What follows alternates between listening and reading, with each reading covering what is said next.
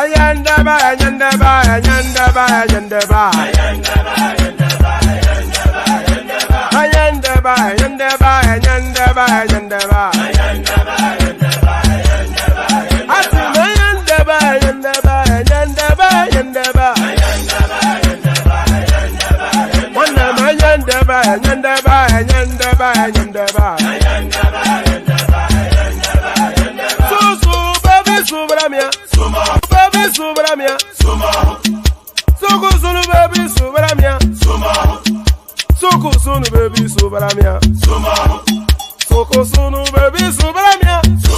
Ejemo, anamana, ejemeje, anamana, wanamejemo, anamu.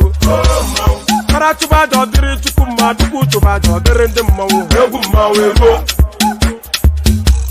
Paratuba jodiri chukuma, tukutuba jodiri ndemo, eguma wego. Obodo jisike nubo serona.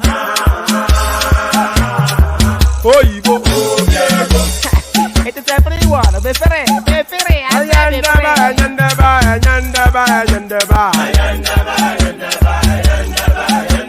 Ayandaba, ayandaba, ayandaba, ayandaba. Atima ayandaba, ayandaba, ayandaba, ayandaba. Wanama ayandaba, ayandaba, ayandaba, ayandaba. Susu baby subramia, suku sunu baby subramia, suku sunu baby subramia, suku sunu baby subramia.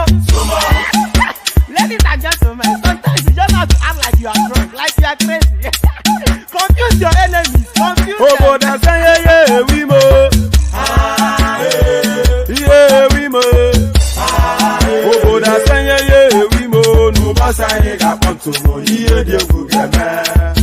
Okwitara kara mi nguru ma mi ga kwuru mu gwo ya baby mo. Abe Maria. Why feeling? Ayandaba, ayandaba, ayandaba, ayandaba. Ayandaba, ayandaba, ayandaba, ayandaba. Atima ayandaba, ayandaba, ayandaba, ayandaba. Wanama ayandaba, ayandaba, ayandaba, ayandaba.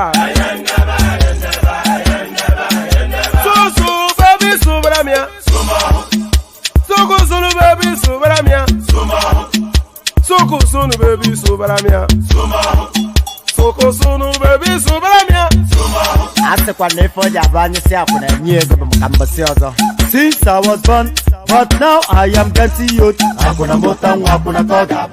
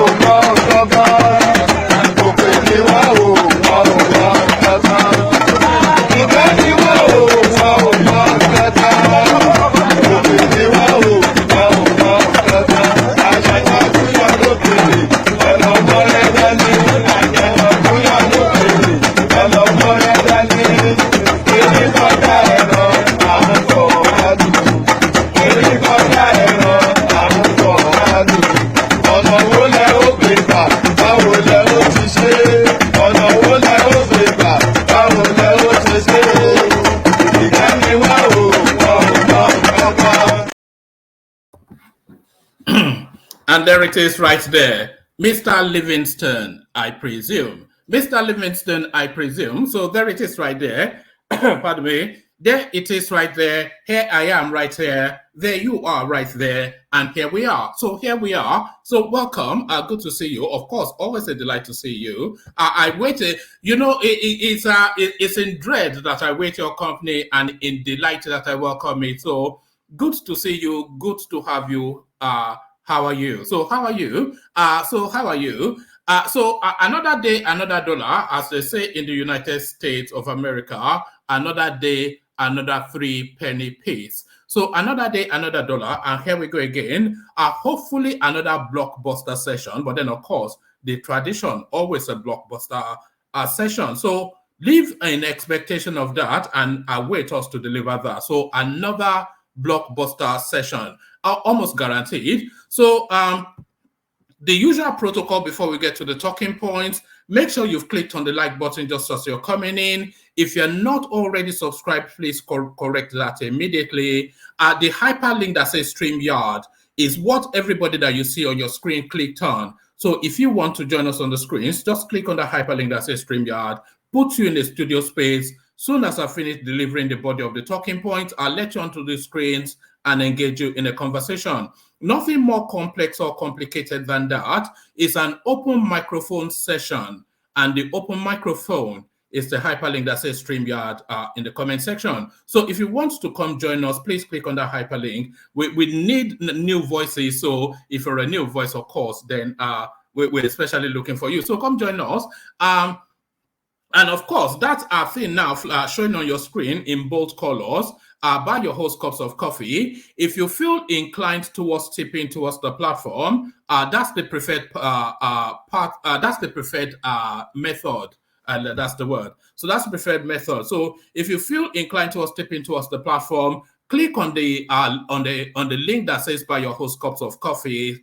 3 easy steps and then go wild. So go wild. So it's just 3 easy steps and you go wild. The $sign on the comment section as well if you want to avail yourself of any of those. And somebody that has availed himself immediately, Alexander Gomez, super chats to welcome you all to the session. So welcome to the session. So there it is. So let me stop the rambling and get to serious matters. So there it is, and here we are. So we're kicking it off with this one. You've often heard the word game changer, and this right here, this 1, 2, 3, 4, 5, 6, 7, 8. This 8-word headline could well be the propulsion that Nigeria needs into the big time. This could well be what propels the country into a first world country, and that vexatious oil subsidy, the panacea embedded in this headline, relief as Buhari inaugurates Dangote refinery May the 22nd. So May the 22nd, approximately 2 weeks from now. So he has managed to strong arm Dangote to hurry him up so that he can do it within his own administration, so that documents under him. So nobody really cares who this documents under, just that this thing should start working immediately and provide some succor for the Nigerian person and the Nigerian economy. Relief as Buhari inaugurates Dangote refinery May the 22nd. So the much long awaited now are delivered. So there we are. So there we are. So this next headline is a throwback to recent times. So a lot of things played out in the last few months and a lot of speculations as to what exactly played out. So now, with the benefit of now things being in the past, some of the main actors are now looking to come forward to speak to the past. So speak to the past. Why I refused to anoint any candidate during APC presidential primaries. So this is the man at the top, our friend from Daura, Malam Buhari, making the headline at this time around. So a lot of conspiracy theories wrapped around the APC presidential primaries. It was probably the most hardest fought ticket known to the Nigerian space, because it is with certainty, and history has now proven, that whoever won that ticket, the APC ticket, is almost nailed on to be the president. And that is what played out. So that is why the fight for that ticket was so ferocious. And a lot of speculation around the Buhari name, because of course people were waiting for him to point direction so that they can then put their prejudices under the direction that he has pointed and say that, oh, Baba Sope, Daddy said so. But Daddy did not say so. Why I refused to anoint any candidate during APC presidential primaries, our Malam from Daura, Buhari. So he breaks cover then to then let us know then just what transpired within that space. So still staying within the theme of Back to the Future, still staying within the theme of Back to the Future. So this now a blast from this past that speaks to the contemporaneous times, a blast from the past that speaks to contemporaneous times. When was the last time you thought of this name or this person? Brace up for attacks if your husband will be like Yadua to Rai Alas Remi Tinubu. So history has a peculiar thing. History has a peculiar penchant for repeating itself within the Nigerian dynamic. History always, because what did we have? We've had six presidents all the way through. Presidents constantly dying in their seats, either through coup or through natural death. And now the Tinubu situation somewhat mirrors the Yadua situation, because a lot of people said that there were security reports to Obasanjo at that time that Yadua was terminally ill and it may not be the best choice for the presidency. But Obasanjo then, of course, feeling a sense of obligation and a sense of kinship towards the Yadua family by virtue of his relationship with the Yaradua elder, the senior brother of Umaru, he then foisted this guy that he knew was terminally ill on the Nigerian state. And we all saw what subsequently transpired. So rinse and repeat. Rinse and repeat. Somebody now that a lot of people are speculating that his health is not consistent with what Nigeria needs at the moment. He has now won a presidential ticket. So the wife of the Yadua experience speaks to the future via Remi Tinubu. Brace up for attacks if your husband will be like Yadua to Rai Alat Remi Tinubu. So there it is right there, Back to the Future. Back to the Future, and we're still very much within that Back to the Future theme. We're still very much within that Back to the Future theme. Another blast from the past, but how welcome is this voice? So she threatens to come back.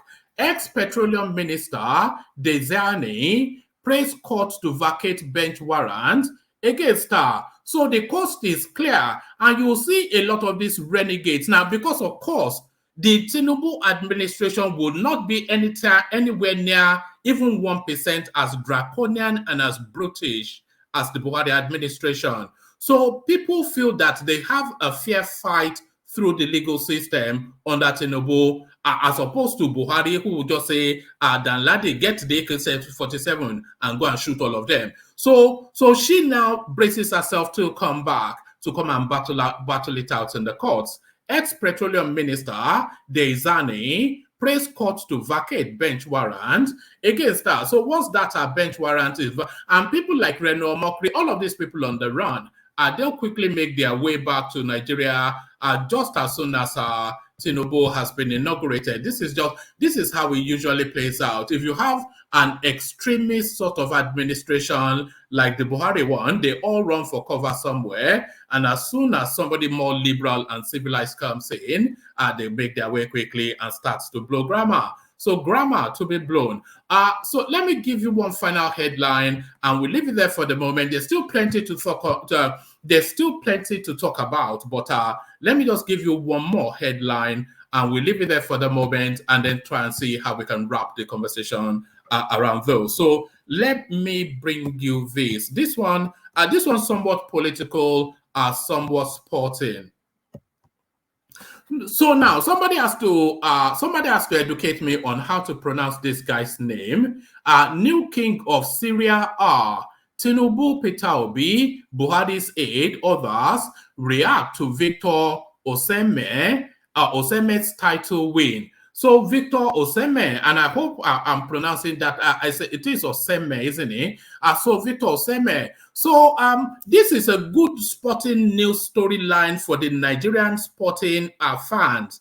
But the political infusion, these people have now carried their back and forth in the gutters of politics to come and stain this guy's achievement. So essentially, all the political names are trying to, this is clout chasing, they are trying to associate their political trajectory to this guy's victory.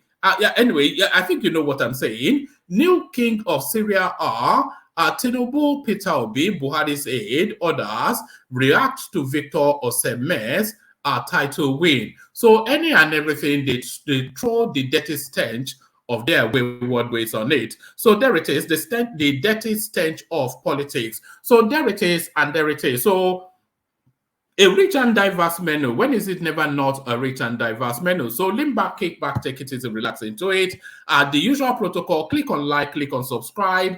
Come join us via the hyperlink that says StreamYard. And then, of course, buy your host cups of coffee and all that. So you know what I ask for every day. So do as you will, but do as directed. So do as you will, but really do as directed. Let me now take that micro musical intermission before we delve straight into the throes of it. You know where we're going, of course, to the Kegites. Only water, where they see ma. Water, only water, where they see ma.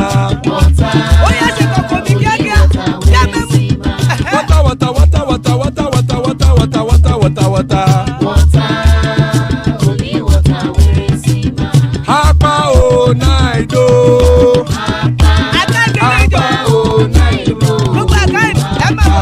Hapa you don't come o.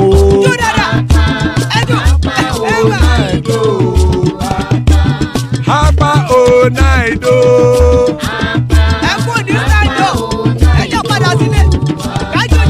Oro kẹ̀kẹ́ ẹlẹ́mù yé o. Ilé sọ́dí àkẹ́kẹ́ ẹlẹ́mù rẹ o. Bobby Master kẹ̀kẹ́ ẹlẹ́mù rẹ o. Chifu Wáìlà tí kẹ̀kẹ́ ẹlẹ́mù rẹ o. Eruku lẹ̀lẹ̀ ẹlẹ́mù dé. Eruku lẹ̀lẹ̀ ẹgbẹ́ ẹlẹ́mù dòde ojàre o.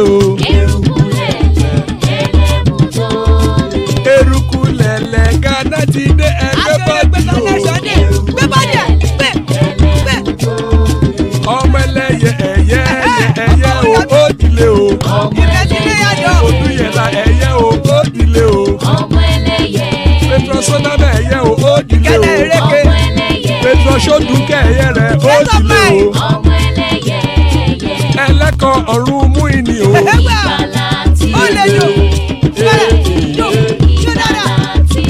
Àkùkọ ọ̀run mẹ́kọ̀.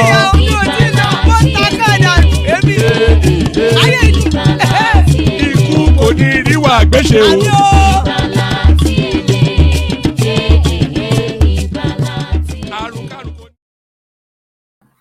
And there it is right there. Iku Koniru Agbeshe, may death have nothing to do with us.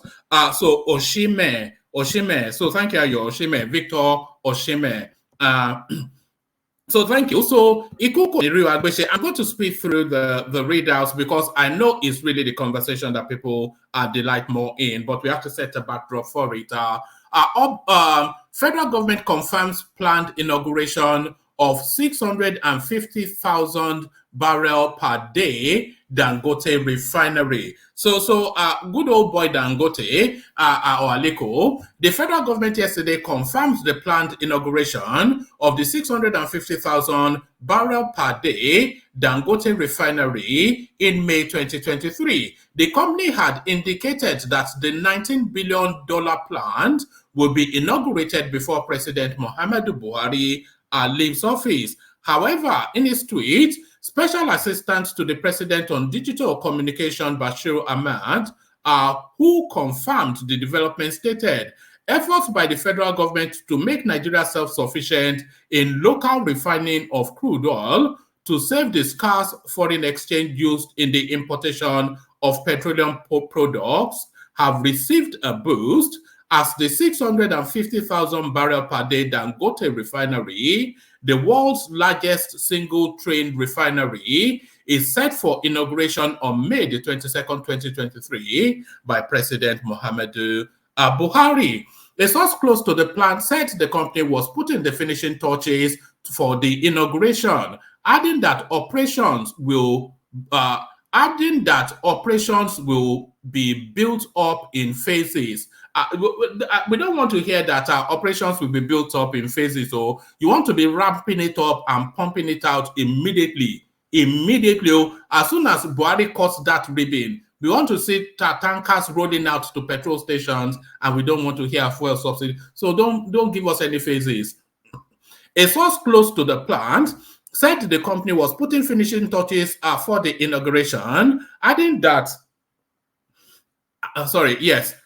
let me do that again. A source close to the plant said the company was putting finishing touches for the inauguration, adding that operations will be built up in phases. The national president of Independent Marketers Association, Elder Chinedu Okoronkwo, could not be reached for comments yesterday. But in a telephone conversation with correspondents, the National Operations Controller, something or the other, Mike Osatuyi, said, we just got to know about it.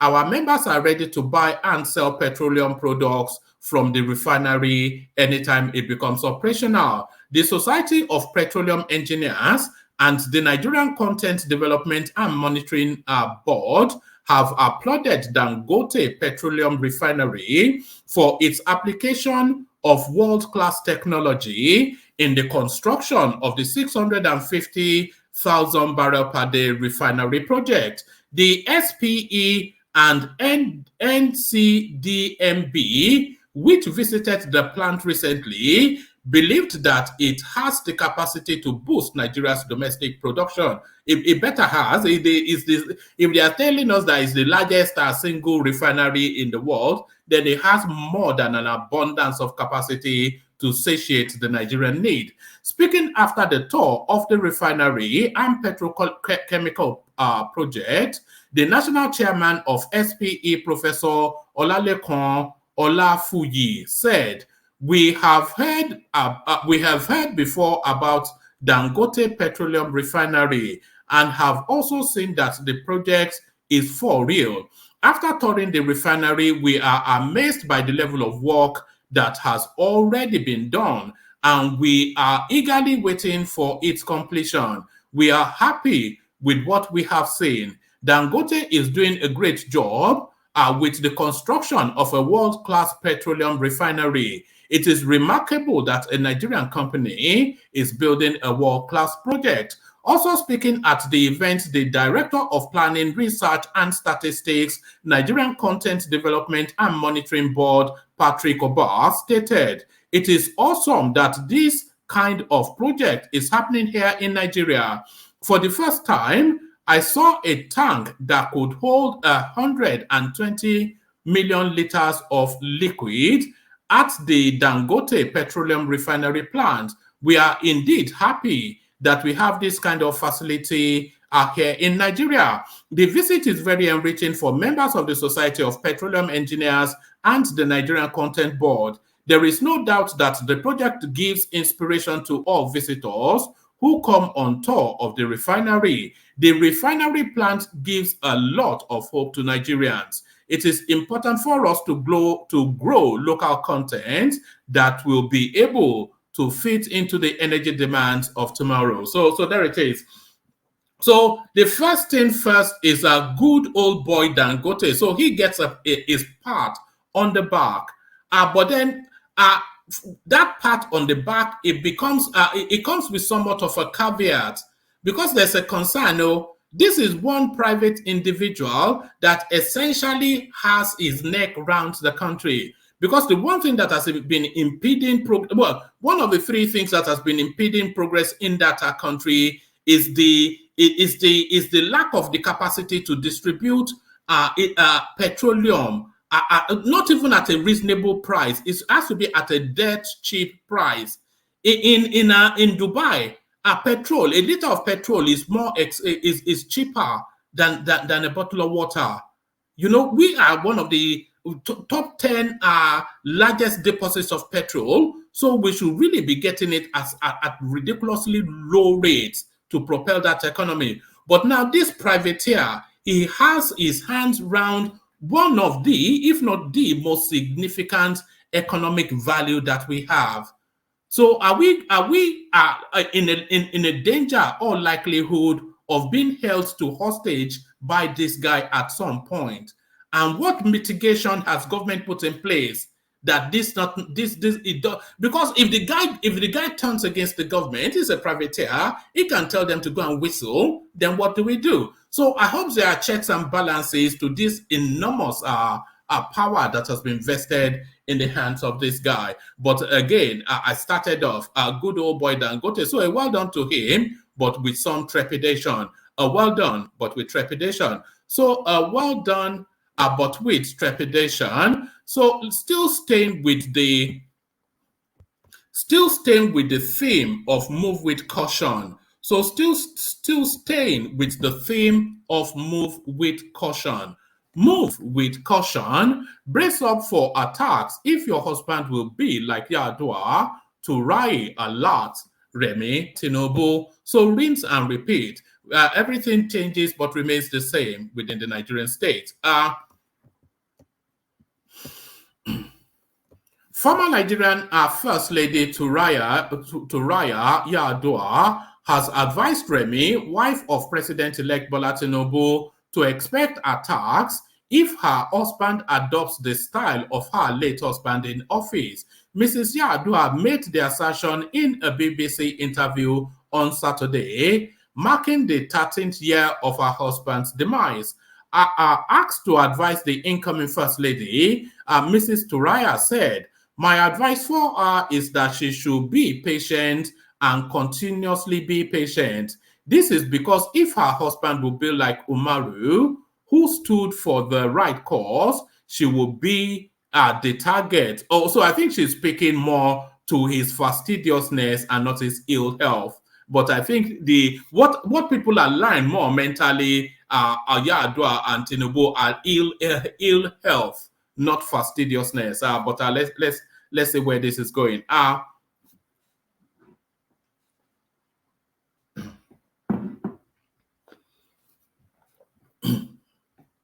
Right. Asked to advise the incoming First Lady, Mrs. Turaya said, "My advice for her is that she should be patient and be continuously patient. This is because if her husband will be like Umaru, who stood for the right cause, she will be the target. That was what happened to me." She added, my husband was not taking alcohol. He did not go after women. He was not corrupt. So the only thing they could do to obsess him because he loved his wife was to attack his wife. I don't think Tinubu lost his wife to that level. I suspect not. Mrs. Yar'Adua further said, Mrs. Tinubu should never relent in advising her husband. She is the only one that will genuinely advise him. Others will only tell him what he wants to hear. The wife is the only one that will give him information and ask him to investigate. I wonder what level of service Aisha was to Buhari, because Aisha Buhari started off with the best of intentions, alerting the Nigerian state that her husband's administration had been hijacked by shadowy cabals, by shadowy figures. So she alerted she was constantly alerting Nigeria that look, they've seized this power from my husband and they're just using him as a puppet. She was continuously saying that. And then there was a period of time that these now shadowy figures, they went and used Sadiya Farouk as a side chick to try and intimidate her. You remember she was in London then, and they were parading Sadiya Farouk as a wife to be that Buhari is about to marry. to the point that Aisha Buhari had to run back from London to come and reclaim her matrimonial home. And after that, she just surrendered and she started to collect her dollars like everyone else. So I wonder what we'll see how it plays out with Remi Tinubu. I suspect she's a more robust character than Aisha Buhari. Mrs. Yar'Adua further said Mrs. Tinubu should never relent in advising her husband. She is the only one that will genuinely advise him. Others will only tell him what he wants to hear. The wife is the only one that will give him information and ask him to investigate. Mr. Tinubu, in a tribute to commemorate the 13th year of the former president's demise, said he will follow the good examples of late President Umaru Musa Yar'Adua when he assumed office from May the 29th. So,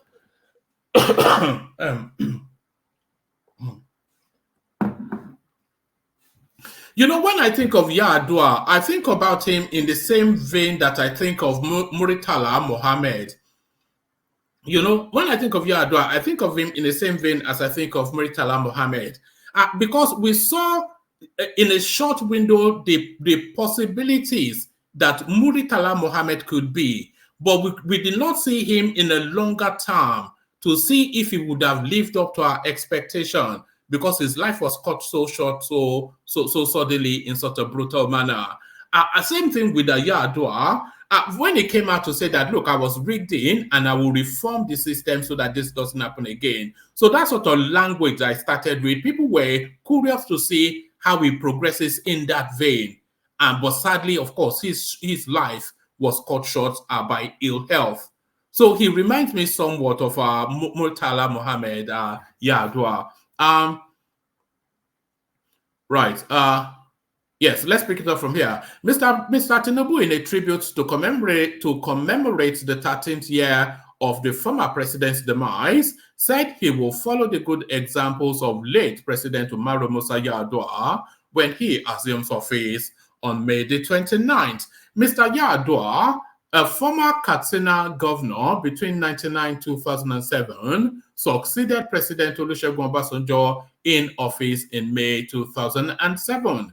His short-lived administration was rocked by calls for resignation as he spent months in hospital treating an undisclosed ailment.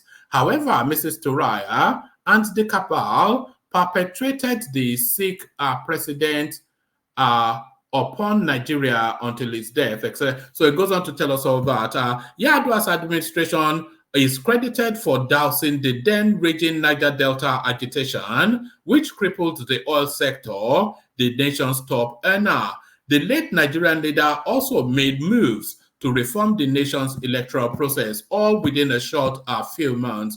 But the only thing the only thing that damned him slightly was that he reversed a lot of the electricity power projects that Obasanjo had already set in motion. And we've never really fully recovered. We're only now starting to recover from that now. That was the only thing that damned him somewhat. But there it is, Mrs. Yar'Adua inviting Mrs. Tinubu to pause for caution. I'll give you maybe two more readouts, two more. And by the way, there's still a couple of spaces left on the studio for whoever wants to join us. Let me do this. Actually, let me pop the link in there again just to make sure it's let me pop the link in there again so it's yeah, so let's do that. Okay, so now ex-petroleum minister Dezani praised court to vacate bench warrant against her. Okay, this is not so long, so let's speed through it.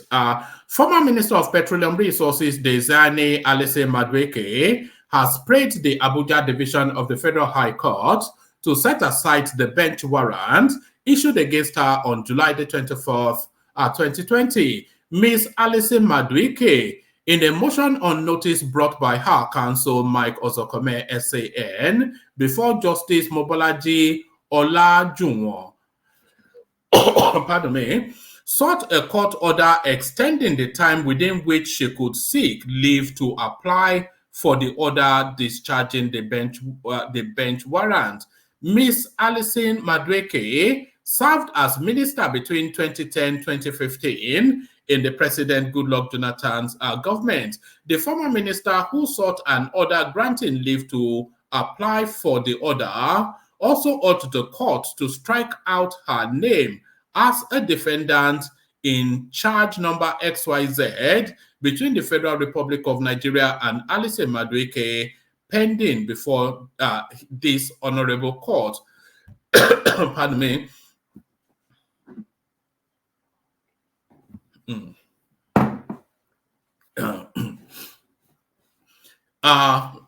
Hold on.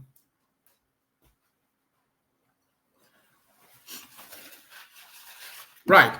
The motion, which has FRN as complainant and respondent, has Mrs. Madueke Alison as the sole defendant.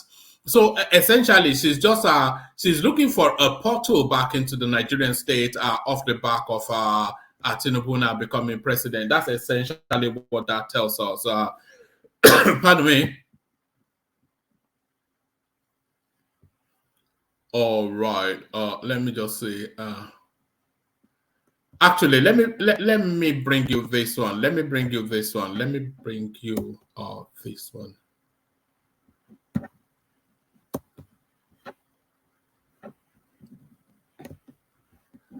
Let me bring up the panelists as we do have them. Ajanle Koko Asan, Ekene joins us, and Bishop as well. So let me bring you this one as a final readout. Pardon me. Right. Let me bring you this one as a final readout, and then we kick off the conversation with Hassan. Why I refuse to anoint any candidates during APC presidential primaries, our man from Daura, Malam Buhari, pardon me, President Muhammadu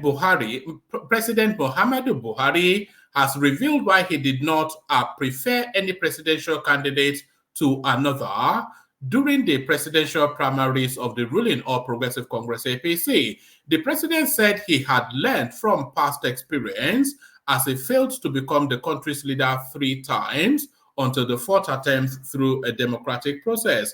Buhari said his refusal to anoint any candidate was, pardon me, I seem to have just suddenly picked up a pesky cough. I don't know from where. I didn't have it just before I logged on. It's the obedience, I suspect.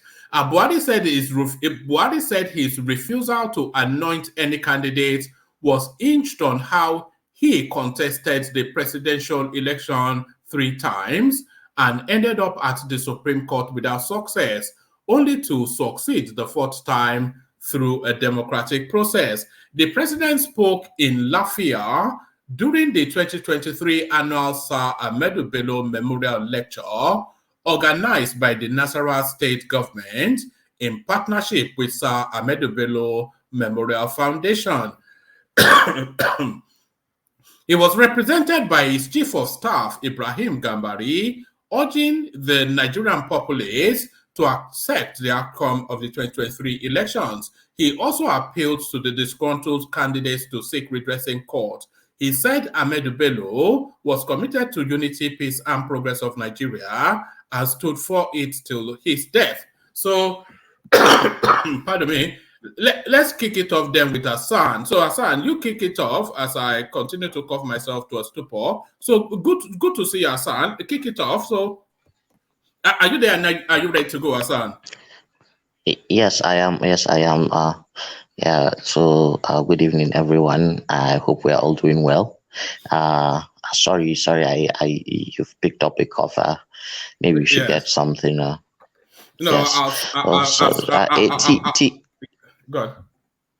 Tea will do. You're in England now. Yeah, you guys you like tea, so a hot cup of tea would do. Okay. A lot of interesting topics today. Yes.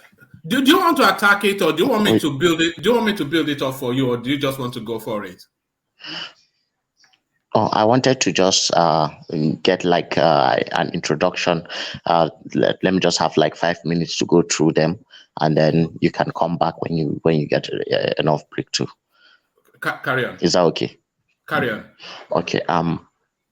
First off, I just want to start by saying one man you keep calling Turaya. Now, wow, it's just simple name, Ture, nothing like Turaya. Turaya is a satellite phone, I beg. The lady's name is Ture. Turaya. Okay, so I'll start with Ture and what she said. Although you corrected yourself, she was not really talking in terms of,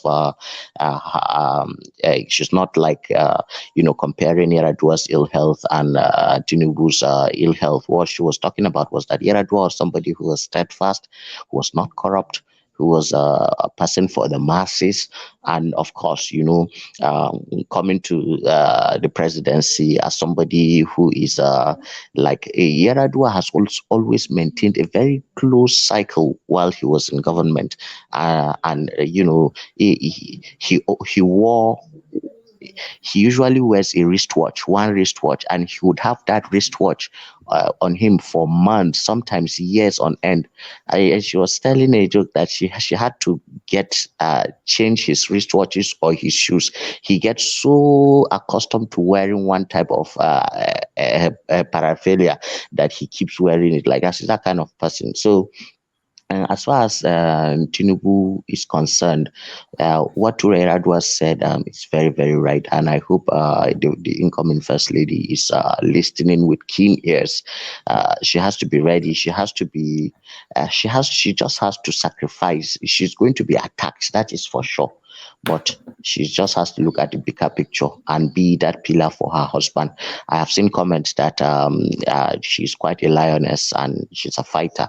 I hope she continues to fight and she does not come in there with assumptions that Nigeria is going to be like being the first lady of Lagos. No, this is a different ball game. She has to upgrade, and I hope that she does not tries to look at material or any other interest, because it is when you begin to get greedy that all those people who have bad intentions can use you or get through you or whatever.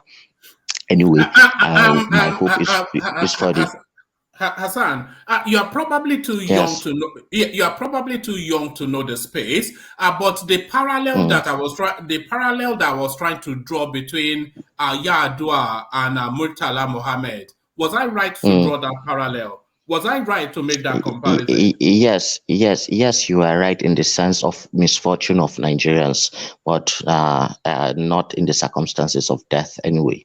Because while Murtala was hale and hearty, killed by a bullet, Umaru was, in the real sense of it, sick. Okay, so we could, and even at that, Murtala, he participated in a coup. He came to the government via a coup. This one came to the government via a rigged election. So as individuals, they are good human beings, excellent human beings. We've been trying to, and I have nothing against having accidental, well-rounded, good human, good people with good morals that come into the system and then they perform. But my view about this country has always been the long-term kind of view, and that is why always I've been saying in this platform that I align myself more with what President Obama has said about us. I want to see that our systems, grow at the muscle, the strength, the moral rectitude, to ensure that even if a person is morally flawed, when he comes into this, he must perform for the ordinary Nigerian. That is the way I see it. Yes, it was unfortunate because if for example, after Murtala Ramat Mohammed left, or Obasanjo came in, he did his best, and then he ushered in a civilian dispensation, left.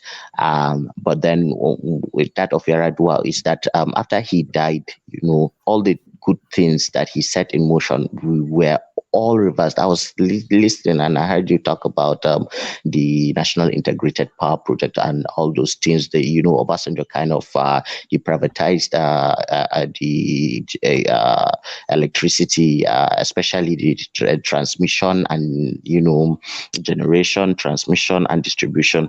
But then Yaradua had to reverse it. Yaradua reversed a lot of things, and he was not like sure of where it was going. I was hearing your concerns about monopoly and people having private interests who will have their hands in the neck of and will form monopolies, to extract Nigerians out of resources. It was what Yaradua was caught up with when he came in, because don't forget, Obasanjo actually privatized NNPC, but Yaradua reversed it. Yaradua is the first president to reduce the amount, the selling price of PMS and petroleum products generally in Nigeria. So he's had a wonderful time, but but he was unfortunately ill, and then he died on the seat. But and Jonathan, reversed a lot of all those. So the one only thing that Jonathan did was that he did push our electoral process forward with a lot of things that he did. I give Jonathan that. But as far as it concerns corruption and looting of Commonwealth, Jonathan was just he was just a catastrophe on the nation. So moving from that, I would like to get to the Aliko space, because I think that is the biggest news today.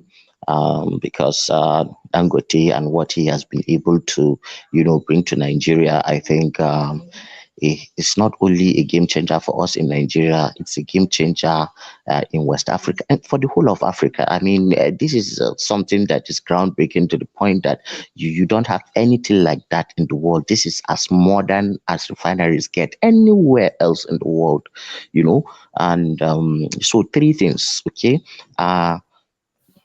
The petroleum sector, the downstream sector, or on petroleum downstream sector, the agricultural sector, because they are going to be producing fertilizer, and also another thing too, to our industrial capacity as a nation, because I know they will be producing polyethylene and things like that. So a lot of the things that we import, to support, especially synthetic products that we import to support the few factories that we have all over Nigeria, will be able to be produced right here in Nigeria.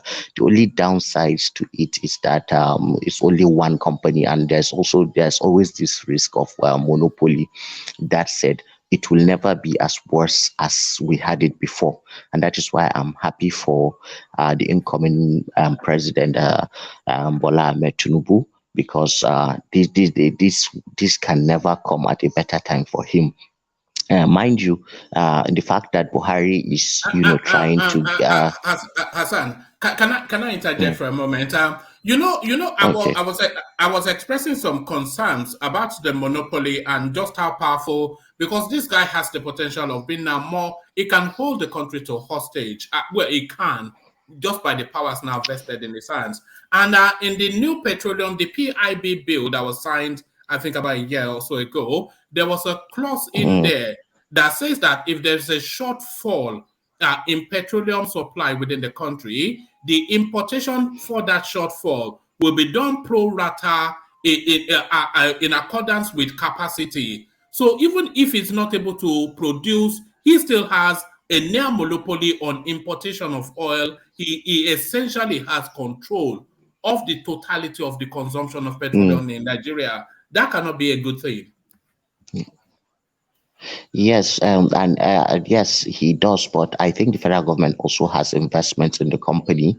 I know, because during the last recession, the federal government had to, come in and ensure that he got the right the enough amount of dollars, because there was dollar scarcity at that time, and the federal government wade in. And I think, but I know that there will be people on this panel who will know the fine details about it. I know the federal government has a stake in the company in itself.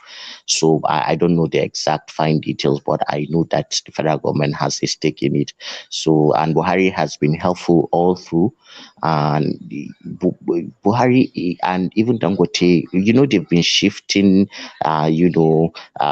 when they were going to, kick off the factory.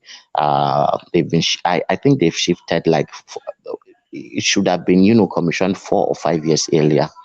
Yeah, they just been having delays and things like that. So finally now they've reached a stage where they are going to do this. So therefore, there is that risk that he may try to get money off of the backs of the common people in Nigeria and all that. But that is why government exists anyway. Government is supposed to be a regulator that ensures a fair deal for every person, for the common man. And our government must not be caught up with class politics. And because there is always this insensitivity with people in government, because Tinubu maybe has 300 cars, Kashim maybe has 50 or 70 cars, the Senate president has 80 cars. These guys, they don't care. They don't know how much it costs for the person who earns 33,000 naira to buy petrol and all that. So they hardly put themselves in the shoes of ordinary people when they go out to make deals about these kinds of things. But hopefully, Tinubu will not toy that path that Buhari toyed and Jonathan toyed. Yaradua was not that kind of person. Yaradua was the kind of person who can imagine himself being an ordinary person. I'm not sure if Buhari was not that kind of person. Jonathan too was not. So we're going to see whether Tinubu would be that. And what I would advise for Tinubu coming in right now at this critical moment is to make sure that, okay, look, Dangote, you are here. You've been able to bring this here.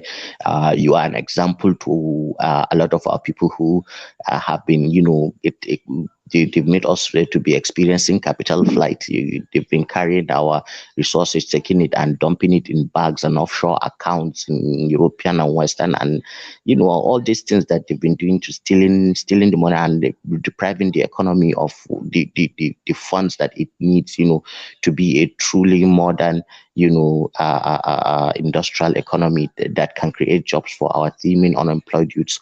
So Tinubu's strategy should be, okay, look, you essentially now have control at the minimum West African market. At the minimum, you can control the supply of petrol in West African market. So distribute your concerns to all these countries. Go and make your money there. But here, Nigeria, where this is your springboard, this is where you got everything. Let here be your ground zero. Let here be, as a government who would support you, would ensure that there is enough security. Because I am beginning to even get worried about Dangote and that refinery security too. Because when you were reading that article, there's this guy that was from the side, those that usually import these things. That was not, he did not respond to the journalist request for comments on they are actually bitter. They don't want this to come through because that would mean that they would have to, pack and leave. They've had access to these drains, so they can sabotage a lot of Dangote's activities or the refineries activities. They may attack pipelines and things like that. So the government has to really, because this is in the interest of the country to ensure that this keeps going. So of course I know the government will sit down with Dangote and ensure, because this also has to do with their political survival.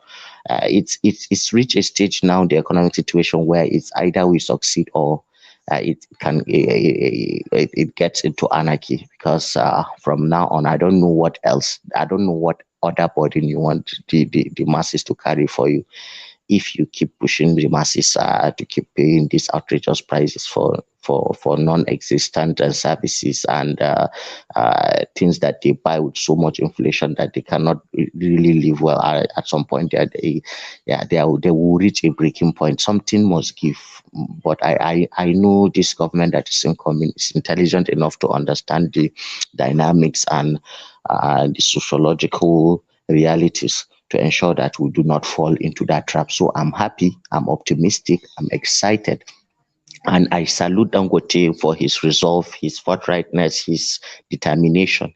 Yeah, even though he is motivated by money, but he is he's somebody who is raising our flag, not only in Nigeria, but every black person on the face of the earth, who would be proud to be associated with somebody who has that enterprising spirit. So it only shows me and that the future for Africa, as far as generating capital and ensuring that we do everything in-house is very, very possible.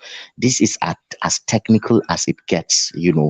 So if we can, get an industry like what Dangote has been able to bring to Nigeria with his refinery, what else? What else can we not do?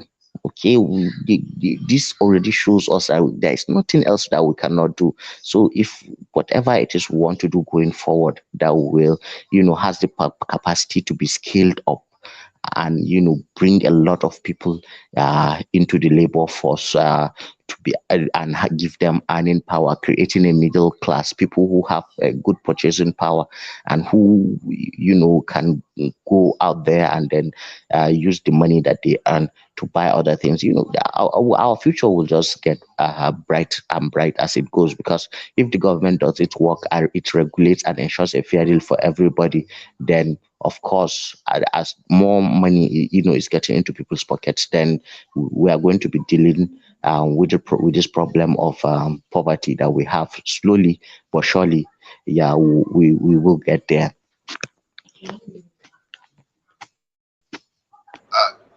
Can I have ask a quick question in the form of an interjection or interject in the form of a question? Yes. I was really struggling I'm to here. understand. I was really struggling to understand a few things. You were, the premise that one, Dangote is putting by money, and that the pushback about price mechanism, that's pricing and price mechanism. I was trying to understand, what do you mean by is motivated by money, and that Yaradua was the only one that did the wishes or that loves the masses. Jonathan and Buhari were like the same thing.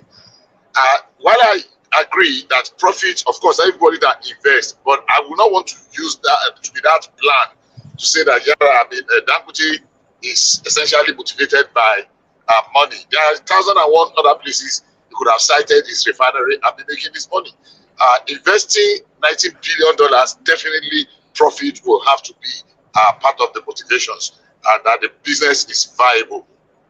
But quite honestly, I want to believe that he is being motivated by patriotism more than the profit that is involved. Because this was not the first time he attempted to build. Remember, he said by himself that he submitted a proposal in 2007, and that the proposal was, and eventually it was not really. Then let me put it that NNPC actually has 20% stake in that refinery, and where he is producing it is at the exclusive of Nigeria. It's like a export processing zone, so he can actually sell to other people. So if you don't mind, I want you to just kind of, are you suggesting in any way that we continue with the subsidy regime, as it were? No. Okay, no. Let me answer you. Okay. What the comment I made about him being primarily motivated by money is just the basic thing of every person who invests money. Okay, it's not that I'm trying to paint him in any bad light. Of course, I agree with you that a strong part of this is the patriotism that he has for this country. I mean, he has demonstrated it. Nobody has, put his neck on the line, with his money in this country, in the private sector, as he has in the past couple of decades. You can go maybe 20 years. There's nobody that has, really put that kind of amount of money in this economy as he has. So, of course, that there is patriotism. He is not the usual, Nigerian elite whose money is always in accounts outside, or buying shares in all this fancy Deutsche Bank of Wells Fargo, or he's investing in some offshore things that does not benefit his country. Okay, yes, at that one I leave it at that. And true, Dangote deserves every commendation that you can give him. I agree with you, Bishop, on that. But on the Buhari and Jonathan space, I said what I said because I was like looking at how their time in office, has corresponded with the ordinary person on the street, his economic situation. And I will tell you that for Jonathan,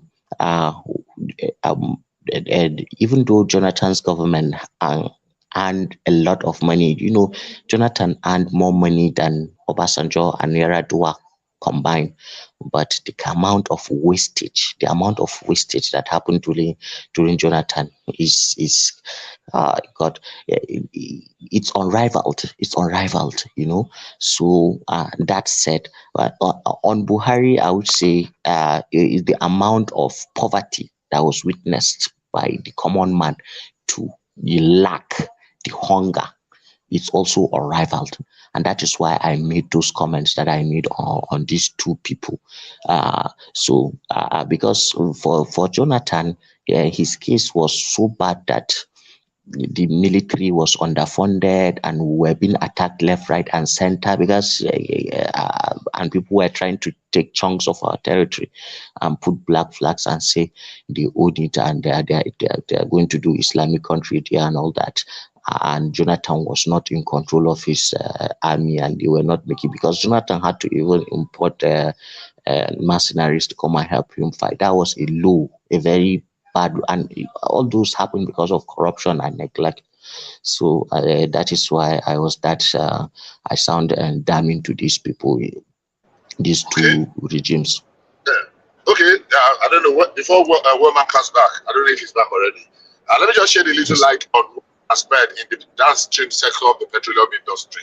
I don't know how people know as much as far or as recent as 10 years ago. Every time there is a scarcity, some is orchestrated. We do buy petrol for as much as 300, 350, 400 naira per liter. I mean, I'm talking of Port Harcourt and Owerri axis where I was operating there. So all they need to do in Aba is some people will just sit down in one big man's house and say, out of this on this road, only two of you should go and sell so that they can jack out. They will create artificial scarcity. And as at that time before Obasanjo left in 2000, actually precisely around 2003, there were about 18 licenses that were granted for people to build a modular refinery. Unfortunately, none of them took off until this government took over. Throughout under Jonathan and Yar'Adua, the sleaze that happened there. But what is going to make it a little bit not attractive for for Dangote to want to monopolize is that there are a lot of refinery projects that are going up now. If we put all of the refineries together, I think we have close to about another 600,000 barrels. The brand new refinery, Port Harcourt refinery, is really going fast, and it should be ready by the second quarter or thereabout of 2024. And let me correct you, there was no time that the completion of the refinery had been scheduled and put off. Right from the beginning, it was scheduled to be completed by the second quarter of 2023. That's not true. It was deferred about 3 times. And apologies, by the way, I lost connection. I'm sure you all gathered that, but it was deferred about 3 times. Go and look at the graph of the scope of work.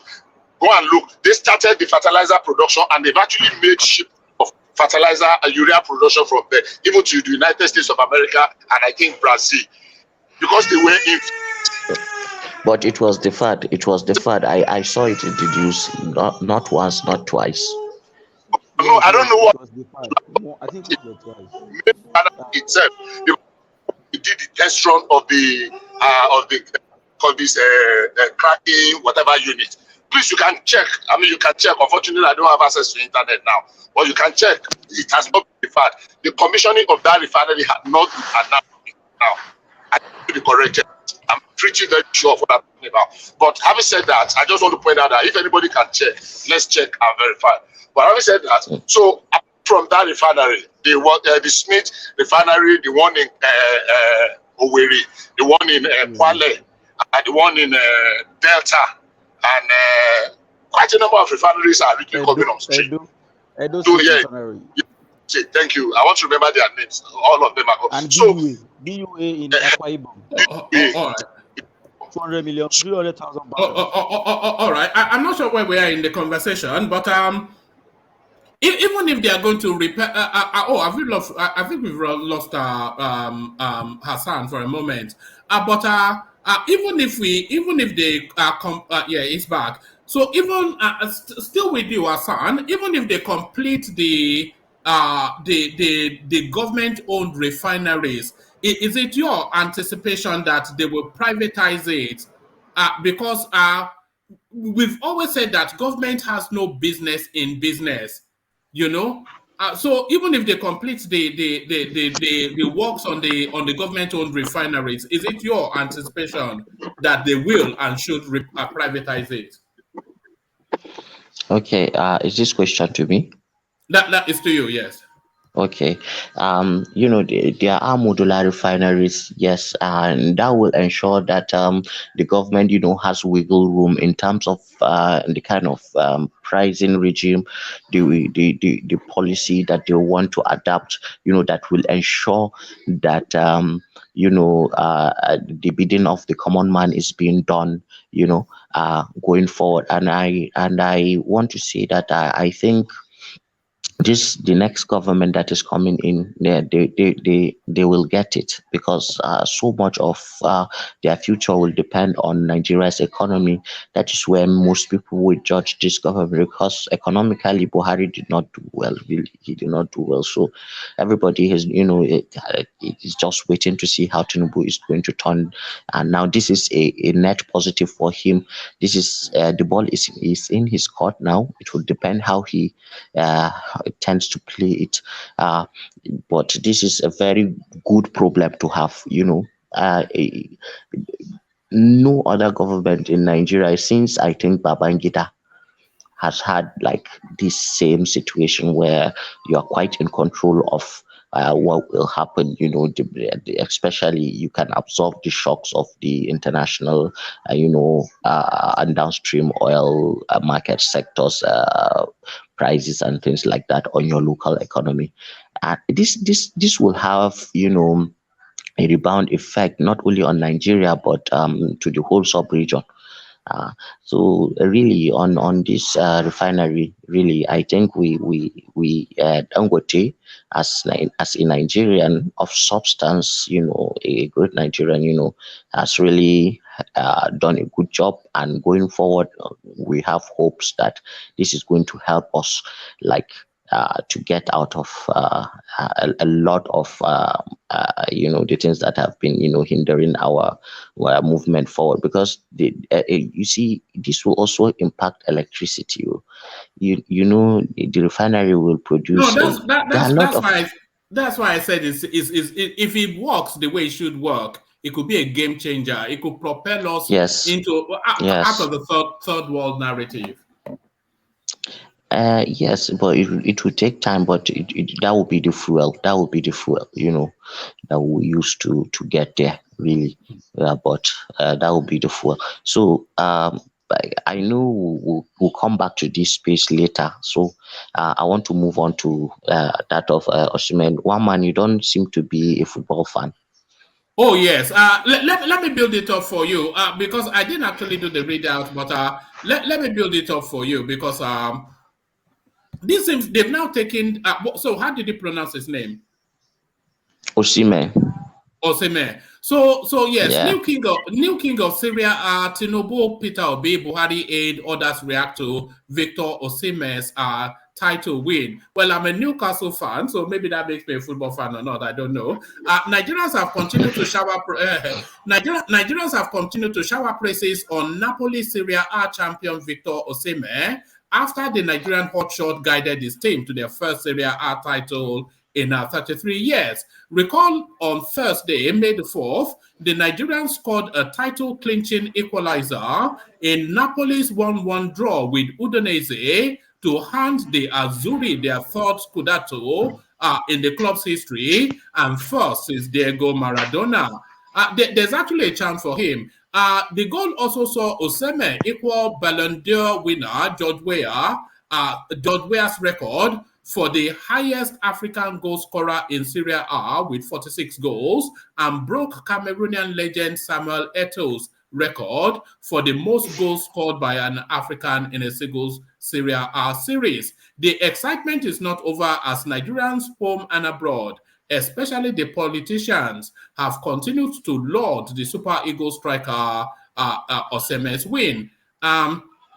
President-elect Tinubu, so this Tinubu moves quickly. I think we can all agree that, we can all agree that there was another coronation in Italy where our son, Victor Osimhen, claimed the crown as the new king of Serie A, the real deal, or Idon, as the younger folks may describe him. Victor has continued the fine tradition of Nigerian footballing excellence on the global stage. We're all proud of him and wish him well in what is already a remarkable career. I wonder when this guy will be coming to the Premiership. The February 25th presidential candidate of the Labour Party in the 2023 general election also reacted to Osimhen's win. So this is what he says. I heartily congratulate the Super Eagles striker Victor Osimhen, whose 22nd goal of the season earned Napoli a 1-1 draw with Udinese and was enough to win the great Italian football club their first Serie A title since 1990. So there it is right there. So they've taken down the political battle to this poor boy. Yes, yeah. You know, it's what you said. It's cloud chasing. that is it really. Sometimes I think that our politicians, you know, they don't praise. They don't praise. They are probably praising Osimhen because he is trending. Because you know most Nigerian youths are fans of football. There is Israel Adesanya, the middleweight and champion in the UFC. He does mixed martial arts, and when he won back his title, there was no uproar because Nigeria is not a traditional country that watches fights or things like that. And regarding Osimhen going to the Premier League, he's not going to Newcastle anyway. He's going to bigger clubs, not clubs that have oil money. So he's not going to Newcastle. Don't even dream it. Anyway, hold on right there. I have one question for you. Who is the richest club in the world? Right now? Yes, who is the richest club in the world? They are saying Newcastle, but okay. They are saying we have Saudi money. Saudi money. Yeah. Saudi money. We have Saudi money. Saudi money. Arsenal just did you guys something today in St. James's Park now. Where is all this? Where is all the oil money today? I watched it. Yes, carry on. Okay. So the thing with our politicians, and trying to, I hope that they develop sports in Nigeria such that will not have to be relying on what our citizens do abroad before we say, yeah, you see, today because he's shining, everybody wants to go under the spotlight too and take and join in his shine. Well, there's nothing wrong with that, except that these useless people that are, they want to take they want to take part in the shine. If you go to our schools, where our public schools, no facilities for sports, no facilities for no gym, no gyms, nothing. They do nothing. They just carry their children and take them to Europe or wherever, and then, and these people who you see have succeeded, they've had to, suffer and strive. So, they pick themselves from their bootstraps themselves, no help of any sort from these our people, the people in government. They will only pay lip service now because it shows they want to, ride the wave too, so that they will be seen as some kind of people. But usually, if for me, they should be like, that is when Nigerians should take time and go and scold them on their pages and tell them, you've done nothing for sports, you are in no position to talk about. Because children, Nigerians are very, very, talented people. Just give Nigerians the opportunities. Nigerians will succeed. Unfortunately, if you go back in the 80s, in the 70s, when we were doing well in Olympics and things like that, it is from these and primary school competitions, secondary school competitions, inter-house, competitions, because in the 70s and 80s, at least the facilities were there. So a lot of these people, actually started their career within the country, and they've gone on to do a lot of good things for themselves. So it only irks me, it's something that, I don't really like it when I see politicians do that. But okay, it's okay if the player himself does not mind, because, depending on the mindset of the person, he feels, yeah, he has done something. So it's also good that he gets that acknowledgement from his country. If people are going crazy for him in Italy, at least the least that can be done in his country is for, yeah, to get that recognition. But it just doesn't sit well with me morally, the way our politicians want to choke mouth in this discussion. This should not ordinarily be their discussion. And our youths don't have that you know I don't know, is it they are not holding these people accountable enough, I would say, because this is the time to school them, but they don't. They just follow, okay sir, well done sir, yeah, you are a good man because today he said something good about a sportsman that you like. Yeah, so All right. that's the way I see it. All right, give us a very brief comment on this next headline. Ex-Minister of Petrol, One man, ex-petrol. one man, sorry. Can I Yeah, ask a question? yeah, go on. Mm.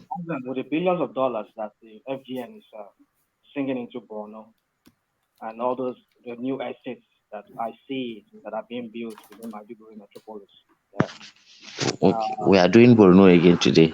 we're doing Borno today. Yeah. So We can barely hear you, rational mind, but so like, can you hear me? a bit better. Carry on. Yeah. So with all the billions, like I said, so all the schools, because I see some of the fancy schools that they built in Borno State, some of those primary schools and secondary schools. I mean, the likes of which I've not even seen even in the south, perhaps maybe only Lagos you can take and rival it a little bit. So my question is this: are you saying that you guys don't have like an indoor, like a sports arena, like a sports field for kids to have to? I mean, like in high schools and high schools and junior high schools, junior secondary school. Are you saying they don't have sport arenas, like where they do sporting events and things like that? Of course, they have now, but I was talking more generally about the country, not Borno in particular. I was Do you know talking why? generally all over the You know why? country. Okay, you know why I single out the Borno? You know No, why? you said because of the billions of dollars. I'll talk you through that one too. Don't worry. Yeah, So you because want to it do was more of a Nigerian thing. that. All right, but then the point is this: how is it being used? That's the question. The question is the one thing for them to see that. Yes, I'll get you there. You see, the billions of dollars you're talking about, that money is coming in for reconstruction, rehabilitation, reintegration. Okay, so a lot of schools, I know you might have seen them online, you have seen the pictures, you have seen videos of how those schools are. Nowhere else in this country would you have them, but you have to also take into cognizance of the kind of destruction that happened over the past years, and that this is just a reconstruction effort that is being done, because the ones that were available then, that were destroyed, were the ones that were even dilapidated. It is now that there is significant interest by the government in the things that concern the ordinary person here, after an insurgency has gone out of control, that all these things are beginning to be put in place. Yeah, there are a lot of things that are being put in place right now, but of course with sports, there has to be an incubation period now before you begin to see talent. So I'm not complaining as a Borno person per se, I'm complaining as a Nigerian regarding the football space. That is what I would say to you before I pivot to the Desani thing. All right, go on to designing then. So all the rogues that have escaped Nigeria, it looks as though they are making their way back now. Now that Buhari is not at the airport with But waiting with but an AK. but Yeah. but one man, if I must ask you, where do you get that? Why do you always paint Buhari? You were saying Buhari will say that lady get the AK-47 and go and shoot them. Why do you have that mentality? Another Python dance now? Another Python dance. That lady, go and I'm get the always AK. Go I'm and shoot always them. That I'm lady, go always and shoot them. amazed. I'm always amazed by your way you on this one. Anyway, uh, yeah, No, just your but hold on, Hassan.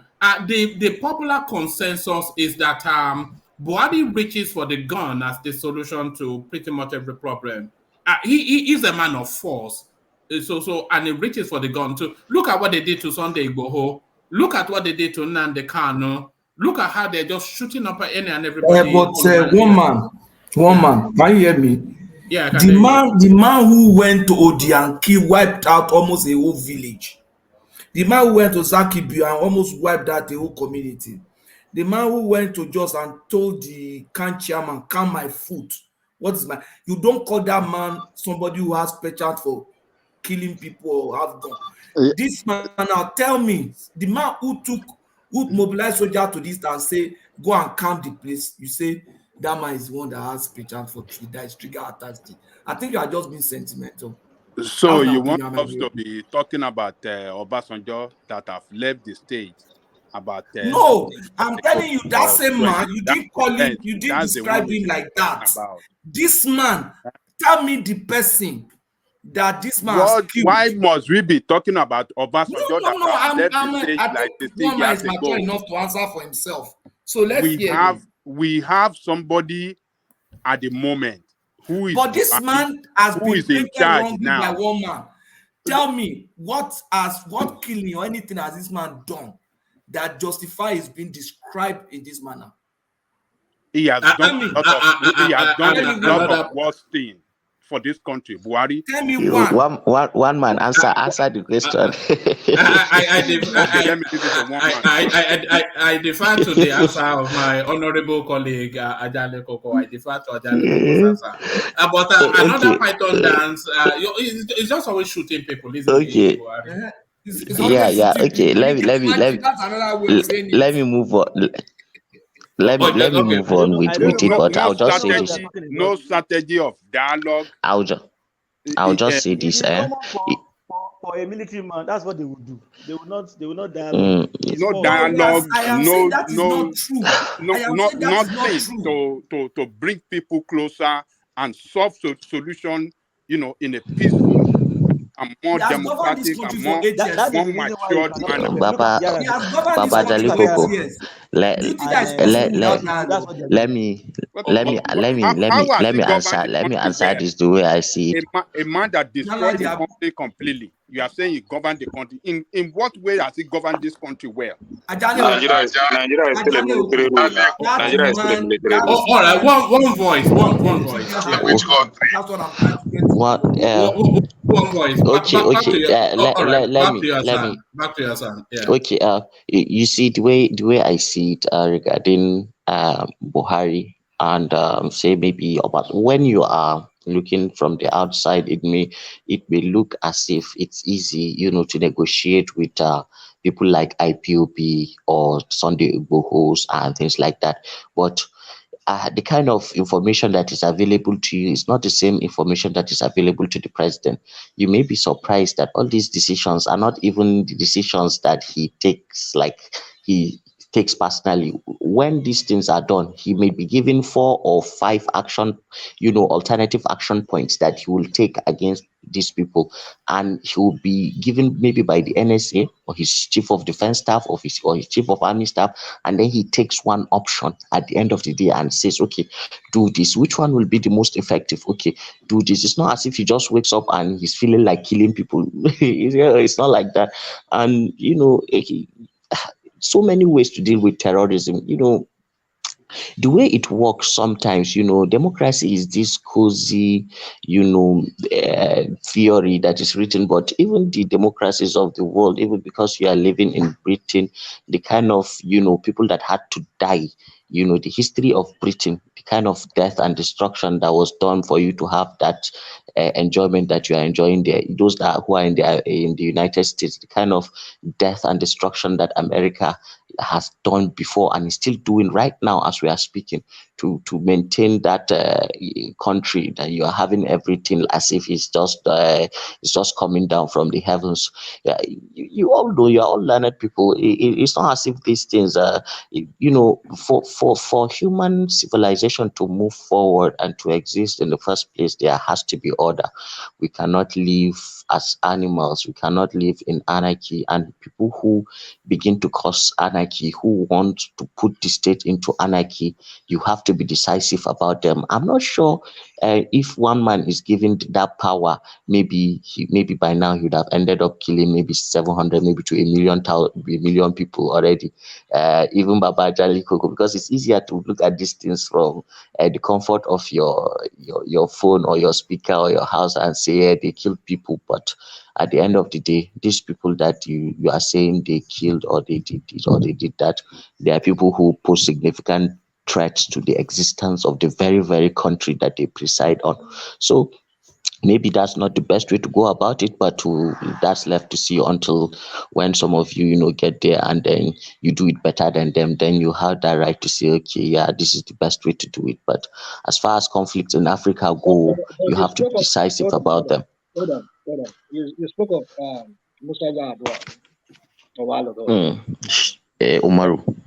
Yeah, but then you see what I see there is that if you look at the approach of those who are real civilians, as opposed to those who are military background, all these guys talking about Obasanjo, Buhari, all they've known in their life is force, use Fire. of force, firepower, whatever.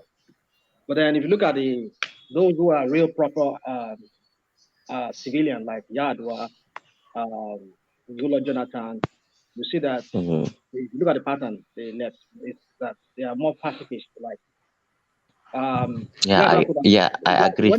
when the Niger Delta boys were kidnapping those oil workers and all of that, he could have just sent the Nigerian army to go and just land bomb on all of them.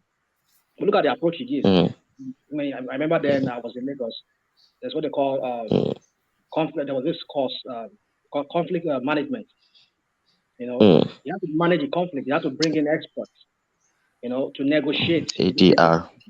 So the point is, you see, I think we should look at it from this angle that these guys that have been like brutal in the way they put down opposition or insurrection in the state is that they often rely on their military, whatever, antecedent of often wanting to use military force or might.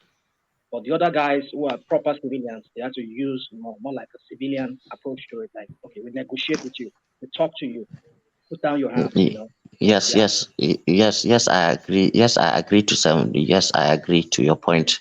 But then, no matter how pacifist you are, there is a breaking point. Too. There is a point that you have to take decisive action. If not, you run the risk of turning your country into a Sudan or the northern Nigeria of 2014, 13, and 15. What do you mean? Yeah. Hassan, what do you mean by decisive action? What do you mean by force? They're allowed to get the guns and go and shoot. They're allowed to go and shoot Force, them. yes. There's always a point where force will be brought into the picture. Hassan, permit me to add.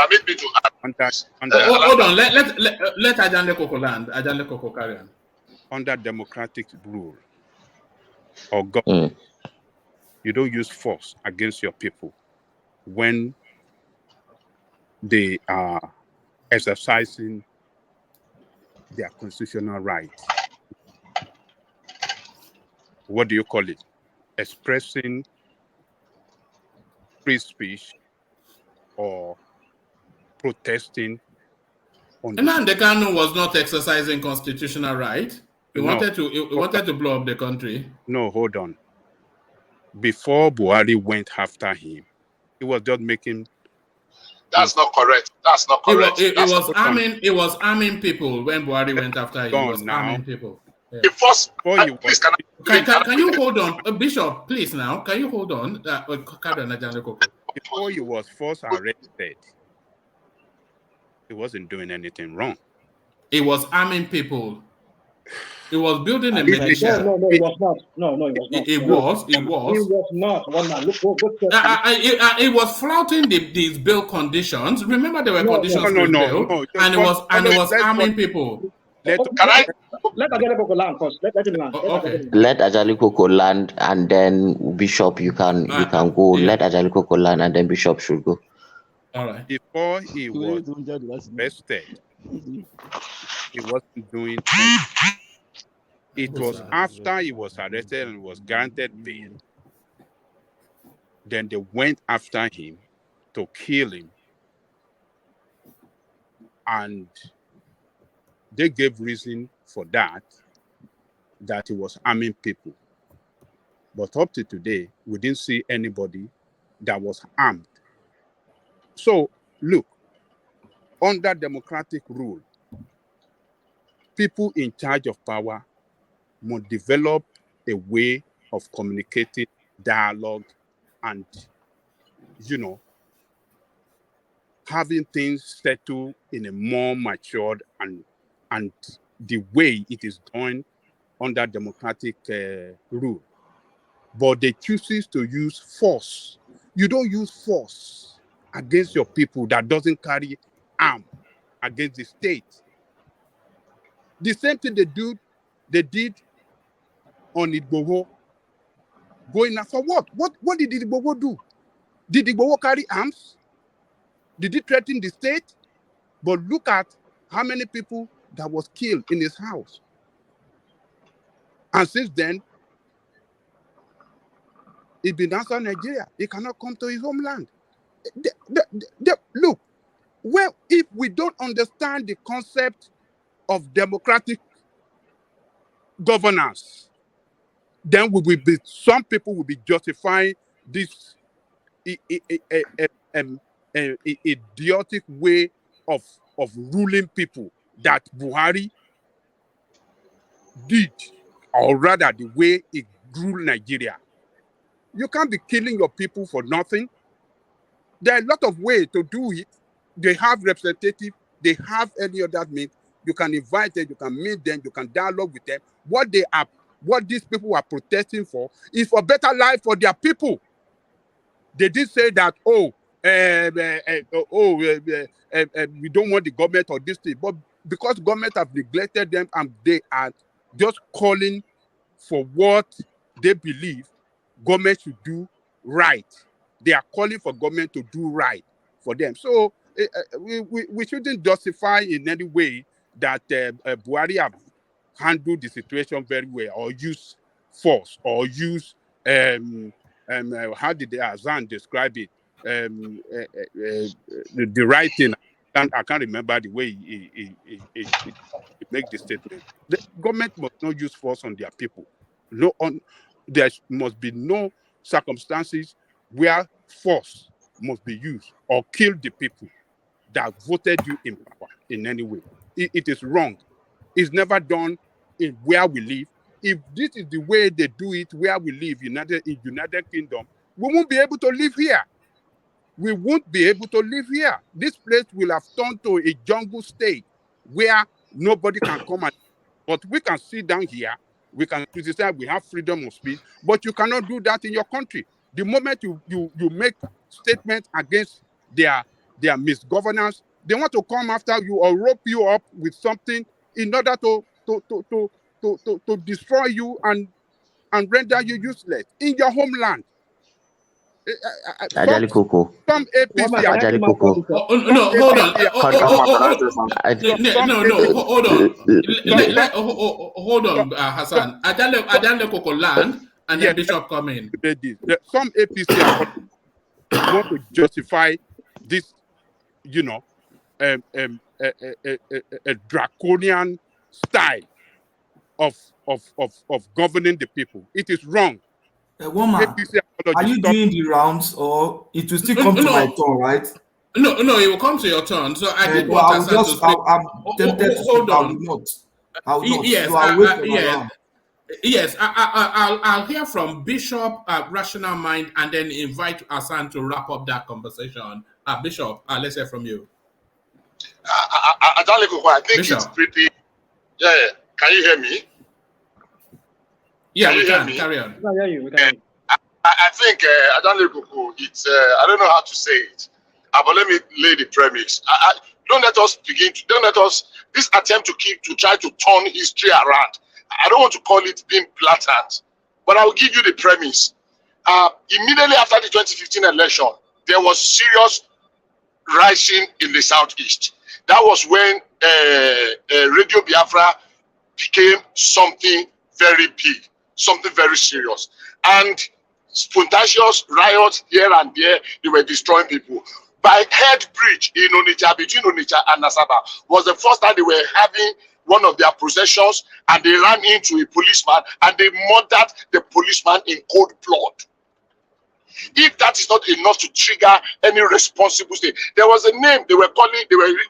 Apart from calling Okorocha Awusa, there was a name they were calling the president there that one man had cautioned me not to use on this space, and that was the first time they killed, I think, 2 policemen.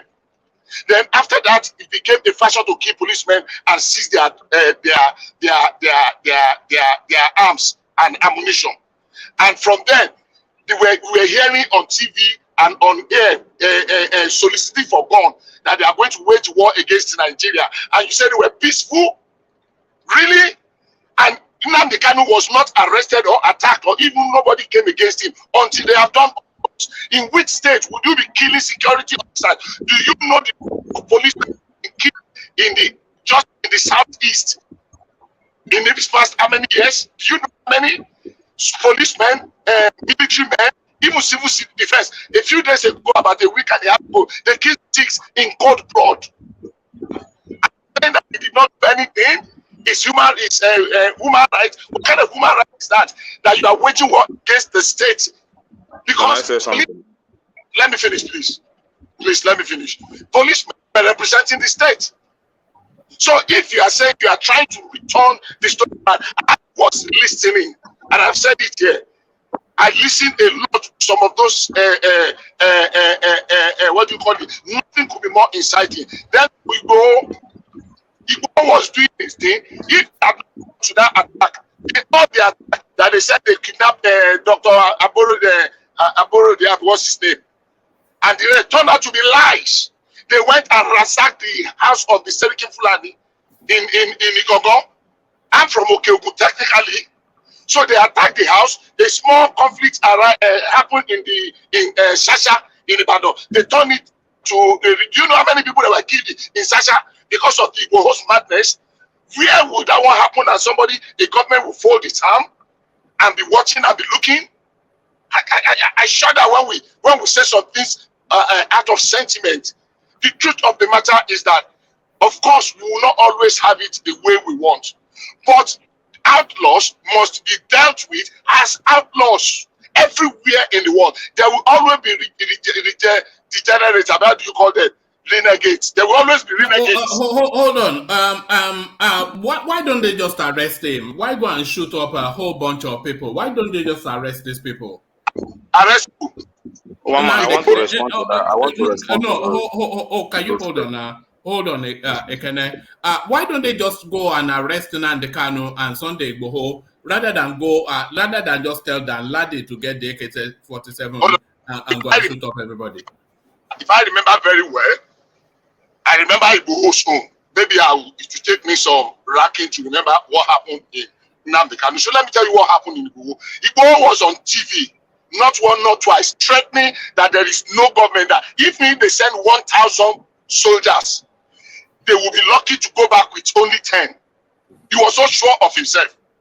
And when they needed him and he was going to be arrested, the report said that they fired shots at the security operative first, at the DSS.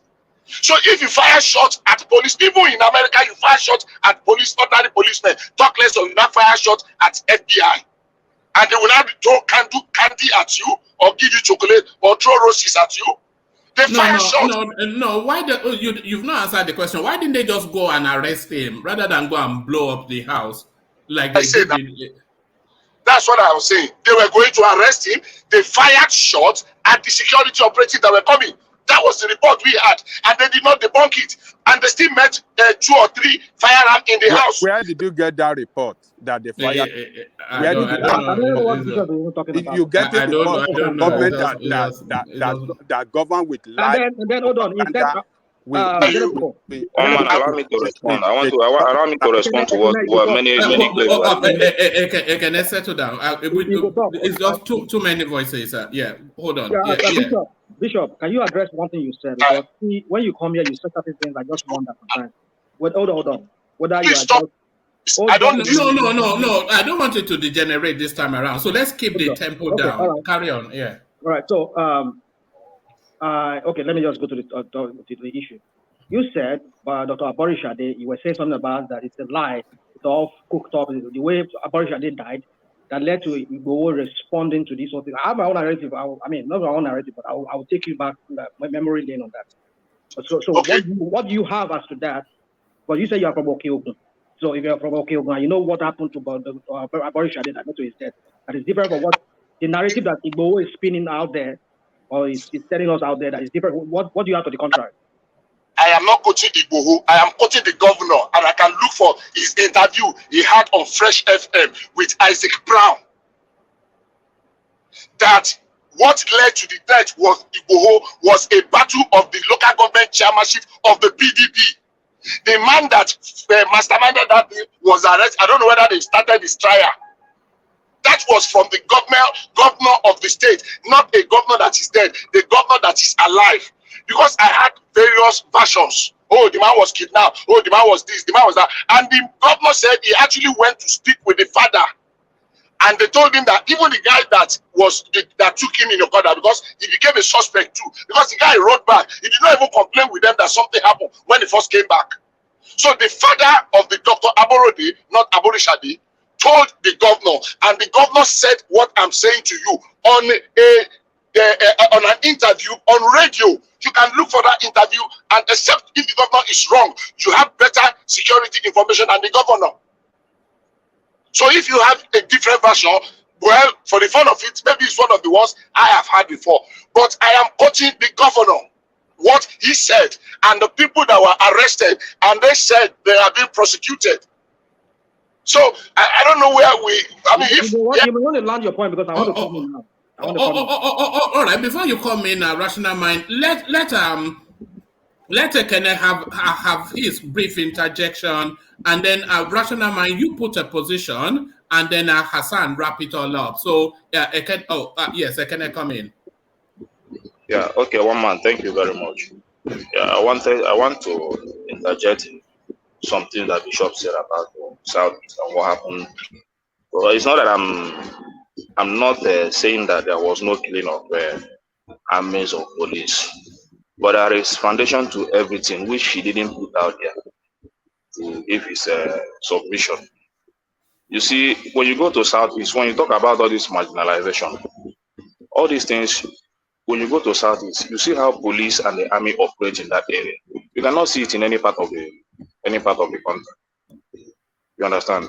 So you have to look in those aspects.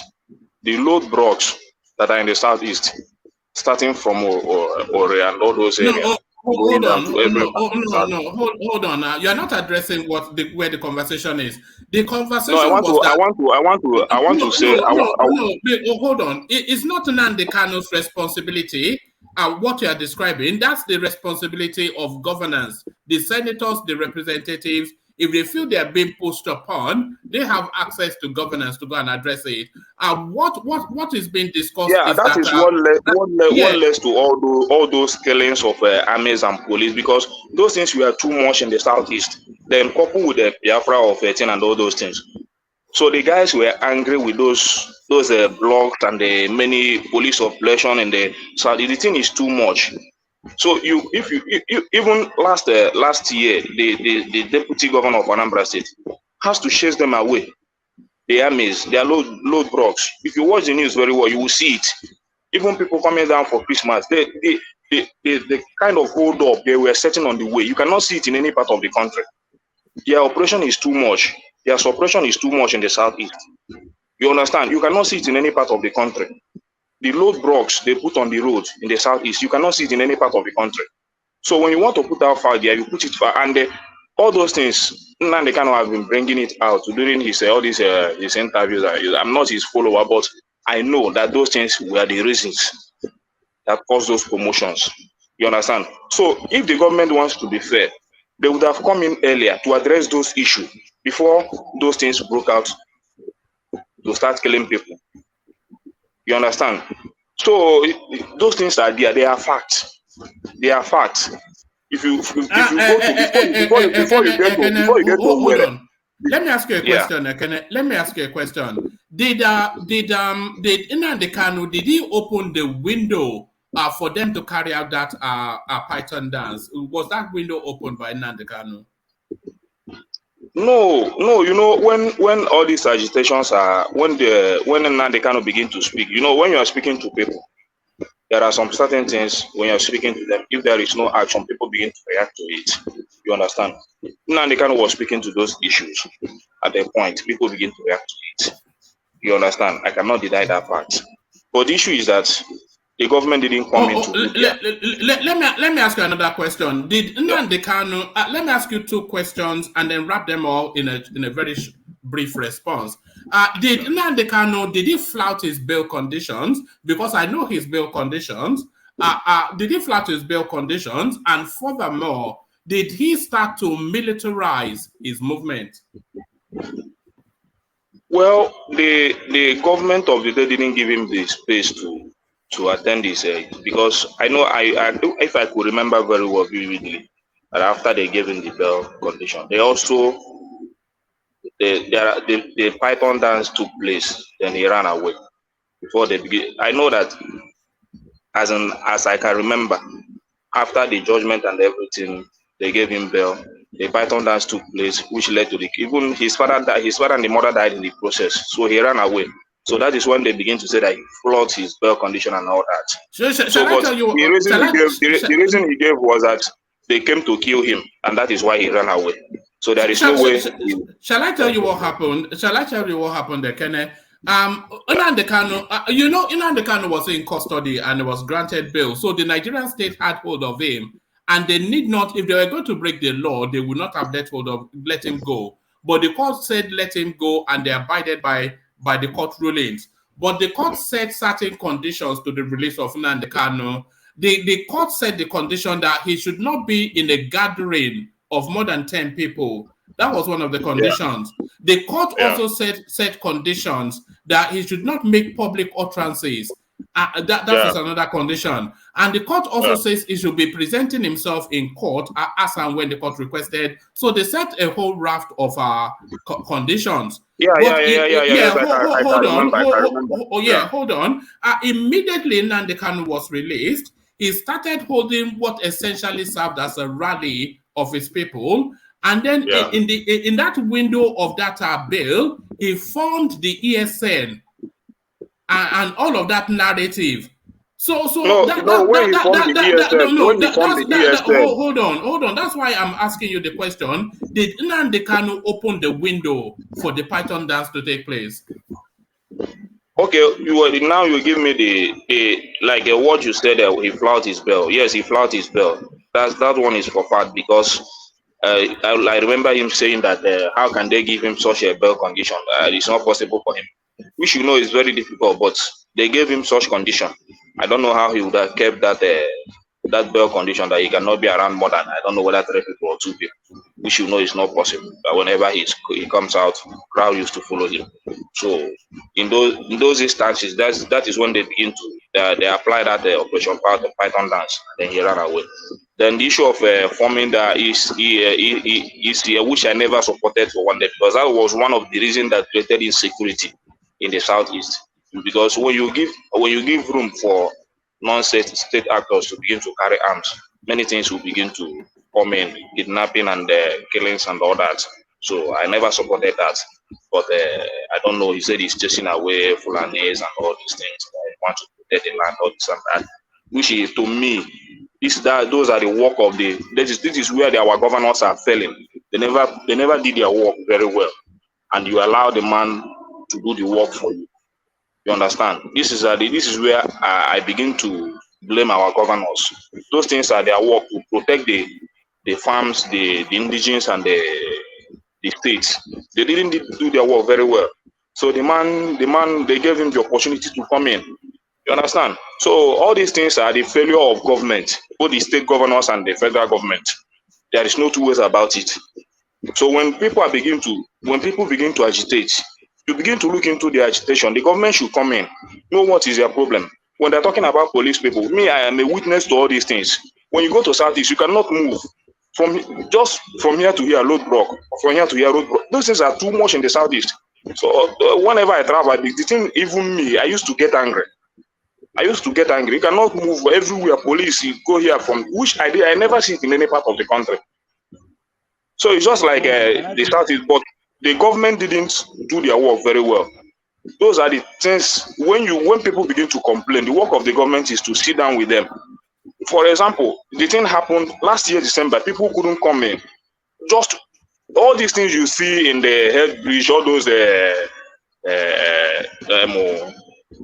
hold up used to see there. They are not hold up. They are just police people broken here and there. During Christmas period. And I could remember when PW was governor, he used to clear all those things.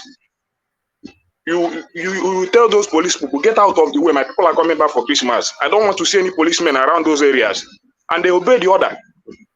But after those is 10 or those things, you begin to see them coming up again before you come to head pitch, everywhere policemen. And people are complaining. Our deputy governor have to go out. The deputy governor of the current governor of Anambra says have to go out and fight those and begin to chase those armies away. So those things are, when you're talking about all these things, these are the work of the government. So you address the issue. All right. Let's hear from Russia. We can barely hear you most instances, Dorothy, because your connection is so. Please. All right. I'm very keen to wrap up this conversation, by the way, but ask the question because I want us to move back to our talking points, but ask the question. Okay, thank you, Roman. What I want to say is this. The issue of that roadblock has been in the Southeast for some time, probably because of the security nature. But let me just put this question straight. Why is it that when Buhari won the 2015 election that IPOB started fully? It has been before that time. But why is it that immediately Buhari won that election, that was when IPOB started. And don't forget that the Southeast were the ones that just finished ruling with Jonathan. Why is it that? And that's the reason why I see it. Probably, don't you think it's political? This issue was political at the beginning, and it's snowballed into catastrophe for the whole country. Because I could not see any reason why a state, a region that participated actively in governance for how many years? For almost from 1999 to 2015, started saying that I serve in the Southeast, I serve in Enugu State. You get it? So I want you to clarify that. Why is it that after serving in the government for since 1999 to 2015, it was in 2015 that somebody now said, "Oh, we are being marginalized. We are being this." That was the talking point of this guy, Nnamdi Kanu. But I'm not saying what Buhari did was okay. I did not. I have even spoken about this today. At all, thank God that we should try as much as to do away with all these military guys. All these military guys. Let's make sure that nobody that's ever wear khaki, whether police, paramilitary, or any military officer, has a hand in our governance again. So, but I want just to put that question to you. Why is it that after 17, 14, 15 years, then somebody said we are marginalized? I just wanted to clarify. Okay, are you asking me? Yes. Okay, I cannot say it's during Buhari that Southeast begin to say that they are marginalized. It has been there since all the while. Just that other governments have been able to do better. Like when you talk of Obasanjo, when Obasanjo did what he need to do to quench some things. In short, when you talk about marginalization or that issue, I used to tell you people here that issue of Biafra is not what you can just come and say it's an ordinary thing. I can tell you that 80 years old man is talking about Biafra. 100 years old man is talking about Biafra. I have many of them that don't even believe on all these elections and all the. They are there. They are there. So it's not what started in 2015. It's the way the government of the day managed it. Buhari didn't manage his own very well. I believe Obasanjo did very well in his own. Good Lord did very well in his own. Obasanjo was able to bring down government, brought off a lot of people from the Southeast. Even they begin to accuse the government that it was a government of Igbo people. So something like that, he was able to manage that space and govern his state 8 years and left. The same thing with Jonathan. You understand? So, but in terms of Buhari didn't come in to address the issue the way other people did, and that is why his own. In fact, that time there was presence of army, police in the Southeast more than the time of Buhari, more than any other government. Just like he pumped them in, go and do your work. He never used his position very well as a father to address the issue. Those issues were being raised. So when you're talking about marginalization, it's not what started today. It's not what started. Biafra of 13 is not. In short, it's not IPOB. When you're talking about Biafra. They're talking about Biafra. It's not what started today. I can hear you. You said? Sorry. Did you want to? What did you say? Yeah. So what I'm saying is this. Yeah. What I'm saying is this. Like it depends on the government of the day.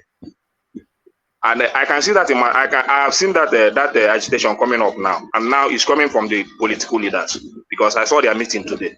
It's beginning to come up. So, which if this present government didn't address, it will still affect it. I'm beginning to see it today. All right, thank you.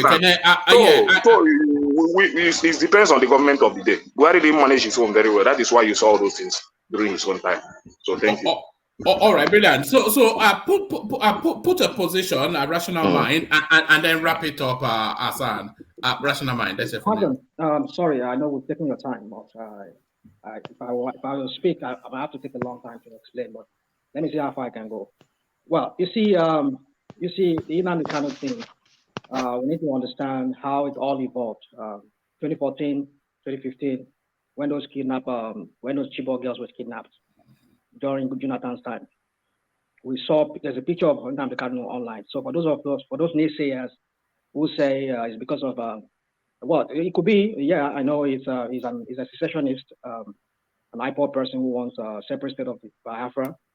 But how it began, how it all evolved was that he protested in London when the keyboard girls were kidnapped, and the seeming Islamization that seems like the kid love that the Buhari government that came in after that was treating the whole matter. And then subsequently we saw how he constituted his cabinet, and the people who were majorly who were top military generals in his cabinet were all of one, if not majorly of one geopolitical zone. And that led Nnamdi Kanu to start his scathing broadcast, and he started attacking the Nigerian government for the lopsidedness and his seeming incompetence at that time. And he started using the radio Biafra, and then he had to. They said he was accused of shipping in some radio equipment into Nigeria, and that was why he was arrested in Lagos for that. That he was trying to bring in that equipment to start disseminating some messages to the people to start a rebellion or whatever. So he was incarcerated. He was released. One man, your question when you were asking, when you said to him that he flattered him, possibly he flattered it, no doubt, he flattered it. But that condition is too strict, I must say. You cannot have a man like that not to have people around him. But yes, he flattered it. Law is law. But then one man, if he flouted that law, go to court, tell the court that granted that bill that he has flouted that law, and get the police to go arrest him. Not for you to go and send the military on him. Go to court. As they use the word themselves. Go to court. FGN should have go to court. Ask the judge who granted that condition of bail that this guy has flouted his bill, provided evidence, and then Nigeria doesn't have that kind of a system whereby they have a police that is attached to the judiciary that has to carry out their enforce their whatever law, even though they have it. I mean, it doesn't exist. I don't know if they even exist. So go and arrest him, not in the style in which they did that Python dance or whatever dance they call it, and they had to go and I mean we know how that played out. This guy barely escaped with his life, and he was mad that they were trying to kill him. If I were to be the person too, I would be mad that the Nigerian state is trying to kill me. Why didn't you go to court? His father and his mother died in the process. Well, they died, but let's leave that out of it. So the point is this: you see, one man. Sometimes some of us want to rewrite history. Go on; it's online. Go and read. Go on. Our viewers that are listening to us, go and see the antecedent, how this whole thing all began. Yes, Kanu was a secessionist, but not at the level that he started. He went post 2018, 2019. It was after when he was arrested while coming to Nigeria, and he was arrested because they said he brought in some radio equipment, and they said he was doing some kind of reconnaissance or whatever they call it, whatever law enforcement language jargons they call it, and they arrested him. They took him to court. They granted him bail. So the point is this: we need to follow this. It might be that you see. There's a lot I want to say, but just for the sake of time, I also want to go. Now, please, if you allow me, the Igbo matter. The Igbo matter was that Dr. Aboshade, or I don't know how to pronounce his name.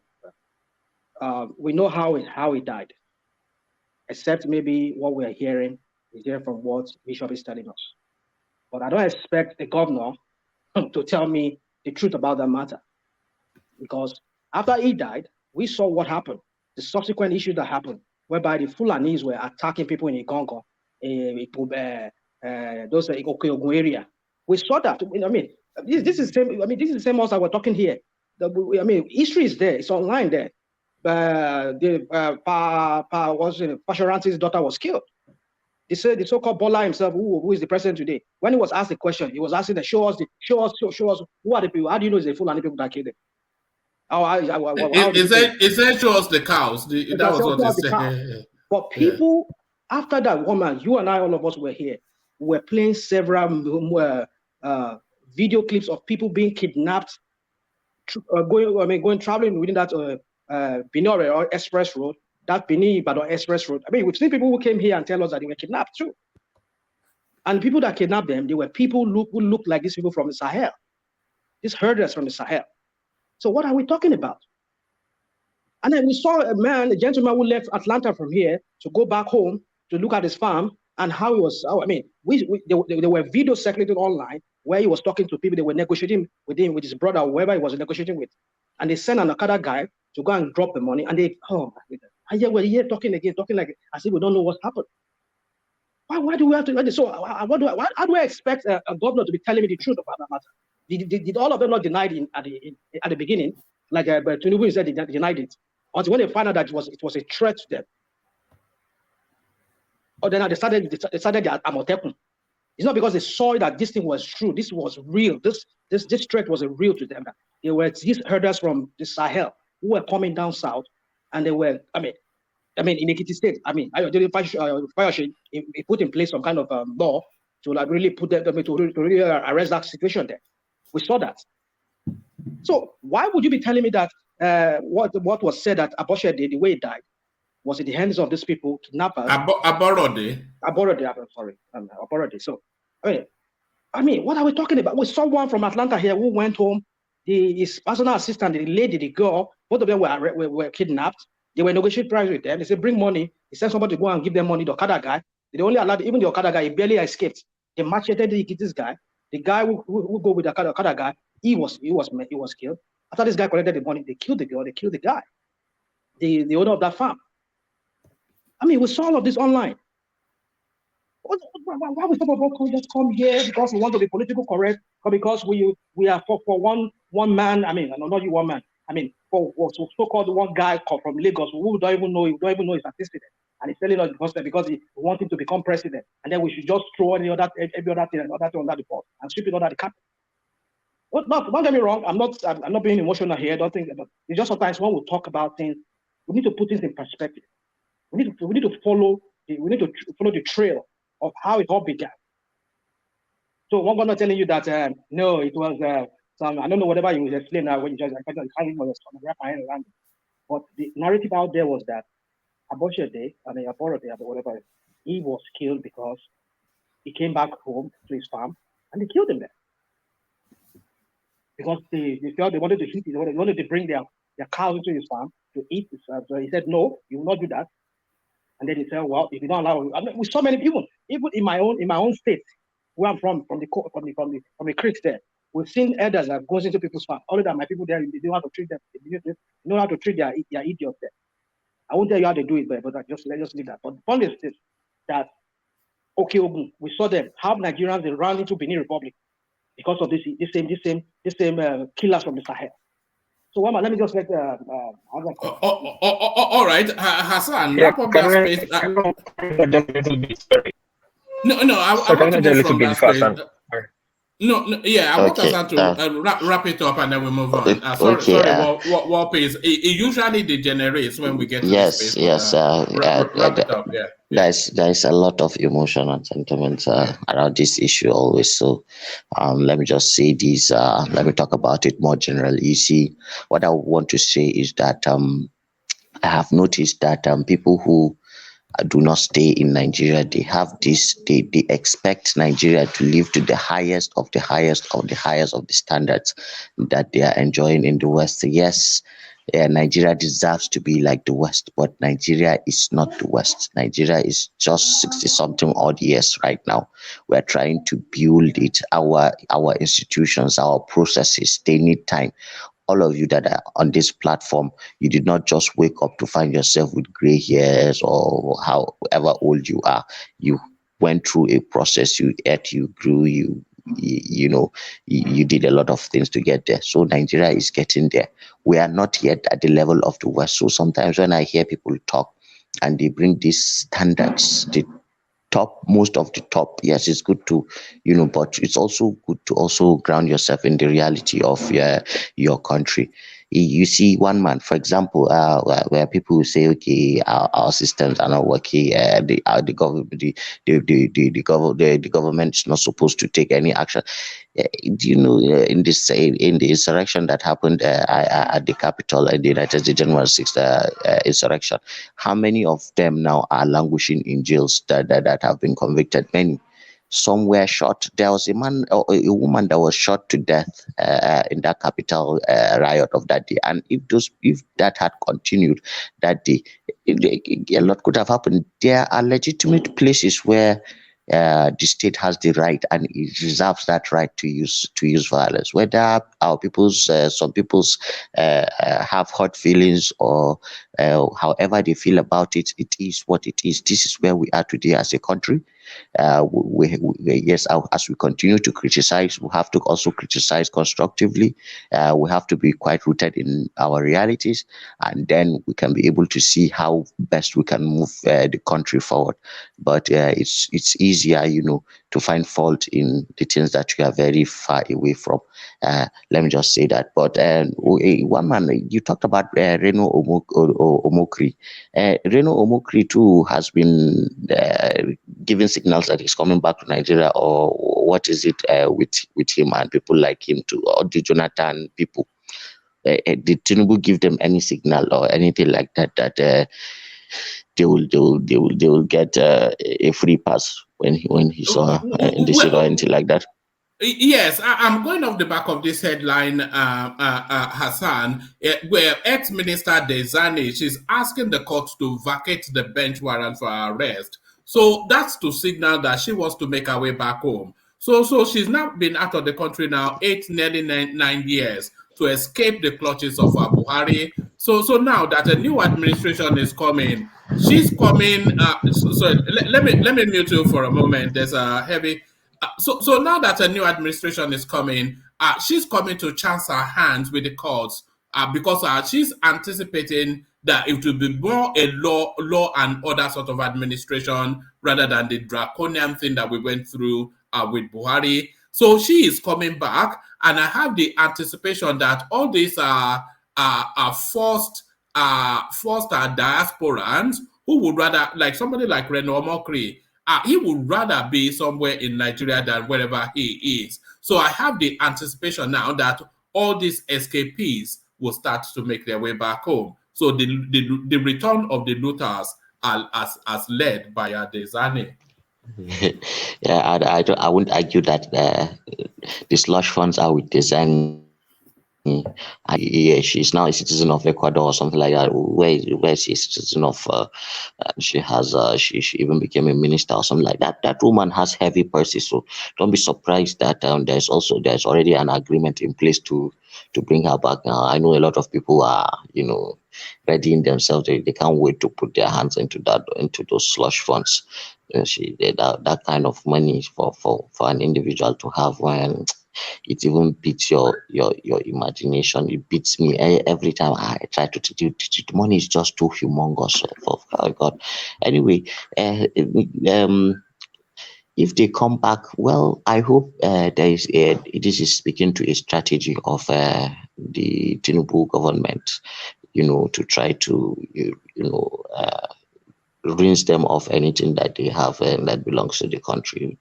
I hope it's a well thought out thing. If they are coming back and they agree to forfeit certain amount of money or something like that, there should be something in it for the country. Anyway, that's what I want to argue.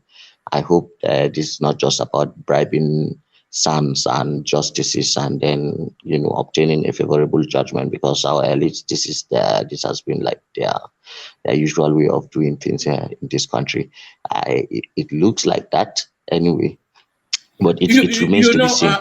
Hassan, Atiku said something during the campaign that struck me. So I think it was in his interaction with Zainab Ahmed, and then she was asking him about corruption, and he was saying to her that, look, a lot of these people, they are not controlling the hard $10 million. These are people controlling billions of dollars. So if you are saying you are going to use the law to fight them, they will fight you till the end of time. that what you need to do with these people is to negotiate the return of some of those monies, and then you just move on. Somebody that has a war chest of $10 billion, what law are you going to use to? So you can't fight them legally, so you have to negotiate with them, and that might well be the pathway for the Izani. Well, I agree. I'm just there is nothing like as usual. They don't talk to us. Our governments don't talk to us. But my hope is that this is there is a strategy behind this. There is discussions have been made. They have already agreed that they will come back, and this is what they'll be forfeiting, at least than to lose the whole 10 billion. If Nigeria gets 5 billion back, you know what $5 billion would do for 20 million people. It's a lot of money. It can change people's lives. I would rather that route, because that is what is more obtainable. But Tinubu must have something. Like, he should be ready for them. Let them not just come and get a free pass back like that. There must be something on the table for Nigeria too. That's what I would just say. There are a lot of people on the platform. We want to move the discussion to another person. Oh, all right, brilliant. Thank you, Hassan. Thank you, Hassan. So I'll do exactly that and move the conversation then in the direction of Patrick, who hopefully is ready to go. Patrick, you're up next. Are you there, Patrick? Yeah, I'm here. Can you hear me? Right. Yeah, I can now. So brilliant. Good to have you, Patrick. We're really doing the opening monologue, but it seems to now be an opening thesis. But you kick it off. So there should be a headline showing on the screen now. So this is Peter Obi. After now that interview that he had with Charles on Arise TV, when Charles was inviting him to address the way that the obedience space assaulted in some form Wole Soyinka, and he ducked that opportunity. It looks as though he has had time to reflect, and he has now gone to Abeokuta to adopt the Idobale position in front of the Nobel laureate. Peter Obi visits Professor Soyinka despite obedience backlash. So what are you then making then of that headline, Patrick? Yeah, very, very good. I think he has taken step in the right direction. Even though when he was being interviewed, he was actually making excuses for them, and saying that initially said they were not obedient. They were opponents that infiltrated, and later he said they were hungry people. Obviously, he knew they were obedient, so he has gone to him, and I'm sure they must have tried to resolve things, and at least he's showing the obedient now that he identifies with this man. I think he's just trying to make up of what is left of him. Obviously, he has nothing left now. His reputation is badly damaged because of that audio, and says who? Says you, right? His reputation is, of course, damaged because of that audio. You can't tell me that his reputation is improved by that audio. So, or in your imagination, now that's it. Now, no, there are some options. After this, that audio, is either his reputation is damaged, or to your own view, his reputation is damaged. Wait, now, to your own view. I've not finished. I said there are things that might happen. After releasing the audio, is either his reputation has been damaged, or his reputation has remained the same, or his reputation has improved. If there's anything, I know his reputation has not improved as a result of it. And I don't know whether any sensible or reasonable person would think his reputation has remained the same. So I'll just leave it at that. But I know his reputation has not improved as a result of it. So that's just the point that I'm trying to make there. He's obviously tired. I'll keep saying that. The man is tired. He's just trying to. You mean Peter Obi? Yes, of course. No. I think it's reached the end of the rope. It's just looking for a way out now. I think it's just it's tired. In a few hours time, we're having a legal case starting in Lagos. I mean, in Nigeria, in Abuja. You say he's tired, right? All of them I will collect now. When are you? One man, is it because he visited this man that made him tired? What made him tired? Is it the first No, person he no. visited that this thing happened? No, the body language of the whole movement, the energy is spent. You know, even if you go to their spaces now, they are now making demands of Tinubu's administration rather than, you know, they've gone from president-elect to president-elect. They've gone from is not my president to president-elect. They've now gone Do from president. you watch Dele interview He on the was weekend? there. One man was there. Do you watch the interview? How did you know I was there? How did you know I was there? How did you know I was there? I saw you. I saw you. I wasn't there. What do you mean I was there? They gave it to you. Which daily interview was that? On Aisha used to be. Yes, Dele Falote. Mama was there. I was just laughing when I was laughing. So I want to believe that the man is. Did you see the way he lambasted Tinubu in that interview without fear? Do you see how the guy was fearless? So you say his face is tired. Remember he visited the. You remember when this same thing happened to him during the beginning of the campaign in the space of Fela Kuti, that is elder son. He still visited the guy now. So this is not an exception. This is his way. So that doesn't make him tired. No, it's you not need to because make of up. this visit. It's not because of this visit. You know, the obedient have told all the story that is available out there to be told. They've sent out all the damages, all the damage story, intention to damage and all the strategy. So they are used up. There's nothing they've done now that they will do to Tinubu that they have never done. There's nothing that they will do to the reputation of Nigeria now as a country that they have not done. They should give us another trick. Nothing. They can only repeat the old things. So, and what's your point? What's your point with that? What I'm saying, my point is this: Obi is just trying to say, okay, these are people that I've known before. Let me just try and enjoy manage and just keep this my relationship. There's nothing, no political gain from that visit. So over 6 million, going to almost like almost 8 million votes. It's not something. Over 6 million. Going by what we're saying now, almost 8 million votes. If everything is proven, are you telling me that's not a man with clout? A man with If everything is proven, as in well, we shall see how I'm saying that there's nothing left. The only thing I see is that people don't seem to understand P2B very well. The way they take him, I don't know. But I don't want to always explain many things about him. But I know that he must take this step. And he has been taking all these steps all this while. It's not that this is not the first time. But you are making it as if this is the first time. He's doing it because he wants to. Didn't you hear me? So you just appreciate that and move on. There is nothing to hold on, Nick. You're not listening. Patrick wasn't necessarily speaking or just on his visit to Wole Soyinka.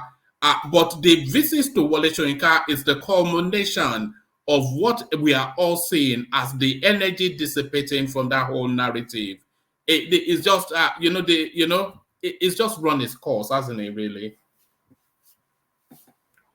Yeah, Patrick. One man. Yeah. One man. If you don't mind, please. I'm very sorry. A lot of interjections today, but go on. Yeah, I just want to. Sorry for taking you guys back. I was listening when Bishop was speaking about Igboho's side. I think the Nigerian government acted how they should act. Why do I say that? I just sent you a video, one man on your Instagram.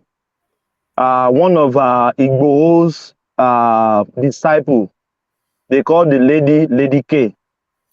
On the day of this incident, he was saying confirmatively on that video that the warriors are attacking Nigerian police downstairs. I sent you the video. If you don't mind, maybe later you play the video, everybody listening with their own ears. So if Nigerian government came to your house to arrest you, what are you supposed to do? Are you not supposed to surrender? But on that video, he said, call warriors. People should be coming. He said, warriors, they are attacking them downstairs.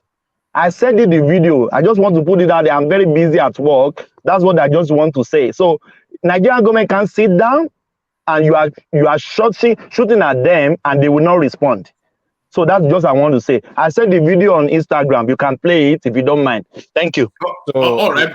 Nigerian government should come with thousands of troops, army, to come and arrest somebody at the dead night. Is that the way to do it? Did they go there with thousands? I don't get it. Did you go there? With due respect. Patrick, hold on. No, I don't want to revisit it. So let Agande Koko just make the point and then move on to the headline on the screen. We've spent a lot of time on that one already. Agande Koko, back to you. Yeah. Is it the right thing? Is that the way to govern? Is that the way to even arrest somebody? To come with thousands of troops to come and arrest just one person and without any notification, without anything, in the dead of the night? I mean, I don't get it. And even if they defend themselves to say, who are these? Because you may remember 2 incidences or 3 incidences has happened like that before this. Some men that were hired and that were paid went to Igboho house to attack him. And they were arrested. People around went after them, arrested them, and handed them over. They were in Nigerian Army uniform. And they were handed over to the police. Only for the police to say, nobody sent them. They were carrying it out on the instruction of some people that paid them to come and kill Igbo in the house. So when these people came, how do you want to justify it that Igbo must not defend himself when incident like that has happened to him in the past? That some people paid some army officers to go and attack him in the house. So I don't get it. Is it this long time? No.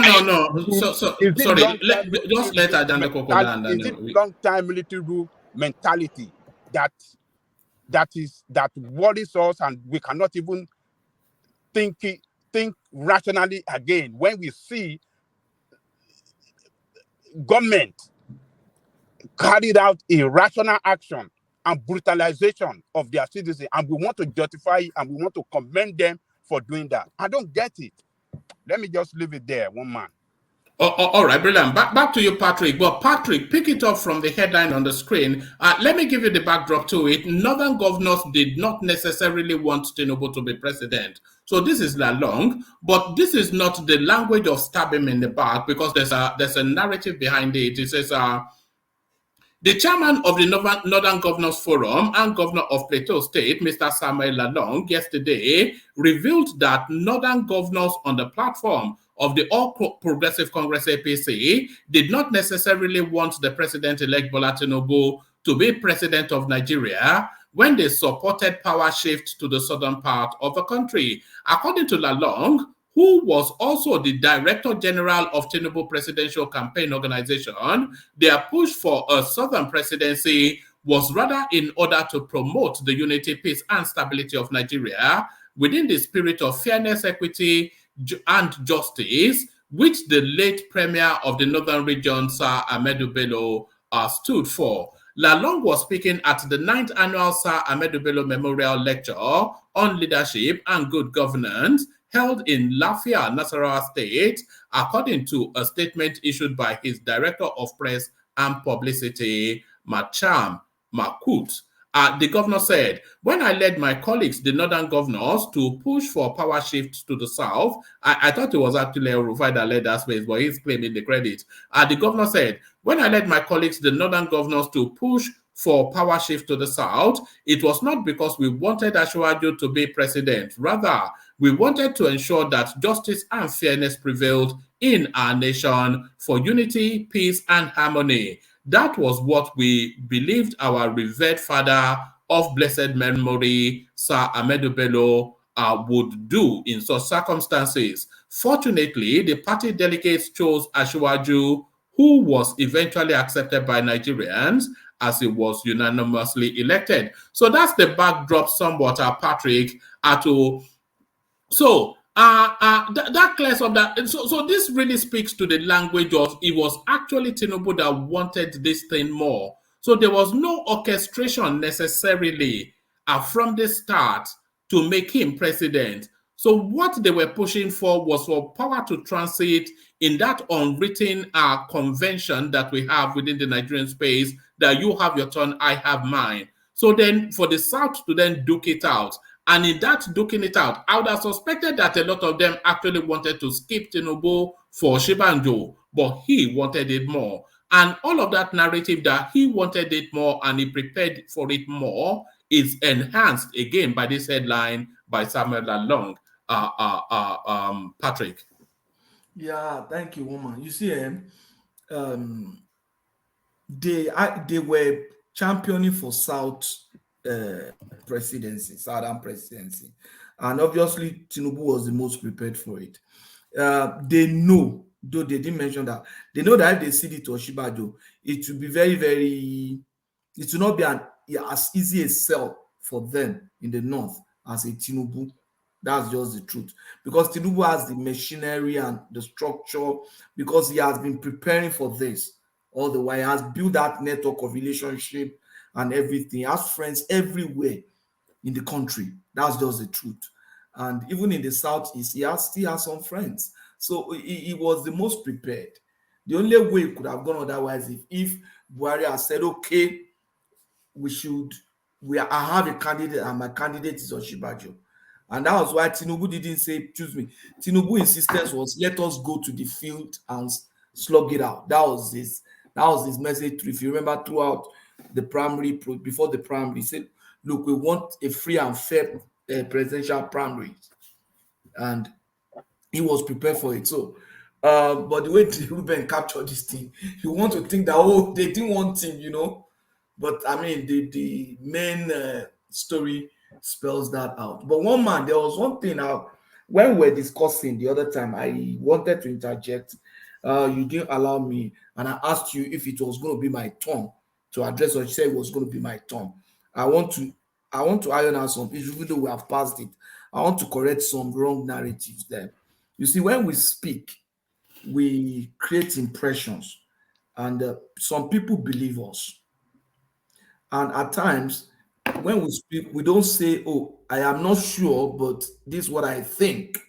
We speak with so much audacity and so much as if we were either there, or we have it on good authority, or we have certain things.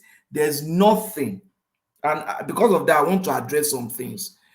The Nnamdi Kanu case did not come because Buhari appointed some service chiefs that are from the south, from the north. In short, when Buhari came and they took over power, the chief of army staff was from the north. The chief of naval staff was from Cross River. Inspector General of Police was from my local government in Edo State. And the chief of air staff was from Bauchi. So it wasn't as if Buhari just put his northern brothers there. And the chief of defense staff was a Yoruba man. You get what I'm saying? The Yoruba man, chief of defense staff, Cross River man, chief of naval staff, northern chief of air staff, chief of army staff, and the inspector general of police was from south. So how more balanced would that be? There are 5 service positions. You understand? And they can only be shared among 5 regions. You understand? They cannot go to 6 regions. You get what I'm saying? So the idea of this narrative that is out there, oh, Buhari just put all these people in service chief, that is not true. That's not correct. I can give you their names: Buratai, Ibokete. Who is the chief of DSS? Service chiefs. Wait now. No, hold on. Who is the DSS? Who is the chief of DSS? Give that to me. Hmm? Give that to me. We have sounded that certain Daura there before they removed him. Daura was it. I just told you now. Let me land now. I never land. There was certain one that was there before. I think it's from Kano or from Katsina. Before Obsiba just sacked him. Who was that? Was it Daura? I think, yeah. It was Mama Dauran. It was Dauran now. Who is the president? Okay, after it was sacked, the acting was from Niger Delta, was from somewhere Niger Delta, something like that. But what happened when they came back? What happened? He removed him. He put his own. Where to go and call this certain Daura that has retired? They brought him back to become the head of DSS. Now, who is the head of the NSA? Hold on. Don't you can't bully me. Hold on. Let me give you. You asked me a question. Okay, you didn't ask me a question. You were already answering them yourself. Okay, go on. If you say I want, please let me interject. I will allow you to interject. But if you're asking me a question, you expect me to answer them. I want to answer. I say, hold on. No, you can't bully me. Okay, sorry. I mean, apologies. Look at that language. You of all people claiming bullying. No, I know someone like me cannot bully me now. All right, carry on. Now the argument is this: what you have done is just isolate one service. The narrative was that all the service Buhari just put Northern, and I just told you that's not true. If I said service chief, maybe what I meant. It's not even only you. I'm not even directing that to you. That's the narratives. That's the narrative, and everybody will agree with me. That's not the narrative. The narrative is that the whole government structure that Buhari is leading, especially maybe the service chief, like you said, too. Because if you look at it strictly, in Nigeria, there are three major tribes. Igbos should have one. Don't get me wrong, I'm not this kind of person that is here to come and promote Igbo, whatever. But I'm just saying that. I mean, you see, sometimes when we make stints, and then we have to also factor in the what these people themselves have said. Is it not the same boy that went to New York, that came to New York here and said, how can you expect me to give 5%? Somebody that gave me 5%. See the way you are taking the story. I'm picking this thing. Sorry, where are we? Get back to where you were. You are looping around in circles. Exactly. Yeah. We say that the narrative is that he did this and all the service chiefs were in it. I've just proven that was wrong. Then two, the first narrative, another narrative that I want to correct was that the army during Python dance went to Nnamdi's house to kill him. No. They mobilized the forces and say, oh, we are going to his house now. We want to go and kill him. We don't have such information. And nobody on this platform, I strongly believe that, can say that with so much authority. That, the reason why we went there was to go and kill him. No. So when we talk, we should be careful about that. That narrative was wrong. You understand? Then, to say, they took 1,000 military men, thousands. We say that as if we don't have sense of appreciation of numbers. It's just exaggeration now. No, we say people are listening to you. It is not exaggeration. That is what people. You just said it's exaggeration. I said it's not. That is what they narrated. The people that were there when the attack was carried out. Thousands. People that were taken. Yes. People that were taken to Abuja. That is what they said. Patrick, can you give me 1 minute of your thousands of armies that they took down there. Patrick, and that means they went there to kill them. Patrick, can you please give me 2 minutes? Okay, yeah. Can you please give me 2 minutes of your time? Yeah, please do. Why won't I believe people that were victims that were there, and you want me to believe the governor? Why did I believe the government? Who was part of the government that was covering up a lot of things from Nigerian people? Why would I believe? Hold on, Bishop. There's one golden rule here. When Ajan Lekoko is speaking, people let him land. Carry on, Ajan Lekoko, land. Why won't I believe the victim? Why won't I believe the victim? Why would I want to believe governor? Okay. I don't. You have finished. Yeah. Okay, let me leave it there. All right, Bishop, let's hear from you. You've said what you just said before. I want to put it to you that your narrative about 2 soldiers in the Igboho house is a very blatant lie, a complete blatant lie. And let's look at it from this angle. That's the only thing I want to address. You said 2 soldiers went to Igboho's house to kill him. 2 soldiers in full military uniform with their name tags without arms said they were sent to go and kill him, and they now took them and they now confessed at the police. Terrible lie. 2 soldiers were going innocently after work. They were harassed by those thugs around Igboho's house. They wanted to bring the kind of narrative. Let me finish, please. I beg of you. No. Sorry, Bishop. I must say one thing. You have to bring the octane of the octave of your voice down. I don't know if that's your natural speech pattern, but bring it down. It's a conversation. Carry on. You won't hear me. I'm on the highway. All right, carry on. No, we are hearing you. Don't worry. Okay. So it is not true. And I want to just throw the line of what Patrick said now. I sent this to a lot of people since I joined you. Every time I see 1 or 2 persons, I'm inviting. Because I believe that whatever we say can be fact-checked. A good number of times we just throw things out of emotion. And that's where I get a little bit. There are bad situations we can address with facts, not exaggerated. The story of those 2 soldiers completely. And the fact that you said that they now confess that they were sent to go and kill Igboho.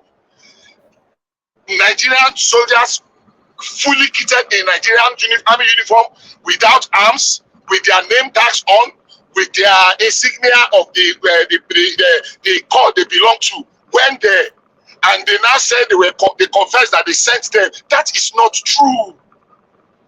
They harassed those soldiers, and it was beginning to look like if you begin to attack military and security personnel the same way it's deteriorated in the southeast. It's something we must need in the board of a necessity. So when we put this out, please, even when we hear certain things, let us by ourselves interrogate them. This platform, I personally invite dozens of people, because I believe that whatever you put out here can be fact-checked. Don't let us speak of just like out of emotion. That story of those 2 soldiers, please go back and fact-check. Then go back and fact-check the story I said about the governor. Because they arrested a man that was contesting for the chairmanship with Aborode, and the man is standing trial. Was it a setup? I know we might not like it that way, but let's give some respect to facts. 2 soldiers that were harassed did not confess that they were sent to go and kill Igbo. It doesn't add up. If they were sent, they will not go in uniform. They will not go in broad daylight. They will not go with arms. So soldiers were walking on the street, and the Igbo people just grabbed them. I don't know the activity that grab them like that.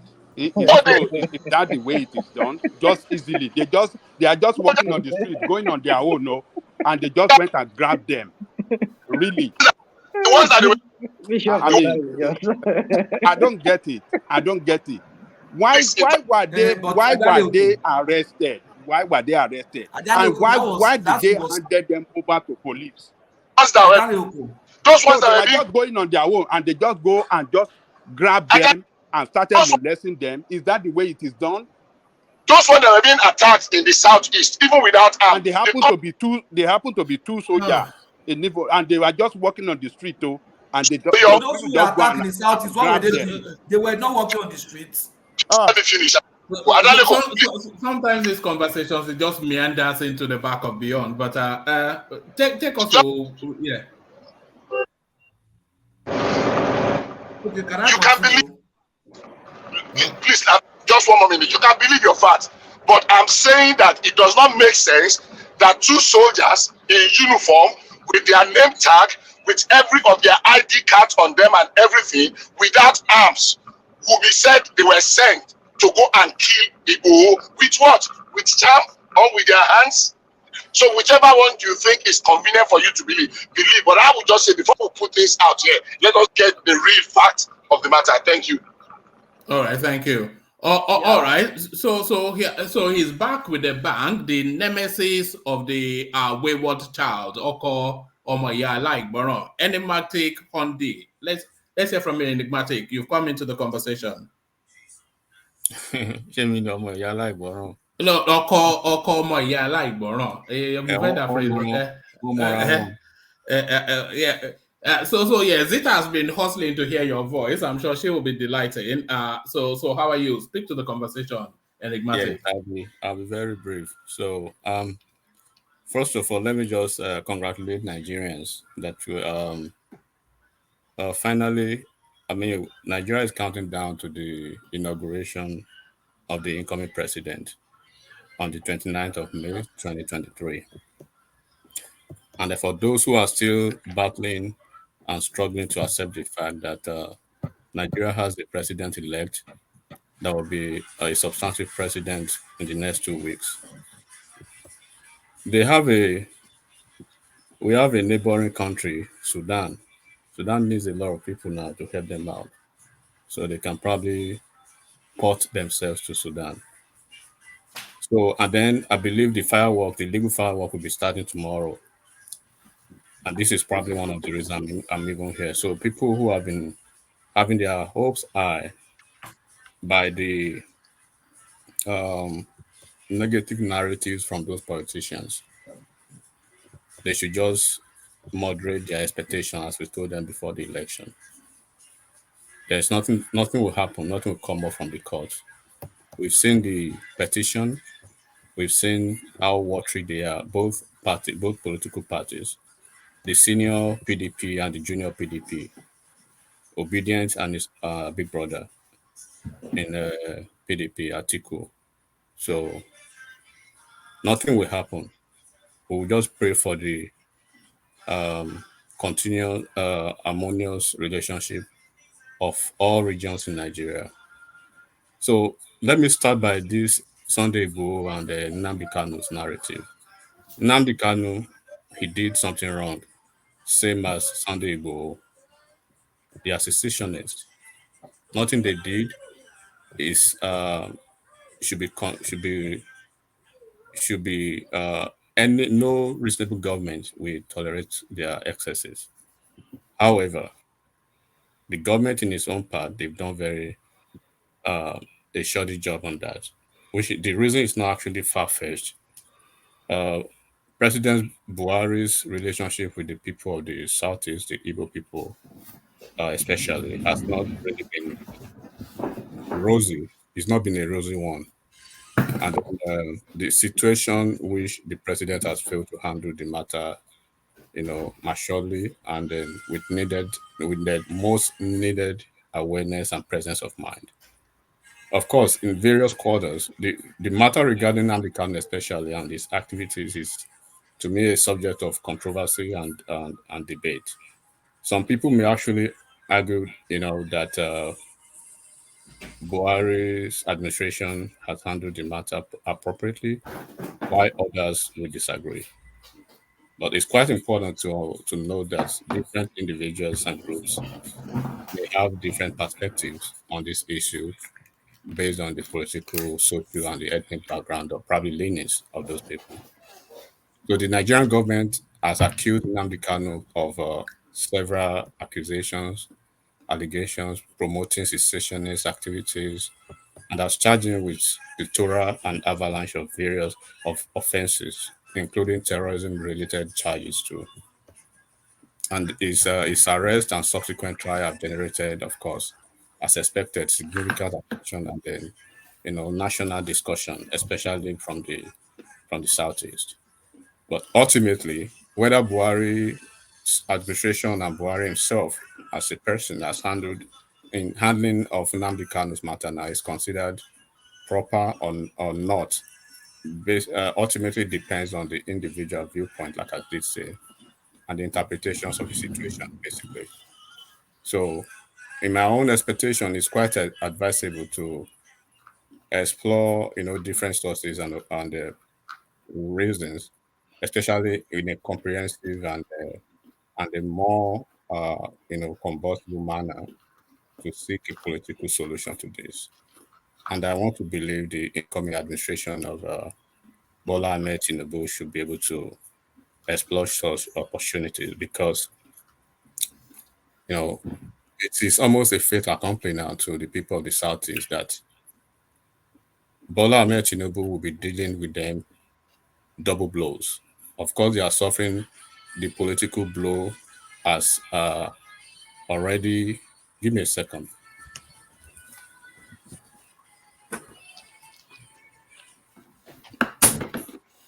Okay, excuse me. So, of course, they will be suffering from the political blows that they've actually been dealt with by their prodigal son Peter Obi and his obedient shenanigans. And then, of course, the issue of marginalization that will be a subsequent effect of their political naivety. Basically, as you can see now, I'm going to the politics of it now. As you can see now, it seems like the South they they are taking a proper detour and probably taking the shine of the Southeast. And when some people came over here to say it's going to take the Southeast politics more than 16 years or thereabout, it was first echoed by they are now. I mean, now another prodigal son, Soludo, who actually came up with a well detailed memo, but of course, he's been condemned to the abyss of one of their levels now, unfortunately. But be it as it may, my sympathies and my thoughts and prayers are with the Southeast people, Nnamdi Kano's family, and of course Peter Obi himself, because Peter Obi is actually going through. Enigmatic. How do you see the Tinubu administration shaping up? And to that headline on your screen, as I'm sure you are fully aware, it looks as though there's a consensus wrapping around Godswill Akpabio, which then will completely shut out the Southeast for at least the next 8 years. Because if Akpabio gets it, is likely to serve 2 terms. So they're up in arms in the Southeast. Senate presidency, Southeast senators reject Akpabio, says it is a plot to shut out the zone. So that's the politics then in its coldest and most brutish. One man, you are getting it all wrong. Southeast, they have a clear agenda. They want nothing but presidency. Unfortunately, they lost it. So, Ojuzo Kalu, Southeast, they are primed, right? This is their pot of porridge. The Senate presidency is their pot of porridge. They have a choice of first refusal. That is more or less like their natural inheritance come June 5th, 2023.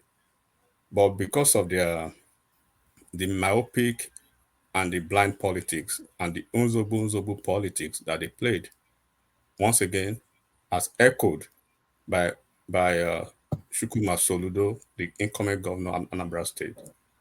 That's why they are in this quagmire now. Of course, a lot of political Lilliputians will not see it as that. They will basically say they don't care. They don't want nothing but the presidency. But it's quite obvious to political eggheads that Peter Obi has absolute zero chance of going to the presidency. And that's why you can see all these, vituperations and all these immature tantrums all over the TVs now. So we are making a mole out of a hill for the Southeast people. They've already shattered their course and they went full gun blazing for what they wanted.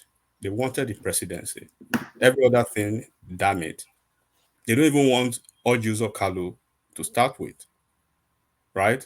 They don't want Orji Uzor Kalu, and Orji Uzor Yeah, Kalu. but it's not really about what they want, is it? Enigmatic. It's about balance. It's about balance. It's about the country reflecting the public face of the country, reflecting the composition of it. You know, it's Okay, about balance. You yeah, cannot not have the Southeasterners in some form of the corridors of power. okay. You only have balance, right? With an Ashwaju's presidency. If Ashwaju had lost, where would you be talking about balance? Let's take it at that first, right? First of all, the South, they wanted something, they went for it. They know what they wanted. They went for it, and they are almost there now. The Southeast, they wanted something different. They went for it. They failed. And they basically, when you look at what is happening in the South, I don't even know if people are aware of what is happening in the Southeast APC now. The APC caucus in the Southeast, 90% of them had issues of anti-party now. Almost all the states in the Southeast. It is on record as I'm speaking to you, one man. 100% of all Buhari's cabinet member, right? Parastatals, MDAs, and agencies those that are appointed from Southeast worked against APC in the Southeast. All of them, no exception. Oyema, Godfrey Oyema, OUK,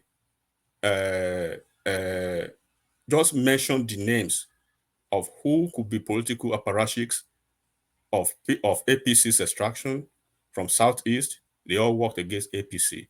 So when you are looking at the political capital of all these folks, vis-a-vis, talking about national cohesion, you cannot speak about national cohesion when you are basically confused. These folks are confused. Enigmatic, can I ask a question? I think you Yes, have sir. to explain it well. You said they work against APC. Are you saying all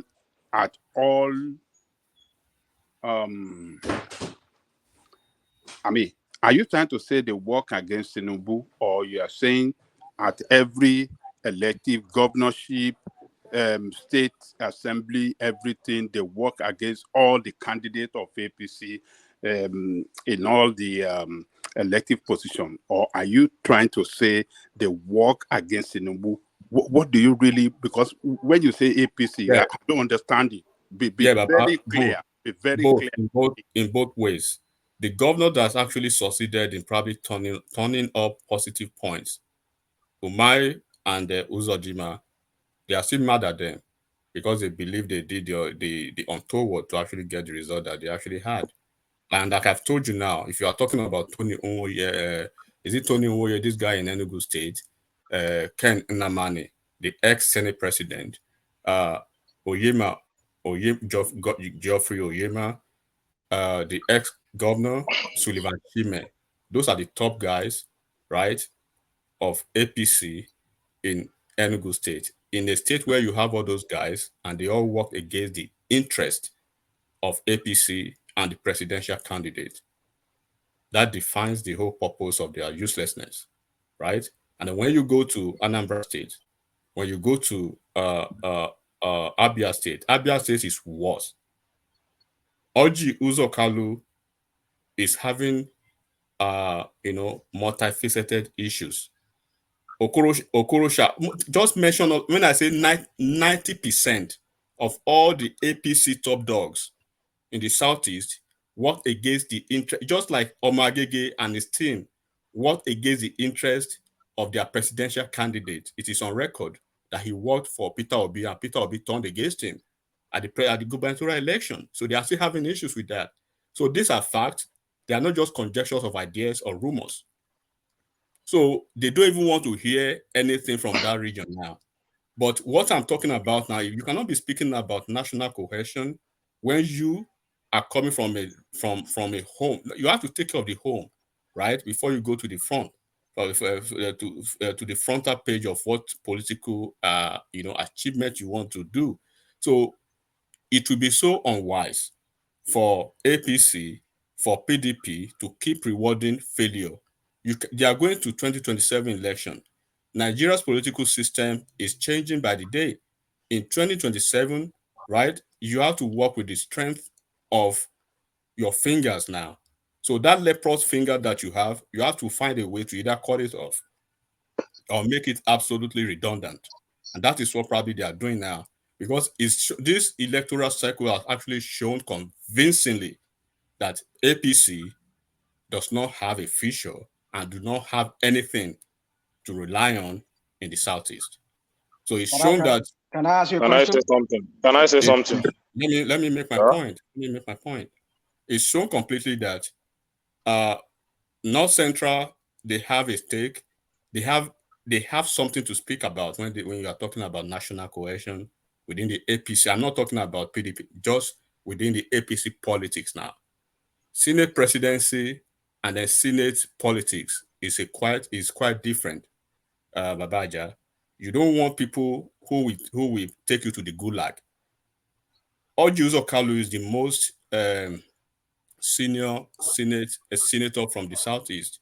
It would be an act of a personal suicide for a president to consider such a folk as a political ally, right, in an equal co-branch of government. You don't want that. Somebody that his people does not even trust. So I'm trying to be conservative with the way I project what is happening. But bearing last minute changes. The Senate President of Nigeria is the guy you are looking at now, Akpabio. Akpabio came back, returned more than 160,000 votes from Akwa Ibom State. In 2019, South came back, returned 250,000 plus votes to APC. Southeast returned similar number of votes to APC. In 2023, as we speak, South returned almost or over 800,000 votes to APC. There is no state in the whole of the South that APC fell short of 25%. None. And I think they won Rivers State, and they did exceptionally well in one of the South state that they actually had maybe over 40% or 35%. So in the That was South, Cross River. okay, Cross River, God bless you. In the Southeast, you can't really say Southeast came back with a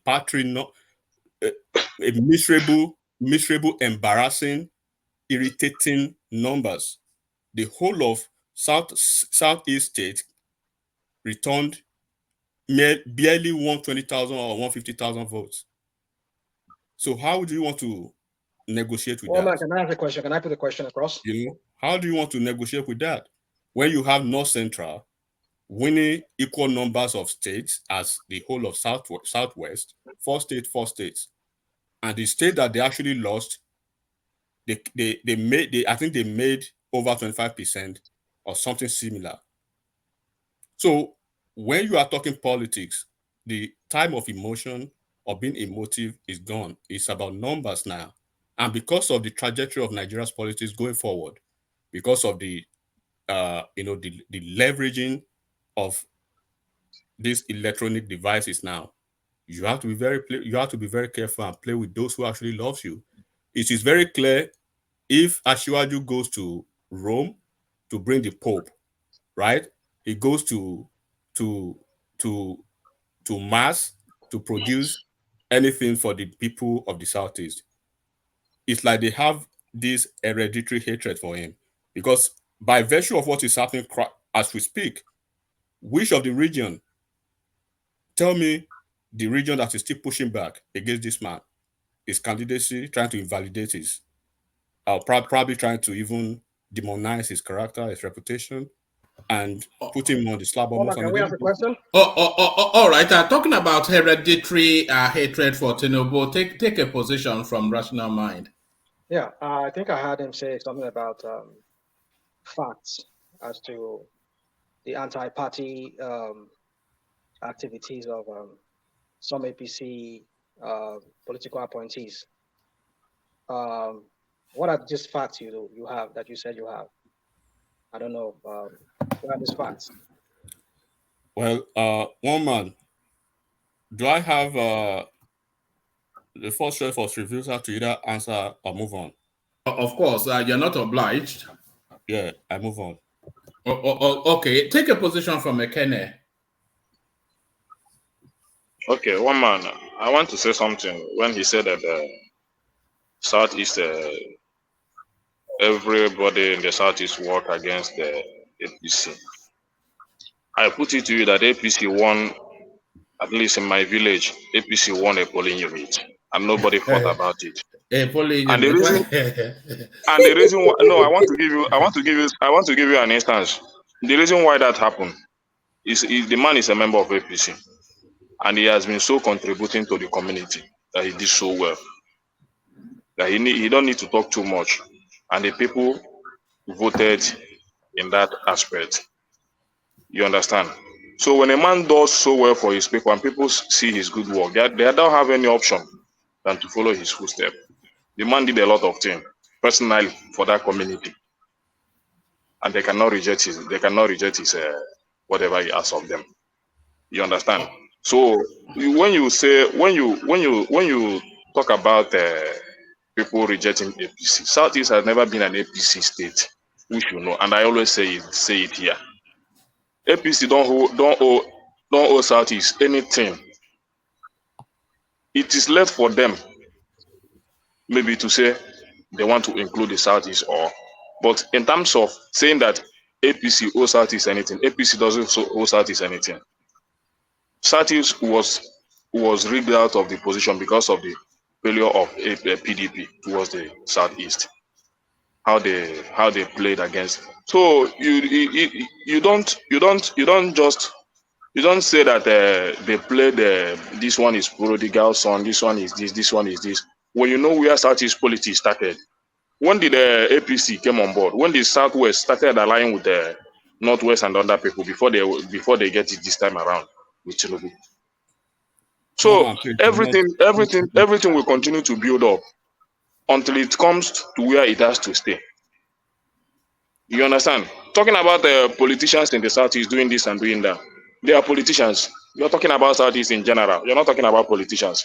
I saw them fighting today on the television that I was just laughing at them. You understand? So thank you. Thank you. APC putting as if APC that the Southeast owe APC everything. So APC doesn't owe Southeast anything. You are right. You And are right. the P2B came in to contest an election. He is not a prodigal son. Okay, thank you. He's not a prodigal son. All right, thank you, Kenneth. He performed what you're supposed to perform as a rightful citizen of this country. I take your And point. his people supported him. So all right. that was my solution. All right, thank you, Kenneth. So enigmatic. Everything you have said has been debunked by Kenneth because APC won a polling unit. Carry But on. you know, in the while I was making my statement, right, I hope folks we detach you know, we wouldn't be clouded with emotion and then listen attentively so that they will have the opportunity to comprehensively understand when people make certain statements. I said 90%. You have to speak in the language that they can understand. Now, when you make us bring out the dictionary every time you turn up, but carry on. Well, I said 90% of APC apparatchiks, right? So when the remaining 10% is the one polling unit, as evidenced by a statement now, right? So, but what we are saying, one man, Nigeria's political structure now is either you join them, right?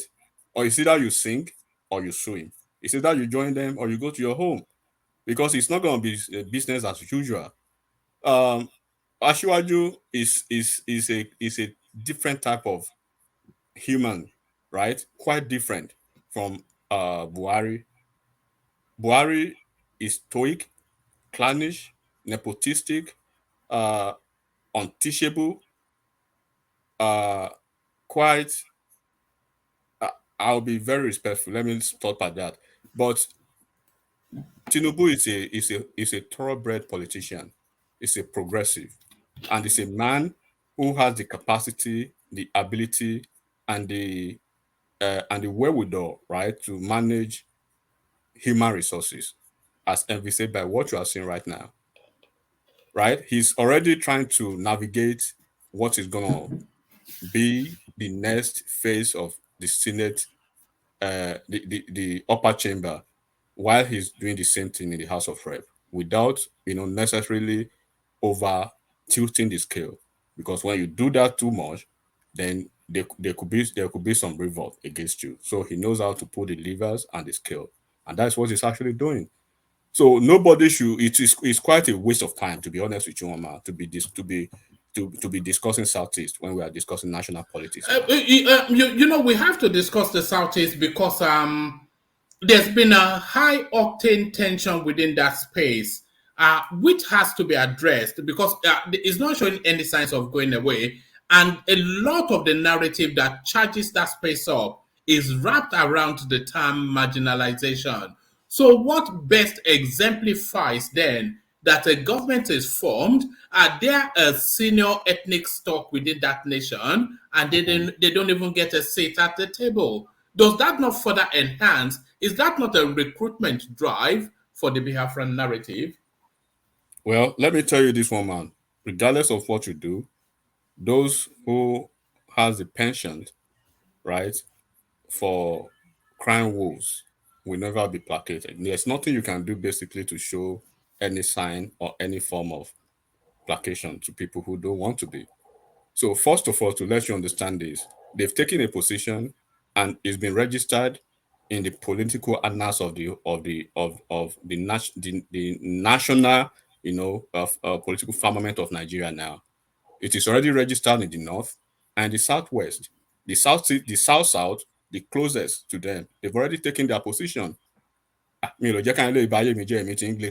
they're already taking a position. They are talking about Niger Delta development now, and they are coming together to talk about Senate presidency, and then it's like they are replacing, right, the Southeast in the national politics. So when you are talking of marginalization, this 2023 election, right, has cleared, defined, and basically put marginalization to rest. Nobody has the audacity now whatsoever to cry and whine about marginalization. It was a clear-cut election that produced and then well participated by all the regional, calculus of Nigeria. We have Atiku from the northeast, we have Ashwaju from southwest, we have Kwakwanso from northwest, we have Peter Obi from southeast, right? So they all came together, but a certain region chose to play the kind of, once again, the draconian, immature politics. So nobody will listen to any cry of marginalization going forward. And then what has been the action or the inactions of the major actor now after the election, post-election rhetorics, post-election postulations, post-election, uh, you know, macabre dance of the same person and his group of fellow, as their brother called them, right? Fleeting frenzy mobs all over the place. They came to the US, they wrote letters all over the places, all over the globe. They wrote letters to the global village to basically put Nigeria's name in the dark. Who does that? Right? And we could see Ahmed Dati up until 24 hours ago still making inflammatory comments. Have you seen what happened in the last 2-3 days on social media? Some very funny characters coming up with some few seconds of video talking to Buhari, the same Buhari they derisively and viciously, right, hated for the whole of his time in office, and they want Buhari now to extend his time in office so that a constitutionally elected president will not be inaugurated. What can be more it is the height of stupidity, and it is the height of not trying to be the leader. So, did you see his probably one of his major uh comeback after a while when they say, bro, you need to call your goons to order. He will say no. He will deflect to PDP, deflect to APC, right? Pretend as if he's not breeding a crop of fascists, as Soyinka called them. The same for Soyinka now that you are hobnobbing with once again for almost 3 days, 24 hours non-stop, almost 10 hours on Dr. Damages. These people were annihilating, lamponing, and derogatorily cursing this man out. Tell me what they did not say about this man. So when you look at the pictorial, you know, uh, stature of this man, you don't want to put him in the annals of Nigerian leaders anymore. If people do not know, they should know that Peter Obi is going through some intense investigation in the UK now. He did not. He basically glossed over his antecedent in the UK. He didn't say much. Even his Yes Daddy video, he lied about it. And we have some apostles of this same man, Peter B, on this platform, who were coming up with deep fake, artificial intelligence manipulated, doctor stuff. They were so brazen with confidence. They were so sure of those, delusional statement they were making. When we know even a human being with the right senses of is, or concocted or blogata, well screwed to the head, we understand that this man was the man in the video in the Yes Daddy whatever. He confessed it. He's confessed it since. Yeah, I mean that's why I say I'm offering him my prayer because he's going through a lot, but they don't know because he's been encapsulated in a cocoon that he can't get himself out now. The leash has him the mob has him on a leash. He can't barely manipulate or maneuver around his way, or he's done with. So it's either you are for them or you are against them. And this is so unfortunate. But what can we say, right? One man. The only thing we can say and we can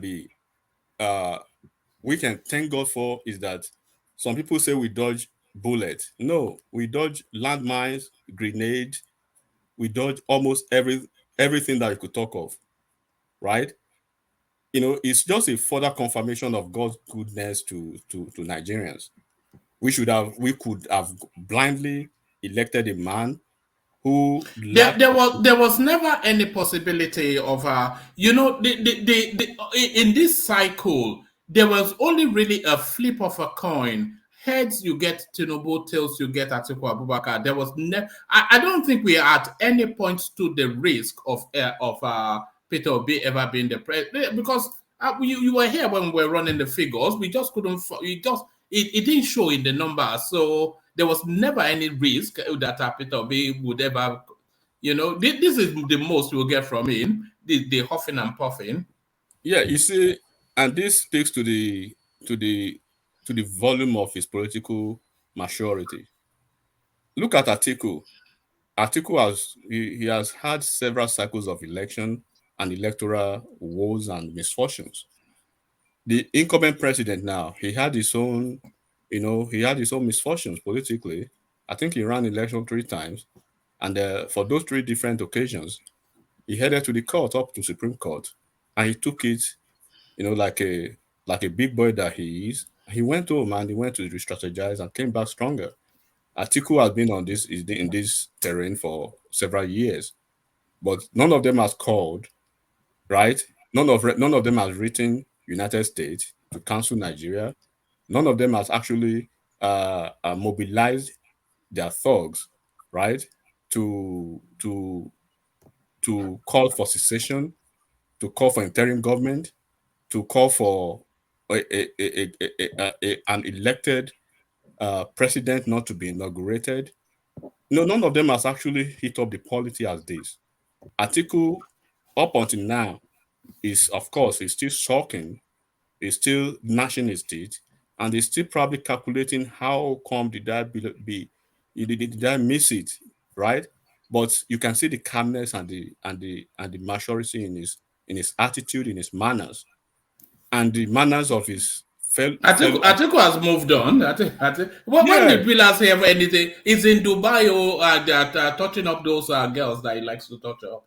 look at even the PDP followers, right? They've taken it in the chin and they are just waiting because even in the legal parlance, even to non-lawyers, to non-legal minded, folks, when you institute a case, a lawsuit, every other thing becomes sub judice until the case becomes properly adjudicated with, right? You are the one who goes to the court, and you are the one who is basically lampooning and annihilating the judges of the Supreme Court and the High Court, and then you look, one man.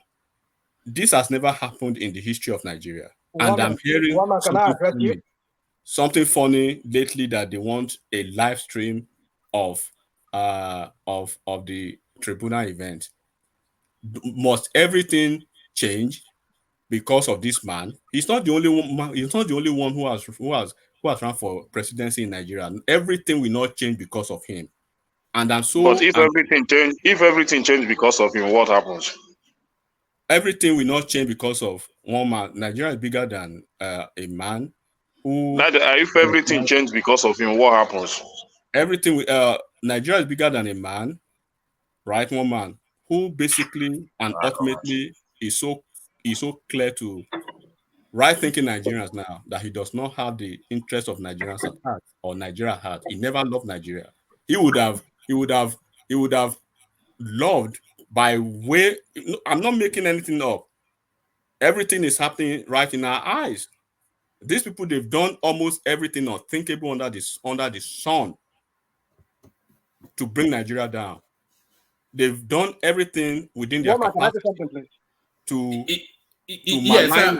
malign the reputation of Nigeria because of a man who basically none of them, even almost more than 50% of those who are his Hallelujah boys does not even know his antecedent when he was the governor. Why is Abner Brown not an Eldorado today, or the South is an Eldorado? And he wants to make the North, he wants to purge the North of poverty, while your region, so to say, right, is in affluence. I don't want to talk about Anambra. Don't talk about Anambra because Anambra man is there. We don't want to. Don't worry now. Don't worry now. Don't go there. Hold on. Anambra man is there. To tell you everything that is happening in Anambra. Anambra is part of Nigeria now, but yeah, hold on, Enigbate, take a position from rational mind. Well, I'm not giving any position. I just want to address me, so I want to address you one man. So yeah, definitely the other time you said what's his name? The article is we're going back to Dubai. So you're so funny with the way you said it. Well, maybe you are not aware of what happened. In the response that Tinubu gave to articles, the Tinubu's legal team gave to article, you need to understand that there's a big issue coming up. We shall see how that plays out this week. What's the issue? Yeah. The issue of the passport, the nationality was addressed. Oh, right. Yeah, it was addressed by the Tinubu. It was never mentioned, according to Ohala. It was never mentioned, but they responded. They attached it to their response to Atiku's petition, so they mentioned it. So now that tells you that there's a big thing coming up here. And then, some days ago, I talk about because I have to bounce very soon. I'll be leaving. I just want to say something. Some days ago, I talked about this quid pro quo thing, and that is what if you listen to Ologun Agba, the press secretary or the press secretary of PDP, released a statement that it's still within speculation for now, but I don't know what evidence they have as to that. that the APC are already bribing the justices, the judges, that they have it on, they have the evidence, whatever, that has been bank transfers here and there to these judges. So we shall see how that plays out tomorrow. My goodness. Yeah. Man. Yes. So yeah, sorry, let Rational Mind. Let's Rational Mind. Sorry, I don't mean to jump on you. Sorry, go ahead. Yeah. So one man, I want to say something. Hold on. Hold on. Let Rational Mind land. Yeah.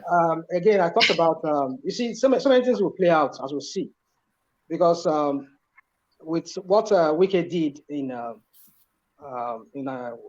River State, the comment of Wike, the comment of I meant to say Badaru, not Bala Mohammed, Badaru. With the comment of Badaru, it's an indictment. It's an indictment on what played out in River State. That INEC declared Tinubu as the winner, when they know fully well that that is from what Badaru said. You don't understand. I said that some days ago here, that it's an indictment on what Wike did. Is there an element as clutching at straws in all of this? Clutching at straws. It looks like even this ridiculous passport something. Passport, yeah. No, I'm not. Well, you see, I don't want to debate that. I'm just saying. I just want you to understand that it's almost sounding desperate. It's sounding desperate. Who is sounding desperate? Who is sounding desperate? No, not you, but the narrative around the. When they are now saying that, I mean, that's what I'm saying. The point I'm trying to make is this: if it is not an issue, Atiku's petition, according to even this guy, what's his name? I wish he's there today. This our guy from Ekiti, this PhD guy in Scotland. What's his name? He's listening, Benny. Yeah, he's listening. Yeah. He said, looking at Obi's petition, it's like Obi's petition is so strict.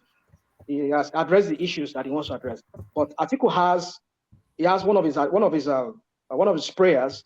It's very ambiguous. It's very broad. But then they did not mention. PDP did not mention it in their prayers, but they brought it up in their response. So if it was not an issue, why would they have bring it up? If they felt that there's nothing to it, like you are saying here that you're saying here that it's not an issue. So why did they bring it up? Let me tell you why I thought they brought it up. Can I tell you? I think they brought it up because it's not as if they have done their research on the guy and they found that he has his passport and they are ready to present it. I think they just heard it in the news like so many of us. Let us include this one too. You know, they are just trying. Yeah, right. No. Listen to what Patrick is saying. I had him. Thought. But let's put that one too. Tinubu should just go and be drinking champagne. Obviously, nothing is there. Oh yeah, I'm champagne. You know, just as sorry, mind. Yeah, hold on. Just off the back of what Patrick was saying, if they had anything with the passport, they would have included it originally. So, like Patrick was saying, they've just read something in the news and they've just struck it. Like I said, it's desperate stuff. Well, we shall see how. Well, I mean, if anybody's desperate, I think they are the one desperate. The APC are the one desperate. They are the one holding the ticket, though. So I don't know how desperate they are. Definitely, they have more power. I mean, the power also. I mean, the power here is tilted. Like I said some days ago. It's not fair. You know they've already started to form a government, which is what we have been discussing. The INEC announced, INEC declared the president-elect. So yeah, no problem. So they can do that. But we shall see how that plays out in the court. Mama, can I come? I need to bounce. Yeah. All right. Thank you, Rational Mind. Take quick commentary from Ekene because he's been pushing to come in, and then you carry on enigmatic. Okay, thank you. So what I want to say is this: whether court case, I have made my position there. My mind is not there. What happened in the court case, I don't care. But the last speaker, I think, is not fair. So when he comes, he was just trying to bring the man P2B and his character. He want to malign his character. He want to make it look like the man is nobody. That nobody regard him in the society. That maybe So I put it out there to him for him to know. A man contested election. Yeah, let's say he lose. I'll declare the Tinubu winner. Nobody's the man go to court. And is that the reason why you come to national platform? You called him a prodigal son. You did this. You say that he did this and he did that. He never. So these are the issue I love to speak about. You understand? These are the issue I love to speak about. I don't talk about issue that concern the judges and the federal government and any other thing. Okay. So what I'm trying to put out there is this. This is you said that he didn't do this, and then he's now looking to the north. Or is what happened? What happened? He never developed Anambra, but he want to develop the north. Is that an issue? He made his statement. Is that everybody made a campaign based on what they want to do. So he has made out his own campaign, and he now said that he did not develop Anambra and that he wants to develop the north.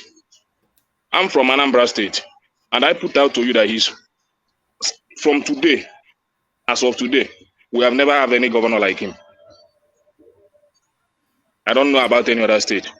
Okay. But I'm saying it on this national platform that as of today, we have never have any governor like him. And I tell you this, Because if you have always contest had election, now. I don't want to care, but I said if P2B contend election 100 times in Anambra State, you win it 100 times. No, let me just because of his antecedents. So let me finish. Let me finish. I don't care. I'm telling you, he's talking about Anambra State. He's talking about Anambra State. So I want to finish my thought. I want to finish my thought. Yeah, I want to finish my thought. So when you are talking about a man, you also know that there are people that love him, no matter what happened. Did you guys not talk even about if he did not become the president or any other thing? I don't care if he becomes the president. You have a personal love for Tinubu. I never did. Nobody disputed that fact.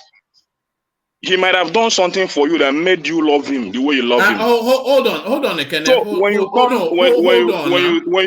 come and speak to another man, Ekene, when I say hold on. Yeah. What enigmatic is saying to you is that Tinubu equally he has been pilloried and lampooned severally within the obedience. What name? There's some abuse that they've thrown at Tinubu that I have never heard of before. And he took it on the chin. So why can Peter Obi not be referenced in the same, even along the same manner that Tinubu, they are still calling him Agbado and all of that in so many of those platforms. They've even forgotten his name. So why can Obi not equally be referenced in the same manner? Have I called Tinubu? Have I called him Agbado on this platform? Have I called him Agbado on this platform? But hold on. You are a civilized man. Have I said that anything that Tinubu said he did in Lagos? Have I said that he didn't do anything there? Give me a second. Let me ask Ekene a question, please. Ekene, did I call you a prodigal son? You said what? Did I call you, Ekene, a prodigal son? You referred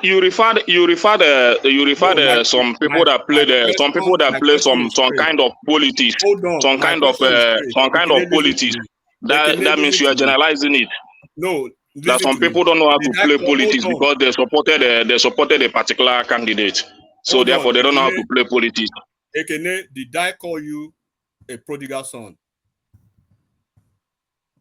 Did I call Tinubu a prodigal son? Tinubu is not my father. If you call me a prodigal son, I'll go at you. I don't care about him. Did I call you, Ekene, a prodigal son? Or I call anybody related to you, like your dad or your mom? The point I'm trying to make. The point I'm trying to make is this. When we want to speak on issue, when we come to platform, we want to speak on issue, we speak to it on truth, not on. See, I'm a man. If I want to say something, I say it on truth, on what is on ground. You don't bring up something And that is me. You You know need me. to grow up. You need to grow up. You need So to be there is mature. nothing to grow there. When you want, if you speak on truth. You don't All bring right. something and change it. Okay. Ekene. All right, Ekene. That is me. No, you've made that point. But let me just say this, and then we get back to enigmatic. You see, the language of this particular political cycle has been very charged, and people use all manners of language to reference their political adversaries. You are a civilized man, Ekene, but the political space is not a civilized space. So don't expect the political space to be up to your standards, because it's never really ever the case. But back to you, enigmatic. Yeah, No, you see, one man, you see, Let's move on. Back to enigmatic. One man, I hope I'm not gonna be stirring the honestness again because I'm trying as much as possible, and I've said it on this platform. If Peter Obi is your father, if Tinubu is your father, if Atiku is your father, if Omoyele Sowore is your father, if Kwakwanso is your father, right? I will respect you to be mindful of my language towards them. As long as they are normal politicians, they are not bigger than Donald Trump. They are not bigger than Joe Biden that they call every sort of name in the US. He takes it like a big boy, he moves on. Tell me what name they've not called Ashwaju. He said it himself when he was in River State. They call me all manner of name. I just don't care. They call this man a drug baron. They call him Chief Nobu. Some people call him Agbado. Some people they made caricature of his image.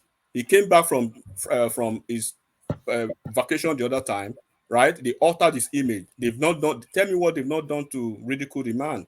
Tell me what they've not done to ridicule Atiku Abubakar. And this is what we are speaking about.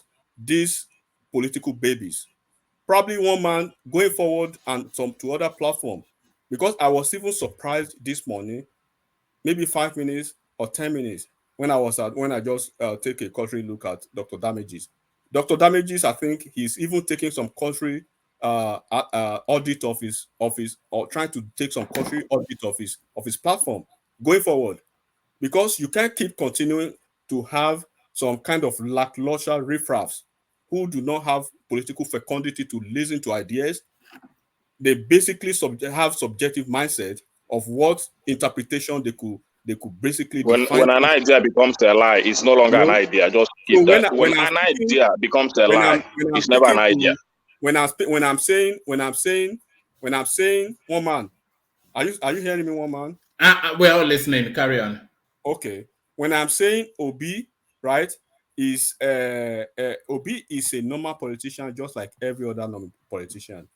When I'm speaking to the fact that Obi is a polarizing, divisive, schismatic, inharmonious figure, and he thrives on chaos, you can counter that with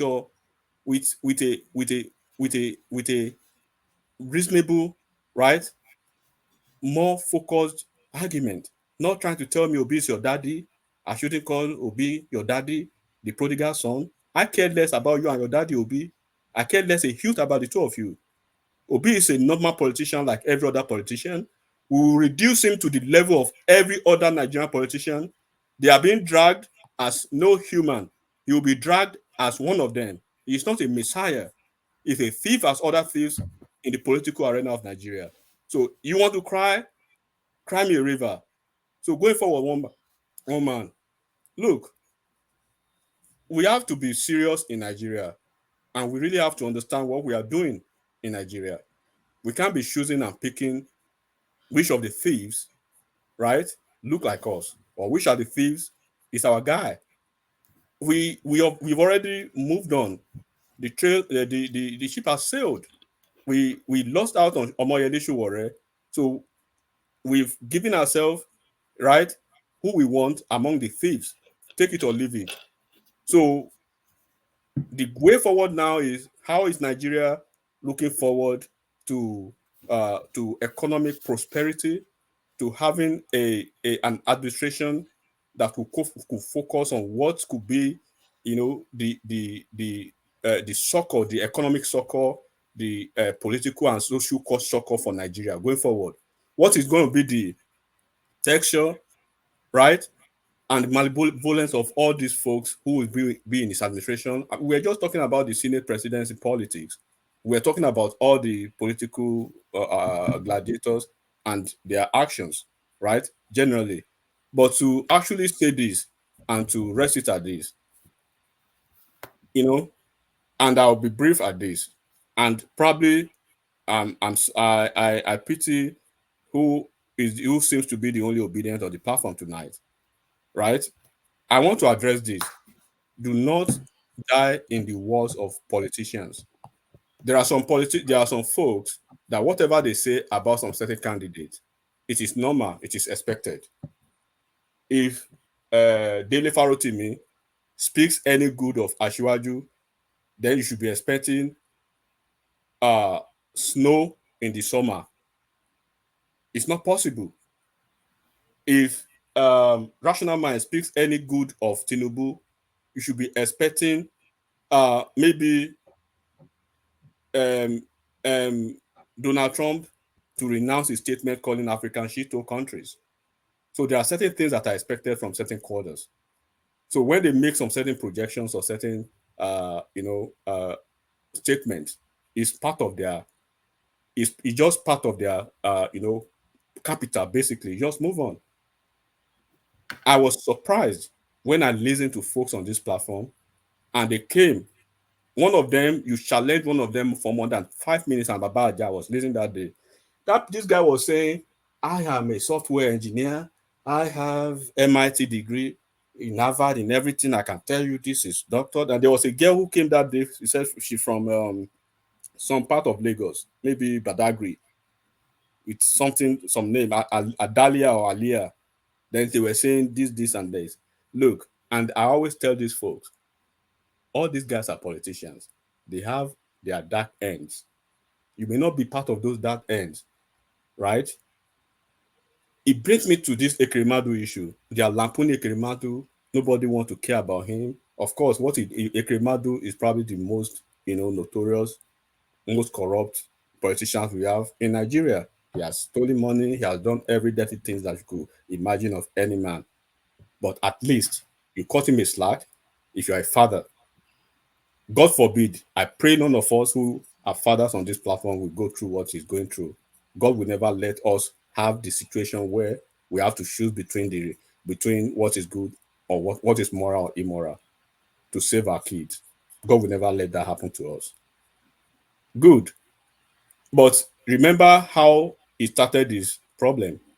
He made a certain statement about Peter Obi, and shortly he had issues in London. And that's why you see all this opposition against him from certain quarters. And this is the same man that is being investigated. They don't even know if tomorrow the same London or the same British legal system, right, slam their hammer on their guy. Would they be saying APC has done that? Because we could hear their narratives when he came back from London. You said that Peter Obi is being heavily investigated in the UK. Yes. Do you know do you know the details of that, or are you able to expand on that? Or I think I said some things one time about that. Yeah, I'm not able to speak much on that, but it borders on a varying degrees of issues. He knows that. He knows, but of course, look, one man is a core politician, is a guy man, right? All of them, they've had Tell us the investigation is passing through in UK. I want to know. I want to know. Don't worry. Rational Mind. I think enigmatic. I think I'm aware. Yeah, okay, go out. Baba, God bless you. So let's. No, I won't say it now. I think we chatted on it now. So he knows one man. At the end of the day, right? Do they even know what the guy is doing behind the scene with the same APC to get him off the hook? Look, enigmatic. Baba, you have not been able to tell us the investigation. You say you know. What's the investigation now? Let us know. Enigmatic. Enigmatic. In a recent interview with Charles, he said it loud and clear that it's not under investigation in Britain. It's not about the same man that said loud and clear. He said it on open TV And I want to believe him because we don't have any proof to say that it's under investigation. We don't have it. We don't have no proof to that effect. Fair enough. Baba Janle Koko, for the first time, I have to say this from a very inside source. It says Obi has tax issue to the tune of almost 60 million pounds. God bless you, Baba. But let me. Well, I don't know inside source. The inside source is known to some people, is not known to us. And this guy said it's not under probe, it's not under investigation, it's not even beyond the in tax. Britain. He has some He issues. said it. Even Baba, even beyond tax, even beyond that tax, Baba. Look, Baba, I take Everything your will point. show up later. What you know why I'm rationalizing this now is because everything that happens in that place now, whatever happens to them, they say it's APC that is manipulating. When it was sorry, enigmatic. Just to entire, you know, to that space of the reasons why Peter Obi was he said they held him for 20 minutes. It was a bit longer than that, but one of the things that that is out there is that you know, when he was going around the world, because we addressed this here at Janle Koko, do you remember when he was going around the world canvassing for funding? There's the narrative that there was an infusion of laundered money in some of those monies that was padded into his campaign. And by the way, if you listen to this, I hope I've not deleted it yet. If you listen to this, the people are dropping hints, but we're not picking it up. Listen to this. Now, who bankrolled Labour Party? How did they get money for the last election? You know, they wonder. Labour, how did they get that jet? They branded Labour. Who bankrolled? Who are the donors? Have they explained to us? Because Showore done in his own time. Showore will even give us account. As bad as Showore be, he will still come and say, Mr. Taye donate, Mr. Kende donate, we buy fuel, we do this. I beg, who are the people that bankrolled Labour Party? Who are these people? How much did we spend for that election? We spent over 60 billion. Where did they come from? There is no saint politician in this Nigeria. If Obi and Papaso alone add their vote together and they are reached. So there's that speculation out there that they might it might well that the campaign structure might well have been used as a conduit to launder money. So one man, you know, what is the reason for this? Why did I bring it up? This up? If you don't know stuff, play safe, but do not stick your life, right? Do not place your life Can I on interject, please? the line for any politician. That's what I'm trying to tell these political babies that we have here. Can All I of them, regardless of their age, one man. Go ahead, Miss Zita. But I want to conclude on this yes, daddy or nothing to let people understand that. Please, this before you guy, say something. Hold on. Okay, go on. Yeah. Zita. Okay, Ignimatis, thank you for coming. I appreciate you. There's something I want to say to you before you continue. Most times when you come to one man platform and somebody is telling you to tell him something, like give him evidence, like Ekene is asking for now, I think do not waste your information. That's what I will tell you. Because there are people, no matter what, they saw what I call landed evidence in 2023. They still make innuendos, deceit, package it to make it look as if it was real when it is all lies.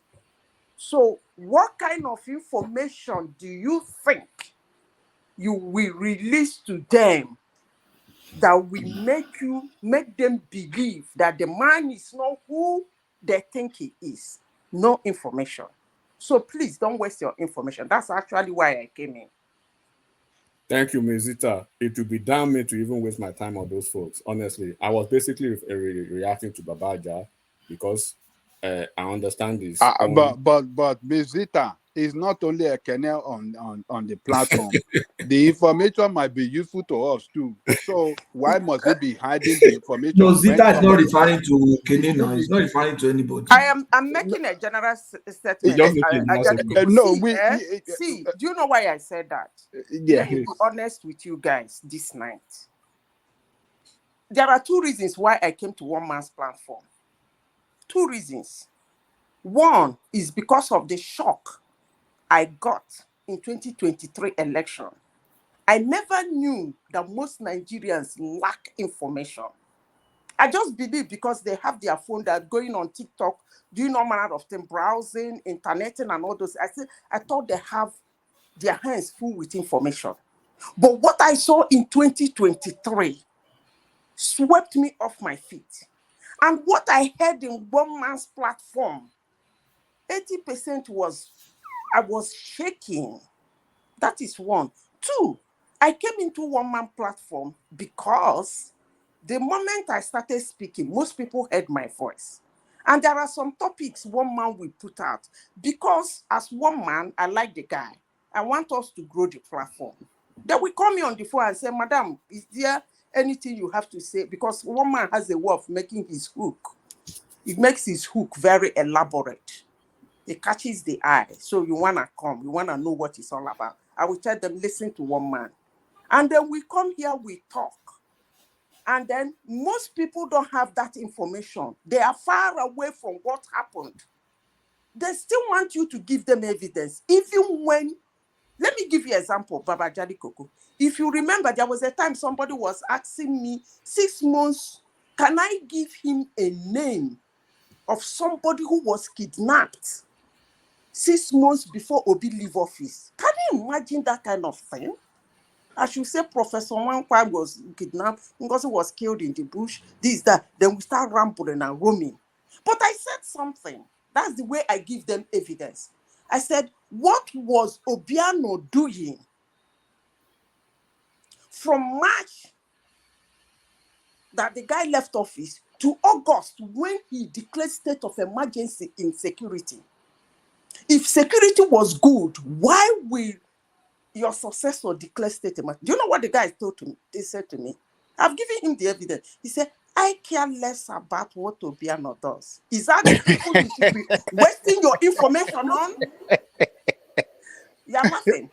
These people have taken a decision. Their mind are lost. That's why that day I had the argument with it. I was telling you people that I am not talking to convince them. I'm saying what I'm saying in One Man for the listeners, our viewers that are listening to me. I can assure you they're listening to us.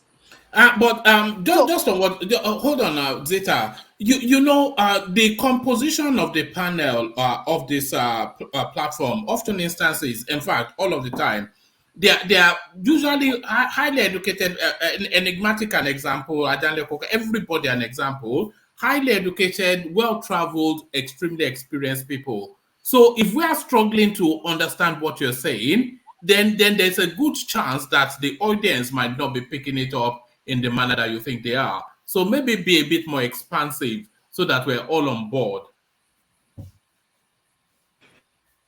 Okay, One Man. That's a good advice, One Man. Yeah. That's a good advice. Let me say something, please. I'm calling out. When I came to your platform, I told you people that I'm a freelance social scientist. I love gathering information. I have a lot of information in my hands. But those information, 80% of them, I didn't just walk into it. Somebody released it to me. So I respect the secret, the privacy and secrecy of information. Otherwise, I won't be getting. So most times when I come to One Man platform, before you even ask me for the evidence, I have released it. One Man, I have my target audience. And I responded. You see your platform, they're highly educated, they're highly learned, they speak on all these things. They're speaking the same to their own target audience. I have my own target audience. And when I speak, they listen. I cannot convince you people here. Not, I've tried several times.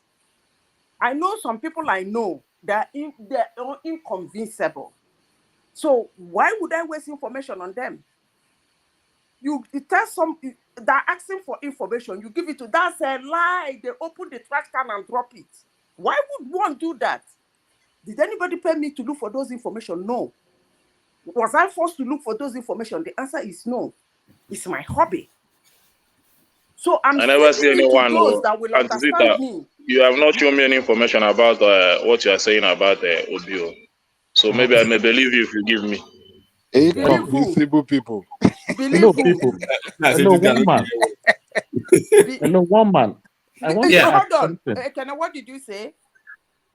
No, he was only joking I never with see you. any information about what you are telling me about Obio. So maybe if you give me, I will Let me tell believe. you have a landed information on Obi. Landed evidence that he's no good. But you supported him. I must say it now because the election is over.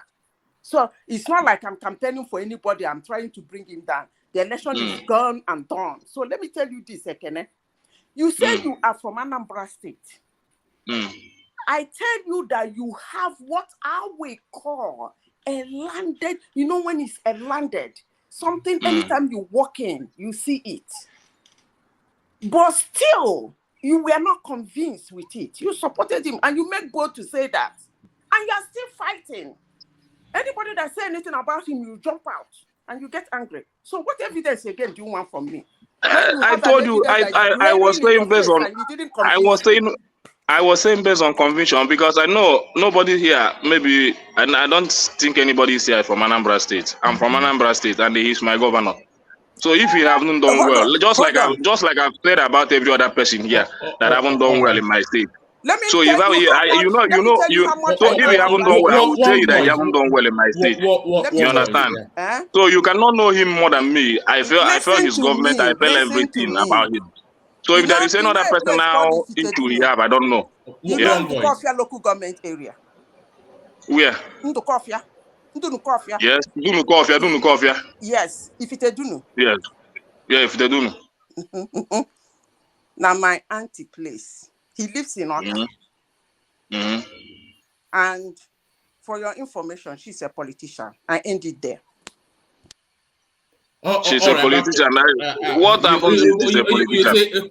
You see, that's the thing now. So nobody is any wiser on that. But back to you, Enigmatic.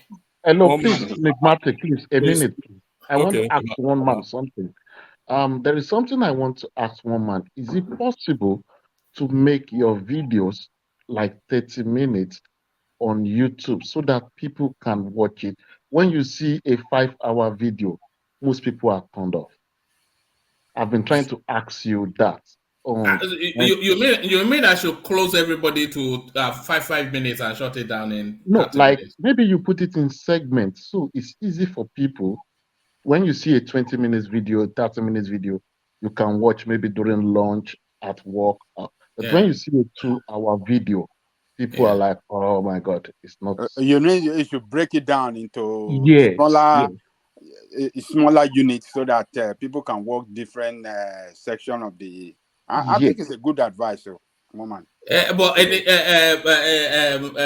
the prime, difficult as it may be to believe, I do actually have a life. Imagine I'm here say 6-7 hours, and then I spend another 2 hours chopping up it, and then I come back and do another. I mean, I know it's impossible to believe that I have a life. The amount of time I spend here, but I do. Sorry, what I'm saying is, when you're probably uploading, is it possible to break it? I don't upload though. It's streaming live now. Once we shut it down, it stays as a video. Oh my God. Yes. Because today I saw some video. I really wanted to watch what you were to say about it, and it was 3 hours. Do you know there are some platforms that run 13 hours, more than 10 hours? Do you know that? At the end of the day, the viewership also for one man, there is a path to trying to optimize. You know what I do sometimes at the prime. If there's something especially compelling, and then I will cut it up. Like we did something, we were just having conversations and we landed on a far, and then the conversation was so compelling. I cut it out of that session and I put it up. But I know what you mean, by the way, because it's almost like an endurance test, having to labor through 7-8 hours of people just going back and forth. But it'd be too much for me to take on to be chopping it up. Okay. But it's a brilliant idea. 1 man, you can edit it after. Yes, now that's what he said. Now that's remove all those and never mind. No, that's what the Prime just said, and I'm saying that I'm not sure I have the time slot to do that. Okay, it's okay. Yeah, but it's a brilliant idea. It's one that I've thought of before. Question in that line, because I've thought of this before. How about bringing some compelling topic, and we have a session on that one topic alone, and make it maximum 1.5 hours, and just end it there. It will be easy for people to watch 45 minutes, 1 hour, or 1.5 hours at the most. Because I've thought of this before. Sometimes I want to go back and of course I can only do probably 20-30 minutes or 1 hour. Going through longer might be a little bit tedious. So if it is possible to bring about some topics, some very interesting topic, and we have a section on them, and that one is closed. If you see the reaction, the number of views that one gather, maybe it might actually be a way to go. Just suggesting. We used to do that in the past when we used to run 2 sessions. Then we do just a 2-hour afternoon session. But that window is not available temporarily. But back to you, Enigmatic. If you can recall where you were. Yeah. So I was actually laying foundation to But good idea, everyone. Please always bring forward it, and especially the idea of a single topic space is something we look to explore. But back to Enigmatic. Yeah, there is a clear-cut difference between loving a politician and then putting your life on the line for politicians. I'm just trying to advise those folks to be very careful, because it is so glaring. At least if basically they've been providing some forms of alibi here and there for him, over the years or over the months that we've been talking about this. At least elections are gone now, we can speak freely. But this Yes Daddy matter actually elevates and magnifies the level of some people's disingenuity about the nature of politicians. This guy was caught in a corner in a web. Of course, we talk about gaffes made by politicians most of the time. Almost all of them suffer that, issues. It's not, it could be, we can't really relate it to medical, to some people, to a few of them. But gaffes can occasionally result from trepidation, from tension, nervousness.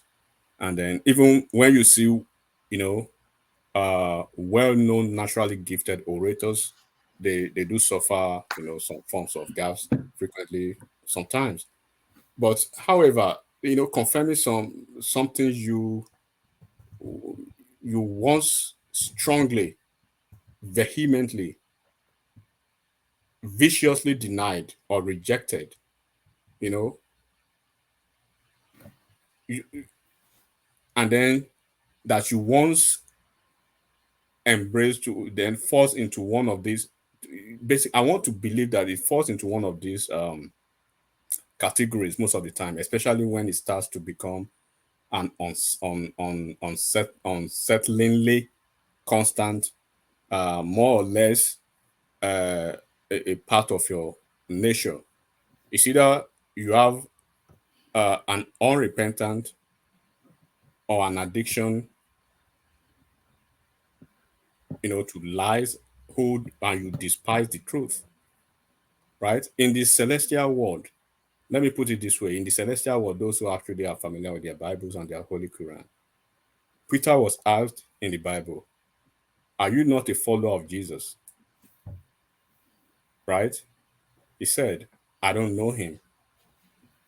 A stance he also took on two other occasions. But the difference is that Peter lied in this situation to protect his reputation after witnessing how cruelly and ruthlessly his Lord or Lord Savior was abused. After all, even the strongest of the faith in human could quake in this kind of situation. Nobody could. May our faith never fail us in this situation. But however, lying almost unprovoked, falsifying facts without any forms of on of provocation. It's either I consider it one man to be honest. It's either it's either a form of somebody being caused or a sign of undiagnosed mental disorder, right? So even the Abraham, the father of faith himself, once, as you can see, that denied Sarah. So it is entirely acceptable. It is entirely understandable, right? For instance, very silly stuff. I own one pair of shoes, three boxers, three underwears, and stuff like that. What for? Which perhaps more serious, requires immediate care. And that's why I say I feel for him. So is there a chance that this man has a dementia? Because no public denial of an occurrence, not even the threat of a legal action, is made by the best orators. Instead, acceptance, confirmation, and then the embrace of the same event occur within just a month or few months or few weeks of the public denial in our own very eyes. There's nothing wrong with that tape, one man, to be honest with you. If he considers it a political strategy, it's okay, right? Recording, the only thing that I consider is nothing is wrong except for the fact that, other than the fact that, of course, it confirms and evidence the fact of what we already knew, that once again, this man is basically a divisive and polarizing figure. He used what was available to him, the religion, the ethnic, and of course, lashing on the vulnerabilities of the youth to to pursue his political goals.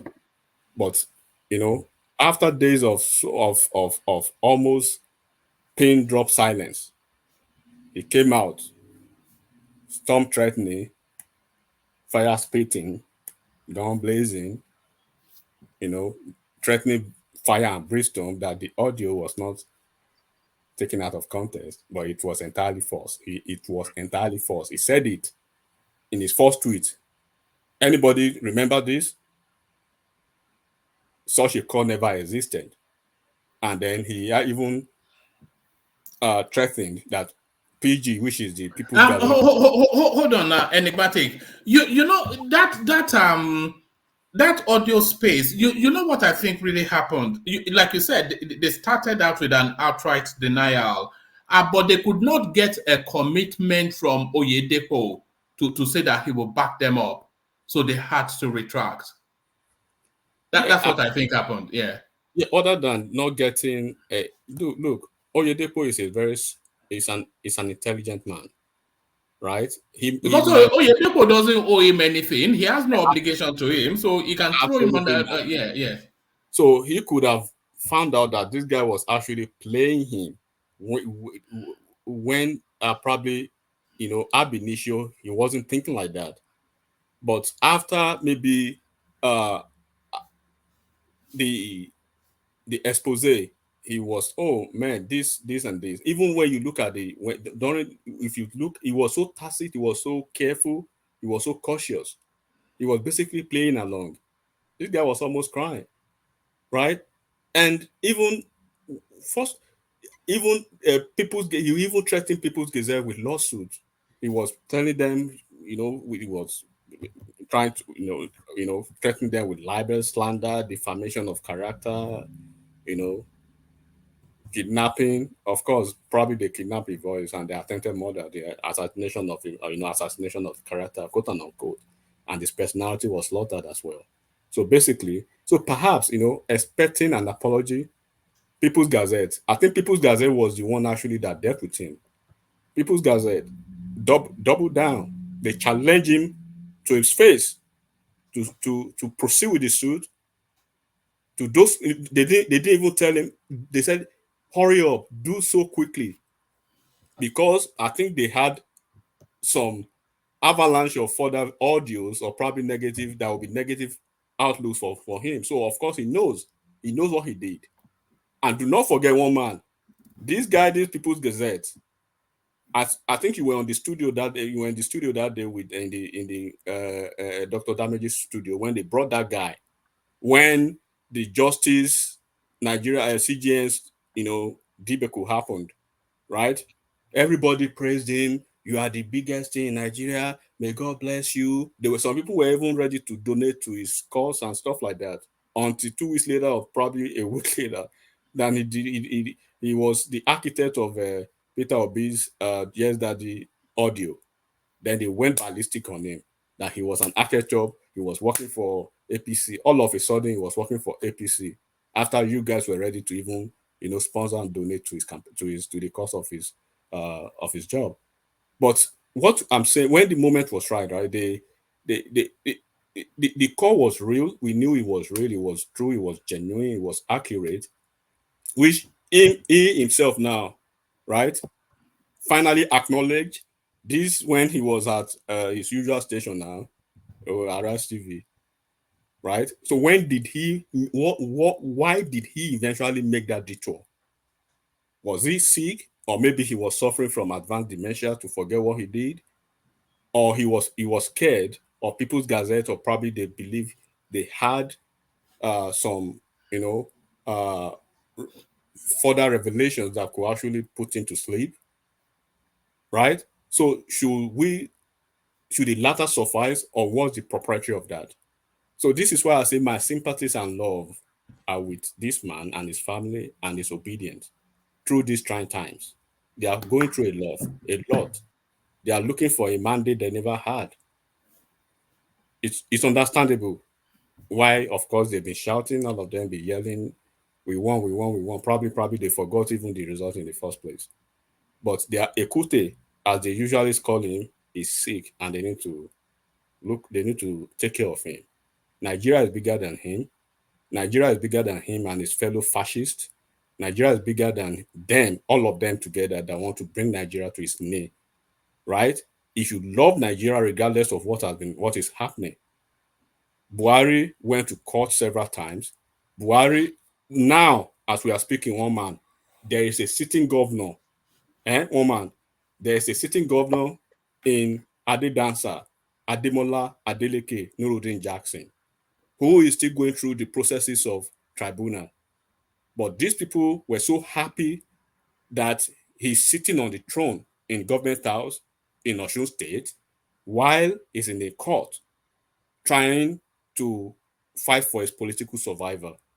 On the same breath, they don't want Ashwaju to be inaugurated because why?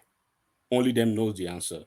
So when you say they are not lovers of Nigeria, then this should actually cement that fact. They want Nigeria to be burned to ashes because they never cared about the country in the first place. But Nigeria is bigger than them. Atiku is a big man. He's a matured man. He knows politics in and out. He knows where he needs to push and where he needs to retreat. And do not forget one man, Ashiwaju, Atiku, they have a long way coming, right? Kwakwanso, all these folks, they are in the forefront of this politics and they know what is happening. Atiku knows when to fight. He has businesses in Nigeria. He has interest. He has a lot of things that Nigeria will protect him for. This man is overstepping his boundary because he will just keep quiet and not speak anything.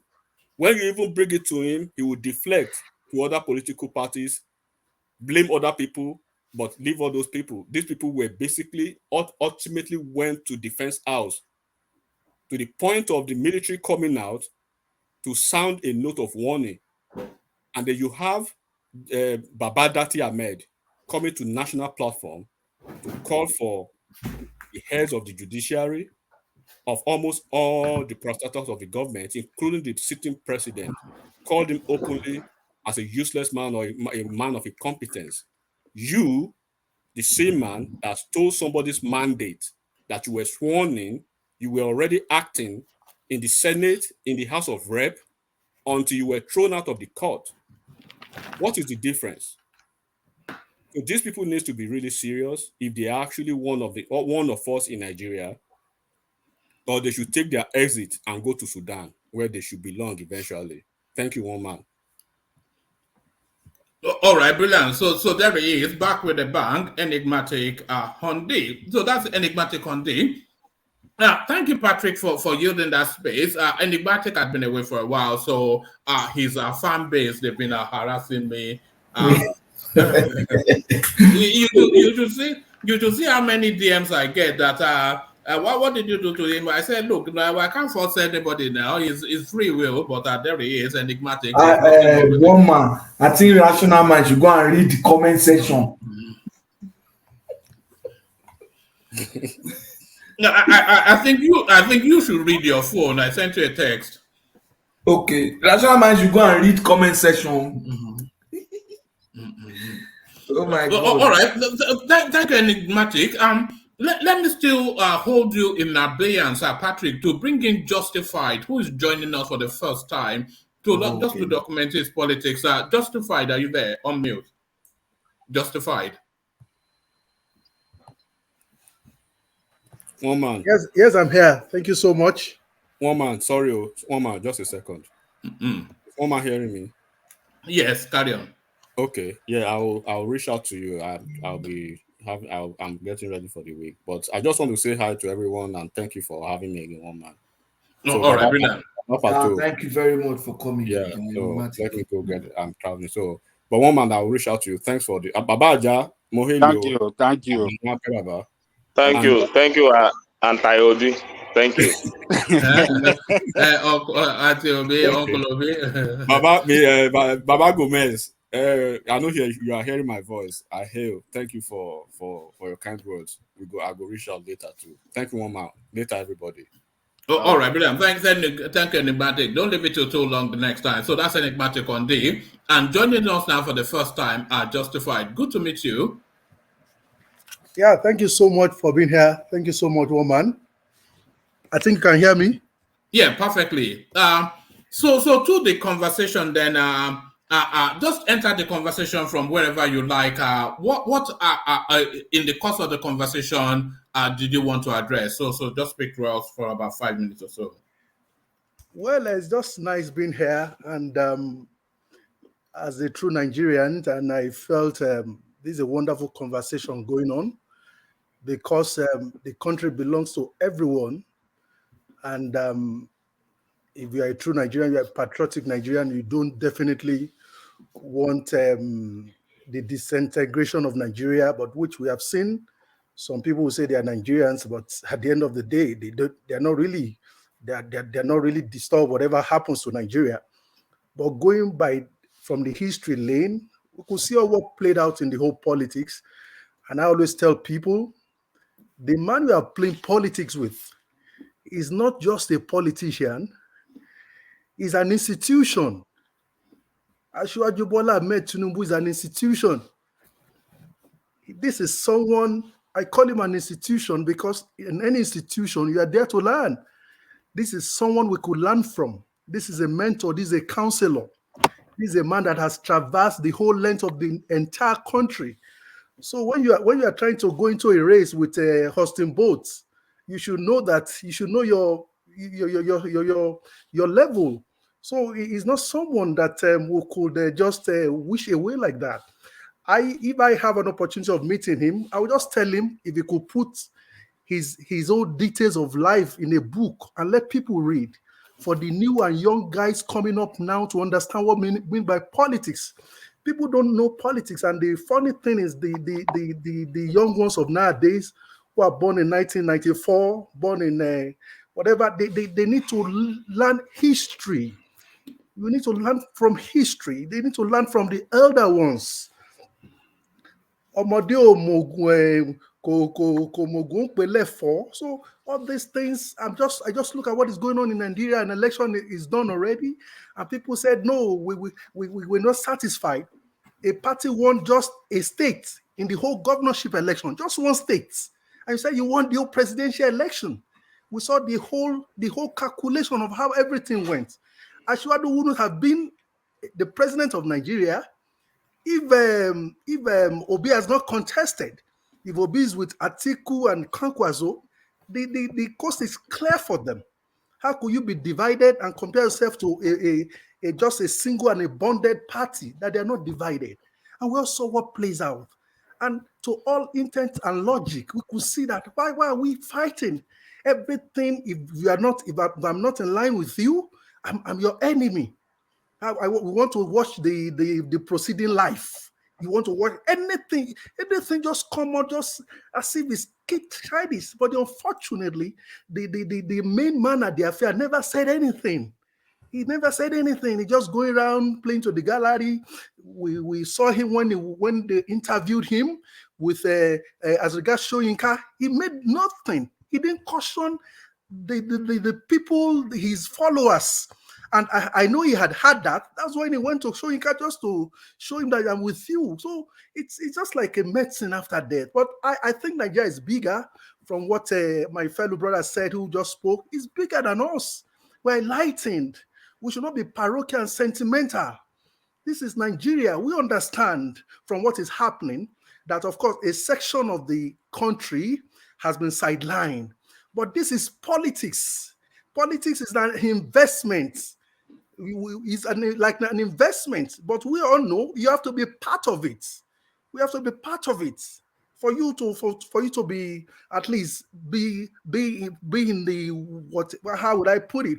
But this is a wonderful conversation which I want us to keep going on with this. I acknowledge the wonderful contribution of people here, and I'm really nice to be here. But Nigeria is bigger than every one of us. Let's come together as enlightened mind, and let's see how we can build Nigeria. Because after the inauguration, Nigeria continues. Everybody's saying war. If we see war, of course, some of us are abroad. We are abroad. Of course, I'm not in Nigeria, but we're praying for Nigeria to be well. Everybody wants to go home. I've been abroad now for 10 years. I've only been to Nigeria just once, right? So let's pray for the good of Nigeria. And everybody knows a Shiwaju that is coming in will make a difference, whether you like it or not. You can't compare Shiwaju with Buhari. It's not possible.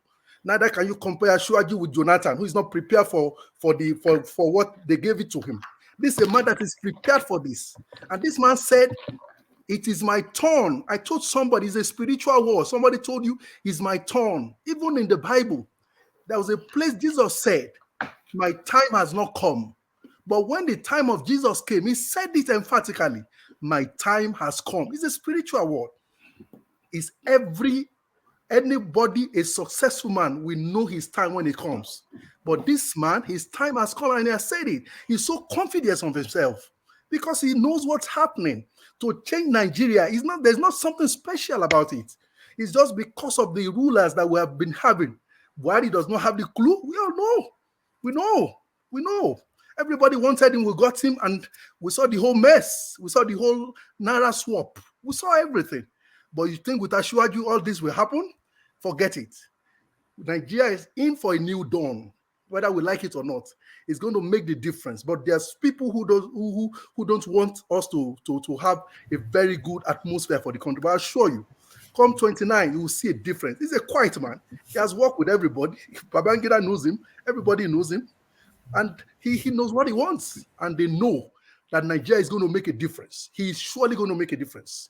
Even different from what what's it called, the Obasanjo or whatever make. But this is a country that I still want us to be together. And let's pray for the good of Nigeria. Let's criticize the government.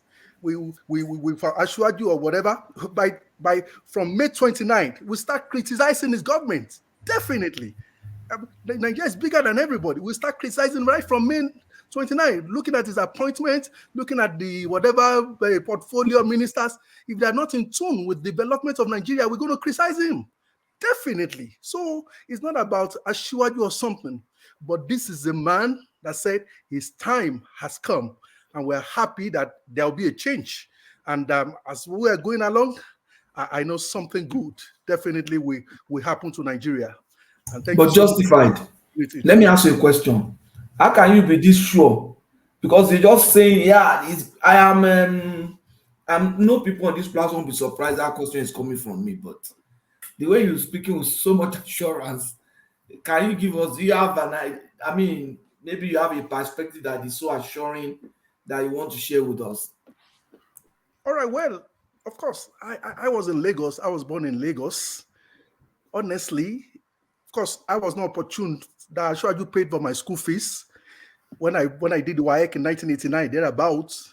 Of course, I know how tough it was for my parents to pay my school fees. Sorry, the WAEC fees for me. And when I had a man, it has never happened in history of Nigeria that the man paid WAEC for the entire school. It has never happened. These are genius steps that this man has been taking that we can't criticize. They have never mentioned this. I've been looking at the whole campaign. There was a time for us who were in Lagos, born in Lagos. Did anybody remember that when you are driving in the city of Lagos, the area boys will make potholes on the road before you leave in the morning, right? And they'll be there and they'll bring stones all around and patching the road as if they were walking. But Ashwaji, it was during Ashwaji's time. And so what's happening here? Do you know all the area boys were employed under direct labor? If anybody can get that clear, if anybody can remember, direct labor. That company, I don't know, that ministry of whatever parastatal works in Lagos State was along Ojodu or something. They called it direct labor or something. He brought that in because of the area boys that you can't go to Island. Then. No, it's not the one that started direct labor. Direct labor started under Buba Mawa. It was Mawa that created direct labor agency. Okay, So but bringing the area boys, who brought them? Who brought the area boys? Ground. So it's not Tinubu that created direct labor agency. It was Mawa. Was it Mawa that brought the area boys? I don't know about area boys, but okay, incorporating the area boys into that scheme. And it was incorporating that built that dualized that is it K2 to Ikorodu road. So I mean to Ikorodu rather. There are so many roads that were built by direct labor in Lagos under Marwa. So it's not Tinubu that created that. Okay, that's fine. Thank you for that correction. But incorporating, what I really meant was incorporating area boys into the scheme is what I really meant. Justified. You see, I'm a strong supporter of Tinubu. I don't disclaim him, even when it was tough. However, some of us were old enough to understand that you don't absolutely stick your neck out for politicians. You understand? I campaigned for him within my quotas. I spoke for him. But I don't put it out the way you're putting it out. You are becoming too strong, bro. But I said it. I told you that we're ready to criticize him. Don't forget what I said. The level of criticism, because the man himself has never made any extreme commitment the way you are sounding. You understand? So you should lace it with some level of, okay, it's a hard job ahead of him. We believe in his capacity, but absolute talking about what he's going to do, bro, calm down. Nigeria should even be prepared for harder time ahead because Abajande Koko, yes. I would say this. I think the other time you're saying is I think Nigerians should be prepared for real tax system. Nigerians are not used to taxes. Tinubu is a tax collector. They're gonna pay real taxes, income taxes, individual, all those things is going to really institute it. because that is his own way of working, creating revenues. Well, taxes this time, it is when you have businesses running well, that is when you will tax them. Not when you have a situation when businesses are not doing good, when the environment is too hostile for businesses. I don't know how you want to introduce new taxes. The issue is what I said is this. I said income taxes. I don't know. Okay. I don't know. I think you're based in the US. Some of us are in Europe. Either you have a job or not, you're paying income taxes. What I'm saying that is the economy even creating job in the first place? The economy is not creating job. So what where I'm the saying income tax is going to come from? Income taxes. Tax the existing job now. If the economy is not creating jobs, there are jobs now. We're going to tax that. Then with that, you can create more jobs. So from your source of livelihood, that is what I'm saying. Yeah. It doesn't. It's not even necessary about big company. From your It's source of already been livelihood. introduced. Do you know the fiscal policy for, I think in June or something? They've increased the excise duty for. You want to create us with the kind of poverty in Nigeria now. My brother, I don't know if you live in Europe. If you live in Europe, some countries. I'm in Nigeria. I'm not traveling. I'm living in Nigeria, so I know what is on ground. I'm not in Europe. Okay, this So is those places you come to and you like their environment. This is how they operate. Even when you are getting benefit from the state, they still collect taxes from that benefits they are giving you. Yes, you are right. You are right. See, nobody's against tax. Somebody like me, I'm not against tax. But you cannot create tax. What do you say? You don't give job. You want to collect tax. You collect tax when you create job for the people. No. You pay taxes on everything you earn. That is how civilized world operates. I don't think that will work in Nigeria for now. I know what you are saying, but the kind of poverty in Nigeria, that will create a lot of problems not an for the man. excuse for not paying taxes. That is the issue. People should get. If that is the kind of task you are talking about, I'm giving it will not work with the kind of poverty in this country now. You understand? So, well, I think Tinubu administration, the only way he can, the only way Tinubu can govern well and Nigerian people can reap benefit of good governance, democracy, and is for him to restructure Nigeria. Restructure Nigeria in such that is the best. That's the best. Restructure Nigeria is that local government can function. If local government can function outside the control of the governors, that is when we will start to record development. That is when we will start to see good governance in our country. That is when we will start to see the economy, prosperity to the rural area, because you will see local government. Oh yes. What if you are local saying government is that cannot function, because as of today, they are being strangulated by the governors. Governors never allow local government. The state cannot produce anything at all. Everything is centered on the. It's very bad. Allow local government to function. When local government function, then we will see economic prospect. We will see good governance to the lowest people, at the lower cadre of our society. People in the rural area, they will start to see. Prosperity, economic prosperity will start to feel it, and progress. Development will start to spread. Economic prosperity will start to that will, a lot of development will be seen across the country at a rapid rate, because you are going to see competition, local government against local government, and things will start to work well. But if you don't see that, if we continue to operate the way we are operating, just make revenue, federal government make revenue, disburse it to the state, the way it's been done, and forget it there, no accountability, and that is it. You can't look. Tinubu will be the worst of the worst failure. It will be the worst of the worst failure, because remember,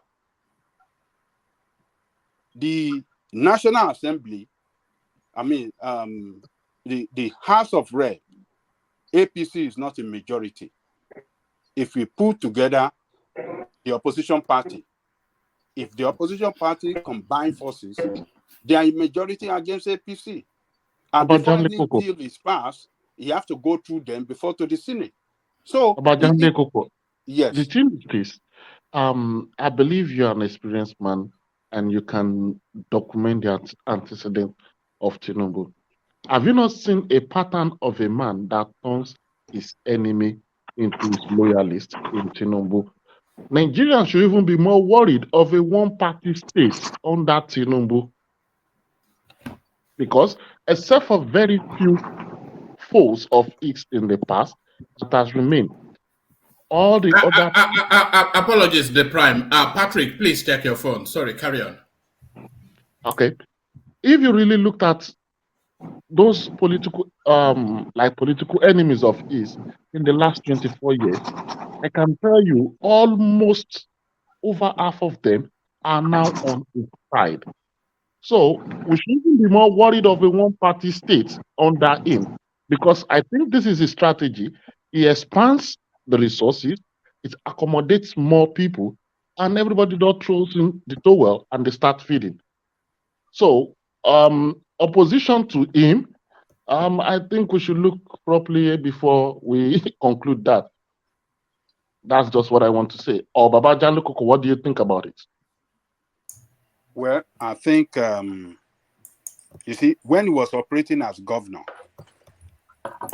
of Lagos State and the politics he played before now, you cannot use that to determine what is going to happen when he starts to govern Nigeria. The people that are his friends, particularly the region, that seems to be backing him strongly, I'm talking of the North, they might even give him the worst of the worst problem. Because when it comes to position sharing, look, that is when the battle, and that is when he will be tested as a leader. His leadership will be tested when it comes to position sharing. And that is when he will know that those that are backing him now can turn against him. And he will start to struggle to see how he will get that balancing. So it is not, we can't be looking at what he has done in the past as if that will determine what will happen to him in the future. No, Nigeria is a very complex country to govern. When it comes, when you are the president of Nigeria, look, it's tough, because you will see people from different zones of the country, geopolitical zone, demanding more than they even more than they could get. They'll be demanding more, and they will not stop demanding. So we just have to. But mine is for him to, be a successful president. That country has to be the structure. And what I mean by the structure, I'm not saying that you should break it apart or do anything. Local government must function. They must function independently outside the state government. State government must not have control over them. Yeah, what you are saying is that you should empower the existing structure. That's because that's the structure in place. They are supposed to be independent, and they must be independent. Yeah, the local government.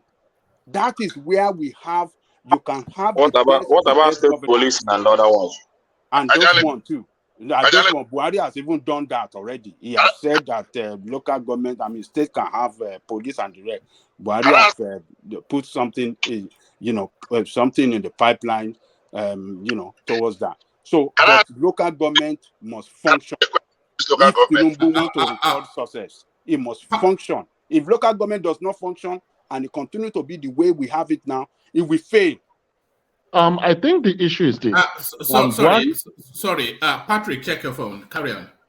Okay, I think Buhari is giving a very good gift to Tinubu by suspending the census, because the structure of a country without a database is not really going to work. I think this census that Tinubu is going to eventually conduct will be a very good template that will solve a lot of problems for him, so that the administration of the existing structures will be really possible. Because apart from the major cities, some of these local governments in the countrysides, average civilized people don't get involved in those things, especially owing to the fact that local government election is not done at the same time with the federal and state government. So most people easily move on. And unfortunately, the worst among us in the society, the most loud people, not even the intelligent ones, get into the local government, and they can't just do anything because it doesn't go beyond their scope of knowledge. So I think this census is a gift to Tinubu, because I participated in the 206 census. I saw what he did during that census. The federal government had its own. He employed people to take data, and that was when he could bring a logical argument that Lagos was over 15 million, because both federal government and state government agreed that there were 5 million households in Lagos. And he just brought this simple logic, like a household is a man and a wife. Let's assume they have one. So when the federal government was saying Lagos was less than 10 million, he was able to say, with that simple arrangement, it should be at least 15 million. That was in 2006. So I think if this happens under him, he will be able to collect the biometric of people. It's going to really help in security and for proper planning. I hope it does well, but I will not stick my neck out the way Mr. Justified was sticking his neck out outside. No. So that was a bit. I don't know. I don't even think Remi Tinubu has that much confidence in him that just. Well, I assure you, we're going to see the change by the time it comes. And We hope so. Justify just being emotional. Yeah, I know. What does Nigeria need to get better? Power sector. He's done it before. If we can have power, I think we're good. Power security, which is state police, which Buhari had, and several times he neglected. State police, he did as if he had never had it before. One man, I have a question for Babangele Koko. Yeah. I've been saying I want to ask Ajale Koko one question, and was not even. So sorry, let Bishop go first. Bishop, come in. Ajale Koko, you were talking about local government autonomy as if this outgoing government did not do anything. I will remind you two things that this government did, both with local government autonomy and legislature autonomy. I mean, just to make it very short, do you know why Executive Order 10 was taken to court by the state government and it was thrown out? Do you know the details? To grant financial autonomy to local government and to judiciary. And even in the current constitution amendment, it was part of the things that they pushed. The National Assembly passed it, both National Assembly, but when it got to the state for concurrence, only 11 states, I stand to be corrected, and they needed 24 states to be able to pass it to become law. So if state government, state legislatures are voting against autonomy for legislature and local government in the state. Don't you think? Because all this thing we are saying, devolution of power, what's the name you are calling it? Restructuring. It's not something that can be done by fiat. This just concluded constitutional amendment. Local government autonomy was there. It was passed by the Senate and the House of Reps. But when it got to the state for concurrence, they threw it out. So how is one person going to do that? I'm putting that question to Ajale Koko, please. Okay, you see. Let me add my own also so that Babajale Koko can answer it together. Okay. Yeah, good morning, Babajale Koko. My own question is, you are relating local government autonomy to economic development. I want you to please explain how local government autonomy will improve economy of the country. Thank you. Okay. See, to Bishop question, you see, Buhari have a way of sitting back and not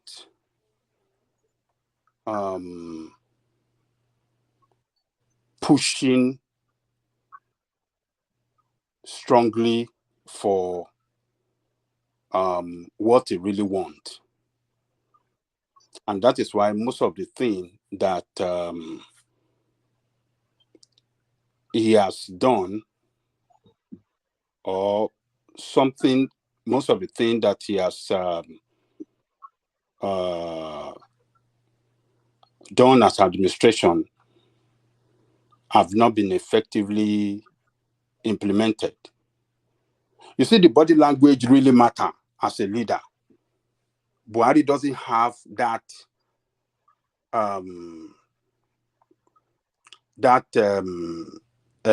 leadership style that lead in pushing out what he really believes in. He delegates responsibility to people and he lay back. And so whether he works or he doesn't work, it doesn't concern him. So at the end of the day, what he really, he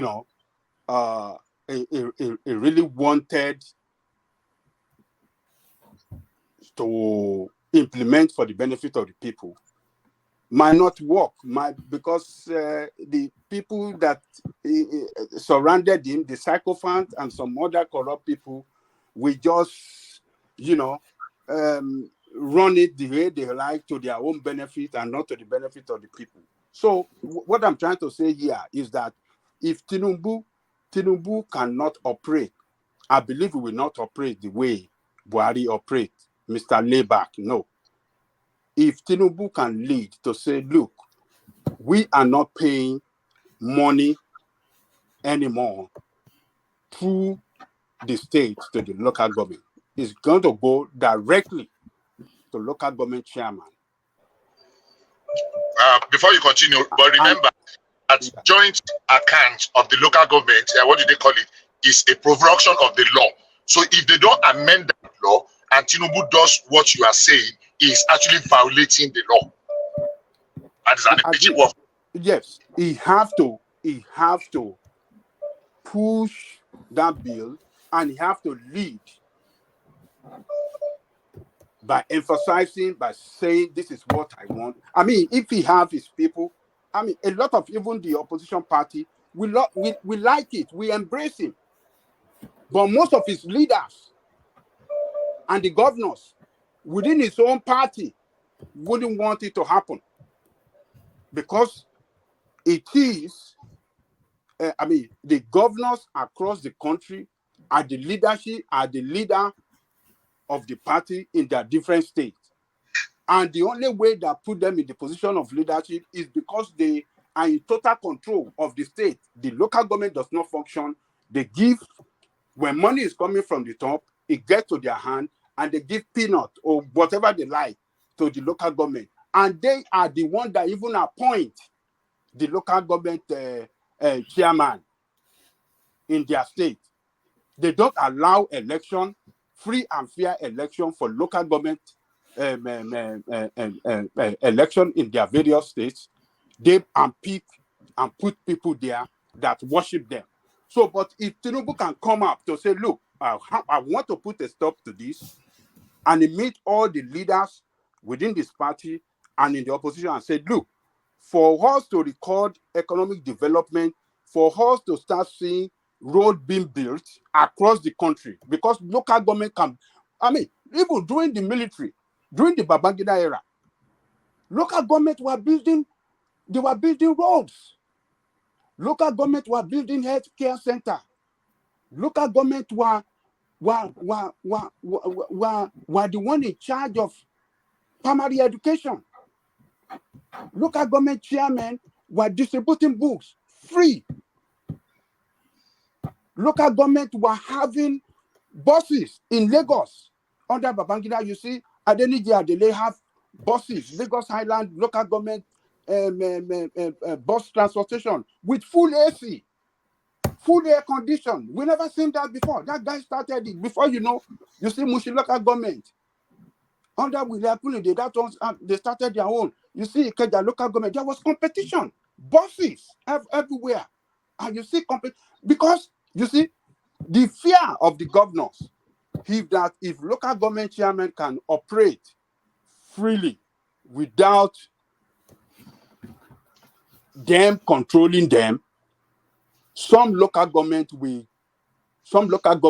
chairmen will be so successful in their state, and their achievement will be so noticeable across the state, and thereby they can come up to contest for the position of governorship, and they will kick them out of their position of governor. So that's why they will never allow local government to want to operate. So look, Tinubu have to come out with a new way to govern Nigeria, govern it, put it on the right direction, that we can start seeing development across the country. And it is only from local government that when development happen in local government across the country, the local government, that will expand across the country, and we will see that development across the country. What's the Simba question? Okay, go to Simba question. Simba. Can I also add to the question about? Simba. Yes, Simba, yes. Before you ask your question, Simba, just give me a micro window just to do a bit of administrative stuff. The super chats that have come in, Prince Daddy is still curious. We were curious for a long time if Prince Daddy and Babati are one and the same person. Because the tone do I really sound like that, really? Oh, you do. We were all freaked out when the two of you were having a conversation. We were all freaked out. What's going on there? Also one guy Ajebota to Ajebota. Babati. Yeah, what's up? You go to that mode when you're trying to explain and somebody's not getting the point. That's when you go to that Prince Daddy's mode. Okay. All right, so Prince Daddy comes in. Of course, the majestic Alexander Gomez. Having conversations with the place via super chat. So that's Alexander Gomez right there, and of course the official sponsor of the One Man Went to More platform, Ayo, does as he always does. He rattles off a series of super chats, especially in celebration of Enigmatic Conde. Kulata, when it's not on the screen, he prefers then to dig at the space via super chat, which he does in this instance as well. So thank you to all the 4 listed names.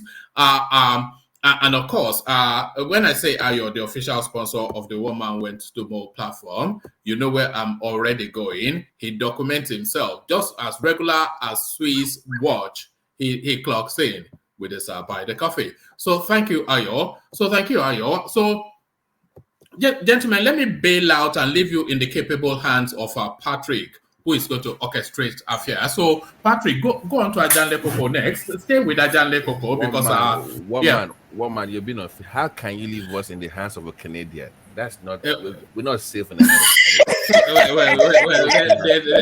No. Babati, let me tell you something. Don't you know that Canada? Don't you know that the head of state is Canada? Is that king of England? Yes, that one reigning. So one man is operating from England now. I'm an American for God's sake. Canada. I'm an American for God's sake. How can we have a Canadian running the show? I don't feel comfortable with that. I'm sorry. Yeah, but still on what Ajan Lekoko said, by the way, how did you digest the coronation in Canada, Patrick?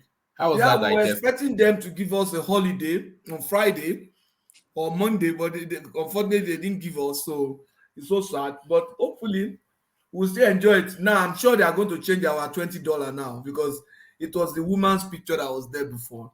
So now we are likely to have Do you love the royal family? Currency. Do you love the royal family there? Thomas, exactly. I'm sure Thomas should be having a new currency too. Yeah, it's the same king that control Australia too now. Yes. He's the head of state of Australia. Very funny, actually. Do you love the royal family there in Canada? It's just on the side. Some people just pick interest on the gossip side of things, not because One man. Do you know who is promoting all these nonsense? It's the American media. They are the one that blow this thing out of proportion. Nobody really cares. To be honest. Exactly. I'm telling you, nobody cares about nobody cares. Don't say that. Don't say it's that. the media that is making it look like it's bigger than what it is. That's a big deal, right? The firm You're itself, right. they use media to launch themselves, the consciousness of people. So whether American is promoting or not promoting, they are already in the mainstream. I'm thinking of the obsession with how they call it, that kind of obsession with the they've been doing it time immemorial. It's a media even propaganda. way before Nobody cares. If there's one inferiority complex that the United States has, is to England. They just feel so inferior, Sometimes they do.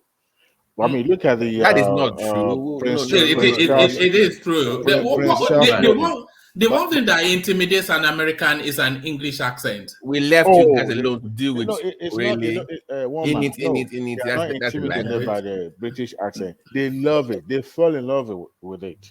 With British accent? Oh, they love it. In the US? Yes, they do.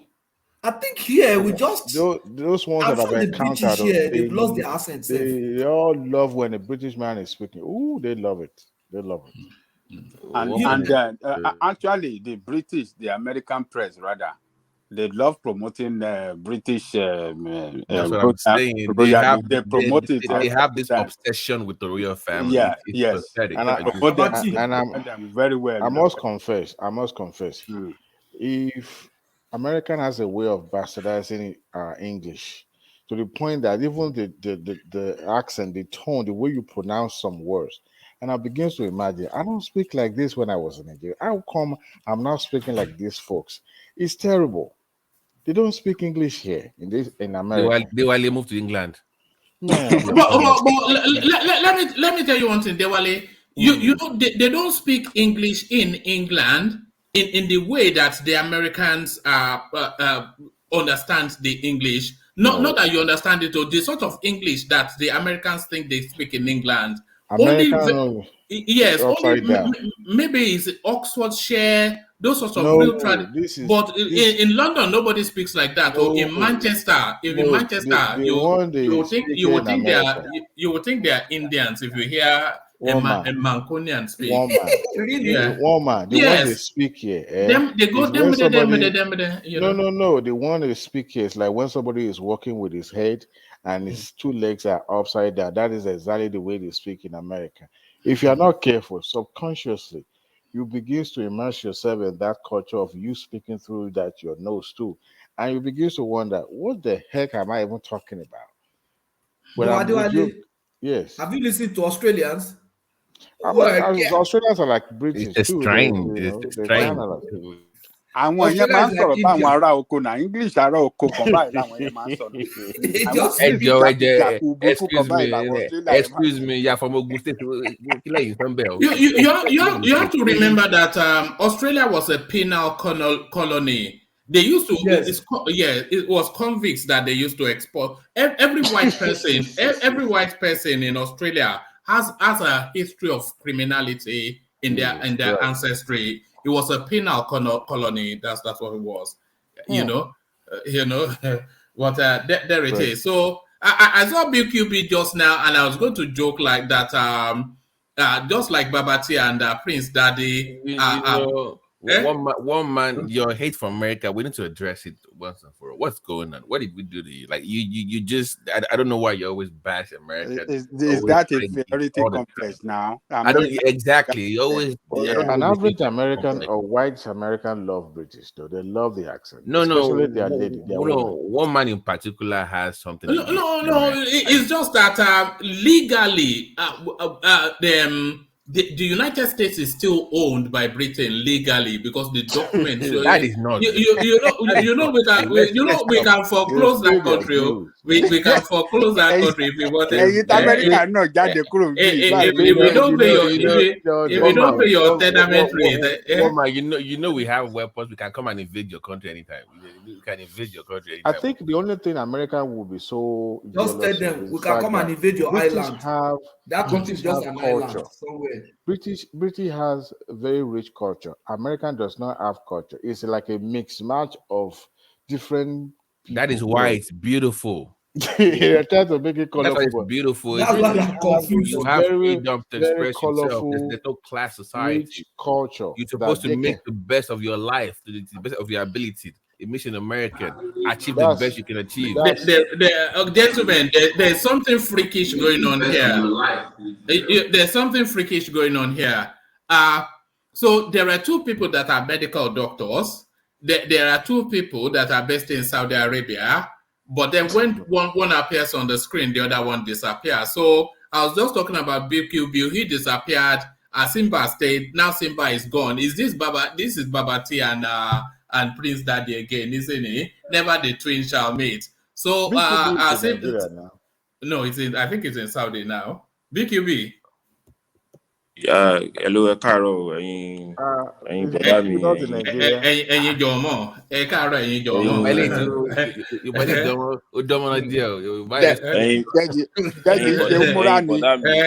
Somebody àdúgbò. Are you not the same person that was on Dr. Damage's show this morning?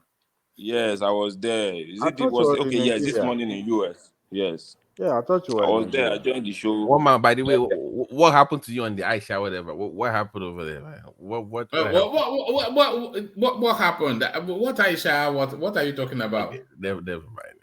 I don't know what you're talking about. Let me make a hasty retreat and hand over to the Canadian Patrick. Patrick, Ajale could go up next, but of course, entirely you run it as you deem fit. So, Patrick, over to you. Ajale will not speak today. Sorry, impossible. Everybody comes here for Ajale Koko. Before I'm using Thomas time. Patrick, hold on now. Before you turn to Patrick, everybody hold on. Everybody hold on. I will buy you. Alágbára ni Thomas. You know, that was it was that worry. Are you gonna bring back the morning drive anytime soon, like the short session? Yes, I think the window has opened up again. So I've been doing that, and if we get greater commitment from actually what I'm actually going to do now is so Patrick and Thomas now are there on board. Maybe if we'll have volunteers as well, and so I can cut my this space shorter. So then, so it doesn't become we can have the Patoski show in the morning for 2 hours. That's what you were saying. Patoski show in the morning. I'm on the same time zone with you. That time. No. On my time, not one man's time. After I'm on your time now. Oh yeah, but okay. Are you not in the US? No, afternoon No, is what I'm saying. I'll Not still be at work. the, I get off work. okay. Yeah, Yeah, but once in a while. supposed to But even go to gym, self, you know. Don't jam like don't jam don't gym. No, you know, anytime you hear proper Patrick and Ajanle, you know, we know each other so well. Anytime you hear Patrick and Ajanle Koko, every time especially Ajanle Koko, and then like 1 a.m. 1 a.m. I was see here she be No, but ironically, I'm not big. The way I'm looking at, I think I'll just be about the same size with Simba. With his picture I'm seeing, Simba looks like someone that is. No, I think you are headed towards my physique. Sadly, Patrick, you are headed towards my physique.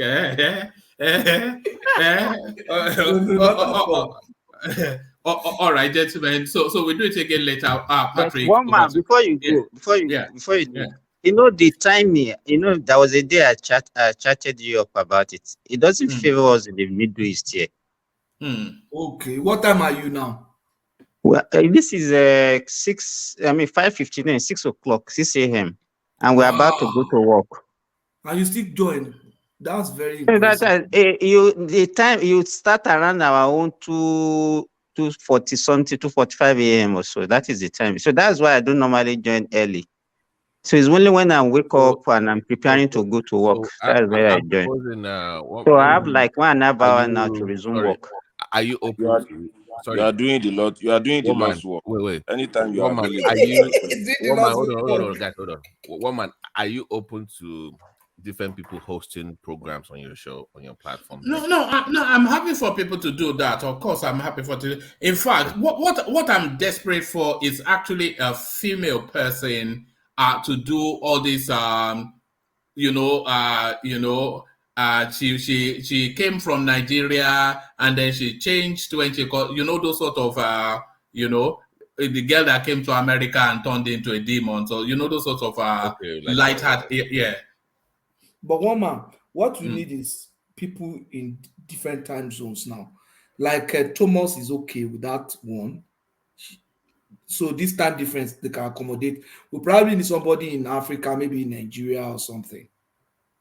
We've got a Kenya now. It's disappeared now. So if you have somebody in Nigeria, the person can almost marry Simba's time. I think so. Yes, 2 hours. It's only 2 hours difference between Nigeria and Middle East. So the person can marry your own time, and it may be the afternoon session that one man is talking about. What time? It's usually around about 1:45 p.m. UK time. No, it's okay for us. It's okay for us indeed. That would be like our own around 3:45, around 4 p.m. Okay. All right, we'll certainly look into that. But gentlemen, over to Patrick.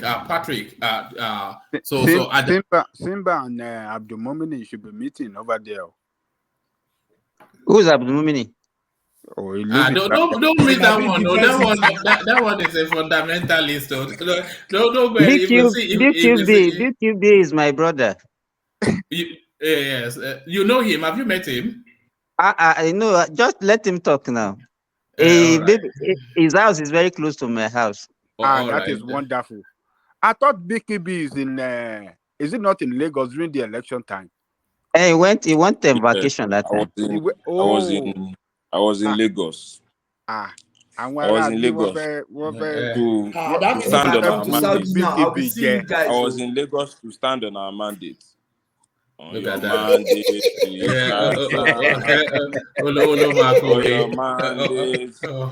your mandate, Bola, you forgot Bola now. You forgot Bola now. On your mandate, Bola. You forgot Bola. You know the song now. The song is for Bola now. On your mandate, Bola. On your mandate, Bola. Some of my people are listening to me now. If I join Dr. Damiji's show, that's the first thing they will harass me with. AK-47 straight away. AK-47. All right, Patrick, to you. Okay, yeah, thank you very much. So who was okay? I think I was about asking Babajele Kukule a question. Okay, yeah. Yeah. Yeah, and I asked you about when you are talking about local governments and you are emphasizing that the having autonomy for local government will bring economic development. I want you to expatiate on that, please. How? Okay. Economic development in the sense that at their own level, they will be able to function at the best in area of revenue generation, in areas of building infrastructure, in area of delivering of good healthcare services to their people, and and the area of security as well, because now that we are going to have security, I mean, now that federal government by new policy, new constitutional, how do you call it, review that Buhari have just done. So state will have their own state police, and I believe when that happens, local government as well may call for their own policing system as well. And when we can have security in local government, when local government can have their own police system that can effectively guarantee security in their local government, you will see economic activities will begin to we begin to record economic activities which can translate into revenue generation to the local government, and and as well translate into economic growth for the people. Farmers will be able to go back to land to do their job safely without any fear of being intimidated or anybody coming to kill them. So agriculture will begin to You think, sorry for interjecting, you think that local government will be able to control security, will be able to provide security at their level? They've done some form of it. Remember, they used to manage register vigilante groups back in the 80s. So if you want to hire security in your area, maybe some form of defunct form of OPC or whatever, they will register with your local government council. So they've done some form of securing your markets and shops and areas. They've always been doing that. We just need it to be legalized now, put it on paper. But I'm telling you, Babati, even now they're in existence and they could not do it. No. I'm saying that, like Eric was saying earlier, there were things that they were doing in the 80s that were effective. Let me give an example. Something called SPEB. Do you know what SPEB is? SPEB is State Primary Education Board. SPEB, yeah. They had local councils, like branches in the local council that controlled their own primary education. Like they also made sure back then in the 80s that each time you had a new development in any area, they will put three things there. They will put a healthcare center, community healthcare center, women's healthcare center, and a primary school for each development. That's the way it was back then. So that was done by local government, and they will even build roads, inner roads to that area. So when you had like Samuel Wag Estate coming up, that was all done by the government. Babati, I know all these things that you are talking about. Let me tell you the present state of the local government in Nigeria now. You maybe because most of us here we live in the Southwest, and we are thinking that what we see in the Southwest is like when people are talking about US yesterday, and I think you are the one saying that they have technology 200 years. Southwest is far ahead of the other regions. I'm very sorry to say. If you are talking about the template that Baba Angele Koko is trying to paint, yes, to me, I grew up in the 70s, No. early 80s, and knew what local government was doing then. Right. It might work well when you are talking about Southwest, because even up till now, to some extent, local government are still functioning in the Southwest, even irrespective of lack. No, let me finish. Irrespective of lack of autonomy that we are talking about, but up till now, even in my state in Osun, local government are still constructing road, and they are still generating little IGR for themselves. But when you go up north, Babati, you not even, you know what they do there? They only converge at the end of the month to come and collect salary. You will not see anybody in the local government after collecting salary. The whole place will be like a ghost town. Right. And giving them, let me tell you, giving them this autonomy that you are talking about now, it will give them more money. And to me, the more it's just more money to share, no more money to bring development. I think there is a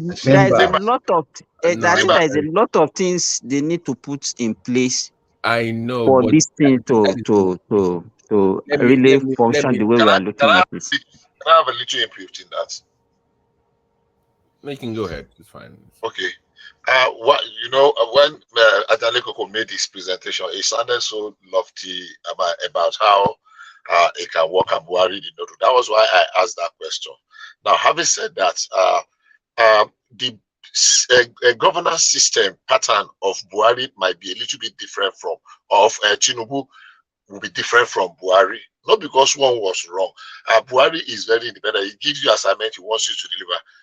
But Tinubu micromanages, every minute he's breathing down your neck. Yeah, it has its own benefits and advantages. Now to the issue of local government. We saw local government. I've experienced local government in every part of Nigeria, in the north, in the far north. I lived in Maiduguri for about 10 years. I've lived in the southeast for almost about over 25 years. And I was in Kaduna. Of course, I'm from the southwest. I live in Lagos. I lived in Ibadan. In those days, local government have functions and responsibilities, duties that are being carried out. Bishop, Yes. I've calculated your age. I know your age. Go on. I was just joking. Sure, you are wrong. No, I'm sure you are very wrong. Well, yeah, that's by the way. You will tell me it's a private chat. Bishop, let me just make this point, just to Sima knows where we're coming from. I was on a different show. I think it was Kulata and Oga and I. We were having this conversation about local government councils because that's why I believe we can grow the country. And Oga went to the Constitution, and when he was reading out the powers that local government council have, it blew my mind. Because I didn't even know. Wait. I didn't even know they had this much power to even make money. But here comes the problem. Even if they want to make money from taxing people for tenement rate, even for boats, even for cars, that should be money going to local government. I didn't know that. Even radio, television, and all those things. Right, but here's the problem. They don't have the powers to enforce those laws because they don't have their own security forces. No, so you don't need. Okay, can I wait? Hold on. You need your own police force to enforce the laws you're making at the local government council level. You can't. If I'm a local government council, I cannot expect federal government to enforce what I'm passing at the local government. That's the problem. No, Babati. It worked before. Babati, you know how they do it. Hello, Babati. You know how they do it. You don't need police to collect money. Exactly. What they need to do is, if you have a child and your child want to enter school, you have to present this receipt of whatever. If you want to, those are the way they used to. That's not even it. That's not even. You are missing the point I'm trying to make. I'm coming. It's not even. Is it Babati that threw that question that interjected in what I was saying? Go ahead, Bishop. Okay, so unfortunately, the real constitutional functions of the local government have been taken over largely by the state and some even by the federal government. Now, how can we get them back to function? What I said in a space some time ago was that let us have model local government across the country that we make sure they run according to the law. If I begin to reel out those things that local government, federal government is even taking over some functions of local government in Nigeria today, if you don't know. For example, Ikoyi marriage registry, even the court said it's null and void because federal government has nothing to do with marriage. So why should federal government be granting license to marriage? That is the function of the local government. Markets and stores, parks and garages, they are the function and responsibilities of the local government. I know. Primary. I'm agreeing with you. I agree with you.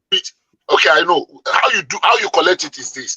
If it is well registered, every start from taking a statistics and registration of every business that is registered in your domain. When you have a database of them, file, give them what they are supposed to pay. You don't need police. When they don't comply, go and get court injunction that shuts them down. When I was need to implement this. Let me finish. Sorry, let me finish. Koyi marriage has the problem. That means all of you that got married in Koyi, you have been committing adultery. Your marriage has been cancelled. Yeah, Bishop. When I said enforcement, it's not just policing only. In terms of okay, but you they use the courts. If they use the courts to go and say they shut you down, so if they don't now respond, now you will now use. Just look for like 10 of them to use as example. Go and get when you get your court order, go and get an enforcement unit.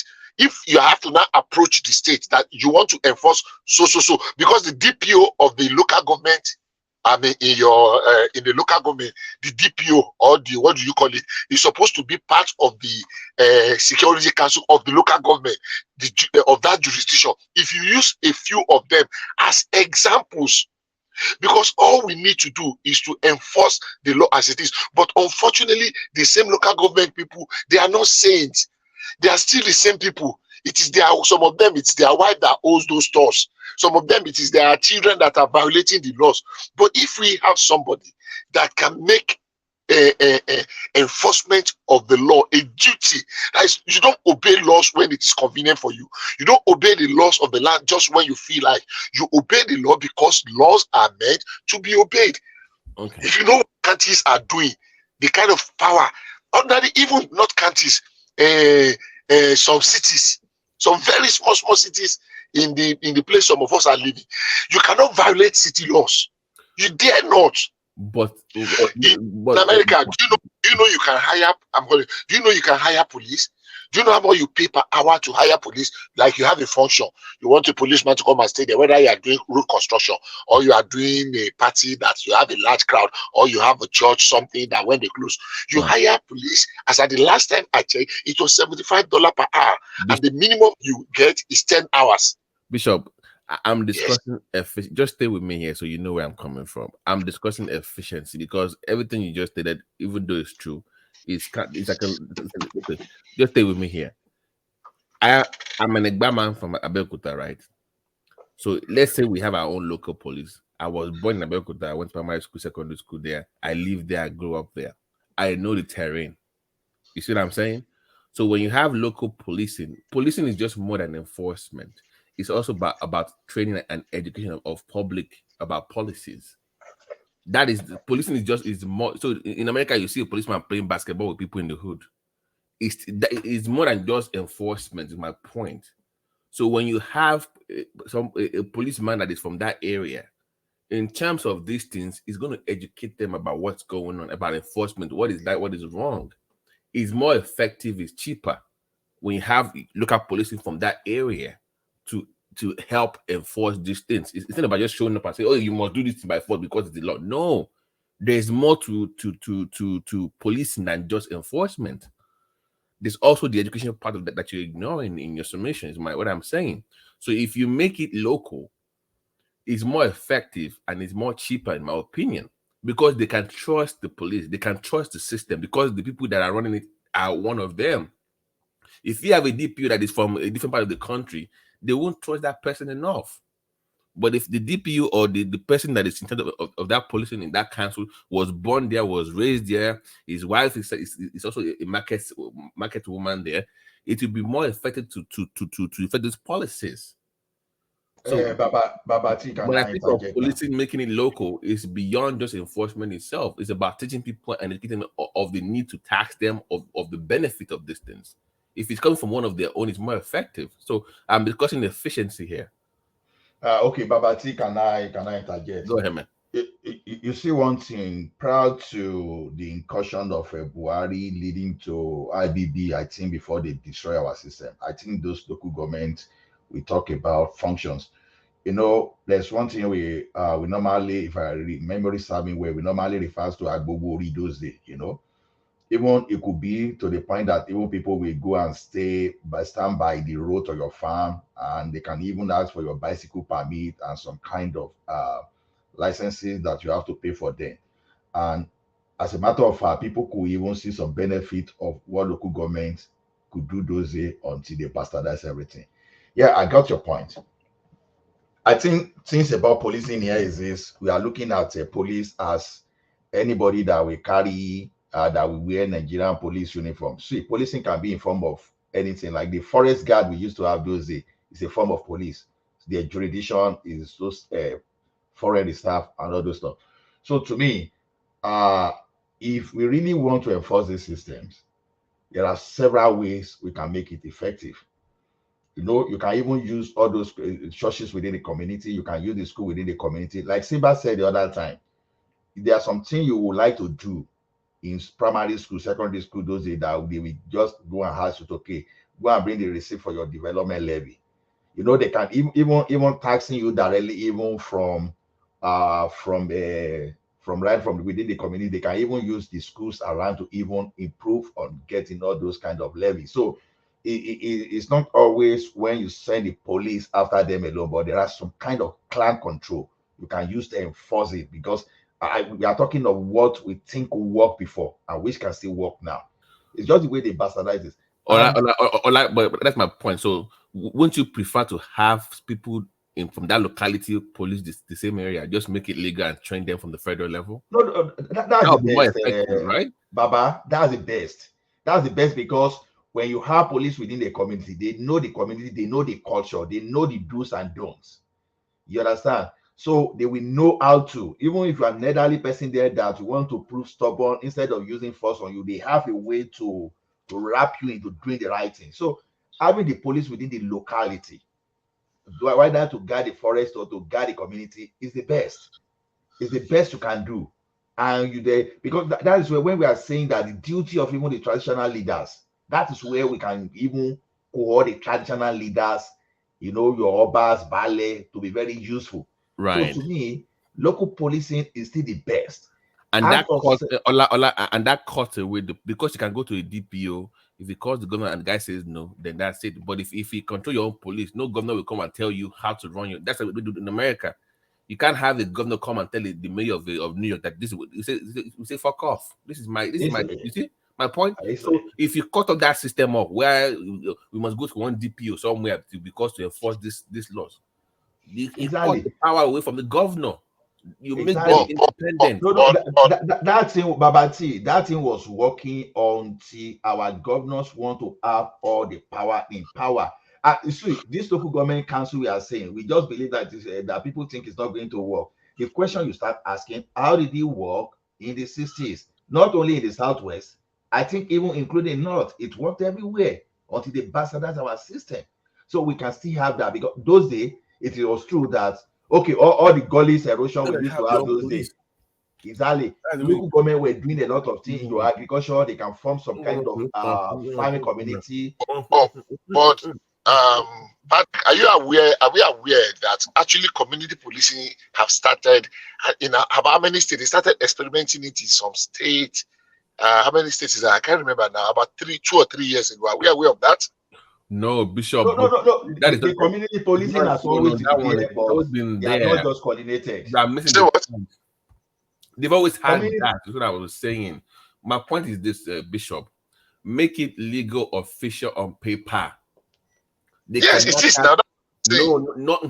listen to what I'm saying. Stay with me. Community policing, as of now, is still under what? Federal jurisdiction, right? They have limitations. No. It's not. Okay, go ahead. They can't, they can't carry certain weapons, right? They have limitations. The policing are not supposed to carry sophisticated and assorted weapons. What I'm saying is this: if you have a local policing, like America, they have a local policing. The federal government sets the standards, the minimum requirement to be able to police an area. They will get the training from federal government, but they will be under control of the local jurisdiction. That's what I'm saying. Make it legal. Advanced training beyond just carrying sakabula to secure the area. Make them okay. You've got the basic requirement training to secure this area. This is the minimum requirement. Now you're under the purview of a local government council chairman, so they can feel safe in that area. That is upscaled a little bit more than what we have right now. If I have to, I'm sorry, but I have to. I have a different thinking on that, because there will be too much. If you allow them to carry arms at that community policing level, I think it's going to be a little bit difficult. How? No. How? Tell me, Bishop. How will it be difficult? Okay, let me give you an example. No. I'm engaging you. No, Bishop, they be carrying arms, but the time of arms they be carrying is what they are. See, even with Shakabula they carry, they are still effective anytime the governor is not interfering, even with the Shakabula and cutlasses. Ola, remember I said specifically, I said the federal government set the standard. There was a reason I said that. That way you don't get any riffraff carrying weapons without training. They will say that what is required for securing the state will be set by federal government. You must go through this training with us. We are going to be the ones that are ready. Let me give you an example. Let me give you one example. Something that happened when I was in Port Harcourt some years ago, and it's just an example. It's related. I used to do business with NAFCON. I don't know how many people know NAFCON then, when it was still owned by Federal Government of Nigeria, National Fertilizer Company of Nigeria. There was a time they brought, and I may say I was actually there as the chief security officer, and there was a time they brought one man, Ombo Isokrari. I don't know if there's any Rivers man there. Ombo Isokrari became the managing director of NAFCON, and he did something very unique and very strange. Do you know everybody that were in the office of the managing director, his security team, they redeployed them to a different place. He now recruited his own people complete. He's not a local government chairman, no. He's just the MD of a company. And if you know NAFCON, in Port Harcourt, NAFCON was big. So he recruited everybody. His police escort, his police drivers, his security details, his everybody in his office. He did not sack the former one. And those are one of the things that killed NAFCON. So it became a tradition. Immediately, one person comes, he redeploys as the chief executive. He will now redeploy every other person into a relevance area and now recruit his own people that are loyal to him. If at such a level of a company, I'm saying this, if anybody can verify, NAFCON is a very popular company in Port Harcourt, owned by federal government there. Now, if people could do it at the level of company that is not rivalry, now imagine somebody now comes in as local government chairman. That he wants to recruit his own people because he will feel secure with them. He will use them for his political patronage. Maybe it's an opportunity to give jobs to the boy. Maybe the man that he removed from power is the opposition party, and he does not want to entrust his life into their hand. I'm just trying to think. So let me help you. Let me help you out here. How it's going to work? That's a concern. I agree with you, but let me tell you how it works. The FBI in America has those kind of stuff too. If any local police does that, do you know what happens? They will take it over until they fix it and put it back together. That's how it works. So anybody coming that they're going to control. Remember, in America here, we vote for who becomes our local government security. It's not like appointee of anybody. it is also independent as well in terms of security as well. So you fix the law. You don't just throw everything and say, oh, because somebody's going to come there and control everything. No, you ensure that doesn't happen. Then the federal council that you have ensures that you don't have somebody becoming some local god somewhere using the police to control other people. If they try that, they can legally take that place over and fix it and put it back together. That's the way that would work. So that would be a safety measure to ensure that you don't have the. But I do get your concern about that happening. But that is the reason why I said the way they've done in America is more effective, where you have those things in place, but at the same time, state and federal police will provide oversight. Like let me give you an example. In America, for instance, you control your own policing, right? But the crime rate has a certain threshold. If the crime rate goes above a level, the state will come in and say, "Oh, what's going on?" If it gets to a certain level, the federal government comes and says, "What's going on?" And if you cannot manage it, they will take it over and help you until you can fix it. That is the oversight. So they're not completely independent per se, because there has to be a level where if they cannot control it anymore, then the big boys will come in and say, "Oh, what's going on?" So that's I think the route we can take. But I'm saying at the basic level, they should be able to. They should be at least be able to secure themselves. But they go through the training from the federal level. They will provide the guidelines for them. Go ahead, man. Babati, see, I got your point, and those are the things. I know that people are just afraid of this local policing, thinking that okay, once we have it, they will be challenging the federal power. No, they Look, can't. No. See, until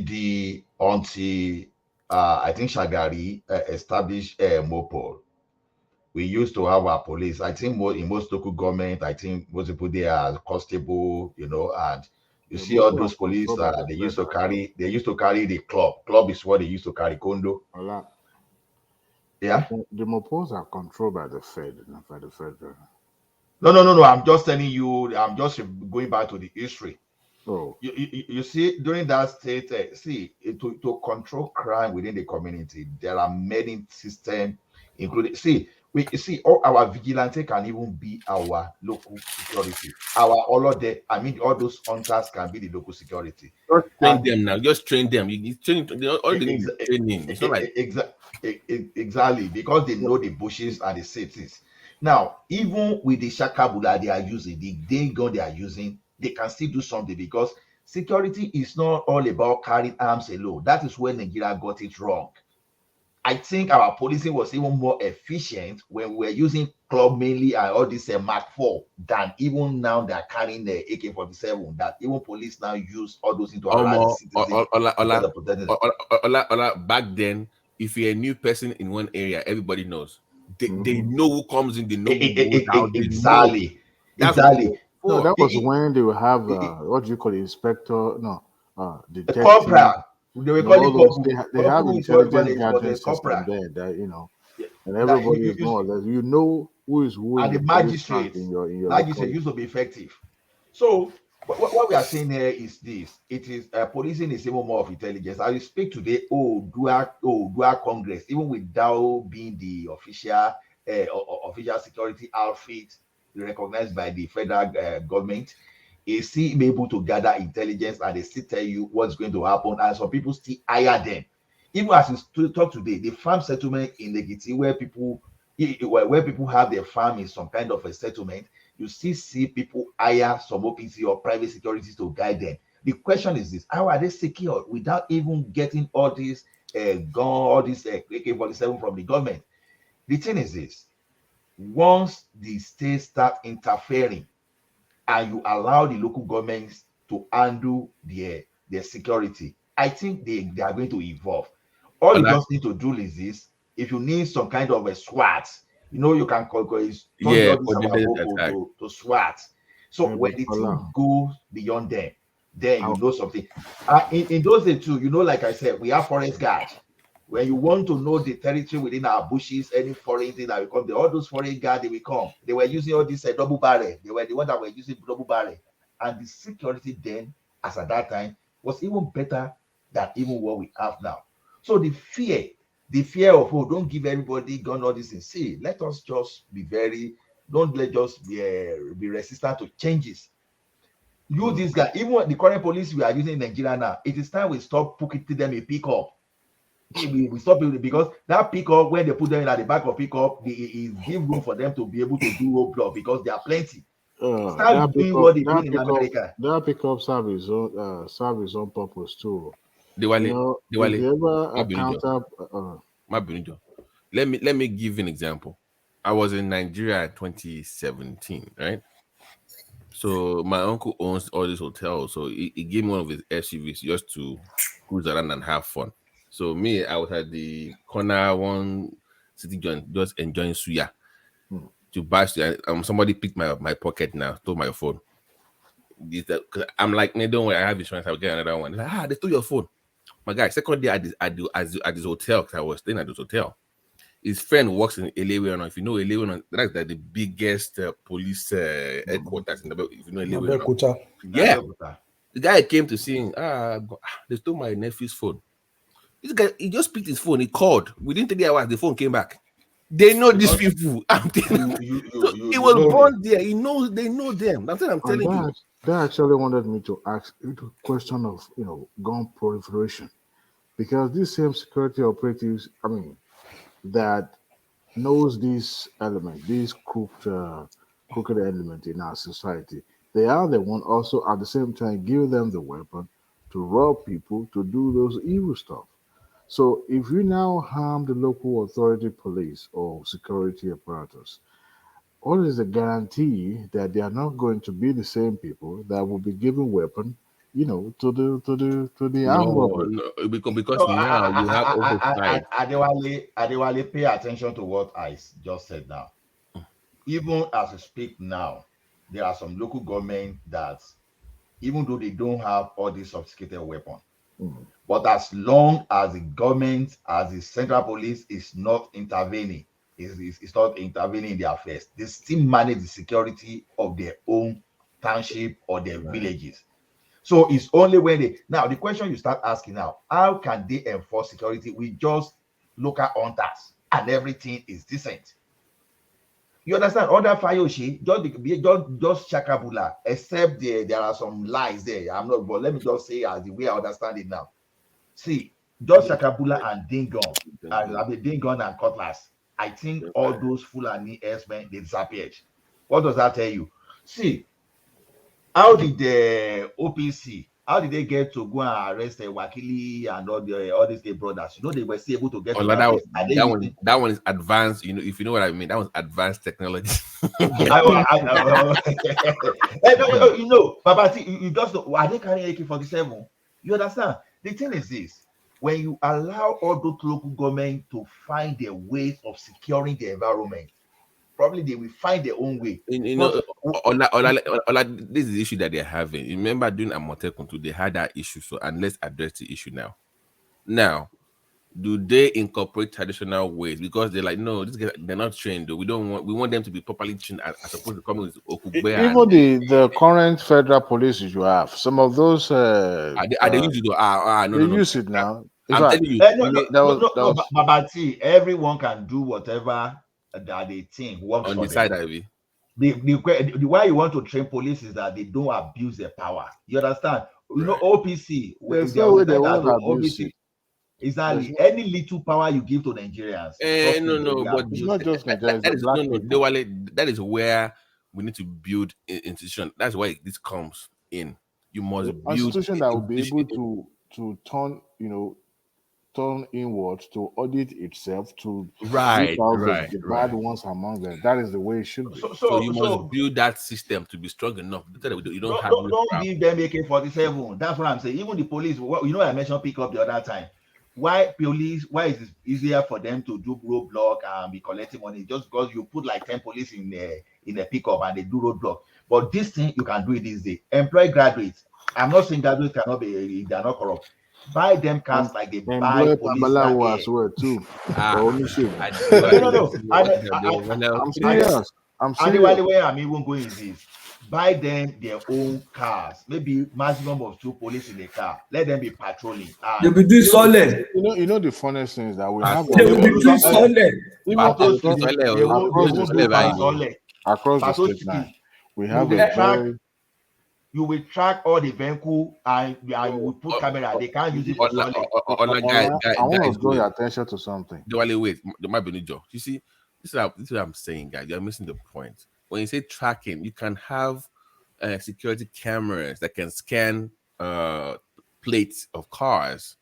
The same thing you don't need people to be running up and down after cars fall. You can just track who is where they went. Wait a minute, where are you going to install that in Ekiti State? In all those bush parts, or where are you going to install cameras? This is not difficult as you are saying it. It's not that difficult. Why can't they find a way? But even if they are not going to install camera in the bushes in the state, it's not only one option. That's not the only. There are I'm giving you options. one of the ways you can reduce. It's all about efficiency. Is what I'm saying. It's not about. No, I get you, Babati. I'm just answering Adewale. You can use all our telecommunication guys, all these MTN notes. You can use the services to monitor all those highways, and you'll be surprised they will monitor the highways. You know one thing, we have infrastructural deficiency. It would have been better if we have stable electricity and then a very strong communication. Adewale, I'm sorry to say, it's not always true. It's not always true. See, the thing is this: all those infrastructural deficiency, if there are policies in place to do this thing, they will do it. That I just want you to get that. Now, look at this. When MTN started using the solar, they were attacking their base station, right? Just because they need to make money, they need continuity in their business. They find solution without anybody finding solution for them. Yeah, but you know, there's some instances you don't have to go through hoops and loop to get what you want. Some things that would have been done in a simple way. We will still Adewale, but if those things are not available as we speak, you find alternatives. You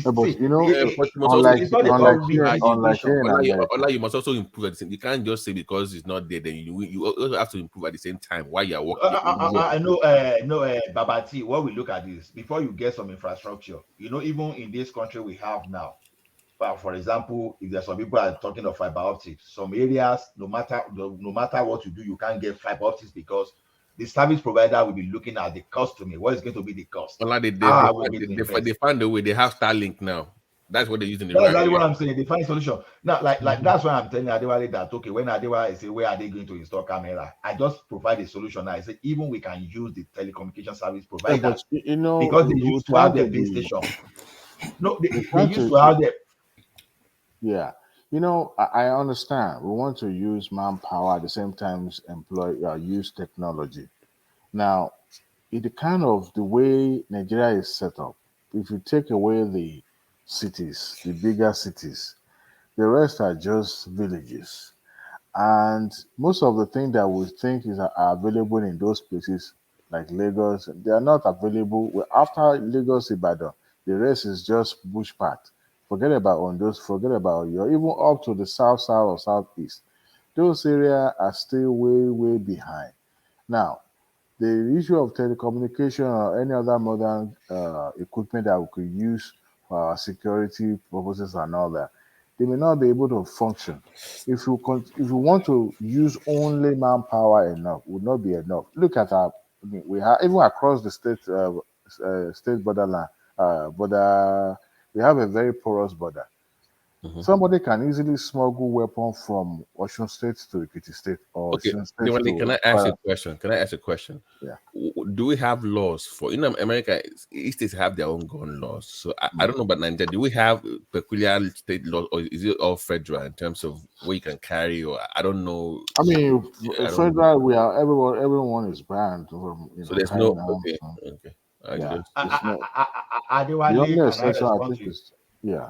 Possession of firearms is illegal in Nigeria. Wait. As a possession of firearms is illegal. We had back in the day. No. We had legal weapon. No, you can actually apply for it now. It was in those days. It's just they still grant the one for game if you want to shoot or hunt and all that. They've cancelled it over and over and over. Bishop, my dad had guns in the 90s now. illegal weapon. He had firearm. I applied for permit. You can get permit to own a weapon in Nigeria. Bishop, there are several ways. There are several ways of getting license. So, but I want to address Adewale's question. See, Adewale, when we Adewale, when we keep using infrastructure as excuses, then we are not ready to move on, because sometimes we want to do it 100%. It's not always 100%. Look at where those infrastructures are available first of all. Use what you have there to address the situation there. Then look at where there are no infrastructure. Do the same things there. For example, some people can have fiber optic in Lagos and all those stuff. Then how do they tackle how the banks, how the businesses in Ekiti, how do they get linked? For example, you look at that. Some will use Visa, some will use radio, some will use different technology. So as long as you have different options, adopt all those options wherever you are to do whatever you want to do. It's not a one situation fit it all. So that's what I'm saying. We can't say because we want to fix situation now, all the 36 states, all the villages, they must have it. No, where they have it for now, what exactly are you doing in those places? You adapt. You adapt to that area where they need. You know about Simba, we'll be limited in terms of policing and what we can do, what we can't do. Like getting driver plate numbers and checking driver license information. All those things will probably not be available in those. Yeah, but the demand for or the need for that will be like I can't compare the crimes in Lagos to the crimes in Ekiti or it will be. Adewale. I don't know I don't know the kind of technology that we are talking about, because even in my village, people use camera, people use the stream online and all those things. So I don't know why we look at it as if nothing is present in our rural area in Nigeria. I doubt if that is true. You can't compare individual camera with the one that is a state or a local government. No, I think it's the will. But for you to say that the technology is not available is not true. That's the Simba. You just remind me of something now. There was a time we used all this GPRS and different network technology. Like if you would like to power ATM, for example, in the remote area, you use something like SIM card that you put it. There was a time, if Glo is not even giving enough data, the thing will switch over to MTN. So in remote villages that you will carry ATM to unusual places, and people were shouting, no infrastructure, then I will just laugh because we work in the bank system. Patosi, if na lie I talk, tell me. Because as Intercontinental Bank that time, you will take you will take an ATM to some area, funny area. So if you could use SIM card to give data. So data is what we are talking about when we say there's no technology somewhere. And even when there's no power, you use solar. So there are a lot of it's not only one, there are multiple ways that you can do things and get results. And the auto reg you are talking about now, there was a time people will say, how can you capture plate number? I was proposing, I even mentioned it here the other time, that what you need to do is this: work with database, a centralized database, and work with employers.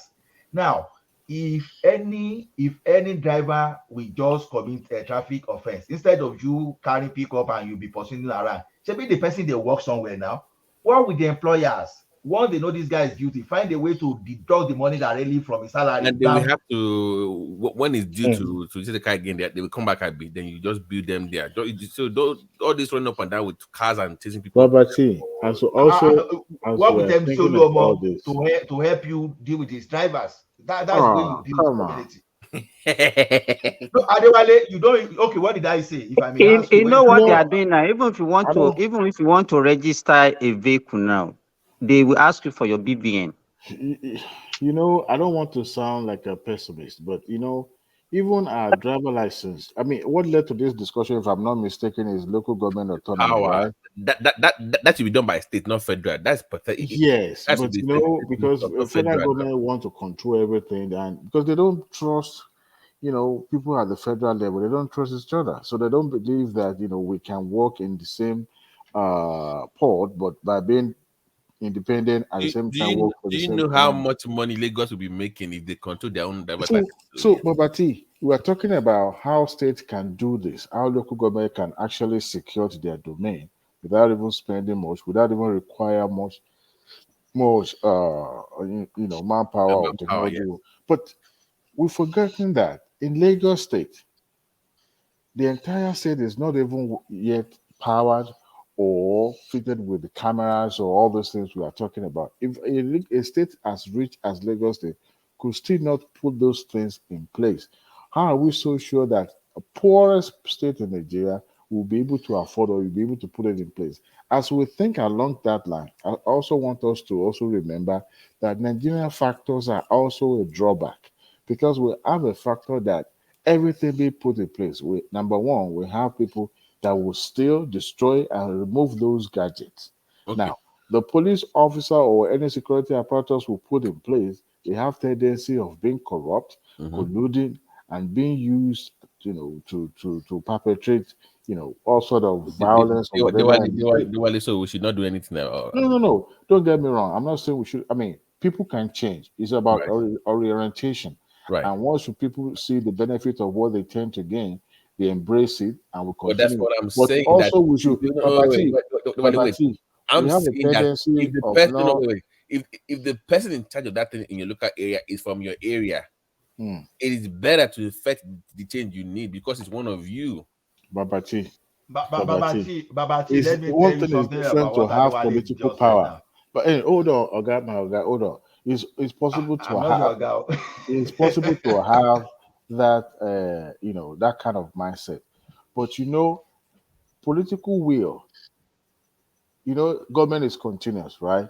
Now when you have certain people in government at this time embrace this kind of developmental or security development and all that, and then we have another set coming up again, probably an opposition decided to deliberately destroy this equipment being installed and all that. It will result into what can I use now? You have certain set of politicians that wanted to do this, that actually embrace all this, but we have another ones, a sort of politician that doesn't want that to be put in place. Adewale, I will tell you something now. You see, this thing is all about fear, and they are all unfounded fear. Look at it this way. Auto reg. Okay. Let me say. Okay, let me say this thing. In '98, when Absalom was still there, when they wanted to start a national automated clearing system in Nigeria, if you go back to all the papers published then, they talk how it was going to fail. They talk how they lack infrastructure to do all those stuff, and they just discouraged that it was going to fail. NACS, the National Automated Clearing System. Now, when they implemented it eventually, all those mythology, all those myths, they segregated it. Not only did that thing happen, by the time I left NEPA and I joined NCR in 2023, I was even maintaining one of those site names. And when you met at UBA, at Union Bank, at First Bank, and at NIMS, I was always present there to even support the same infrastructure. It was that infrastructure later that people like InterSwitch, everyone started coming. All those excuses that infrastructure are not in place for interbank settlement, We used interbank to have routing, still 5 days clearing then. So even irrespective of that, the thing Yes, is it's this: a if they are 3 not days. done, it at all, we will still be saying, "Oh, there's no infrastructure in place." Even we had David Mark, that told us that telephone is not for poor people. Yeah, but We those know all fares those are things. valid. Those fares are also They valid. were not valid because No. system evolved over time. No, see, we you are looking have to when they are consider looking at the short term. You have to look at those fear as just risk that was addressed, not something that must be a showstopper. That's the issue.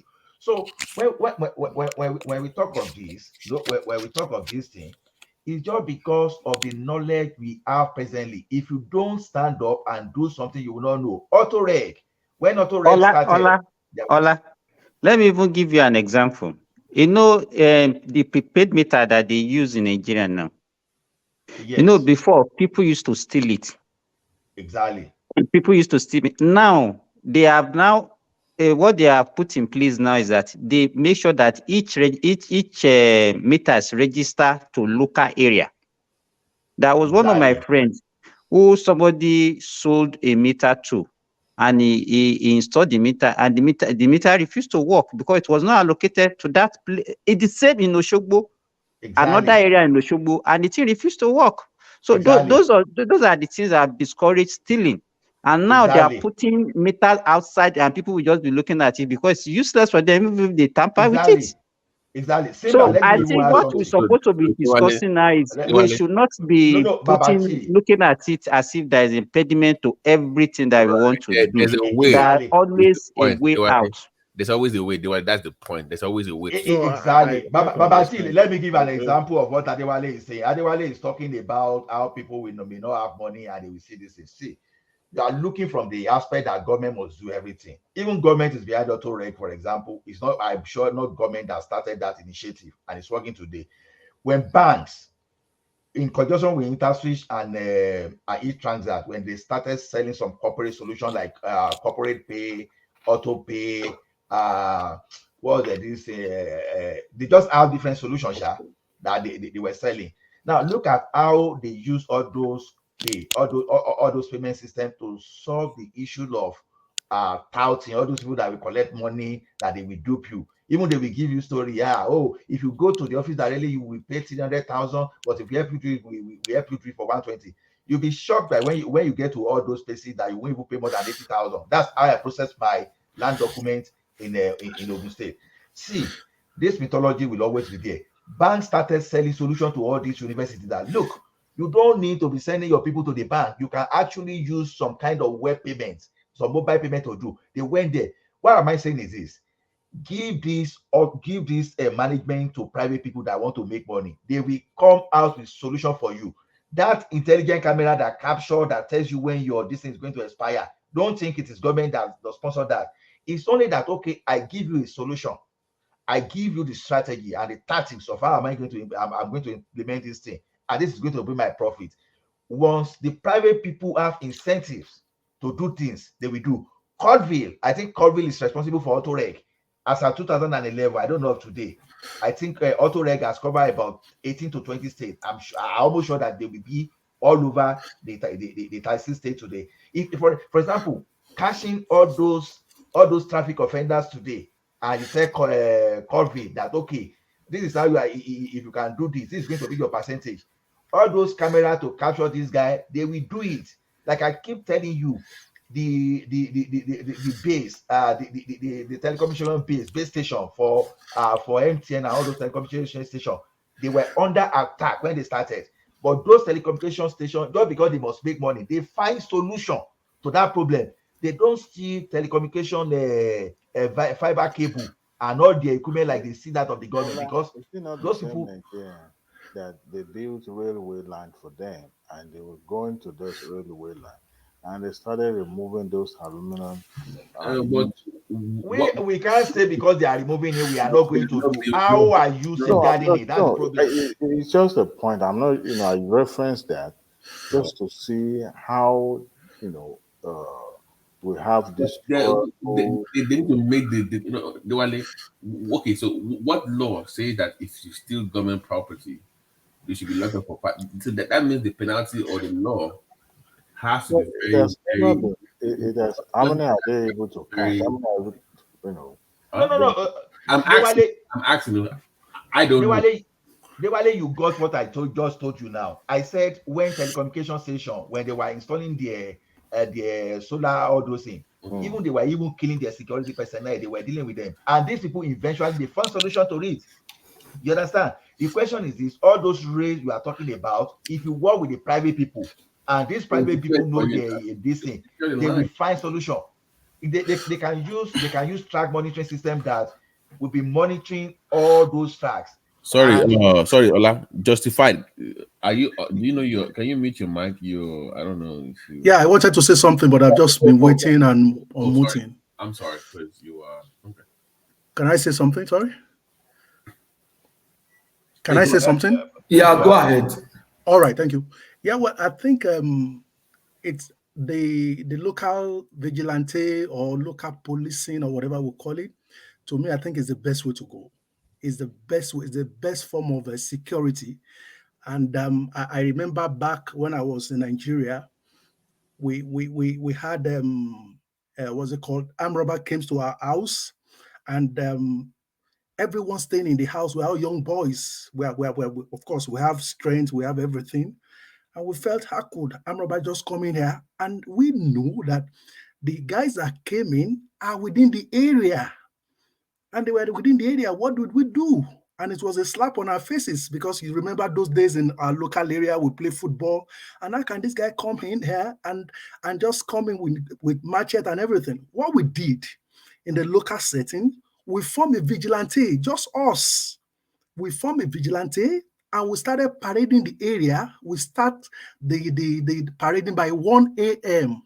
Do you know that every night, every midnight, we arrest nothing less than 2 armed robbers every day with just a machete and local guns.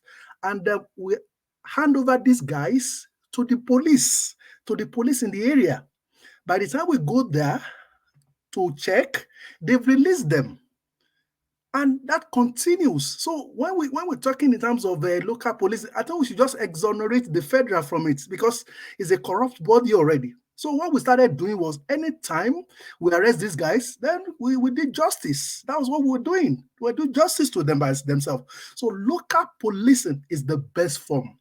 But Nigeria being a complex situation, and who were those funding us then? The landlords. The whole people were interested, because we read the whole area of armed robbers.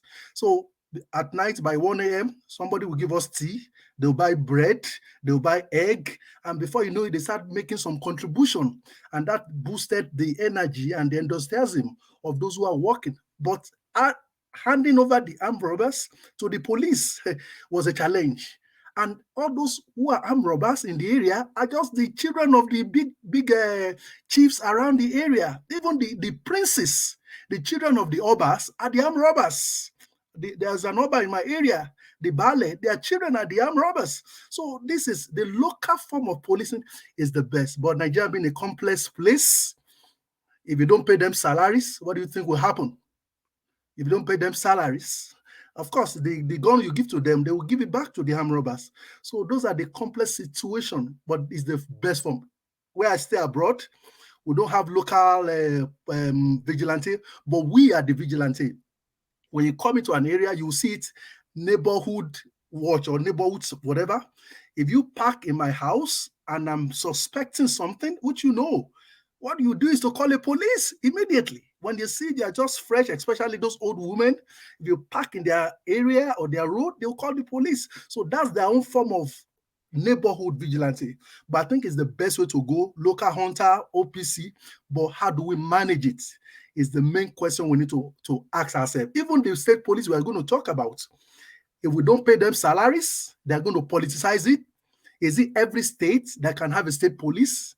Here in abroad, I'm in Canada. Edmonton has a police. Calgary has a police. But it's not all cities that has. If you don't have money, you are being watched over by the Royal Police, which is the federal police. So is it every state can have a state police? I don't know. Lagos State has the money. Rivers State has the money. Delta has. Kano has. But before you know it, every state will want to have state police. Zamfara that doesn't have not paid salary, they too want to have state police. So that's what we really need to sit down about and have an enabling, what's it called, a wonderful law that will establish all this. If the state doesn't have a revenue base of about maybe something billion or something, you can't have a state police. They should make that clear. And those who don't have state police could be covered by the federal. So, but Nigeria is a complex, but it's workable. It's very workable. Right. Thank you. to justify, just to reply what you're saying. You see, in advanced countries, policing in terms of payment is tied to something. Like American, they tie education paying for they tie it to like gambling. So when you gamble, some of the monies go into funding primary education, or you can tie it to taxation from transportation. So you tie it to something that is very constant that you can get money from quarterly or every week or every month. So policing in that locality needs to be tied to something that they make money from. So it all goes down to what the local government council is making money from in form of taxation. That is where you need. Babati. Yeah, Babati. yeah. Yeah, I think the problem that we have in Nigeria is when we say government owns something, then we tend to look at it, it's supposed to be free. Let me tell you now, most of say that they are paying every month for their own security. I'm telling you the truth. In fact, in my area in Ilorin, we are paying 5,000 naira per household every month. And we have over 100 houses. You can imagine how much that one would be. We use that one to buy they use thing gun. So we buy bullets, buy all those things for them. I will pay them salaries. But immediately, if government has started to take over this thing now, people will answer and say, no, it's government that's supposed to pay them.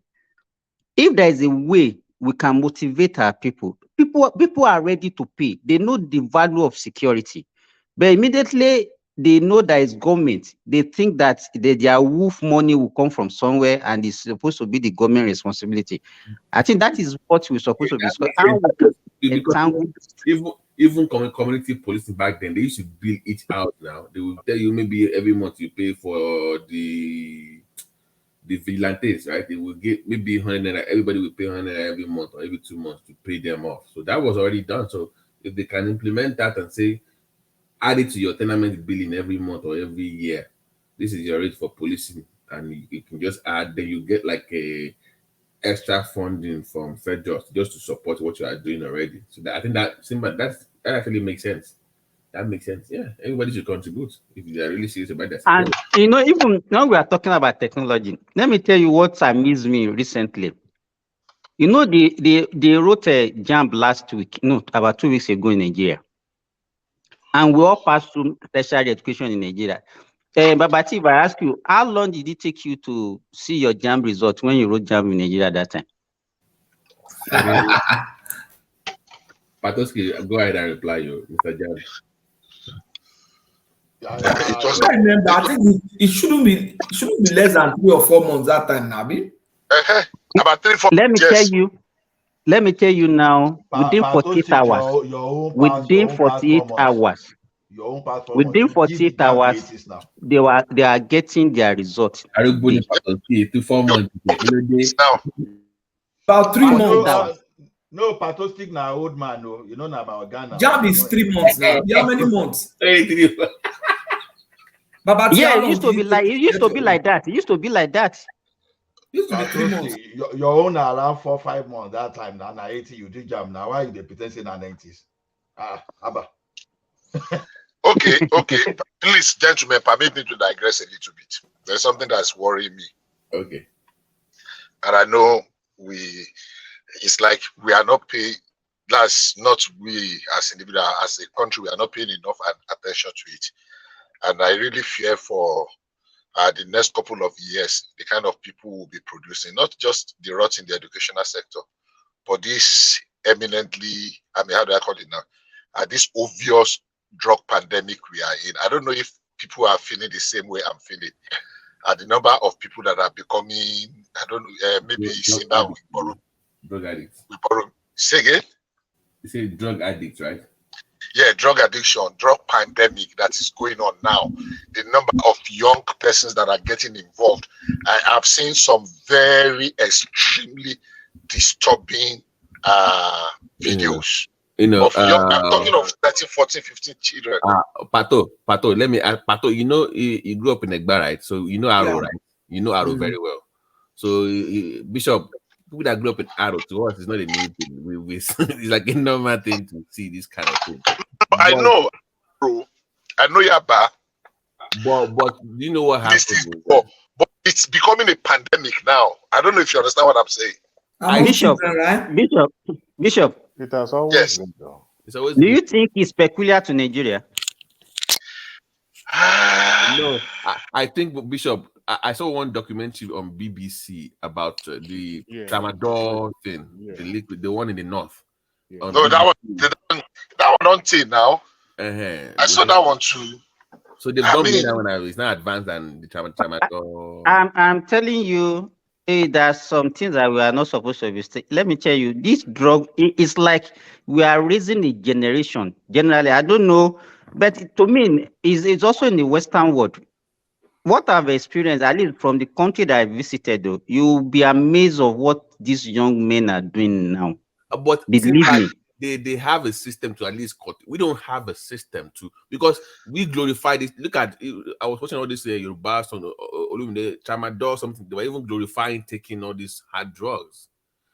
Usually in the 80s, we never glorified all these things in the 80s and 90s. We never glorified them, but now they are being glorified in TV, in in music, like it's cool to take medication.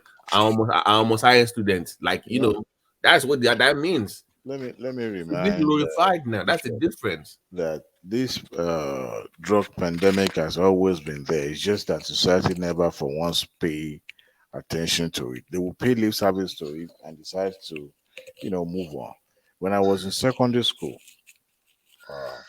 something happened. We used to drink palm wine.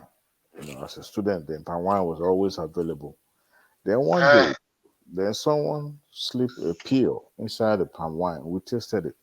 And this palm wine, you're not supposed to shock you now. It's just like a regular palm wine you drink during the lunchtime. Only for Baba, drink That's one way they beat us. No. This particular one, the provider was deliberately serving us the one that would not intoxicate us. It was deliberate. Okay. But on this particular day, the pill was slipping into. We saw him, and we kind of wonder what was he doing with the pill. What kind of pill was this? And he said something like a D10 or something like that. Out of curiosity, we started drinking. Valium? More something or less like that. Something like that. And we drank our red wine, our palm wine. We went back to school. Normally, when you drink palm wine or anything that will intoxicate you, it's a matter of time. It will go down in your system, you'll be able to function. But instead of it to go down, it's like the power kept increasing. One of the guys that we drank it together, the guy, whether he fainted or at the point he could not even move his feet. So at that moment, I knew that something is wrong, that I will be blamed for it because I was seen as the leader of the entire group. So we were in a class and I figured that everybody will start paying attention to us. So I tried as much as possible to gather everyone together and we left the classroom. To cut the long story short, that day I saw heaven. Before we finished from school, everybody How already did heaven knew. look like? My brother. I saw. See, I left I left the school compound there. I was walking home. Before I go home, my parents were already aware of what happens. I didn't even care. I was high as anything. By the time I was about approaching our house, there's a one big tall tree. Afar, like a few blocks away from that tree, I thought it was a soldier standing there to whoop me like crazy and arrest me. That was what was coming to my mind. As soon as I approached that tree, I was like, God, I have no other choice. This is the only way that led to my house. So I had to continue. I said, well, today the soldier will arrest me, beat me, arrest me, take me to their barrack. As soon as I was approaching that tree, there was another old man, a family member, who was sitting down under that tree. Guess what he was drinking? Palm wine. Other students that were coming, junior ones that were coming behind me, as soon as they saw me, guess what this Baba did? He beckoned on me to come towards him. I went towards him. He gave me the calabash. He said, drink palm wine. I took it. I drank the palm wine. I went home. My parents already knew, especially my mom knew what happens. As soon as I lay down on the bed, I knocked off. I slept off. Only for me to wake up in the evening time. As soon as I woke up, you know the village life now. Started carrying a bucket to go and get water because I thought it was early in the morning. Everybody was just looking at me. By the time I came back, I didn't see any student trying to get ready for school or anybody going to. That was when I knew that okay, I've been to everyone and back. So they let me finish all those shenanigans, and my parents now started being and said like, what is going on with you? Where are you going? I said school. He said which school? The one you just came back. I said where? But these are the things. This is how it gets exposed to students, young people, and they get into it and they start using it, and before you know it, it's possible for parents not just parents, even some guardians, some anybody probably will not pay attention how this thing is becoming more in depth because they are using it and they are covering it up. The tramadols and the likes are probably being popularized by the agberos or those area boys. Those people that are using it even under the household that you yourself may not even pay attention to, and you are using it. So it has always been there, but the society just always pay lip service. They will get serious at a point. Before you know it, they move on, and they'll keep, yeah, the younger. I mean, to the point, and I was like, this is the last time because to a point we were drinking palm wine. We realized that the palm wine this man was giving us wasn't the one that would shock you. But we started drinking it. By the time I got to college, I realized that I can't function in the class without drinking palm wine. I will go all the way to all those bush paths in Ojo area then to go and be looking for all those, you know. But that Satan drug, don't see your glory, won't finish you. that day, Patoski, let's stop this glory. So No, I'm just kidding you. What is know, wine for secondary school? I'm Mogro now. Mogro school. You know the funniest thing. Once I drink palm wine, my brain will open up like this. Anything they taught me in the class, I will assimilate everything. Wow. But let me go to class sober. That we will remember. That's your Adderall, Abi. Adderall DNA. But that experience of that one day make me understand that even my parents, in fact, they knew because of the way I reacted to that. It wasn't even the guy wasn't drinking it. The same person that was drinking it. He appears as if nothing was wrong with him. I guess because he has been drinking, he has been using it for a very long time. Not just says that's no big deal. And I guess his system already get used to the whole thing. But how prevalent is it now It was there, but I'm not sure about now. The situation now is worse. In fact, I remember maybe about 5 or 6 years ago, university students, codeine, this cough syrup. Right. Yes, that's what they. In fact, and that time, even the some pharmaceutical companies in Nigeria, some patent medicine store, that's what they are using to make money, big money. You can imagine as at 5, 6, 7 years ago, a bottle of just all these cough syrup, Benylin with codeine was sold for like 2,000, 3,000 naira per bottle, and these guys will buy it. Yes. And they are killing their livers. And some can take like five bottles in a day. Simba, Simba, as a doctor, that requires a prescription, man. In a sense society, that should be that you cannot just go anywhere to go and pick that up. I'm a pediatrician. Right. There is no rule for cough syrup in the management of any disease condition in children. I'm telling that we don't prescribe it at all. Yeah, but cough syrup is not a. Is in Nigeria is that's what you call over-the-counter medication. Yeah, that's what I wanted to say. No. So you don't need prescription to get cough syrup. No. How can codeine be OTC? That's madness. That's madness. Is it still OTC? In Nigeria, it's over-the-counter. I think I don't think it's OTC already. No. That's my point. Listen to me. That's my point. Even back in the day, when I was there in the 80s, early 90s, chemists were selling things that even looking back, how were they able to sell all these things back then? Like, you need prescription to go and pick this stuff up. It's not well regulated. Is what I'm saying. They have to have access to all these things. This is crazy. Those are the things. But in all honesty, when this woman became NAFDAC Akunyele, I miss that woman, man. See, this is one thing I hate about Nigeria. Nigeria does not know how to celebrate their hero until they are gone.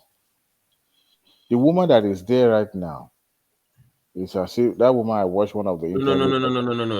You're wrong. There's a man there now. Marua is now there. Now. No, that is governor of Lagos. That was now. That's NDLE. That's not NAFDAC. Oh, sorry.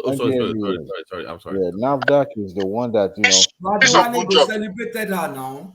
You see, they celebrated her. Do you see the way they killed her husband? Like, no, that one is unfortunate. But Adewale, Professor Ade is doing some good job too.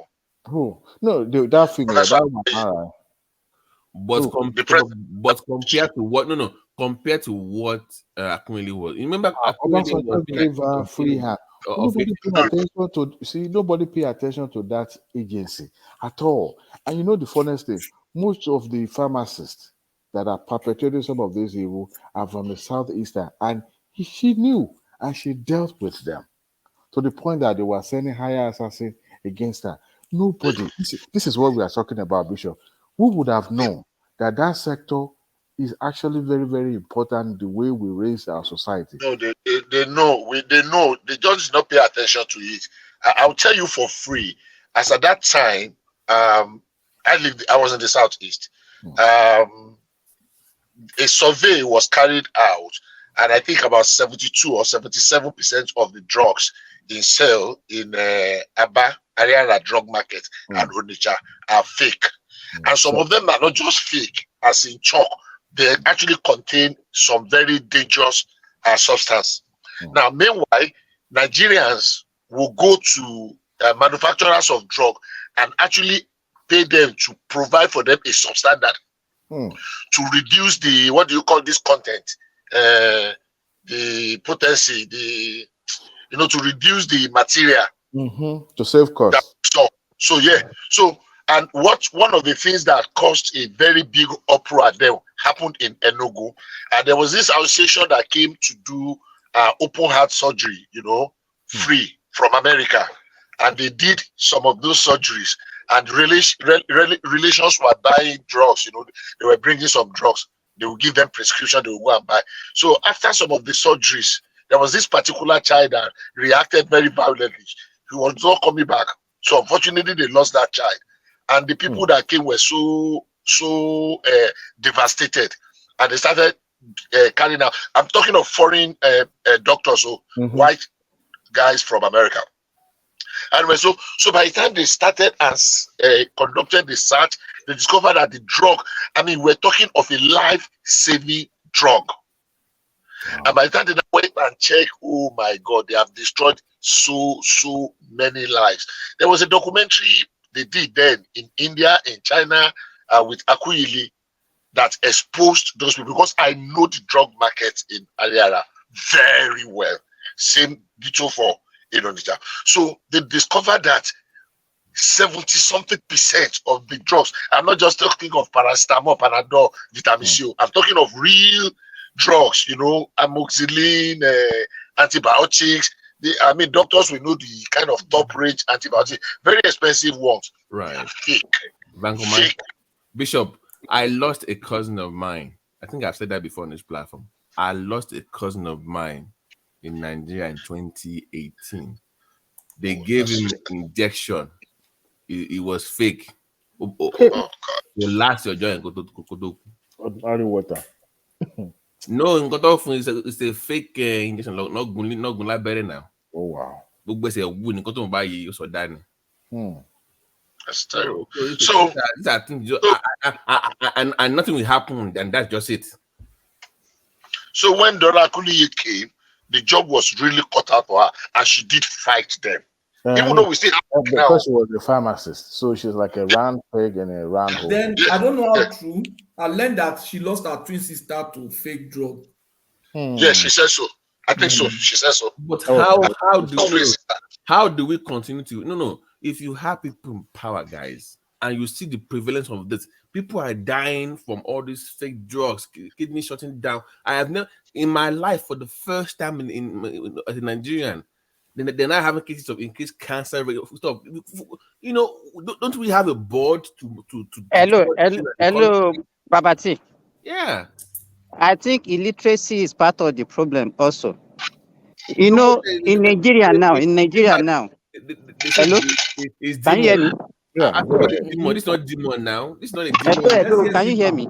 Yeah, we can hear you. If you find any on Go ahead, we can hear you, man. on each indication that you can use to verify the authenticity of the medication that you are taking. You call it's like a scratch. You scratch it, you send the number. And when you send the number, it will tell you whether that medication is original or fake. But most people don't know, and they won't bother to do all these things. Most of the medication in Nigeria is there. I think Yeah, also, I remember. I think I remember. I think also that the lack of political will. When Akunyili was in charge of NAFDAC, Obasanjo gave her a very strong support. Some of those people that were attacking her, these are big boys. These are bigger men that could take her out at the snap of finger. But she was given every support from presidency, and that is the kind of support that is required. Even up to the secondary school level, the school's supposed to have at least counselors sort of for drugs, because they could tell, when they see students in the school behaving somehow. I mean, students can easily tell on each other if they notice that this one is.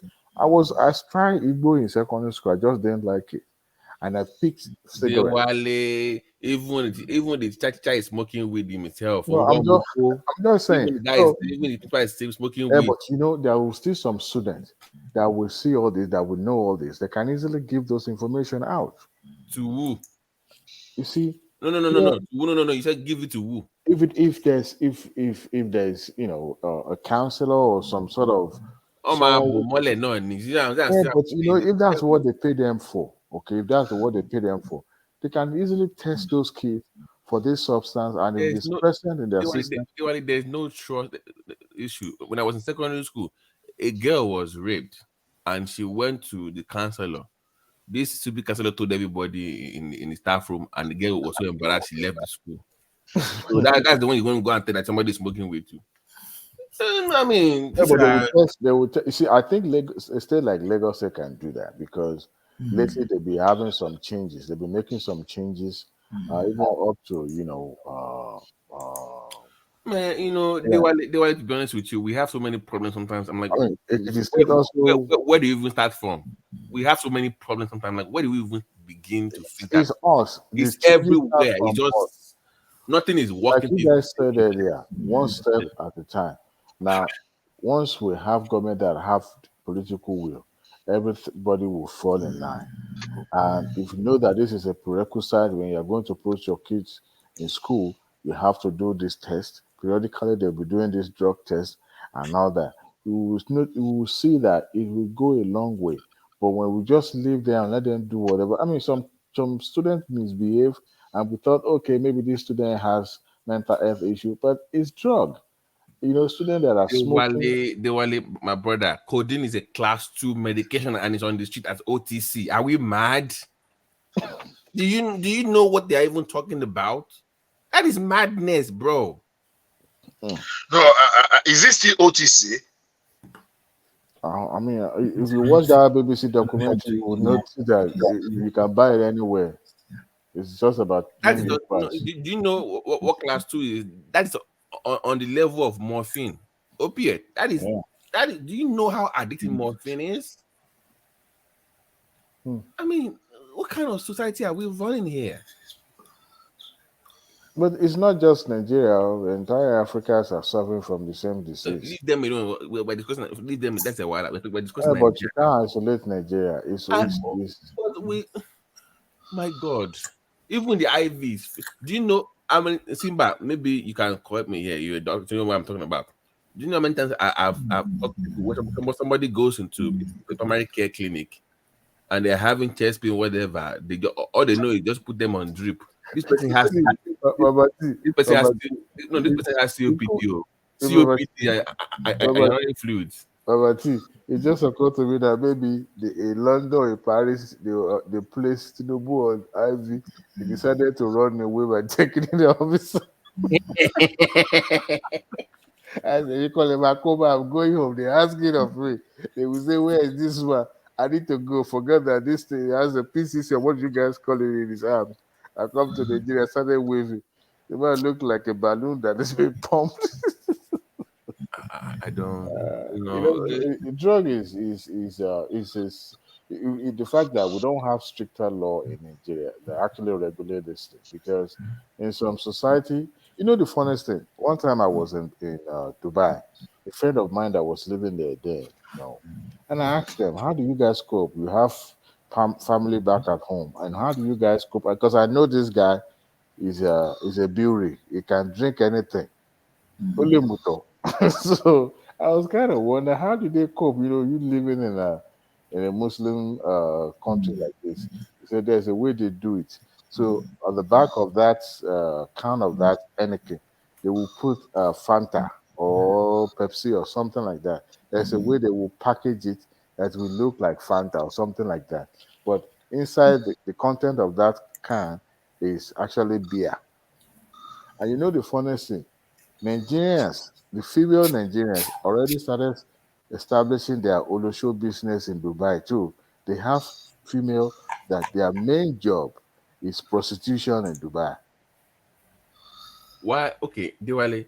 The one that even tripped me beyond the only something that it's been around for since the beginning of time, so that I won't fault them for that. No, I'm talking about the one Nigerians are doing. I know, but the one I was surprised was they even exporting court now to Dubai. I think, yeah. how do you go and establish a year and buka in? So you are that running. The funniest why thing, are you doing buka and a year in? You can't even get apart from residency that you can get, and it's for a period of time. You continue renewing.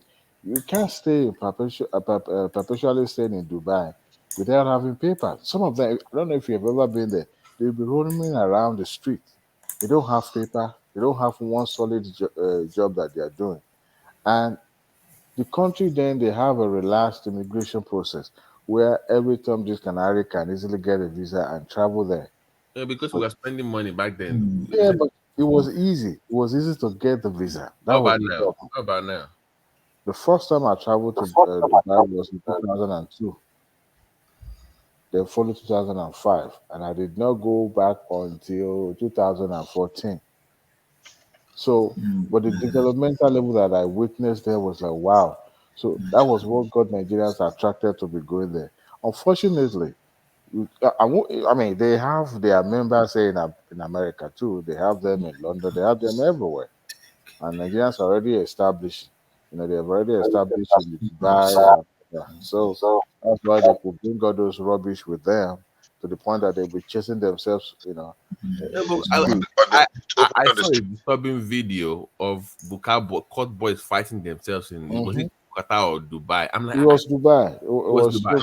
Yeah. Sorry, Bishop, go ahead. Even it's very serious thing now in Italy too. Where? Courtism in Italy. Courtism. But how does it make it make sense? That's my point. Make it make sense. What are you doing with courtism in Italy? What are you fighting? No wonder. I know what they are doing. Stupidity. They are there in South Africa. They are there in Dubai. They are there in Italy. They are there in Malaysia and Indonesia. Causing all manner of. You'll be surprised how. In fact, some of the folks that you would think they are not members, you will be surprised seeing them as members. That are big time big boys, that are doing well with families and all that. I mean, I expect that by then. But that thing is back then it was a phase. Now, once you don't come out school, Exactly. it's not like people even join for protection there. Yeah, because they realize that was the way it was. That's another menace ravaging our land now.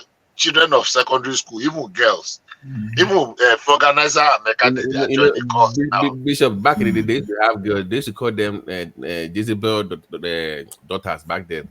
That was their own cult back then, like lesbian kind of runs parole back then. We are in a bigger problem than we are in a bigger mess than we ordinarily. I'm telling you, back then, if you were a girl, man, I'm like, don't go to any. You see, all those all girls schools, man, back then, man. Secondary school, they already have courtesan in the secondary school already. Yeah, it's already in secondary. I never experienced that. When I was in secondary school, one of our big boy in our town was trying to introduce it to us there, and we would every time he comes home, we'll be dodging him. So he brought some of his friends. He brought some of his friends there to whoop yesterday out of us because we refused. Now, did you call me? I thought you were sleeping now. You were singing in your dream, like I did. I was there last week. I knocked on and I was snoring. I play back the video. I was laughing in office. Wow. Someone that quickly, shut the whole thing down. No, I didn't sleep. I'm just, I was reading something and then I was right. Pastor. So, yeah, right. This that's alternative fact right there. No, that's true. I'm doing some online simulation. But how did it get down to second? I remember during our days to secondary school. It was I didn't see. Because luckily for me, I didn't even know I was being recruited. I didn't even know I was being groomed by these people. I didn't even know. So groomed by who? Groomed by who? So, because back then I was like 13, 12 years old, but I was wearing all black at 13 years old. I was one of those people who like all my friends were like in secondary school. They were like poly guys now. So I was wearing all black. In secondary school, they wanted to recruit you to court. You know, back then, it was like, okay, you are well to do. Was it in Abeokuta? No comment for what I can. But you get my point. So, but I'm saying that luckily for me, like, so one of my aunties used to own a restaurant, right? And I was about to leave the country. So when I left, she now called and said, "Oh, then we already year." Usually they will go to once you're about to leave secondary school, they will start hanging out with you because I love to play video games back then. But even though I would go to like literally and debating societies, and I was very popular, my style was very popular back then. So we would just popular jingle of the town, family name, and all that stuff. So apparently they will recruit people and they will bring them to once they finish secondary school, like the day you finish secondary, like this, bam, they will take you to so-called initiation night. So they will take all these boys they will bring them to her restaurants. They will eat there and they will take them for initiation. And people like crying, Maki, pray. That's what she always usually tell all these boys. So me, I was just hanging out with them because they were cool. Even though my grades were good, I just didn't find the nerdy kids attractive. It was not fun. I love the chaotic kids where just like that buru wahala, that way they are fun. So even though, it was hard imagine being a straight A student, but you're hanging out with the wrong crowd. Usually, if you're hanging out with the wrong crowd, they will say, maybe your grades are terrible, go and improve your grade. But it was hard for them to say, actually, hang out because I was doing fine in school. I just love the negative energy. It was just like I like to hang out with those kind of people. So apparently I didn't know I was. And guess who love you, Babati? Back then it was how many? There used to be this literally and the baby society. Yeah, of course, sure banker. Yeah, I used to do. It was me. I was physics and further maths back then. That was my thing. Physics and further maths. how I went to medicine is still a mystery to me, because I was thinking of something like maybe some engineering stuff I was going to end up doing. But that was my two top. So Me, this and- me and Papa get issue on that medicine though. There was a time that I was even planning to fail biology. Yeah. So I put his name in the private chat for security reasons. That was the top dog back then. So I used to hang out with him and like, man, so that's your friend? Oh man, boy, he's a cold guy. So it was the popular jingle until one day police just showed up for secondary school, man. They showed up in our school, back down. The guy was in handcuffs. Oh man, what happened? What did this guy do? Police for malaria and come arrest this guy for hotel. Oh boy. This guy now, they rob bank, they rob stuff in high school. I'm telling you, in secondary school, Ogbologbo. Oh boy, I say my own don't finish for this. See, my puppy just called me, chief. No, they say Oloye don't call me. Mo gbọ́ wípé so mo boy yẹn rí àbí mi ò mọ̀ rí o. I don't know the guy. So, but that was just the thing back then. It's always been in secondary school, but it wasn't this prevalent as is right now. It's everywhere now. Yeah, back then it was like low key. It's a pandemic. Is it endemic or pandemic? Whatever is endemic. They are being used by. The problem today is that there are some school you attend that people you start running away from you when you they hear Ojere, when you they hear Osu, those are the school you want. All those. When you they ask like Kuala Tech, all those things, you know, you immediately once you hear those things like this, you start looking suspicious then. You know, I had when I was. Oh, you say Poma, you know, you start suspecting everyone. And I go with you. What is it? Anabisi Onabanjo, right? No, that one I caught down. Wait now. So you know what happened then? I was single. I got introduced to somebody in that school. So the sister told me that she's done, that she needed to move her staying back to Lagos, that if I could help. So I left her house probably around in the afternoon or so that I could get there. You know, that was the first. I've never ever met her, but we've been talking on the phone. So I drove down there. First, number one, bad omen. I got stopped by the police on the way. I had 15,000 on me there. That was a long time ago. I think around 2003 or so. And then 15,000 on me. 15,000 or 10,000. I knew it was a big money there in my pocket. So the police said my engine number and the VIN number are not corresponding, that I will have to go to police station. They asked for 10,000. I gave them 10,000. No, they asked for 20,000. I gave them 10,000, remaining 5,000. With the hope that I will use that 5,000 to buy gas. On my way to that place, the girl said I shouldn't go, that we should stay the night. I said, no, we need to go to Lagos. She persuaded me. So I stayed. I parked my car outside. And there was another BMW in that compound. So I stayed. We were talking, just checking each other's out and all that. You know, we'll be talking on the phone, but never really met one on one. That night, so she made, dinner. We ate. So she was about to take the plate to the back because you have to walk from our room and go to the kitchen at the back. Being an hostel, they built the house with the student in mind. On our way going, as soon as we opened the door towards the back of that compound of that building, we were greeted by 3 young men. One was holding a gun to my forehead. The other one demanded my car keys. Right there and there, they marched to get back to the room. I was the only one that was left, marched outside. I was like, God damn. So this is how I know that this guy is a no-no. So right there and then, they asked for my car keys. I gave them the car keys. They thought I was the owner of the BMW in the compound. So when they realized that the one I brought was still outside and it's not BMW, it's just a Toyota Camry, they slapped me. The kind of slap that you go shop, that you'll be seeing blue black. That was exactly what happens to me. They slapped me, pistol whooped me, and they took me back to the room and they left. So they took my phones. Then I was using BlackBerry, this American BlackBerry. Remember, you still there? Who is listening to me? Yeah, Anybody? They hear you. Oh, They okay. hear you.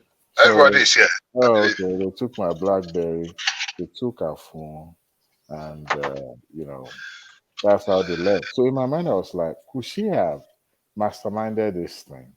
Or could it be that they knew I was in town, they needed to obtain me, and she has no choice than to, surrender me to them? All those things were playing in my mind. So the following day, we came back to Lagos. I just drove straight to Ikeja Computer Village. I went to one of the bank, then withdrew some money, and I went and bought one of those Garogidi phone. I used that phone for a very long time. It was one time I went to, was it, what do you call it? One of the embassies, I can't even remember. They stole it while we were on the line. But I bought phone for her, I bought phone for myself. And I said, I can imagine the kind of, student that are going to this school. I knew for a fact those students are, number one, courtists. But in my mind, I was trying to play a mind game. Could it be that she knew that we were going to be robbed? Because I could see the hesitation when we were about to walk outside our room to the corridor before we, exit the building to the backyard. She was kind of hesitating in some sort of, but in my mind, I was thinking it might be that she's just, having something in mind, trying to say something, but not really wanting to say it. Probably not know how it will come across. But thank God it didn't work out. That was a bad omen. So if anybody says they're going to any school that go with you now, I know you said that you're a criminal or you're not, or you're going to fall victim of to criminality in that school. Because everything about that school in that town is just wreaking criminality from top to bottom, you know.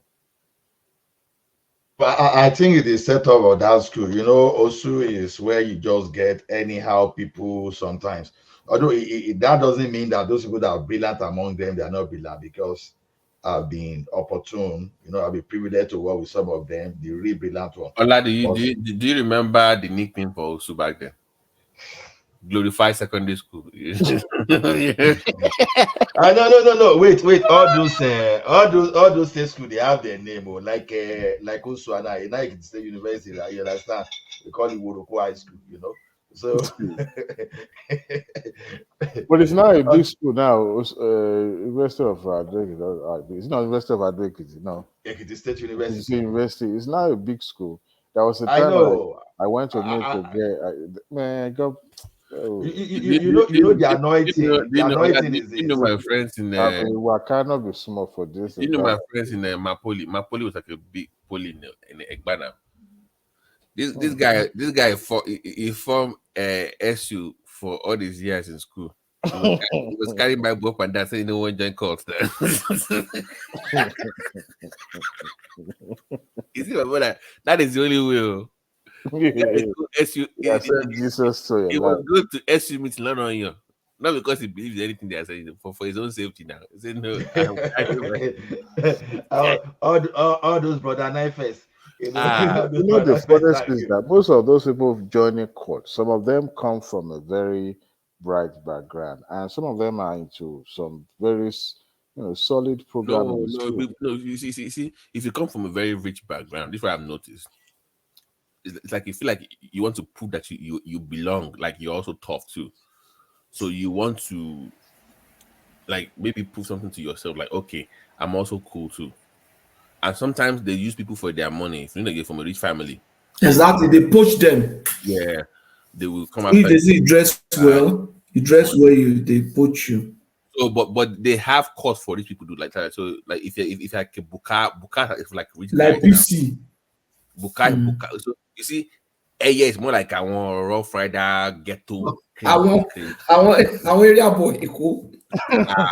But Buka is more like I want big boys. Among.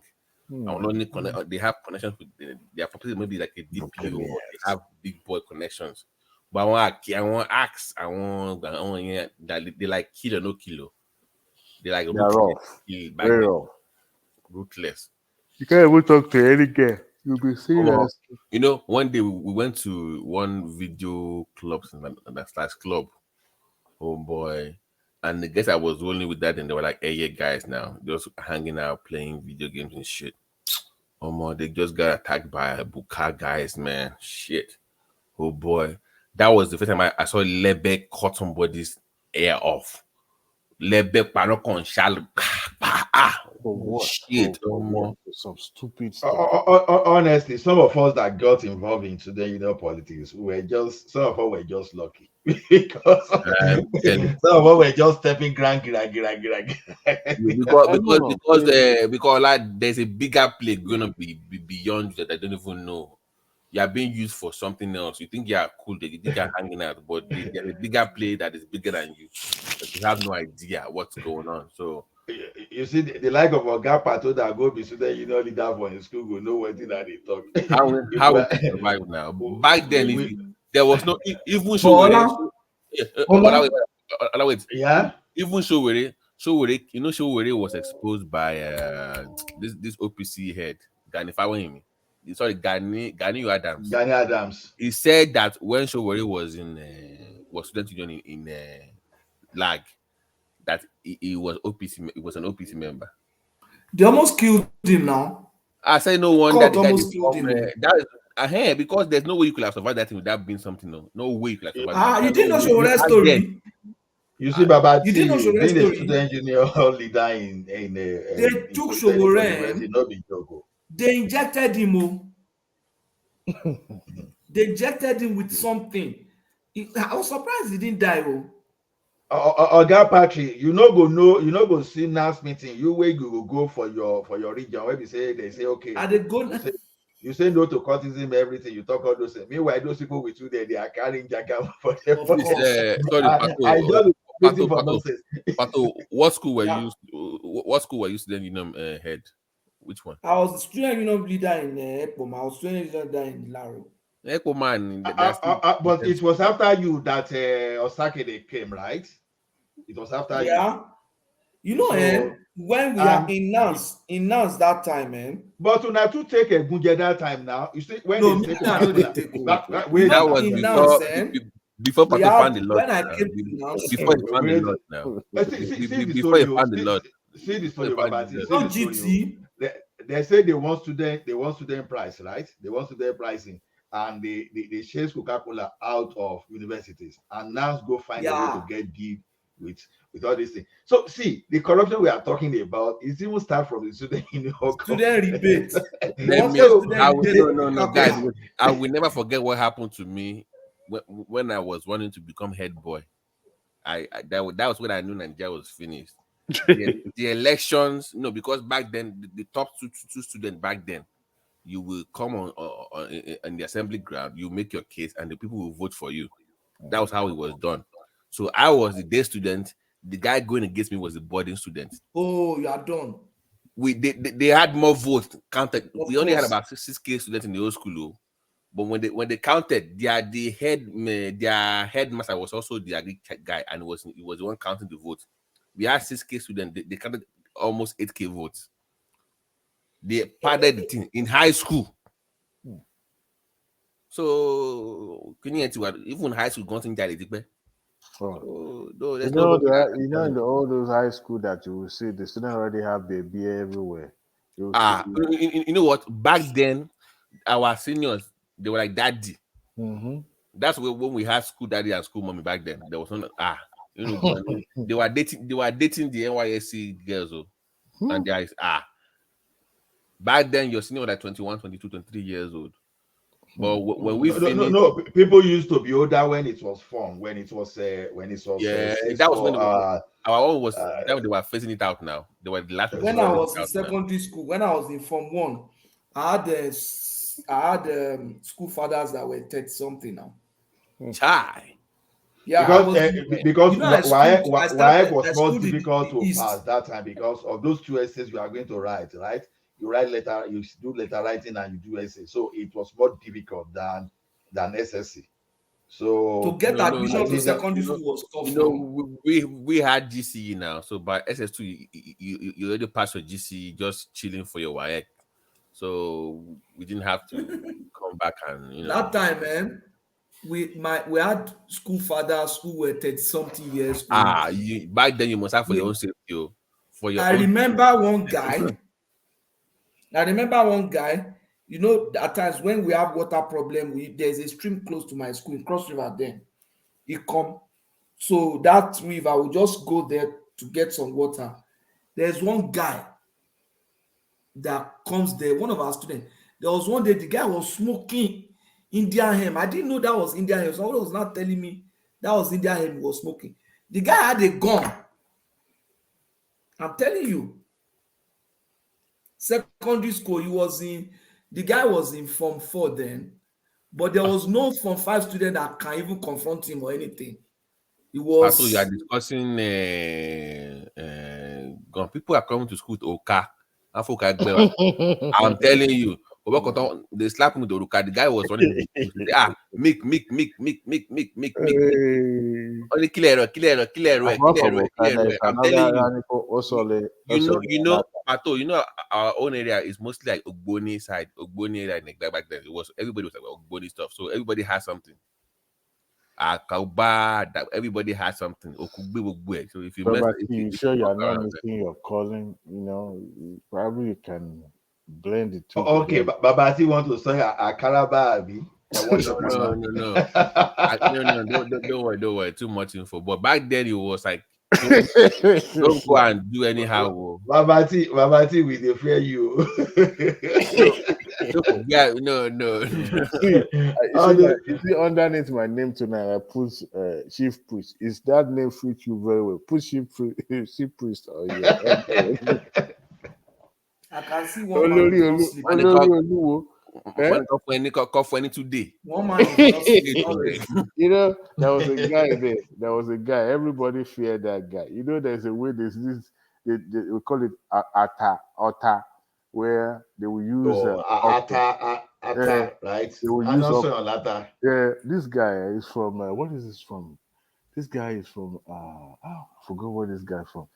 You know, it was our classmate then. But this guy, he was so traditional more than everybody. There was a point that we suspected that yes, he was. You know, this is the guy that teacher was flogging. Teacher run away.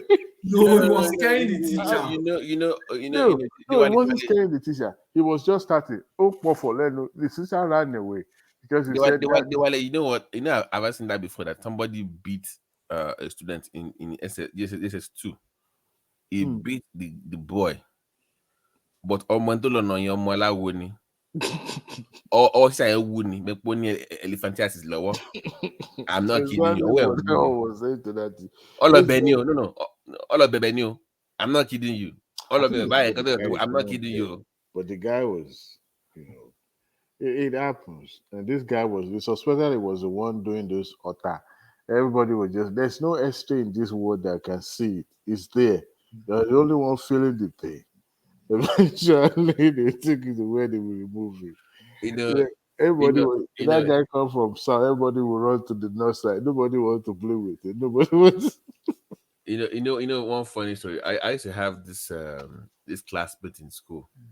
So do you remember all those mystery stories on radio back then? They were telling that was scaring people. So then I said that guy's mom that he uses people's nails. So when you cut your nails, that you'll be using that nails for something. Oh boy, when we got to school, the tutorial spent like avoid that guy. Come on, get on every show. When the guy showed up, everybody was just avoiding. People are apologizing to your law.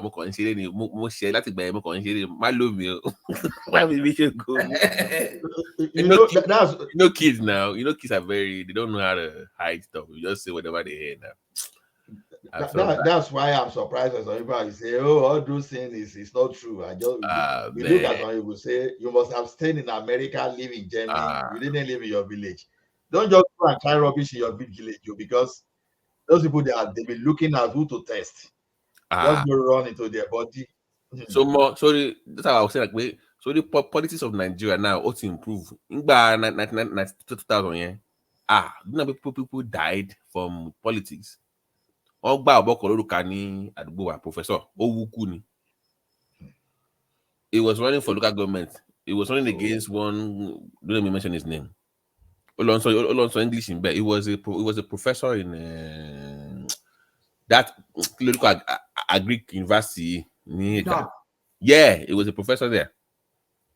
Olonso Ibombe. Who contest political position, right? Local government chairman of run for Ningbaye. Sheni South, Abi North. No, South. Wà lọ ń sọ Òun yìí. ni bọ̀bọ̀ tó kàwé yẹn náà. Ṣòro wọn. No. Ọmọ tó Ọlọ́gbọ̀n. bàbá náà. Ọmọ tó win. Ṣe ó náà ni mo kọ́kọ́ dárúkọ ẹ̀ ó ti kú sí.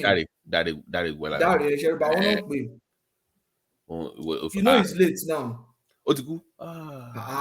Ṣọba wọn is kìtẹ̀ tó wá sí Canada. Ṣọba wọn has been late for over 10 years now. Those time, man, that was the politics of Ogun Abo Logun Lawon. That was back then, no. But you know, the funny thing, if you observe, that guy has been the best local government chairman since 1999 until 2016 that I left. That was what I was telling people that back then the guy did not win because he had money. It was because he had charisma and people loved him. It wasn't about money. The guy was one. Look at that local government quota they've been trying to do since for how many years? You know that local government was the first local government in Nigeria. And it was not like any drama. It was just like a regular guy now. It was just like a dude. The guy was one that finished so many of the projects. And he did very well. I didn't know he died. I didn't know he died. Wow, that's terrible. He's dead now. He died. I think he died maybe 2015 or 20. Yeah. He died. Yeah, very cool man though. Yeah, he was. He's a baba. Yeah, I was a baba, true. Yeah. He came from humble beginning. He wasn't like a money guy or something. That was when politics was very well. They were like back then. If you piss people off in the state of assembly, they will bring a ball to the state out of assembly.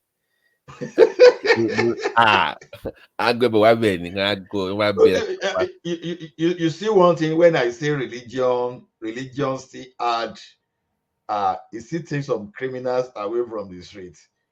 People will be saying, oh, religion, we should. You see one thing about that country is Anambra State, when Badinojo was the governor, my Fararo governorship, virtually every day. Then there was what do you call this?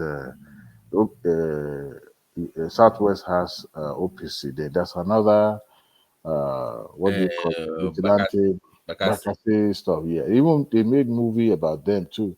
They are so smart. Yeah, they are so powerful. Bakassi. No, I think they call them Bakassi boys, something like that. Bakassi boys. Yeah. You know, if you spell Bakassi backward, it's Isakaba. That's how they formed the name of that movie. Okay, there was a movie called Isakaba or something. Yeah, so if you spell it backward, it's Bakassi now. They just spell it backwards. You didn't know? I didn't know. If you spell Isakaba backward, it's Bakassi. That's how they came up. Let me ask you guys: is it a must for president to declare his asset? Yes. Yeah. Yes. Now, come on, we need to know what you have now. But doesn't have to publicly declare. Yeah, not necessarily public, but by law you have to. So when it's going out, it must not gain. It must remain the same. Nobody knows it should not gain. You will gain. It should be something that you can explain. Exactly. Do you know that it's only Professor Shibajo asset that we know publicly? That of Bubu that said even Buhari is public now. No. Where Buhari is not public. It's not though. It's not. But to Yemi Oshibajo is public. It's not because Buhari has more than his letting out. It's not one humble guy that has one house somewhere. It's a lie. He has more than that. No, but Oshibajo is public. That's what right. So Buhari did not declare his own public. No. When they asked him, I think he said they should go and ask the agency in charge. Can you just imagine? You that everybody was expecting you to publish your whole this thing. You see, Nigeria, we don't deceive ourselves those days.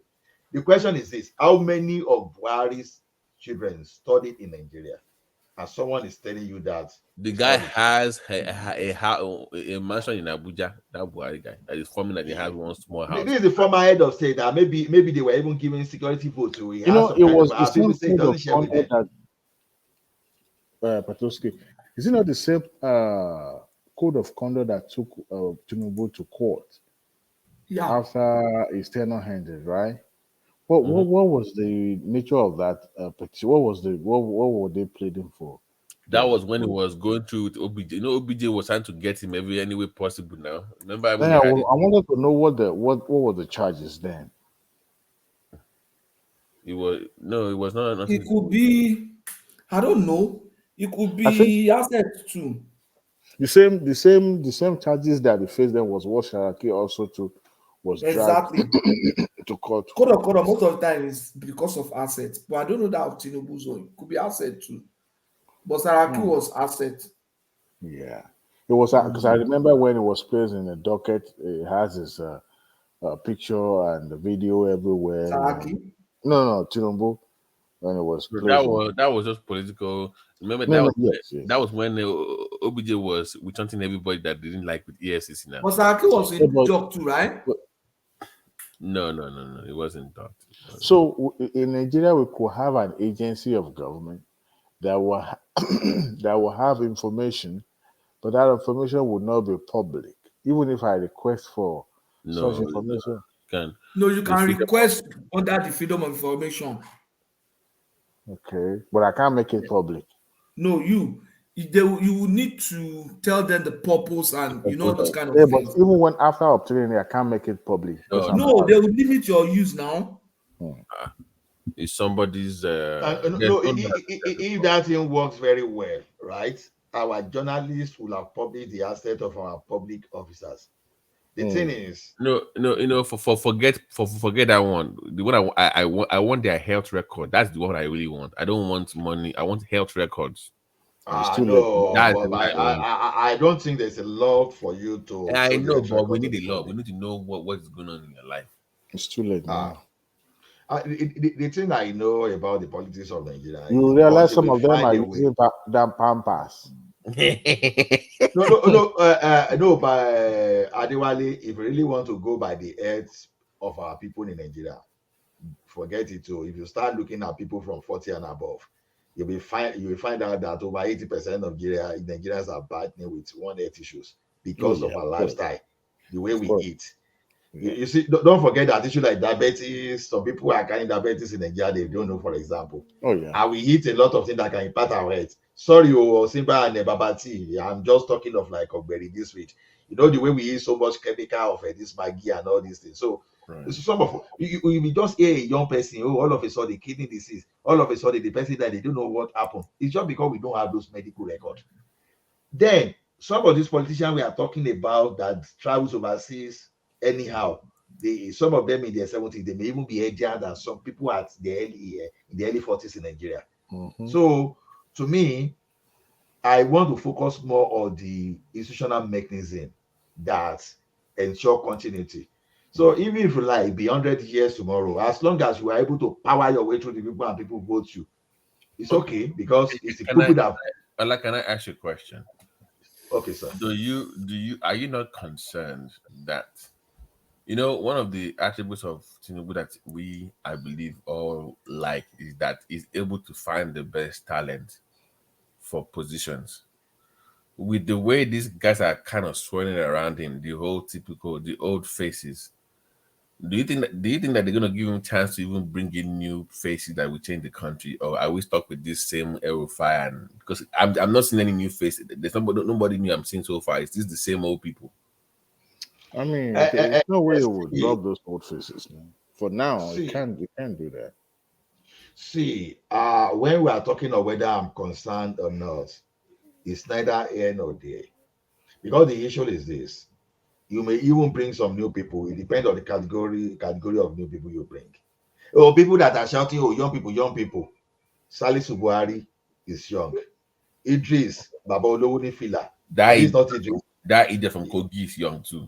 Bello. No, Yaya Bello is young.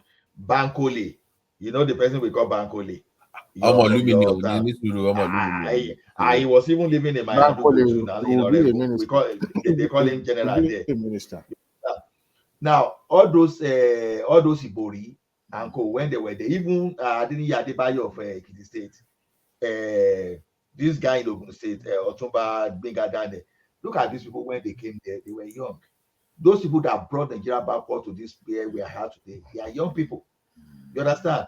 So the thing is this, saying because of old faces or not, and not necessarily be the mean that they are going to perform badly. Even someone is snoring, so you might need to mute that person. No, it's not. Oh, I mean, Mon can't call him.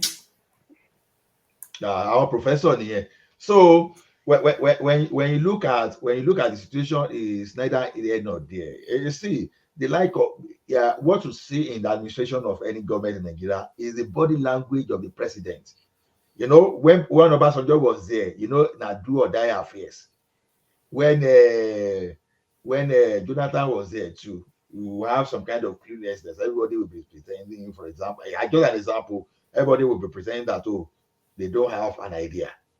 And when Tinubu, when Buhari is there too, everybody want to do whatever Buhari wants. So to me, it's going to depend a lot on a lot of things. Now you may have old people, but if Tinubu is coming with his own ideology, that ideology is what these people want to execute. Now the question now is this: if you use some people that are pure technocrat, that they just want to make name for themselves 100%, they may be able to execute it better than using the old politicians. So maybe if the benefit is supposed to be like 90%, 95%, if you use like the like of Okonjo-Iweala or technocrat Soludo, or all those people that are supposed to be technocrats, maybe if the result is supposed to be like 95%, maybe this time around, maybe it's just going to be like 60%. And 60% may not necessarily be bad for the country, just because of the type of people you use to power it to. But it's different from when the person there has zero idea at all. That's just the issue. When the person there has zero idea, is if you put all these bad people there, you are going to see the reflection. You can still use bad people, rogue, when you have a good things to run, and you will still see the benefit, but you may not see the full benefit. So that's just the way I see it.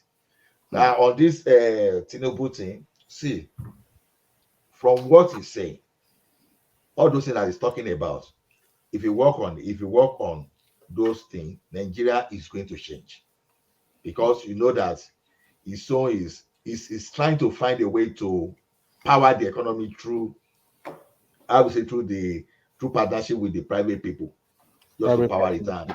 Exactly. So to me, those old people moving around name may not necessarily mean that the country will be grounded. The fact that they are corrupt. No. Look at in this Nigeria now, in this Nigeria, that's where we have electoral reform that even send some of these governors, some of these politician packing, that they make the law that is even sending themselves away. It is under their own watch that we have beavers today. Even people want to rubbish beavers. We all know that all those things are jargons and lies. Because when you look at beavers, I don't see any process that is better than that in Africa today. In the sense that it's not saying that people will not make attempt to rig, but anybody can easily go and investigate whether they rig or not. Unlike before, it's boju. But now you can see everything now. And people want to tell you that beavers has not achieved anything. All those things are just political liars. Most people that are saying that are political liars. They don't want to face the reality. So to me, even under the corrupt people, you can see how some kind of processes that we see in the long term that we see eliminate them. You understand? Under corrupt Obasanjo, we see our EFCC that was still kicking some governors that time, that was still dealing with some officials. Oh, people will say, oh, they are wishing the political enemy. Their political enemy should not be a wish then. You understand? They should do the right thing. So to me, I don't have any problem with those old people, to be honest. I don't have problem with them. What we have problem with is if you do not put the right process in place, because I'm a process person. I believe so much in process. Process we are supposed to. What do I mean by process now? You look at FRSCN, you look like they are the one responsible for driver license in the entire country. Right. You use for political will. You break it down. You turn into what we have in a vast station whereby agency. Sorry to cut you short. So is it more like do we just build on what we already have as a constitution, or do we find something new? Like, do we amend what we already have, or we just say scrap this, let's find something new? See, let me tell you, my brother, I'm a realist. That is why you will see me going against Tinubu as at March last year, when we're still talking of Odua Nation, all those stuff. But immediately I realized that it was not possible. I moved with the dynamics. I'm not saying, oh, it must be like this. No, I'm a dynamic person. So I look at what benefits me in the long and in the short and the long term. I'm not rigid. So when Tinubu came to that, when Tinubu was in an equation that nothing we can do, I look at the three candidates and know, okay, I prefer to go along with Tinubu. Now, look at this we are talking about. People say they want to scrap the constitution. That thing may never even happen in a lifetime, may never even happen forever. Because look at it for this situation. People say they want sovereign national conference. When you want sovereign national conference, you want to suspend the constitution or what? When you suspend the constitution, you've created backdoors for scrupulous elements to hijack power. Maybe when you are now saying you want to have sovereign national conference tomorrow, you just hear gang, and you start hearing high brigadier general, fellow Nigerians, fellow Nigerians. You understand? So there's some kind of thing we are pushing that, to me, is now. I don't know of the future, but it's not realistic for now. Our constitution can evolve. What we need is self-determination. Now, look at it this way. Already, state can build rail, federal can build if they like. State can generate electricity, the federal can generate if they like. They can generate and distribute. So let me just read this. So with time, all those things in the exclusive list, if you start transferring all those into the state, whatever story people are talking about, some people start behind us and the constitution, and they say, see, let me tell you, my brother, nothing wrong in it. Anybody can wake up and say, okay, those people that wrote American Constitution, they were not representing me. Anybody can come and say anything. There's no point in time that people will agree with a particular concept 100%. You must always have some voices that will be against whatever you have. So to me, if gradually you give state resource control, gradually you give them state police, gradually you start addressing the problem, everything will be okay. If not because of what Buhari brought, maybe people will not still believe in all this kind of the reform we have today. But gradually, we are going to learn our own way, and we are going to respond based on what we learn. But saying we should tear the constitution down, all those grammar, it is good for academics. Let people doing it. Let's say them be doing it now. Anytime someone is not doing proper things like Buhari, let them come out and start shouting. But when people are doing the right thing too, let them mount pressure on them to do the right thing. To me, the constitution we have, we can do alterations. We don't necessarily need to go on a sovereign or whatever they are this thing, because to me, it's not just realistic. So amend the constitution and let us use it.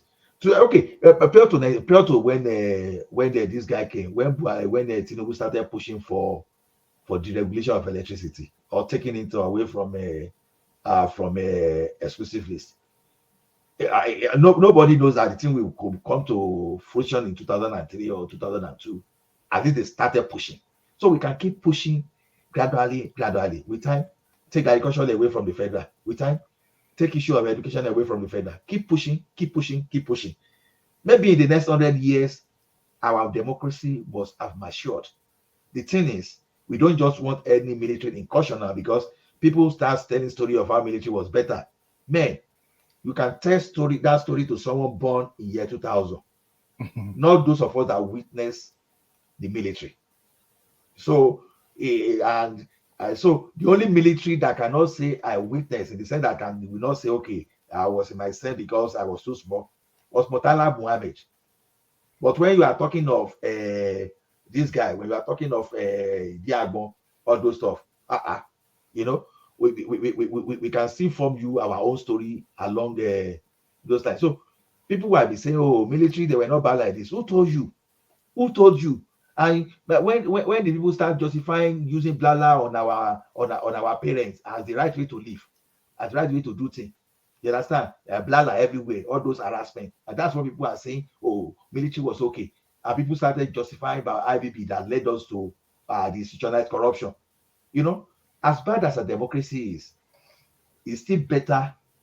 It's still better than what we should term as the military government, because if you do not learn now, there's no time we are going to learn. There's no perfect system. Even in Canada, we are hard today. No perfect system. So we should keep learning. You understand? So alteration amendment is what we need. Whoever knew that we use beavers? We are using beavers now. If he threatening beaver, okay, even without still threatening, look at what is happening now. He now got a situation whereby all of a sudden Lagos State now knew how to give a rebate on the BRT, started reducing cost.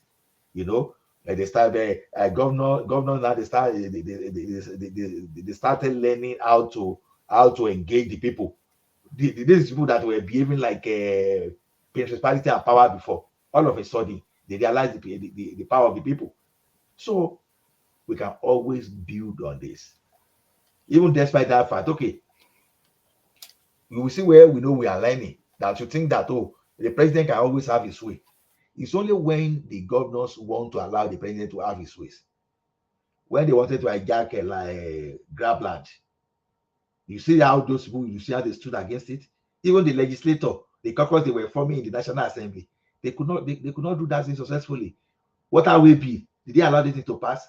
So to me, we shouldn't be comparing ourselves to America or UK all of a sudden, because we are talking of, if you are talking of UK, a country that have existed close to 2,000 years, you understand? And we are comparing to Nigeria. And you want to compare our democracy to America, the democracy that is going to almost 400 years. So we can't be comparing ourselves. So that's just the point. But over time, we are going to evolve. And sometimes it's laughable that even people believe that, oh, some economy somewhere is better than us, all those things. It's laughable, even as bad as we are. As bad as we are. I'm sure when we talk of sub-Saharan Africa, you can't just come out and say you want to say Nigeria and say Nigeria be bawoni. You can't do that. So we will definitely get it right. So to me, alteration amendment will help us. Sovereign National Conference, no, I disagree. It simply means that you want us to start from square zero. What happens to the experience we got?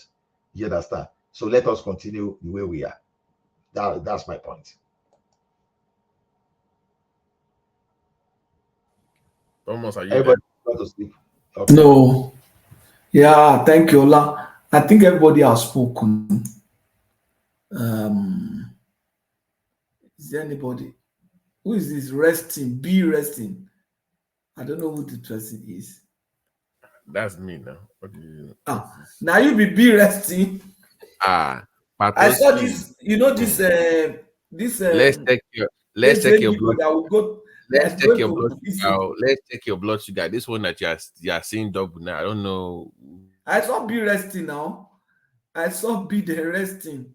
He was not showing the food. He said dot resting. Is it not this Ezedibo picture? That man that is. The man is still in jail now. I was still resting. He's still resting in Abuja. He's resting in prison. Who are you talking about? The Ezedibo man that wanted to use this IPOB for Lagos. That's what we tell people, that people will say freedom of speech. You know, there's some freedom of speech that is illegal the way you declare it. You have freedom to make it, but some speech you make can land you in trouble. That's just it. And even if you are going to be afraid, at the end of the day, you still face some kind of consequences that you never imagined. So that's what that guy. And look at what that guy is saying. You are saying you were going to invite IPOB, knowing quite well who IPOB is, so in the eyes of the federal government. So all of a sudden, when you are saying you are going to use IPOB, you are just saying you are associating yourself. It's a freedom of speech, but you are saying it that okay, the way you are talking, you are going to invite them. You know, it's like I'm sure it's having some fun with your guy of IPOB now. I'm telling you, because sometimes we think that we just talk anyhow without looking at the implication. Some of us I'm that sure are it doesn't rising up, mean it though. see, on that part of sake, I used to be very active on social media, especially Facebook. I used to be very, but it got to a stage when people started doing water, and I realized sometimes too, I realize that some employer, if you really want a very high paying job, maybe let me give an example. Maybe you want to go to, let's say, Google or Amazon or this thing. So just imagine some people will say, oh, we are doing your background check without even knowing that some will go as far back as going and look at your Facebook chat. You understand? And all of a sudden, your Facebook chat now become a criteria for you to know, okay, this guy that is talking like MC Oluomo is we don't like his own leadership. And you are saying you want to apply for maybe a project management position, or you say you want to management consultant, all those stuff. And you are claiming that you have leadership skill. And they just go and check you how you'll be arguing and you'll be doing bolekaja on the Facebook. You understand? They will just look at, oh, this is not the type of personality we have here. They won't tell you that that's where they've gone to. If not because of this Cambridge Analytics, or what's the name of this that just makes something popular. Sometimes I still wonder that those people that are doing background check, because other than criminal background check, what type of other background check are they doing? How are they getting their data? When you are so curious. No, they do. That's what I'm saying. They do. You understand? I don't know how they get their data. They do. Because sometimes I will say, do they have access to Service Canada? How? Because sometimes I don't know. There's a, if you reside, let's say you reside in Florida, and there's a way they can each county provide a limited I think background check for resident of that county. So if you're an employer, you can get a password or like your request for access, and then you can get it. You understand? Before I used to think it's okay. After all, it's a criminal background check or it is actually criminal background check. It's just a limited. No, Bola. I'm even telling you. Know that. You know how they do it here. The one, if you have had issues with police, they will check it. They want to be sure you don't have issue with police, and then at times they even try to do your credit record. They are not looking at your credit score. They are looking at whether you have a public record. Maybe there have been heavy collection, like maybe you have filed for bankruptcy before, or they do that too.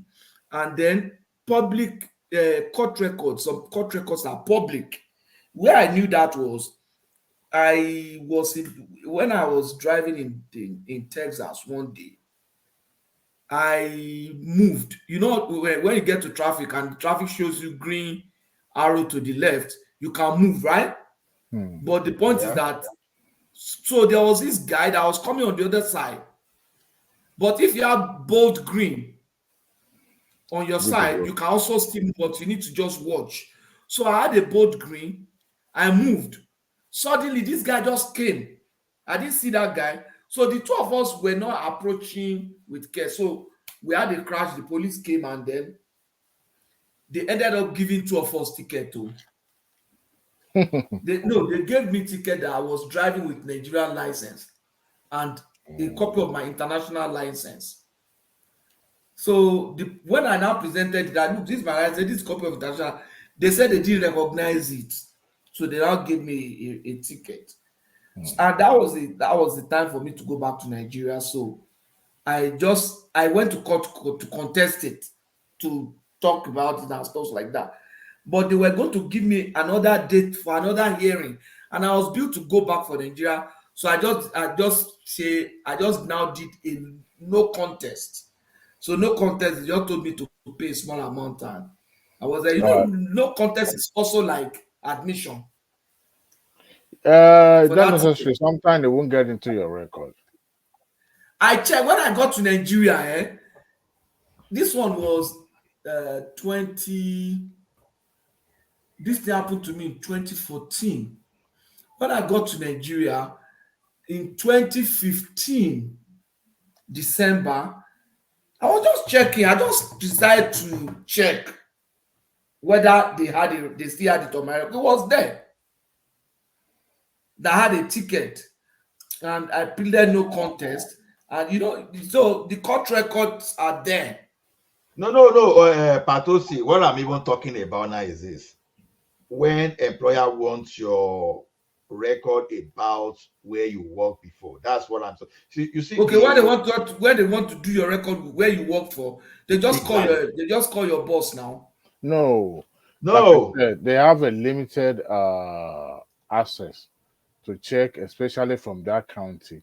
And then if you have a misdemeanor or felony, or even or no, Adewale, I'm even talking of the former place of work. See, normal that's not a like criminal record now. No, they can see it. Employment. They can see it for employment. Background check, there's some background check, this thing they do. And the only way you can know people's employment background there is if you are connected to Service Canada. Oh, you're in Canada now, right? Yes, I'm in Canada. If you connect to Service Canada, Service Canada is not obliged to give them. Wait now, that's why I'm wondering. A person like me, I don't like LinkedIn because I believe that LinkedIn may be selling people's data. I don't like LinkedIn. So they go to LinkedIn now. That's what I'm saying. Okay, look at this now. If I want to put my profile now, because I see LinkedIn as a limiting factor to my skill. Because to me, because I work in various. Well, that is if you have LinkedIn profile. If you don't, it won't show anything. No, I'm just giving an example that because of things like this, I don't like using LinkedIn because I can handle infrastructure, I can handle data, I can handle software development, I can handle project management, business analysis. And LinkedIn want to restrict you to a particular line so that if you're out of job, if you are looking for a job now, you have to stay. You understand? You can't call yourself. Let me give you an example. Here in Texas. I'm giving you an example. So me, I don't like going to that place because some people, they've already captured your data. If you change from infrastructure management now and you change to application development tomorrow, one maybe you just telling people that say, but you used to be this. How did you don't have to. It won't show. You don't make it public. Baba, I did interview once, although this one day that time I was applying because this guy, I think because you make it public. And number one, if you open LinkedIn account and people can look, put your name out there, they will check, they will look you up. Any prospective employer will check and see that you have a profile. That's where they can know. But other than that, there's no way your employment history will show. Exactly. I agree with you. That's why I'm saying because in Canada, the only way I can think of they can get your employment record is through revenue. There's a way you do that. There's a way I'll tell you. I know what you're talking about. I know what you're talking about. Before 9/11, each state, each local government, each federal, they have separate database. I'm talking about criminal database. But after post 9/11, the Homeland Security now there was a law, enacted by the Parliament. I mean, I say Parliament, by the Senate and the House, that mandates local authority to have the same criminal database with FBI. So tomorrow, if you stop by any police officer in the United States, and then they pull your record with your driver license, because now that they are now upgrading their driver license of every state in the United States. I think at the last time I checked, I think like 3 or 4 states that is yet to comply, but they give them a deadline. However, if any policeman accosted you and you get your driver license, they will log into the same database and FBI will log in to see if you have a criminal record. Now, if you committed a crime in another state, it will show. They will know. Yeah. No. They will even know. They will even know in Canada. People like us that pass through secret. Some of us will pass through secret screening. You understand? Because if you want to undo federal infrastructure, it's a mandatory thing. The funniest thing. Let's say I want to check your name now. I want to check your background right now. If you give it to police officer, it depends. If there's a level. Police officer can check more details, even up to the time you are arrested, the county where you are arrested, what you are arrested for, and all that. But an employer also granted an asset at the local government level. The local authority in that county will grant that employer an access to pull your record if there's anything that has to, because let's say for example you have a misdemeanor for assault charges, that's a grant for you not to get employed at a family-based business or sort of like that. So employer, there's I think NCIC immigration agency also have that e-verification to verify if you are uh, authorized to work in the other state, and then if there's any criminal record, against your name. So at the local authority level, you can also granted access to check if you have any, even up to the pending charges in your locality. So there's a level to it. Some employer doesn't, but it's mandatory that every employer, especially if you employ other national, to have access to it, so you'll be able to verify. They call it e-verify. Last time I checked. E-verify, exactly. E-verify is what I Kind did e-verify. So yeah. yeah. So that's how you're able to make. I think that one cut across United States and Canada. Yeah. So I mean, North America generally. So they'll be able Yeah, to know if you because have I any. was required to do that for doing for being in Yeah. one of contractor for CN Rail. So once you have any criminal record, it will be there as till you die. So Mama, once you're fingerprinted, you're fingerprinted and even your picture, everything is there. But your employer may not probably see all those mugshot or fingerprint, but it will indicate. No, because some employer want to know where you were before. And in this environment, people lied a lot on their resume. Knowing where you work is going to be a very difficult one. You know why I said exactly that? Because except now they even have software that can detect, if you make some people like to over edit their resume. So once they put it in that app, that app will tell you if anyone has used it before, or something like so just to weed out the best among all the applicants. But to know where you've worked before, you have to provide reference for that one, because there's no way my system could know, except you make your profile also public on LinkedIn. If not, then nobody will know where you've worked. But exactly. Thing that's where I have issue with LinkedIn, because so some work, like some of us work like for 2 places, like 3 places. I mean, many people work like 2, 3 jobs, right? Mm-hmm. So, and if you want to put some will not even put more than one on LinkedIn, and you want to apply for a particular job, you want to put a place of work whereby you think is related. And some have not worked for some years, and they need to come back to the labor market, and but need to. The best option on that one, Ola, is to go back to your profile and edit on LinkedIn. Yeah. I'm solo the WhatsApp. No, on LinkedIn, you trust me, I won't even leave so much on LinkedIn. Trust me, that's me. I'll show you. At least for now. The people still use LinkedIn, per se, where every company you are applying to. LinkedIn is one of the best way to get a job. No, I prefer to for all. I prefer to. I would say I prefer to run my things normally.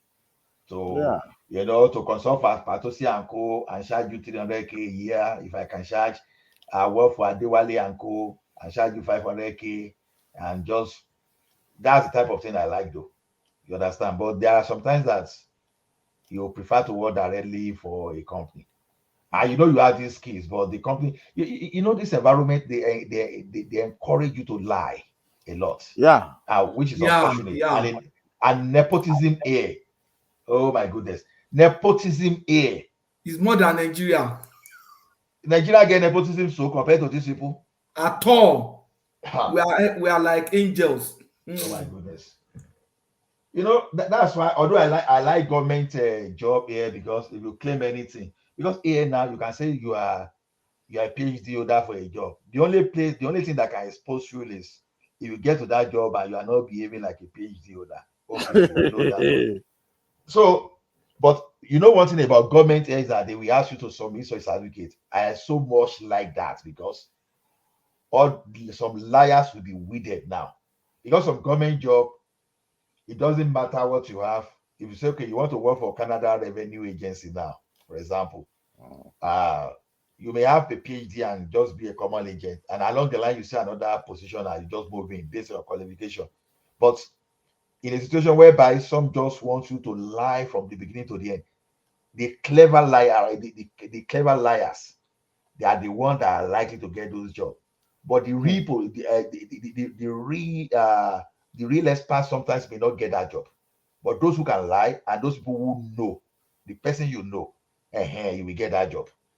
I honestly is a terrible environment. That's why you see some people, when they're out of job and they tire, you see people going to school, you will start asking why some people even have 2 or 3, 4, 5 master's degree. Maybe some people, when they're out of job for a while and they're unable to enter, the next thing they go back to school, and they will use the school resources to get another job. Once they're out of job again, maybe they go work a warehouse and they could get another one, they find their way back to school again. The system is amazing. Because you see some people with 4 or 5 master's degrees, do you think they want to do? No, they don't want to. It's a system that is pushing them to do such. Like they want to become Mugabe with that. They're even trying to get us to start using learning robotics now. ChatGPT. No. You see, let me tell you something. In the next 10 years, in fact, this internet might become obsolete. We might have something entirely completely new from this internet. That the way we know, the way we see internet might change completely with this GPT AI thing, man. It's gonna wipe everything. It's gonna wipe all these websites, app. It's gonna wipe it off. It's gonna be a completely new system entirely. Anyway, if you need products along that ChatGPT, you can just consult me. Let me make some money on you. So, Fellow and GPT, okay. What do you expect from someone with electrical engineering? Meanwhile, Baba T and computer science. And I thought there was a time you people were trying to teach us on is it option or trading? They didn't set it up, so it just depends on when you guys. I'm actually interested. What is option trading? Option trading is like a option trading. Okay. Option on a stock, like like regular stock. Normally, you buy. Let's say it goes up, right? You make money, right? But if it goes down, you lose money. Options, up or down, you make money. You're just betting against the stock. So if I'm going to bet, let's say, so what I usually do is this. I don't trade all the time, but I just wait. Let's say every week they will say, okay, this week, Tesla and Google, they're going to release their earnings this coming week. So let's say by Friday, they say by Monday morning, we're going to announce. So I will go look at their quarter earnings. So if I know that the company lost money this quarter, guess what I'm doing Monday morning? I'm going to buy puts. I'm going to bet against that stock. It's going to go down. So the more it goes down, the more I make money. So you just bet against or for a company based on what they are making. So it's very easy. Just look at their earnings. If you've been losing money for the last 3 quarters, I'm going to say, well, you're probably going to lose money again. And I'll just bet against it. And that's it. 100%, 50% of whatever you put in. That's it. So you're pretty much betting against a stock that it will gain or lose money. So that makes it easier for you to study. So you just study people's quarterlies, what they make every quarter. So yeah, that's it. So can you individually do that? Can you trade as an individual on it? Yeah, individual. An option. Okay, so I can even, if you want me to do a screen share now, I can just show you something real quick. No, it's online. Don't do it. Okay. It's online. This show is still online. Huh? The show is still online. Don't do it. Oh. Are you guys now done with your discussion? No, that's public. It's nothing. That's not It's secret. a public information. Oh, okay, okay. It's not. But that what you have just told me, is that not short selling? Yeah, you pretty much you're short selling it, but it's more of contract based. Okay, you are selling the contract now. So like let's say one contract is about $100 a contract. Yeah. So you're just gonna short sell. So you're betting against that it's gonna go up. So people they trade it. Like they would sit down and would say, oh, it's gonna go up. Me, I don't have that much time. I just study the company. Like I know for instance now. Look at AMC. Do you know people became millionaires short selling options on AMC? But remember when it was going up, when everybody was buying every day, people made a lot of money on those meme stocks. So imagine having some calls on that and just buying every day that is going up. That's millions of dollars. It's gonna end up like what is it called? Their favorite company, the one that sells games, the one that has their shares going up one time that balloon. What is this company? The game company. Yeah, I forgot. I've forgotten it. Yeah. GMC. That's GMC. No, Was not it GMC? No, No. not GMC. Radio It Shack was is not what just comes to GMC. my mind. It was I saw a documentary on it. It was GameStop. GameStop, yeah. GameStop. Yeah, people made a lot of money. That makes sense. People made money in that GameStop. Oh. It was an abracadabra 419. It was But a perpetrated number by of young. them got stopped now. They were greedy. A share that was nothing. It just started going up and people are buying it. I watched a documentary in regards to that too. They were just It was that documentary I also saw. Was it on Netflix or Prime Safe? It's Netflix. Simple. It's like listen. It's like the big boys. They were betting against the company that it was going to come down. So they already put like billions of dollars, like the put that's going to come down. So what we did as regular people was bet against what they bet against. So we were able to raise more money than them and go the other way. So the more the thing went up, the more they lost money. But the issue was this: they couldn't sell because if they sold, they would lose all their money. So they had to stay and keep losing money.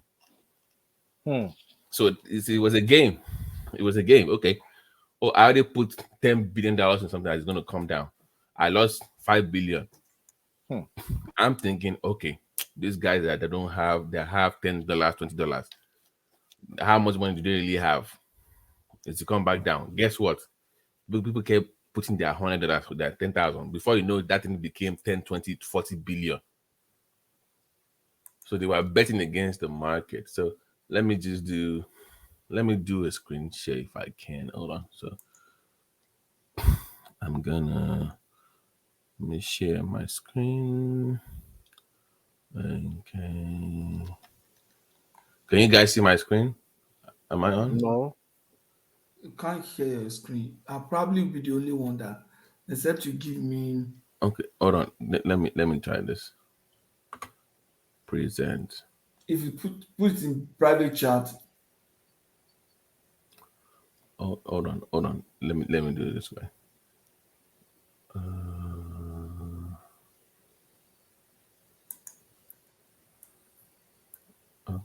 Let me try. Okay, let me try this again. Present, share screen. One day I'm playing what do you call it, PS5 now. So somebody called. I was playing with somebody. The next thing I heard, "Oh my ye," I was like, "Where is this person called from?" Only to find out that I was playing with a Nigerian here in America. Okay. I was surprised that of all people, Nigerians are the one I was playing with. They say, "Oh my ye," that's what I'm playing with Ogbologbo now. I'm actually playing the game now just a while away so that I'll be able to, or so that I won't slip off. All this small kid beating Agbalagba. Oh, you are No, no, no. All the PS really work for people during the pandemic. Oh. You know, I was playing the During the PS4 like pandemic. anything. Yeah, I was schooling during that time again too. I was running a program, so whenever I play small, I go and play a game because I was running crazy that time because you are limited to where you can go. Not too much job you can do. Man, that game was just like saving some mental set. I believe Although you. I like working around. Me and my family, we just go to countryside work and come back. Man, staying at home always. You see one thing, still going to the office to work, right? It still gives some kind of feeling, but staying at home like 247, man. You and your house, man, that may COVID never repeat again in that for life. It wasn't easy. I can tell you. I was It wasn't easy. approved to work from home 3 days a week, but I can only do one. Even that one is crazy because probably we'll just be watching Netflix. Okay, I shouldn't even be. I don't know who is watching.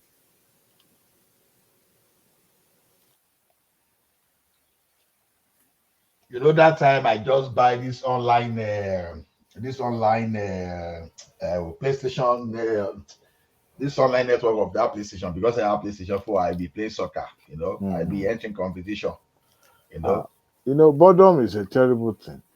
I'm telling you. One time I was in Austin for 2 months for training, and I've been there for almost just a week before then. And then I was getting bored. I told my wife, please help me bring my game. So at least I can have something I could be dealing with after going to training every day. It's me and my red wine and my game. And that was how I was able to keyboard them. My laptop in my front, my red wine on the right, and my my PS4 there in front of me. One thing is after that pandemic, when I go do tests, man, I know whenever I go do tests, I find something or I find something irregular about me. I'm always scared. Then don't go to hospital.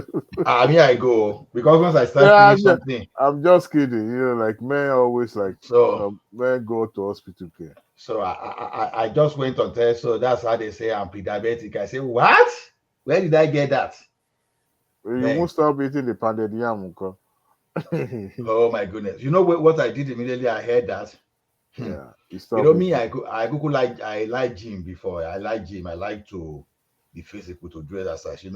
There's sometimes you are sitting down, you are eating, you are not listening. So those things is causing some kind of.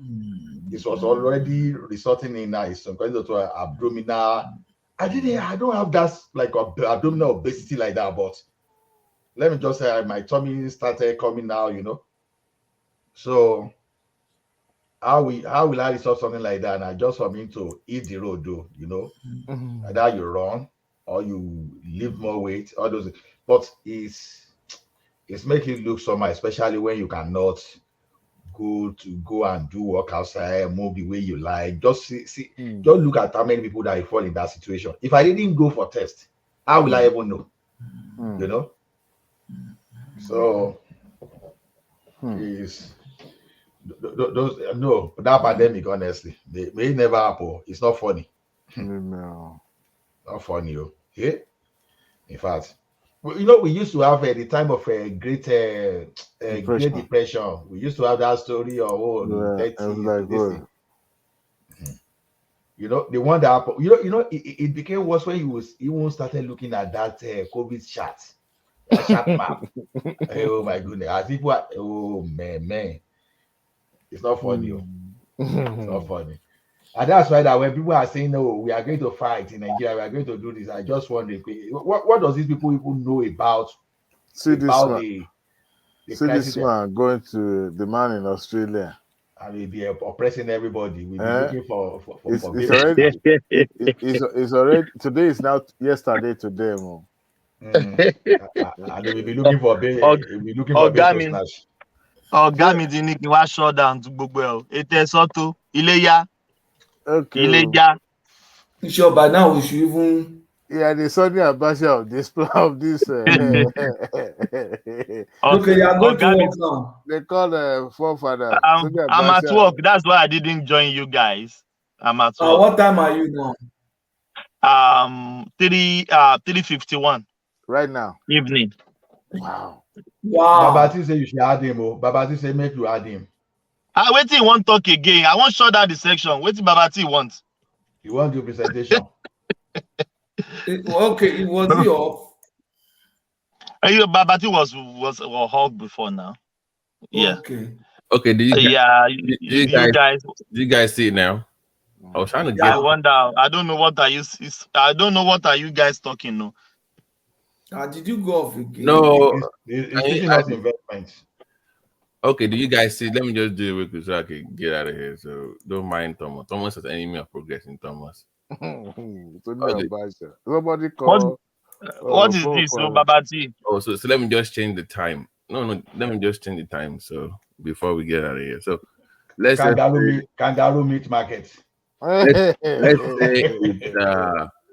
Let's say it's 9 o'clock, right? So this is just a scenario. Let me do this. Let's do 9 o'clock in the morning. So just a scenario. So you see how it works. Do you guys see? Or do you want me to go bigger?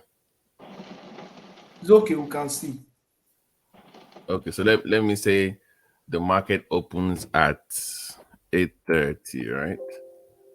Let's put 8:30. Okay. So let me fast forward the time to, let's say, market. Give me 1 second. Okay, so let's say, okay, so the market opens, right? So let me go bigger. So the market just opened.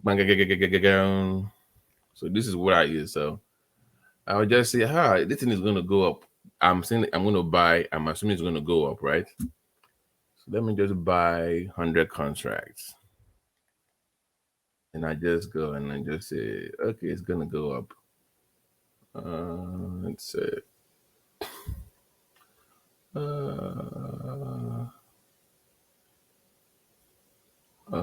this is an actual. Let me just do 10 contracts. Calls. Oh, this is supposed to be a scenario, right? Oh, let me join that date.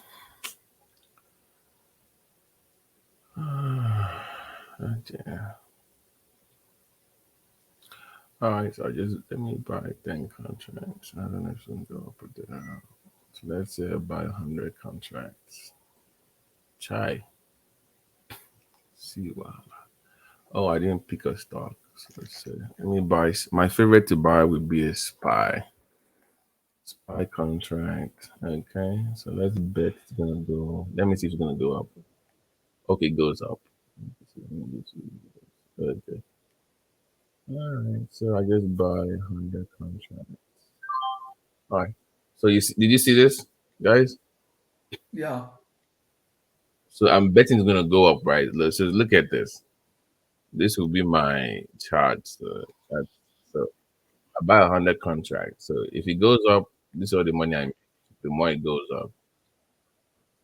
If it goes down, you lose this. So I can just buy more. So, but the bottom line will be, you must be able to evaluate the statistics. So this is what I would do. You see this line here? This is a VWAP. If it's above this, that means there are more buyers than sellers. If it goes below this, that means there are more sellers than buyers. So people are buying it. You see this? It's going up. So look at here. The more it goes up, the more. So I would just track this.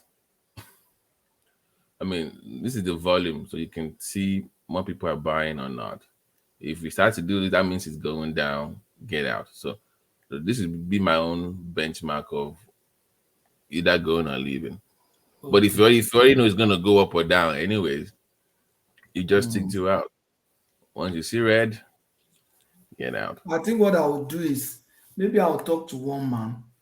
We can have we'll look for a So date so so when look you at will be so, so free. so so look at this now. If I sell right now, let me just sell it. Guess what? I just made if I sell right now, that will be what? I just made $1,000 and that's it. And you're done for the day, and that's it. Just for this stimulation. That's it. And the investment, the minimum investment that you can use is like how much to start? I'll recommend $2,000, just minimal. $2,000. Yeah, I mean, you can do lower, but for a starter, right? Yeah, just So, and I would just stick to something steady because these guys that are trading these stocks, they are trading. If you look at the volume chart, they're trading like 400,000, 1 million per trade. So you are just taking the bite out of what they're trading. So they wouldn't even know you're there. Just to make $100 or $20 a day. That's it. And think about it. If you make 500 a day, that is 10K a month. So to really be trained to do this, are there platforms I can just sit down to? No. The platform itself offers classes, but everybody has to figure out their own system. What I just showed you is what I do. I trade against the VWAP, like buy seller. Some people they will have entered since morning, so they will make more money. But me, this is what works for me, and I just do that. So let's say I will usually do 3 stocks only. I will do Tesla, Microsoft, and SPY. That's all. There's multiple companies you can trade on, but these are the ones that I So know. if you put like 2,000, you know that the worst you can lose is lose your 2,000. Right.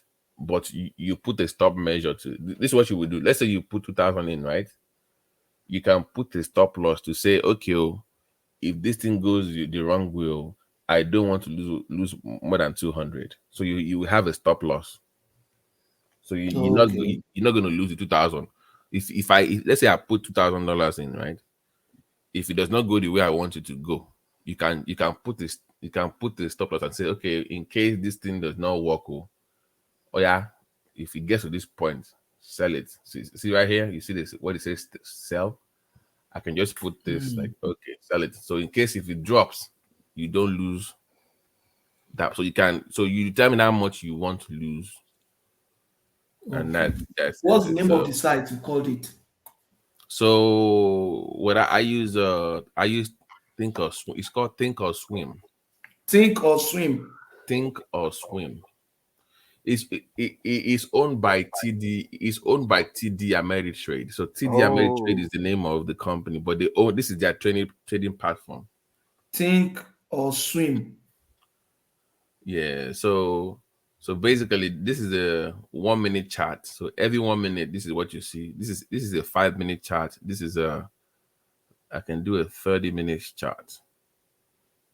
So you see this? This is 30 minutes. I can go back and do daily charts.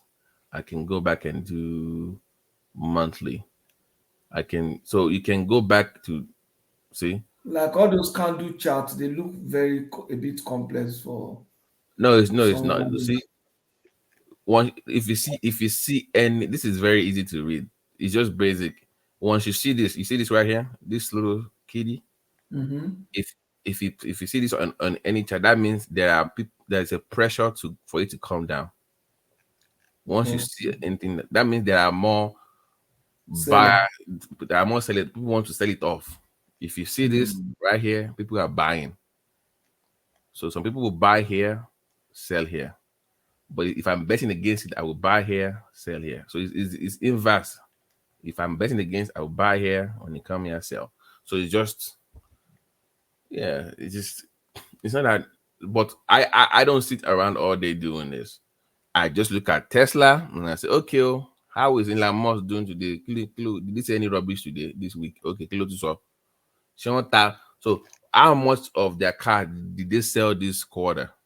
Oh, okay. They will tell you, okay, this company, oh, we want to sell 100,000 cars this quarter, right?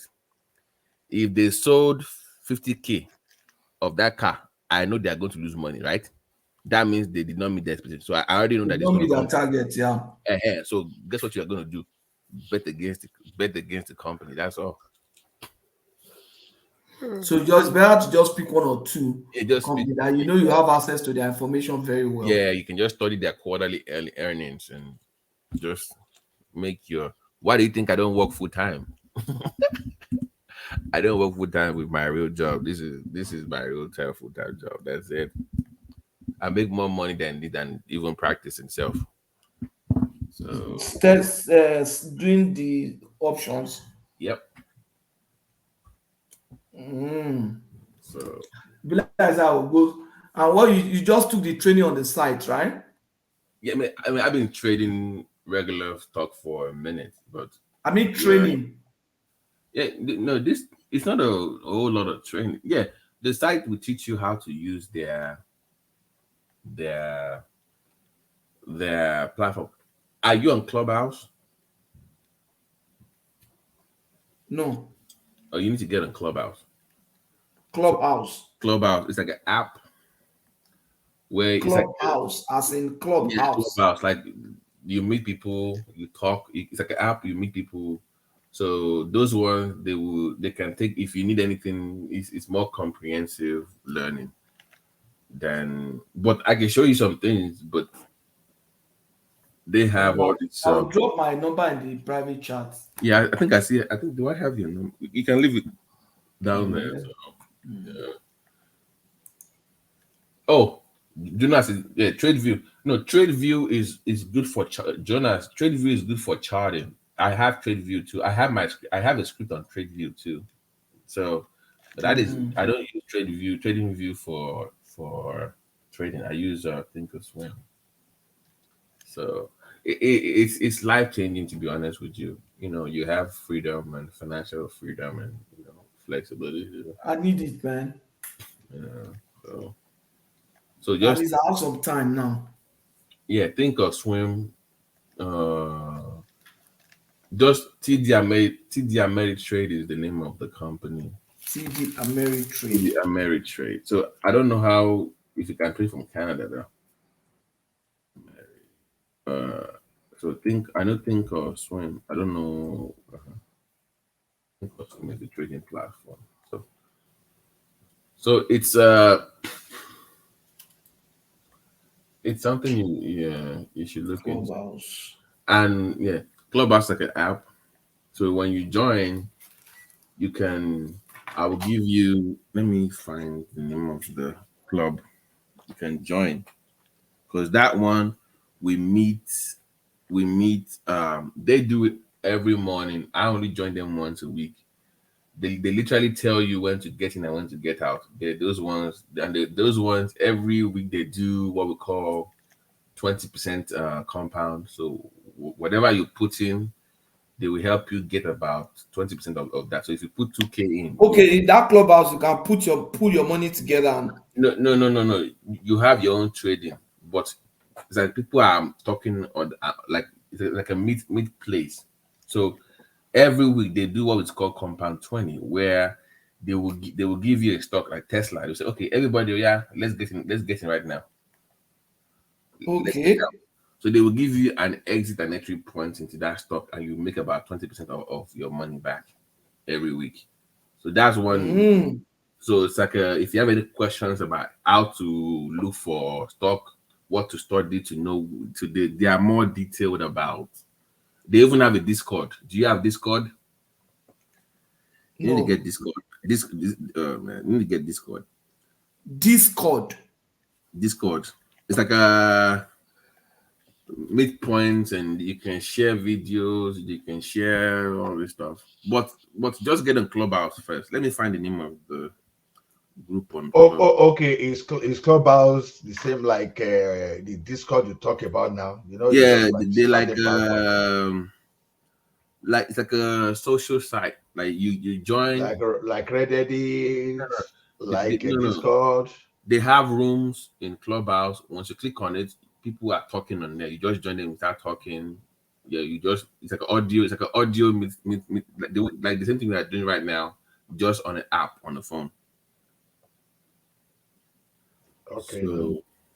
So let me type in. Let me type in this that Okay, will so really it's help. like an app now. Let me try Yeah, and download now. Yeah. So this is the name of the room. So once you download the Clubhouse, this is the name of the room you should join. It's called Easy Trading Lounge. Do you get it?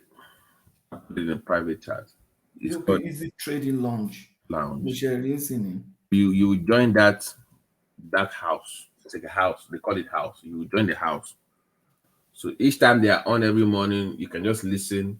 If you have any question, just ask my buddy there. What's his name? Easy is clever. I didn't say we are in May. Easy already made about $3 million already. Wow. And there is Patrick too. Niger guys, so they already made about those ones. They probably doing some cruise, doing 5G now. So if you have any question, just say, okay, I don't know this. I'm new to this, and they will even if you talk to them, they will even put you on their Zoom call and teach you everything you need to know. They are that open because it's for Black people only. It's a way they want to get more Black millionaires. So they are teaching Black people to make money off of this thing. So it's the why I'm really happy that at least I'm doing with somebody that I'm comfortable with now. Is right. that all this will do that I get some texts, they tell me, oh, come and can help you trade in oil and gas, can help you. They just keep calling. I say, no, me, I'm not comfortable with those ones. No. Anybody that to come and sit down, put your money. No, you need to know what you are looking. You need to know it on your own. Not something that gives you, So, because people do it like regular time all day, they are trading back and forth. But I know you have life, you have other things that you are doing. So that's why I always bet against earnings. I do earnings trading. So, that's what if you have time to trade all day and make as much money as you want. But it's life changing, to be honest with you. Really? So, Let me try because I'm working from home. At least I work from home like 3 times a week. Oh, okay. So you have time to trade then. All Just those transit time. don't trade. Don't trade like you're trying to make money. Trade like you're trying to learn something because it takes a minute to figure out.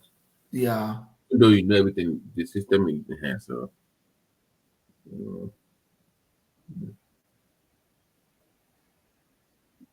I'll let you know, Sean. Oh, I have you. Yeah, thanks. So I think we've got everybody to speak. We should just it's too late by now. If somebody feel marginalized. we should shut down now. And I'm gonna complain about you to one man that you did a terrible job anyways, Matoski. Me, right? I'm gonna say you did a terrible job. Are we supposed to use our real name on that Clubhouse? No. Ola, you're already inside. It's an option now. He say I should register your first name, your last name. No, people use your name in Clubhouse. Okay. You can just put nickname. You don't have to put your real name. It's not like mandatory. Okay. But I don't think it's God, Patrick, you are asking me whether I don't start. Where was the essence of the information if I never start? I know they waste time. Not be only you. As about they talk about me, they act immediately. So no, it's just immediately. Okay, so imagine making $500 a day, and in a month making 10,000. I go resign now. But by the way, if your taxes, you're only paying 14% because it's capital gains, it's stock, so you're not paying regular tax. It's even your taxes. Even if you are paying 50%, it lowers your tax rate, so it lowers your tax bracket. So that's how the rich people get paid, man. So when I'm come here and I tell you, so Babati, you use your real photo in that place, I be no. Nobody has to know who you are now. They don't have to know you. Okay. So when I come here and I say I love Trump, you think I care about some Democrat. Trump makes me money in the stock market. That's the reason why. That's why I miss Trump. So okay. Nothing to do with so Clubhouse is the place to be, man. I do medical herbalism and I like Bo. We do our Unified meeting too. You can join any now group. they tell you what's your interest, right? Yeah, so you can support anything you want to talk about. There are people that are willing to talk to you about it. So it's okay.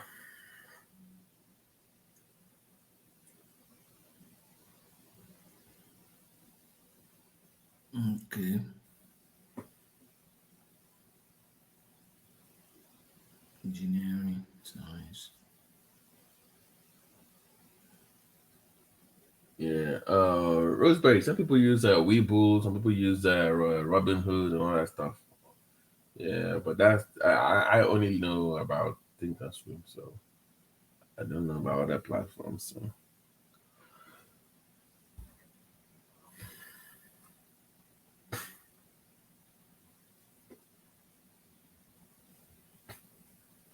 How can you imagine to now give you people that are there that you know? So these my friends are there and they don't tell me.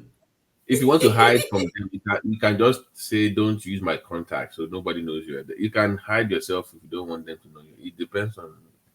Yeah. Clubhouse is.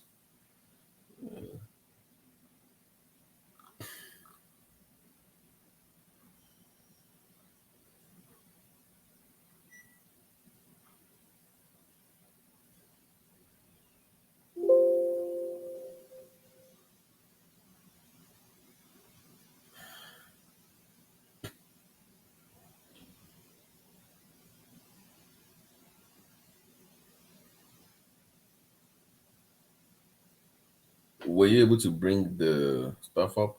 Allow Clubhouse to access your contacts. Do you normally allow them to access your contacts? No, I don't. Okay. I don't. I mean, you can always change that later. So, but I try to stay anonymous as much as. What are 5 topics you enjoy chatting about? Investment is what brought me here. Investment.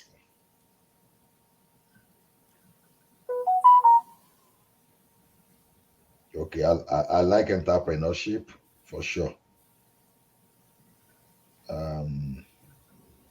Storytelling, I like AI for sure. So I will now. What networking are they talking about? Join a house for.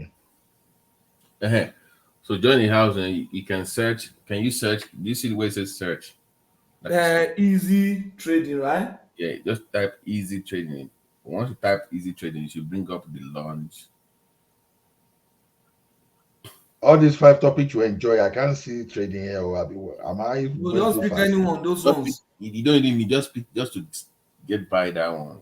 It's the house that you join that matters. Yeah. Okay, I've seen easy trading lounge. Yeah, just join. I just joined now. Easy trading lounge, 434 members.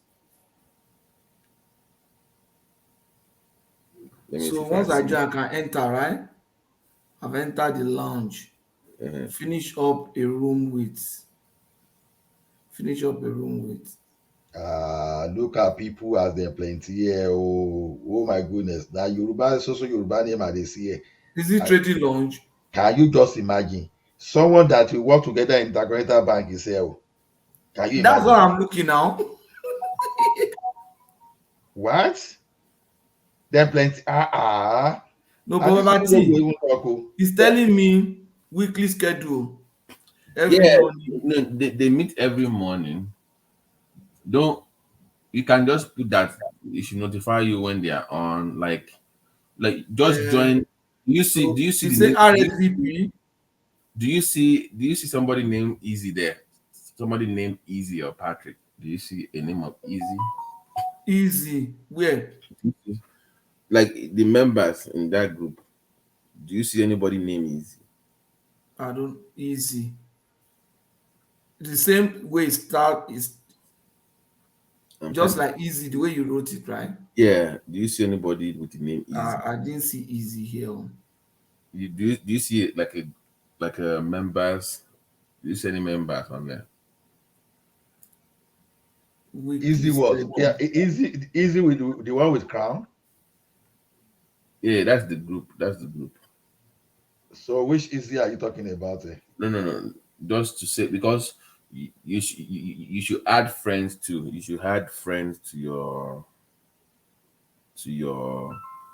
Maybe it's going to look for your location. No. You can also change. So that way when Karen, they are, all these names.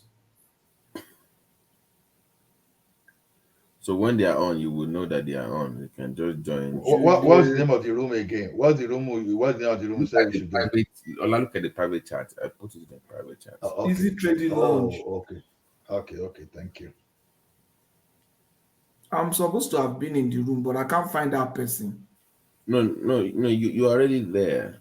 The reason I said to add friends is that when somebody is on in a room, if you just go into Clubhouse, it will tell you some of your friends that are already. Okay, when the person is there. Okay. Do you see weekly scheduled room? Right? I see weekly schedule room. Okay. No, you see Big Easy now. Big Easy. In that weekly schedule room. No. Once you enter, you see Big. Once you go down now, below the RSV to next. Okay, I see Big Easy now. Click on his name. Click on it. Okay, finished up a room with Margaret. Okay. No, click on Big Easy. And follow him, right? Follow him and click on that button that says notify me always. You see that little bell? Yeah. Okay. Always. That's your star man right there. That's your money maker. It looks like it.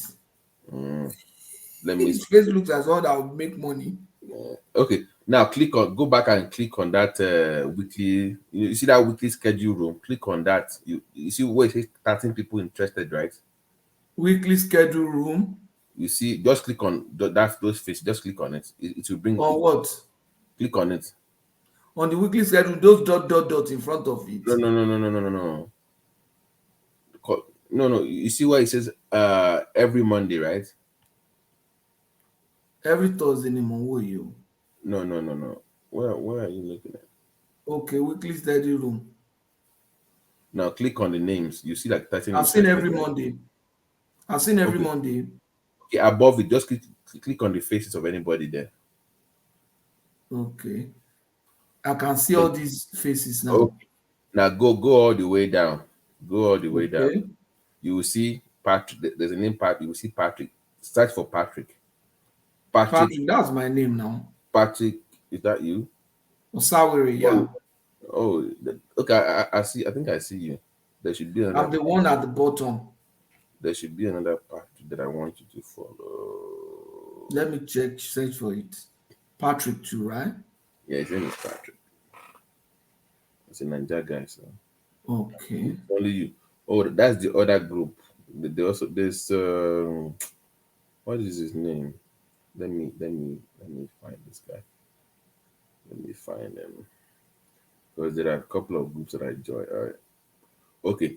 Patrick on, let me type his name so you can just search for his name on Clubhouse. His name is he has the Patrick on Wachi. Just search for this guy as well, Patrick on Wachi. In Clubhouse. Yeah, not on the Easy Trading Lounge. No, just I think Easy has his own thing now. I think they broke into two. They have their own thing now. Patrick Owachi.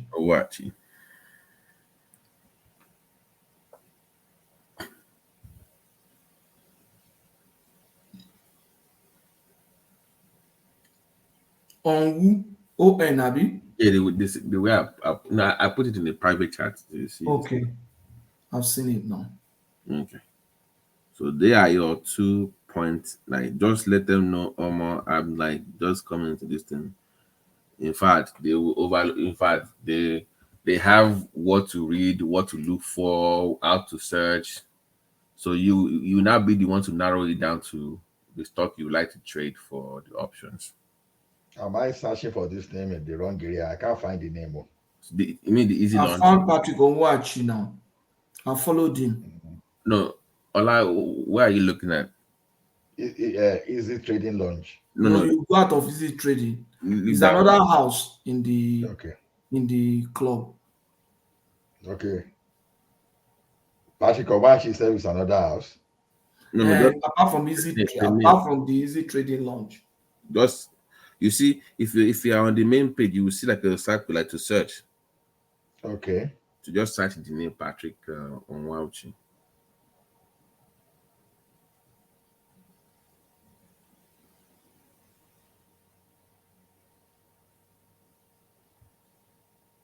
Yowa.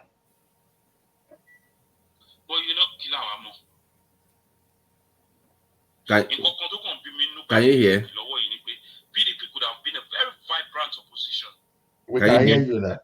Now we can hear PDP will have been a vibrant opposition. Do you discuss people are discussing politics already? They're already discussing.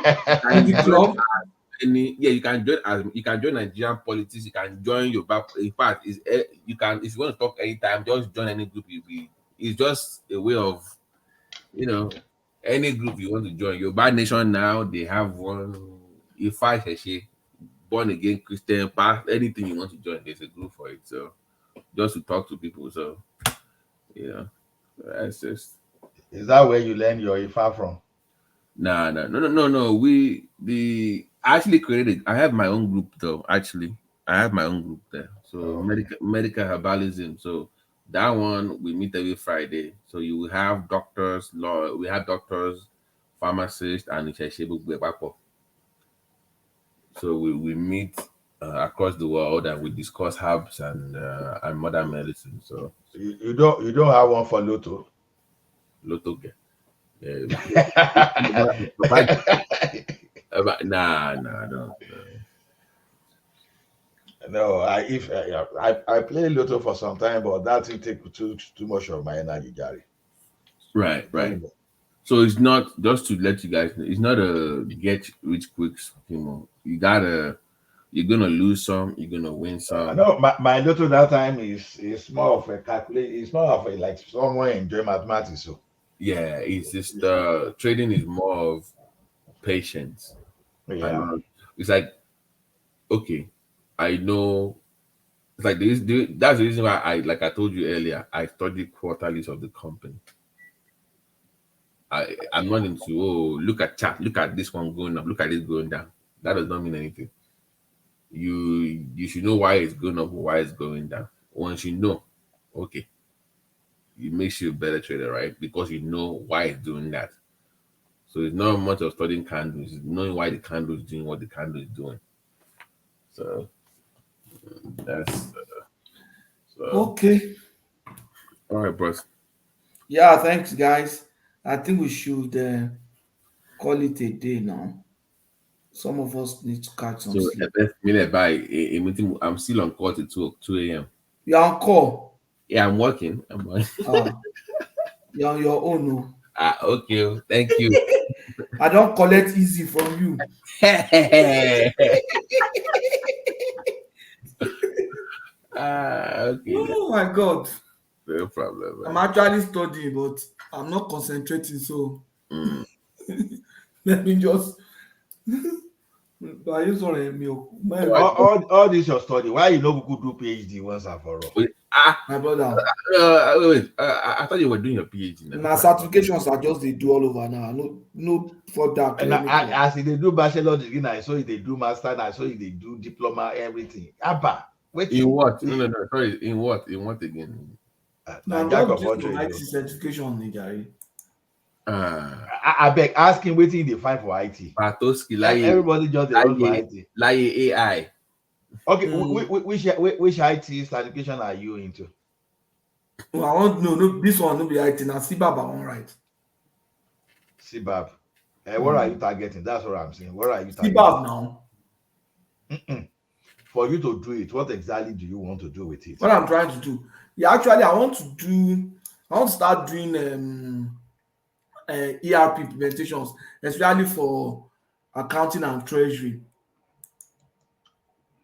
Okay. So you know, it's through that certification alone you can do it. I know I can still do it even without the certification of giving the experience simultaneously. Okay. But I just want to do these certifications. So if it works for you, but me, I believe in degree more than a certification. That's just it. I believe in degree. I don't have time and for I degree have now. and I have my own laboratory, so I prefer all those one than because you go, for example, if you go and do Azure today now, and they tell you to go and come and recertify next year. So stop using it to make money now. When what you are doing, when I can create my own environment and simulate. So why should I, you know? Is the thing about technology these days is that the new one, as you just gain into it, you make your money. Today now, everybody that call themselves a cloud computing professional, no, they are just you know, I They're just what? I heard what happened to people that were, you know, they were able to people that were working for Facebook and they had to go to certify again because they changed the whole system or something like program for Facebook or something. Because they have to certify. Yeah, because Facebook moved. I forgot the name. I'm not a tech guy, but they moved from one system to another. They switched over or something. Maybe Ola knows what I'm talking about. I don't know. No, I know, I don't know really, but you know it happened like that. That's why I like general training thing. For example, now if you go to University of Illinois, you will see some kind of a cloud computing, or maybe University of Maryland, you will see some kind of cloud computing. What they will give you is general. That general will allow you to work with any product, because most cloud computing you see they are just product based, they are vendor based. As you see Amazon, you see Azure, you see you see that of Google. There are a lot of them that way. But how many of those are you going to do? You understand? So if you go Google now, they will say, "Oh, we're on with Microsoft." You will do Microsoft. Oh, what of Amazon? You see, those things can be tiring. So me, I look at this. Why can't I just go instead of that? Why can't you go do master in the computer science? Why disturbing myself? Or maybe I may even say, okay, let me go and do masters in information technology. You know, so when you do general thing and you create some Those in of your us with laboratory. management background. Oga Patrick, if you like see the way, okay, if you go do master's degree in accounting, I can give you some schools now. You will write Python as if you're a program developer. All those ones are using Excel. You will be writing serious code in Python. As you will be developing Python function, you will be doing all those dictionary, all those tuple, all those things. You will do everything that a normal programmer will do. But the only thing this time around, you are applying to accounting. So instead of you using Excel, you are writing your program. So to me, you are seeing yourself as an accountant. Accountant that graduated from University of Illinois, the one that graduated from let's say Kennesaw State or some of those American universities, you'll be shocked the type of program they will write for you. They will write program as if they are application developer. So the entire thing is changing. It's changing seriously. So to me, I prefer general knowledge than restricted knowledge. Yeah, what you're saying makes sense actually. Because in my house now, I have three physical servers. And I'm not talking of servers of PC. We are talking of all those ones you use for Blaze Center, all those ones that they are the one you find in data center, the one that shop electricity like anything. So wait a minute, I actually did this good. I used to work from home, and we had all this server at home, and it's that one that what's it called? Some servers. No, she had like a little big thing, like one of this server thing that she works from home with.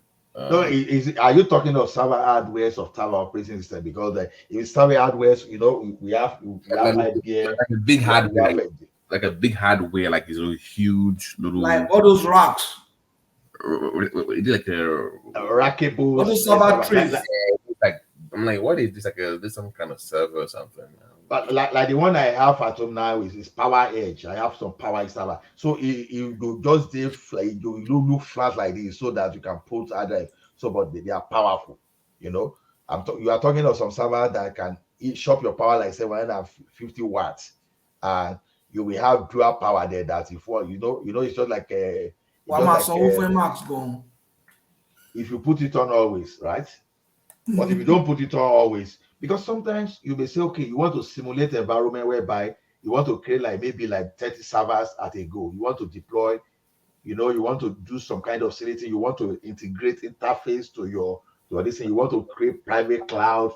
A lot of things you want to do with those servers. Because I think she was doing is it Linux or whatever. I don't know what it's called. Linux, yeah, Linux, yeah. Yeah. Linux. She had 2 of them, and she was working 2 jobs. I think she was making about $350 a year, something like that.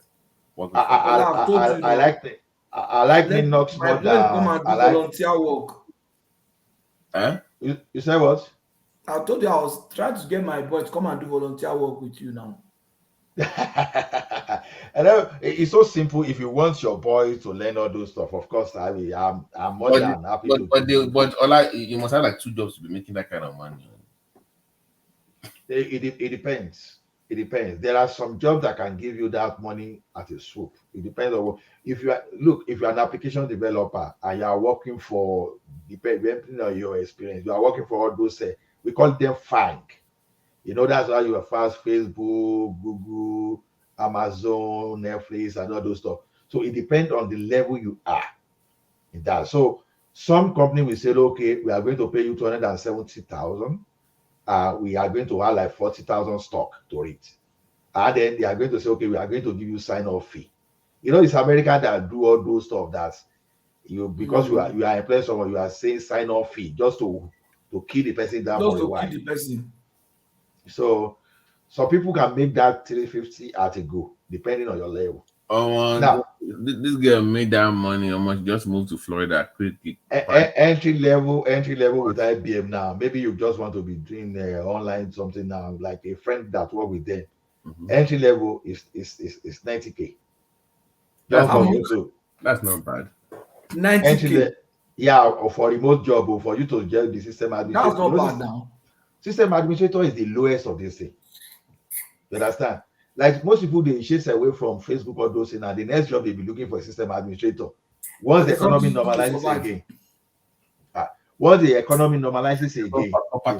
working from home for 90K, it's not a bad gig. Because I know guys doing work for home 90K. They just get 2. That's all. Exactly, and they will be doing it simultaneously. Just imagine you get 90K to 90K job and you are doing the thing simultaneously. You understand? That's like 180K now. Monday through Friday, and that's it. And you just. So yeah, even some may just be 3 days because it depends on your shift. Like, the funny thing. Even the one that she had, one of them by 12, she's already done. It's not like she's done. Do you know the thing? I know guys who have jobs with American companies who are paid in dollars and are based in Canada. 90K in Canada, in US would be like 120 something in Canada. Yes, now. And they have 2 jobs. So they are making 240K Canadian dollars. I did some job for one American company like that, but those jobs is not that constant. That's just the anointing there. Yeah, they are not constant. We migrated Microsoft services, to manage services. So all the cloud on Azure. Wow. Yeah, but it's difficult to find. It even mean that I'm talking to you now, I'm even looking for that money. And where some people are doing. This guy I met at one of these lounges. He does. He works at the docks. I don't mind dock shipping. For oil and gas. This guy is clocking over 200 a year now. Honestly, just docking sheep. I'm looking for the oil. You know, he's in Texas now for oil and gas. I'm looking for, if I have a way to get American document now. So I'm they do telling the you, inventory and all that stuff, and yeah. If I have my way now to get American document, that's what I want to get. Even Des gonna make of a cow with Des is probably a millionaire right now with the trucks on and hiring people. It's in the millions, easy. Yeah, if he's operating the thing himself, it's a smart agent because he owns his own truck. And they hire like people, and they hire like 4 people to don't hear from. No, that's a millionaire. Okay, that means probably has more than one truck now. About 4 now. About 4. On then deliver. No, that's a good man, man. I know how much they make now. You should know where you are. To buy, even if I hire with for somebody, just working for somebody, they'll be making over 120, 130 just driving in a year. So imagine having 4 trucks delivering thing, and you're still paying that same money. No, you bank it. You're banking money, man. No, yeah. America is better than Canada and those things. Social America is not about when I was in Austin, dude, a mechanic handyman, it makes close to 180. I want that way they will come to your house to come and look at your car and they don't bring the car to the stuff, you know. So they are mechanic are well paid there, but for you to enter into that thing, it's be like you are going to school. You start from apprenticeship and you go to school to learn. At the end of the day, even the time you spend becoming a master mechanic, it's like you are spending more time than when you go ahead degree. You know they are not like roadside mechanic in Nigeria. Yes, sir.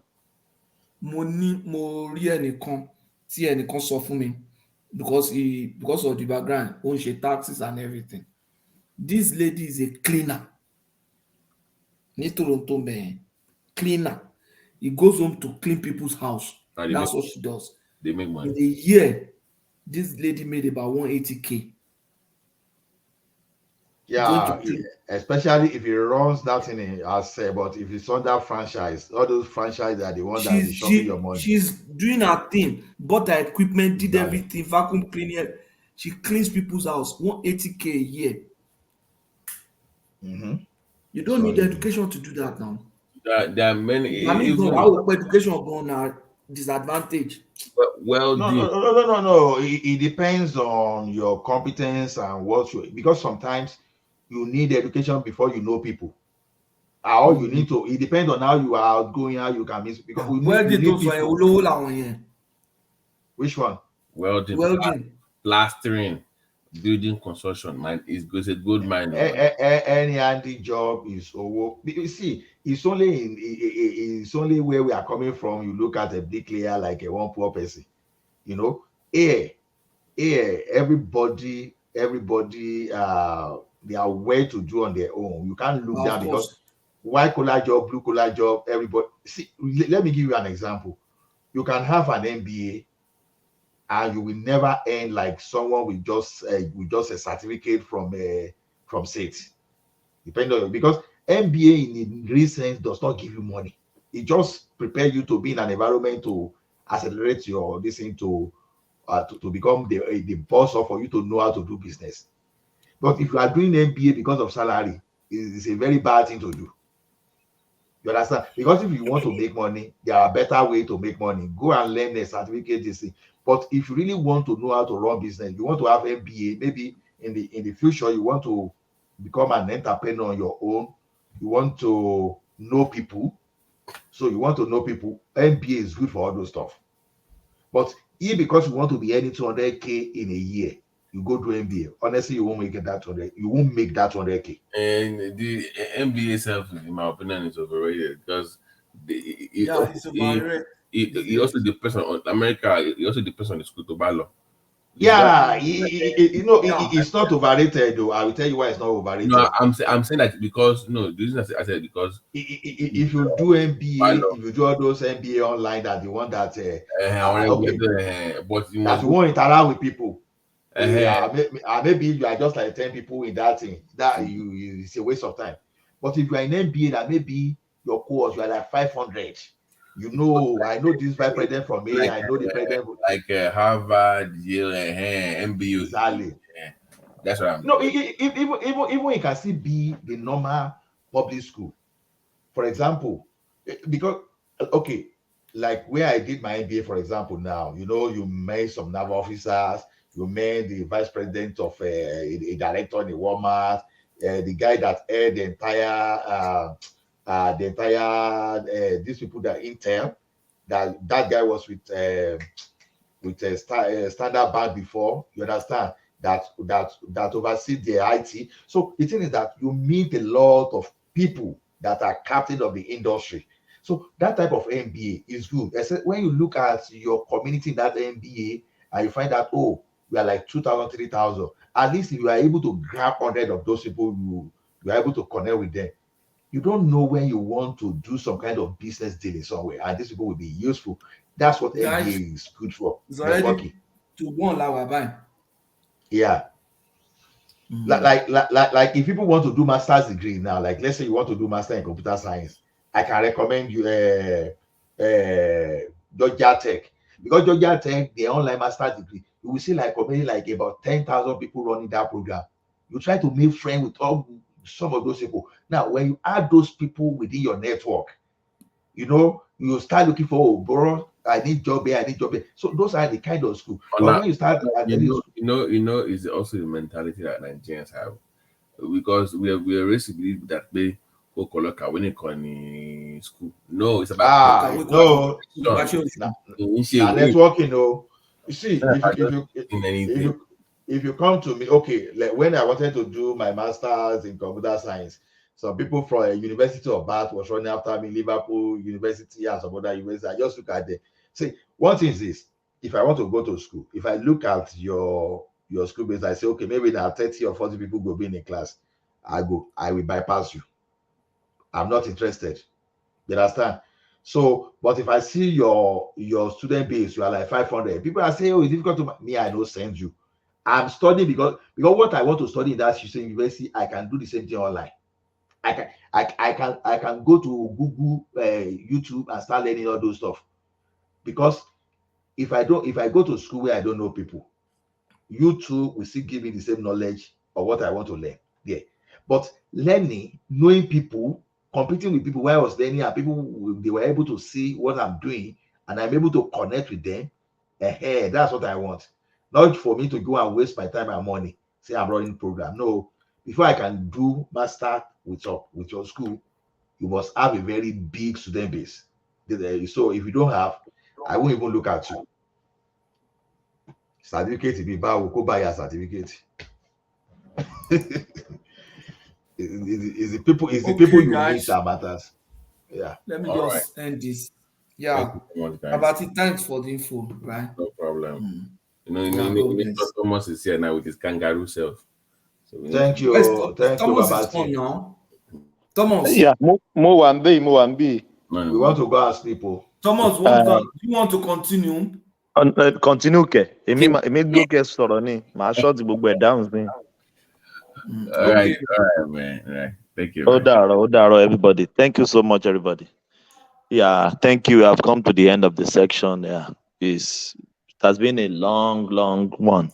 Thank you so much, everybody. Carry the conversation in the comment section. I say, peace. You know where we are going? Yeah, we know where we are going.